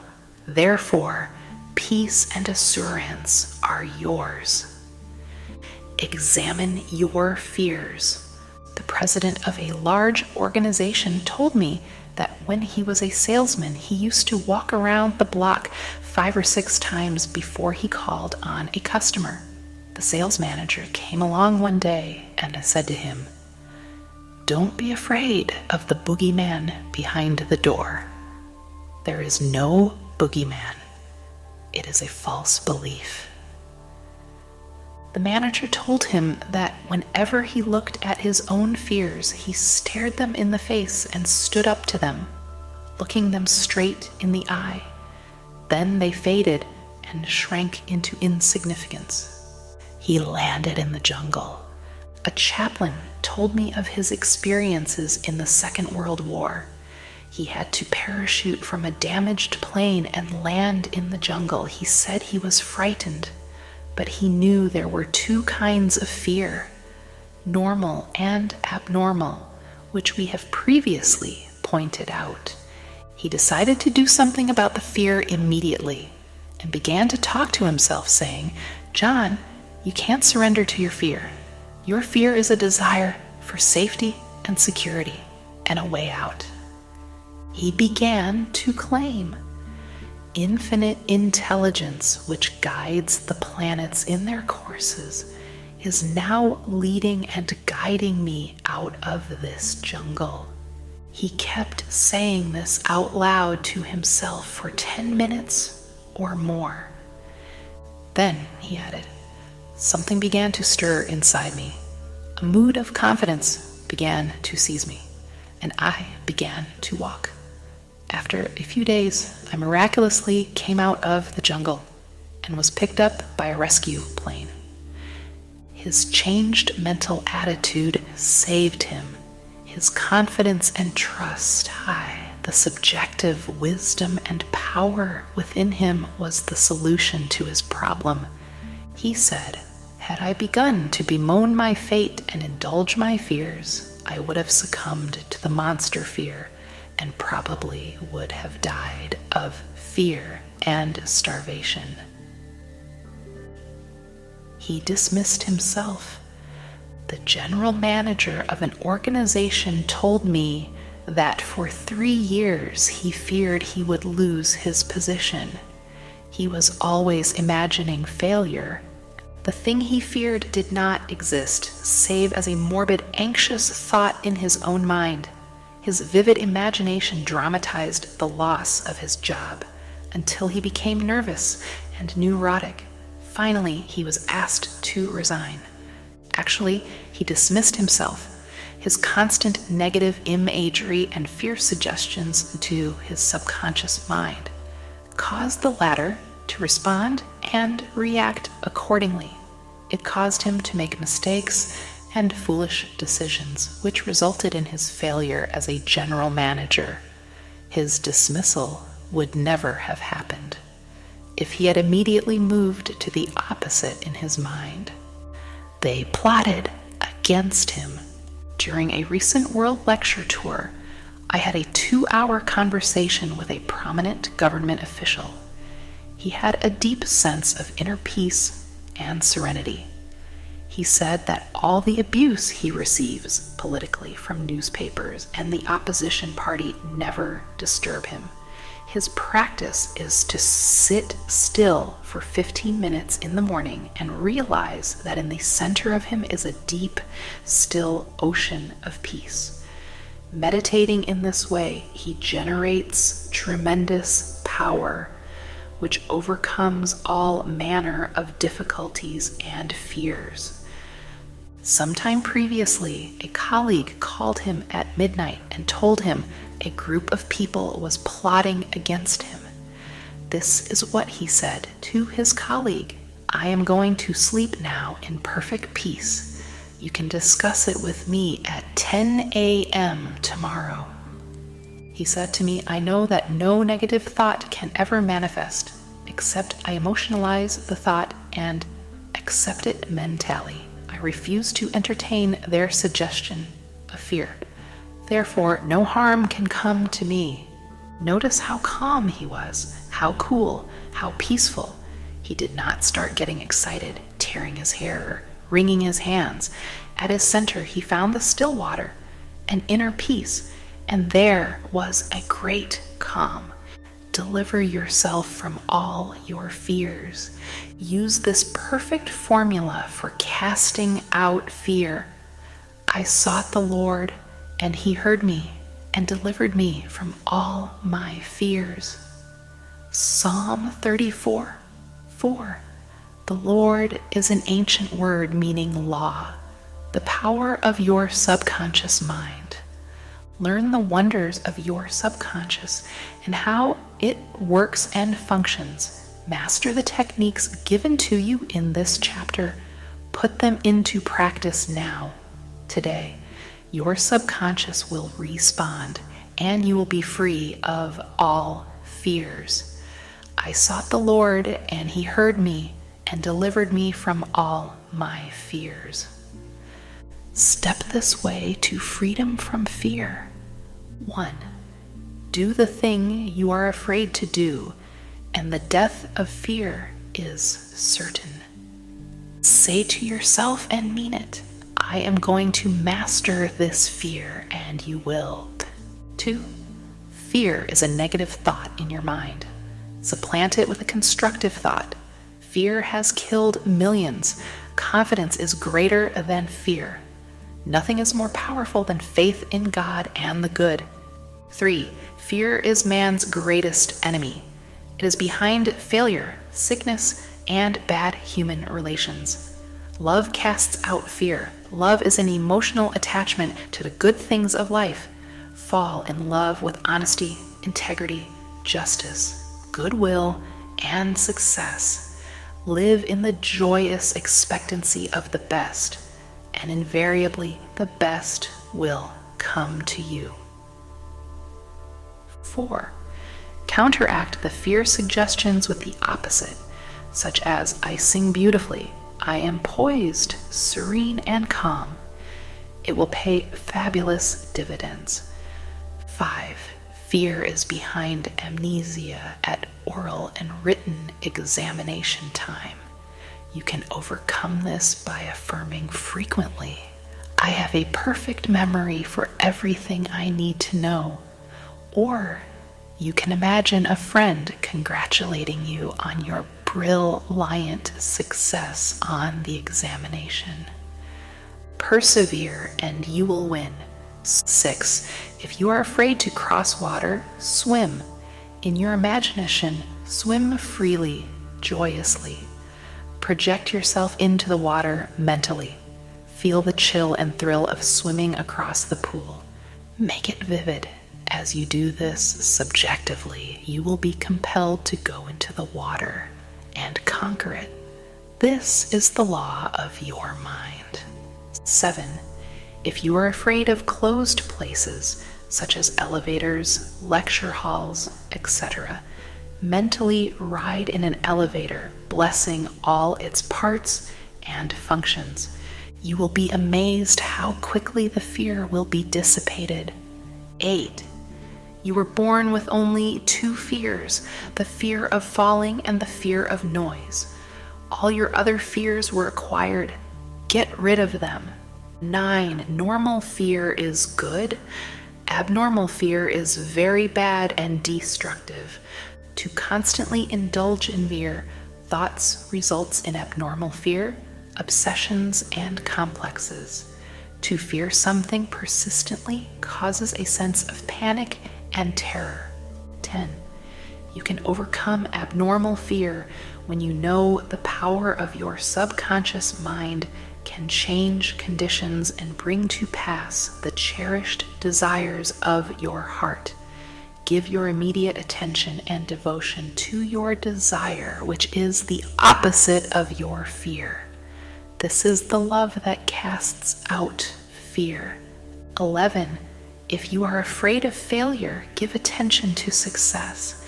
If you are afraid of sickness, dwell on your perfect health. If you are afraid of an accident, dwell on the guidance and protection of God. If you are afraid of death, dwell on eternal life. God is life, and that is your life now. 12. The great law of substitution is the answer to fear. Whatever you fear has its solution in the form of your desire. If you are sick, you desire health. If you are in the prison of fear, you desire freedom. Expect the good. Mentally concentrate on the good and know that your subconscious mind answers you always. It never fails. 13. The things you fear do not really exist except as thoughts in your mind. Thoughts are creative. This is why Job said, "The thing I feared has come upon me." Think good and good follows. 14. Look at your fears. Hold them up to the light of reason. Learn to laugh at your fears. That is the best medicine. 15. Nothing can disturb you but your own thought. The suggestions, statements, or threats of other persons have no power. The power is within you. And when your thoughts are focused on that which is good, then God's power is with your thoughts of good. There is only one creative power, and it moves as harmony. There are no divisions of quarrels in it. Its source is love. This is why God's power is with your thoughts of good. How to stay young in spirit forever. Your subconscious mind never grows old. It is timeless, ageless, and endless. It is a part of the universal mind of God, which was never born, and it will never die. Fatigue or old age cannot be predicated on any spiritual quality or power. Patience, kindness, veracity, humility, goodwill, peace, harmony, and brotherly love are attributes and qualities which never grow old. If you continue to generate these qualities here on this plane of life, you will always remain young in spirit. I remember reading an article in one of our magazines some years ago, which stated that a group of eminent medical men at the DeCourcy Clinic in Cincinnati, Ohio, reported that years alone are not responsible for bringing about degenerative disorders. These same physicians stated that it is the fear of time, not time itself, that has a harmful aging effect on our minds and bodies, and that the neurotic fear of the effects of time may well be the cause of premature aging. During the many years of my public life, I have had occasion to study the biographies of the famous men and women who have continued their productive activities into the years well beyond the normal span of life. Some of them achieve their greatness in old age. At the same time, it has been my privilege to meet and to know countless individuals of no prominence who, in their lesser sphere, belonged to those hardy mortals who have proved that old age of itself does not destroy the creative powers of the mind and body. He had grown old in his thought life. A few years ago, I called on an old friend in London, England. He was over 80 years of age, very ill, and obviously was yielding to his advancing years. Our conversation revealed his physical weakness, his sense of frustration, and a general deterioration almost approaching lifelessness. His cry was that he was useless and that no one wanted him. With an expression of hopelessness, he betrayed his false philosophy. We are born, grow up, become old, good for nothing, and that's the end. This mental attitude of futility and worthlessness was the chief reason for his sickness. He was looking forward only to senescence, and after that, nothing. Indeed, he had grown old in his thought life, and his subconscious mind brought about all the evidence of his habitual thinking. Age is the dawn of wisdom. Unfortunately, many people have the same attitude as this unhappy man. They are afraid of what they term old age, the end and extinction, which really means that they are afraid of life. Yet, life is endless. Age is not the flight of years, but the dawn of wisdom. Wisdom is an awareness of the tremendous spiritual powers in your subconscious mind and the knowledge of how to apply these powers to lead a full and happy life. Get it out of your head once and for all that 65, 75, or 85 years of age is synonymous with the end for you or anybody else. It can be the beginning of a glorious, fruitful, active, and most productive life pattern, better than you have ever experienced. Believe this, expect it, and your subconscious will bring it to pass. Welcome the change. Old age is not a tragic occurrence. What we call the aging process is really change. It is to be welcomed joyfully and gladly as each phase of human life is a step forward on the path which has no end. Man has powers which transcend his bodily powers. He has senses which transcend his 5 physical senses. Scientists today are finding positive, indisputable evidence that something conscious in man can leave his present body and travel thousands of miles to see, hear, touch, and speak to people, even though his physical body never leaves the couch on which it reclines. Man's life is spiritual and eternal. He need never grow old for life, or God cannot grow old. The Bible says that God is life. Life is self-renewing, eternal, indestructible, and is the reality of all men. Evidence for survival. The evidence gathered by the psychical research societies, both in Great Britain and America, is overwhelming. You may go into any large metropolitan library and get volumes on the proceedings of the Psychical Research Society based on findings of distinguished scientists on survival following so-called death. You will find a startling report on scientific experiments establishing the reality of life after death in the Case for Psychic Survival by Hereward Carrington, director of the American Psychical Institute. Life is. A woman asked Thomas Edison, the electrical wizard, "Mr. Edison, what is electricity?" He replied, "Madame, electricity is, use it." Electricity is a name we give an invisible power which we do not fully comprehend, but we learn all we can about the principle of electricity and its uses. We use it in countless ways. The scientist cannot see an electron with his eyes, yet he accepts it as a scientific fact because it is the only valid conclusion which coincides with his other experimental evidence. We cannot see life. However, we know we are alive. Life is, and we are here to express it in all its beauty and glory.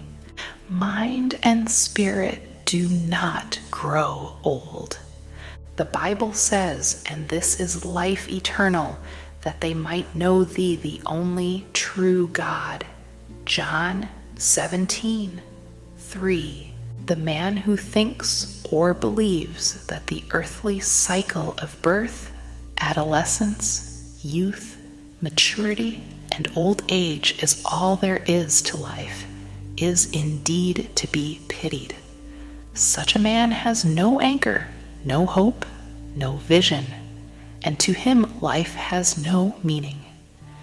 This type of belief brings frustration, stagnation, cynicism, and a sense of hopelessness resulting in neurosis and mental aberrations of all kinds.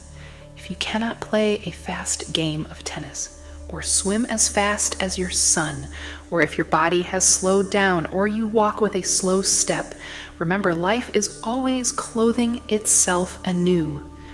What men call death is but a journey to a new city in another dimension of life. I say to men and women in my lectures that they should accept what we call old age gracefully.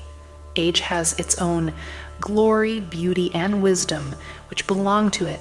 Peace, love, joy, beauty, happiness, wisdom, goodwill, and understanding are qualities which never grow old or die. Ralph Waldo Emerson, poet and philosopher, said, "We do not count a man's years until he has nothing else to count." Your character, the quality of your mind, your faith, and your convictions are not subject to decay. You are as young as you think you are. I give public lectures in Caxton Hall, London, England, every few years, and following one of these lectures, a surgeon said to me, "I am 84 years of age. I operate every morning, visit patients in the afternoons, and I write for medical and other scientific journals in the evening." His attitude was that he was as useful as he believed himself to be, and that he was as young as his thoughts. He said to me, "It's true what you said. Man is as strong as he thinks he is, and as valuable as he thinks he is." This surgeon has not surrendered to advancing years. He knows that he is immortal.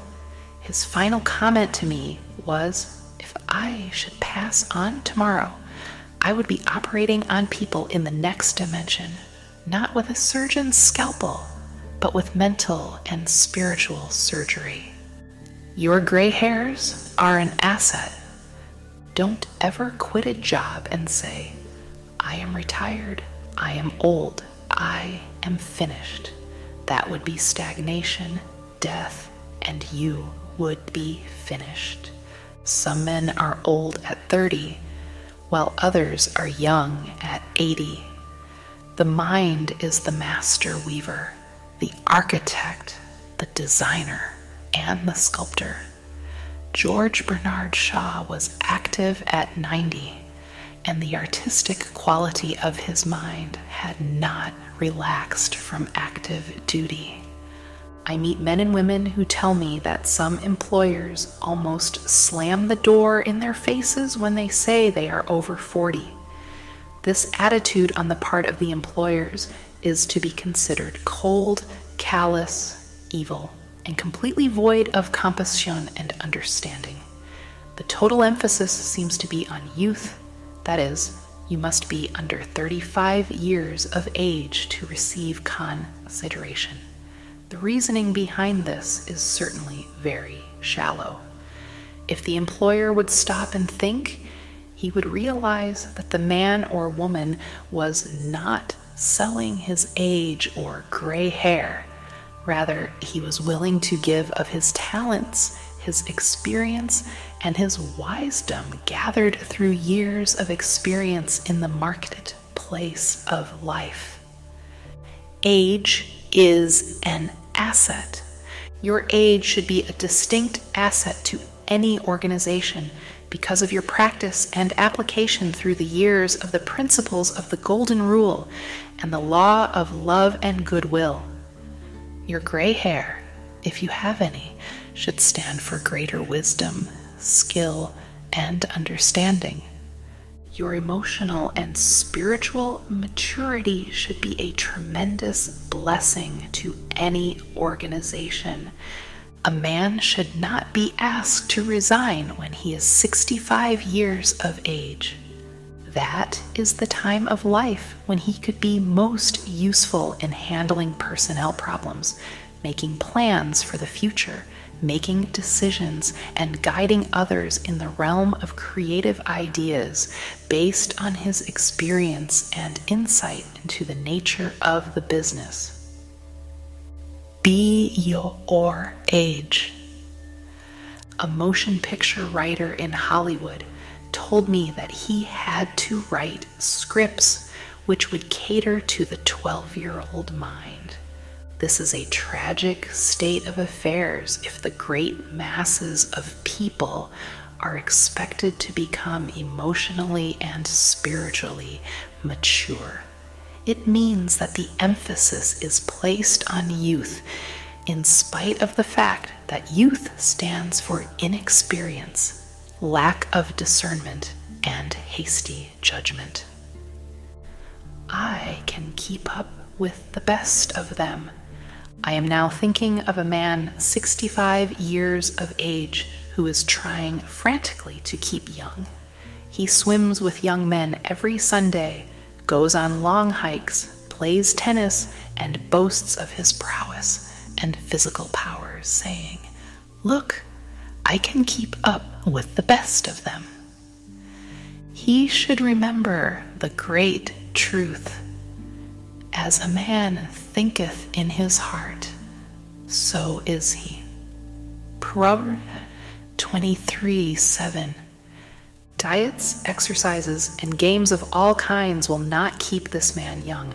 It is necessary for him to observe that he grows old or remains young in accordance with his processes of thinking. Your subconscious mind is conditioned by your thoughts. If your thoughts are constantly on the beautiful, the noble, and the good, you will remain young regardless of the chronological years. Fear of old age. Job said, "The thing which I greatly feared is come upon me." There are many people who fear old age and are uncertain about the future because they anticipate mental and physical deterioration as the years advance. What they think and feel comes to pass. You grow old when you lose interest in life, when you cease to dream, to hunger after new truths, and to search for new worlds to conquer. When your mind is open to new ideas, new interests, and when you raise the curtain and let in the sunshine and inspiration of new truths of life and the universe, you will be young and vital. You leave much to give. If you are 65 or 95 years of age, realize you have much to give. You can help stabilize, advise, and direct the younger generation. You can give the benefit of your knowledge, your experience, and your wisdom. You can always look ahead, for at all times you are gazing into infinite life. You will find that you can never cease to unveil the glories and wonders of life. Try to learn something new every moment of the day, and you will find your mind will always be young. 110 years old. Some years ago, while lecturing in Bombay, India, I was introduced to a man who said he was 110 years old. He had the most beautiful face I have ever seen. He seemed transfigured by the radiance of an inner light. There was a rare beauty in his eyes, indicating he had grown old in years, with gladness and with no indication that his mind had dimmed its lights. Retirement is a new venture. Be sure that your mind never retires. It must be like a parachute, which is no good unless it opens up. Be open and receptive to new ideas. I have seen men of 65 and 70 retire. They seemed to rot away, and in a few months passed on. They obviously felt that life was at an end. Retirement can be a new venture, a new challenge, a new path, the beginning of the fulfillment of a long dream. It is inexpressibly depressing to hear a man say, "What shall I do now that I am retired?" He is saying, in effect, "I am mentally and physically dead. My mind is bankrupt of ideas." All this is a false picture. The real truth is that you can accomplish more at 90 than you did at 60, because each day you are growing in wisdom and understanding of life and the universe through your new studies and interest. He graduated to a better job. An executive who lives near me was forced to retire a few months ago because he had reached the age of 65. He said to me, "I look upon my retirement as promotion from kindergarten to the first grade." He philosophized in this manner. He said that when he left high school, he went up the ladder by going to college. He realized this was a step forward in his education and understanding of life in general. Likewise, he added, now he could do the things he had always wanted to do, and therefore his retirement was still another step forward on the ladder of life and wisdom. He came to the wise conclusion that he was no longer going to concentrate on making a living. Now he was going to give all his attention to living life. He is an amateur photographer, and he took additional courses on the subject. He took a trip around the world and took movies of famous places. He now lectures before various groups, lodges, and clubs, and is in popular demand. There are countless ways of taking an interest in something worthwhile outside yourself. Become enthusiastic over new creative ideas, make spiritual progress, and continue to learn and to grow. In this manner, you remain young in heart because you are hungering and thirsting after new truths, and your body will reflect your thinking at all times. You must be a producer and not a prisoner of society. The newspapers are taking cognizance of the fact that the voting population of the elderly in California elections is increasing by leaps and bounds.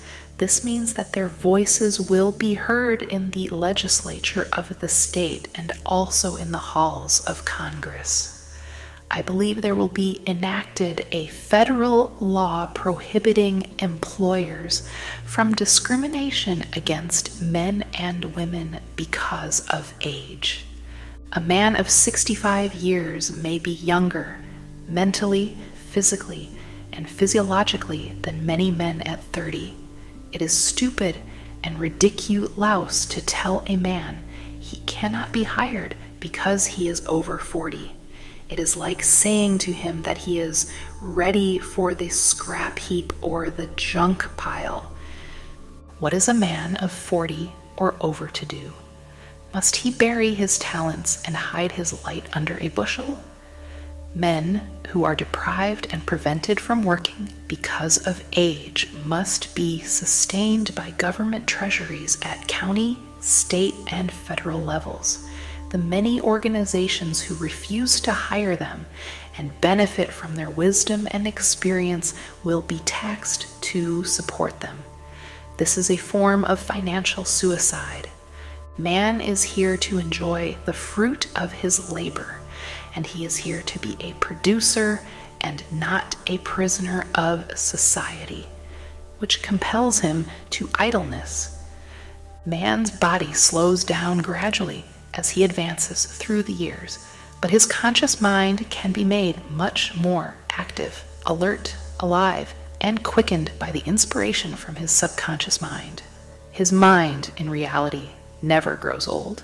Job said, "Oh, that I were as in months past, as in the days when God preserved me, when his candle shined upon my head, and when by his light I walked through darkness, as I was in the days of my youth, when the secret of God was upon my tabernacle."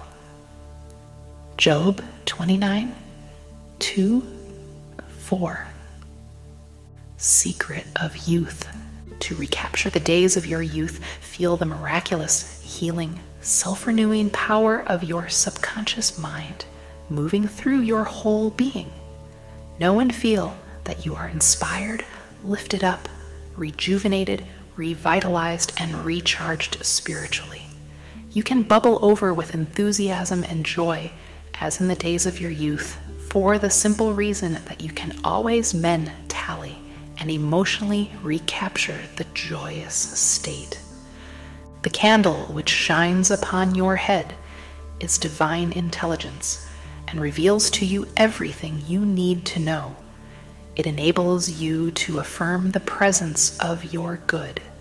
Regardless of appearances, you walk by the guidance of your subconscious mind, because you know that the dawn appears and the shadows flee away. Get a vision. Instead of saying, "I am old," say, "I am wise in the way of the divine life." Don't let the corporation, newspapers, or statistics hold a picture before you of old age, declining years, decrepitude, senility, and uselessness. Reject it, for it is a lie. Refuse to be hypnotized by such propaganda. Affirm life, not death. Get a vision of yourself as happy, radiant, successful, serene, and powerful. Your mind does not grow old. Former President Herbert Hoover, now 88 years old, is very active and is performing monumental work. I interviewed him a few years ago in his suite at the Waldorf Astoria, New York City. I found him healthy, happy, vigorous, and full of life and enthusiasm. He was keeping several secretaries busy handling his correspondence, and was himself writing books of a political and historical nature. Like all great men, I found him affable, genial, amiable, loving, and most understanding. His mental acumen and sagacity gave me the thrill of a lifetime. He is a deeply religious man and is full of faith in God and in the triumph of the eternal truth of life. He was subjected to a barrage of criticism and condemnation in the years of the Great Depression, but he weathered the storm and did not grow old in hatred, resentment, ill will, and bitterness. On the contrary, he went into the silence of his soul, and communing with the divine presence within him, he found the peace, which is the power at the heart of God. His mind active at 99. My father learned the French language at 65 years of age and became an authority on it at 70. He made a study of Gaelic when he was over 60 and became an acknowledged and famous teacher of the subject. He assisted my sister in a school of higher learning and continued to do so until he passed away at 99. His mind was as clear at 99 as it was when he was 20. Moreover, his handwriting and his reasoning powers had improved with age. Truly, you are as old as you think and feel. We need our senior citizens. Marcus Porcius Cato, the Roman patriot, learned Greek at 80.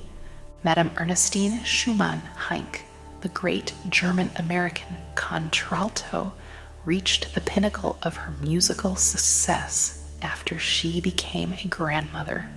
It is wonderful to behold the accomplishments of the oldsters: General Douglas MacArthur, Harry S. Truman, General Dwight David Eisenhower, and American financier Bernard Baruch are interesting, active, and contributing their talents and wisdom to the world. The Greek philosopher Socrates learned to play musical instruments when he was 80 years old. Michelangelo was painting his greatest canvases at 80. At 80, Gaius Simonides won the prize for poetry. Johann von Goethe finished Faust, and Leopold von Ranke commenced his History of the World, which he finished at 92. Alfred Tennyson wrote a magnificent poem, Crossing the Bar, at 83. Isaac Newton was hard at work, close to 85. At 88, John Wesley was directing, preaching, and guiding Methodism. We have several men of 95 years who come to my lectures, and they tell me they are in better health now than they were at 20. Let us place our senior citizens in high places and give them every opportunity to bring forth the flowers of paradise. If you are retired, get interested in the laws of life and the wonders of your subconscious mind. Do something you have always wanted to do. Study new subjects and investigate new ideas. Pray as follows: As the hart panteth after the water brooks, so panteth my soul after thee, O God. Psalm 42:1. The fruits of old age. His flesh shall be fresher than a child. He shall return to the days of his youth. Job 33:25. Old age really means the contemplation of the truths of God from the highest standpoint. Realize that you are on an endless journey, a series of important steps in the ceaseless, tireless, endless ocean of life. Then, with the psalmist, you will say, they shall still bring forth fruit in old age. They shall be fat and flourishing. Psalm 92:14. But the fruit of the Spirit is love, joy, peace, patience, gentleness, goodness, faith, meekness, temperance. Against such there is no law. Galatians 5:22-23. You are a son of infinite life, which knows no end, and you are a child of eternity. Profitable pointers. 1. Patience, kindness, love, goodwill, joy, happiness, wisdom, and understanding are qualities which never grow old. Cultivate them and express them, and remain young in mind and body. 2.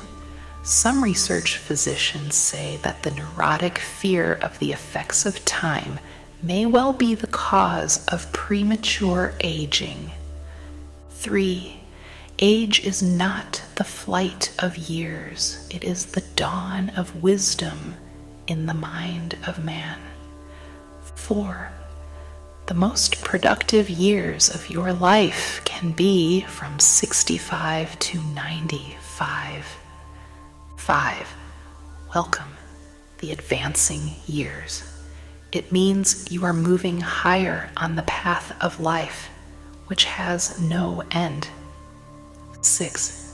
God is life, and that is your life now. Life is self-renewing, eternal, and indestructible, and is the reality of all men. You live forever because your life is God's life. 7.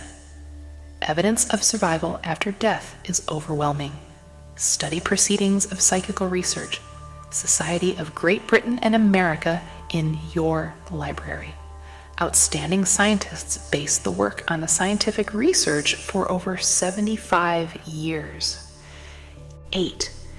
You cannot see your mind, but you know you have a mind. You cannot see spirit, but you know that the spirit of the game, the spirit of the artist, the spirit of the musician, and the spirit of the speaker is real. Likewise, the spirit of goodness, truth, and beauty moving in. Your mind and heart are real.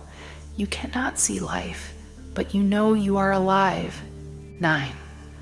Old age may be called the contemplation of the truths of God from the highest standpoint. The joys of old age are greater than those of youth. Your mind is engaged in spiritual and mental athletics.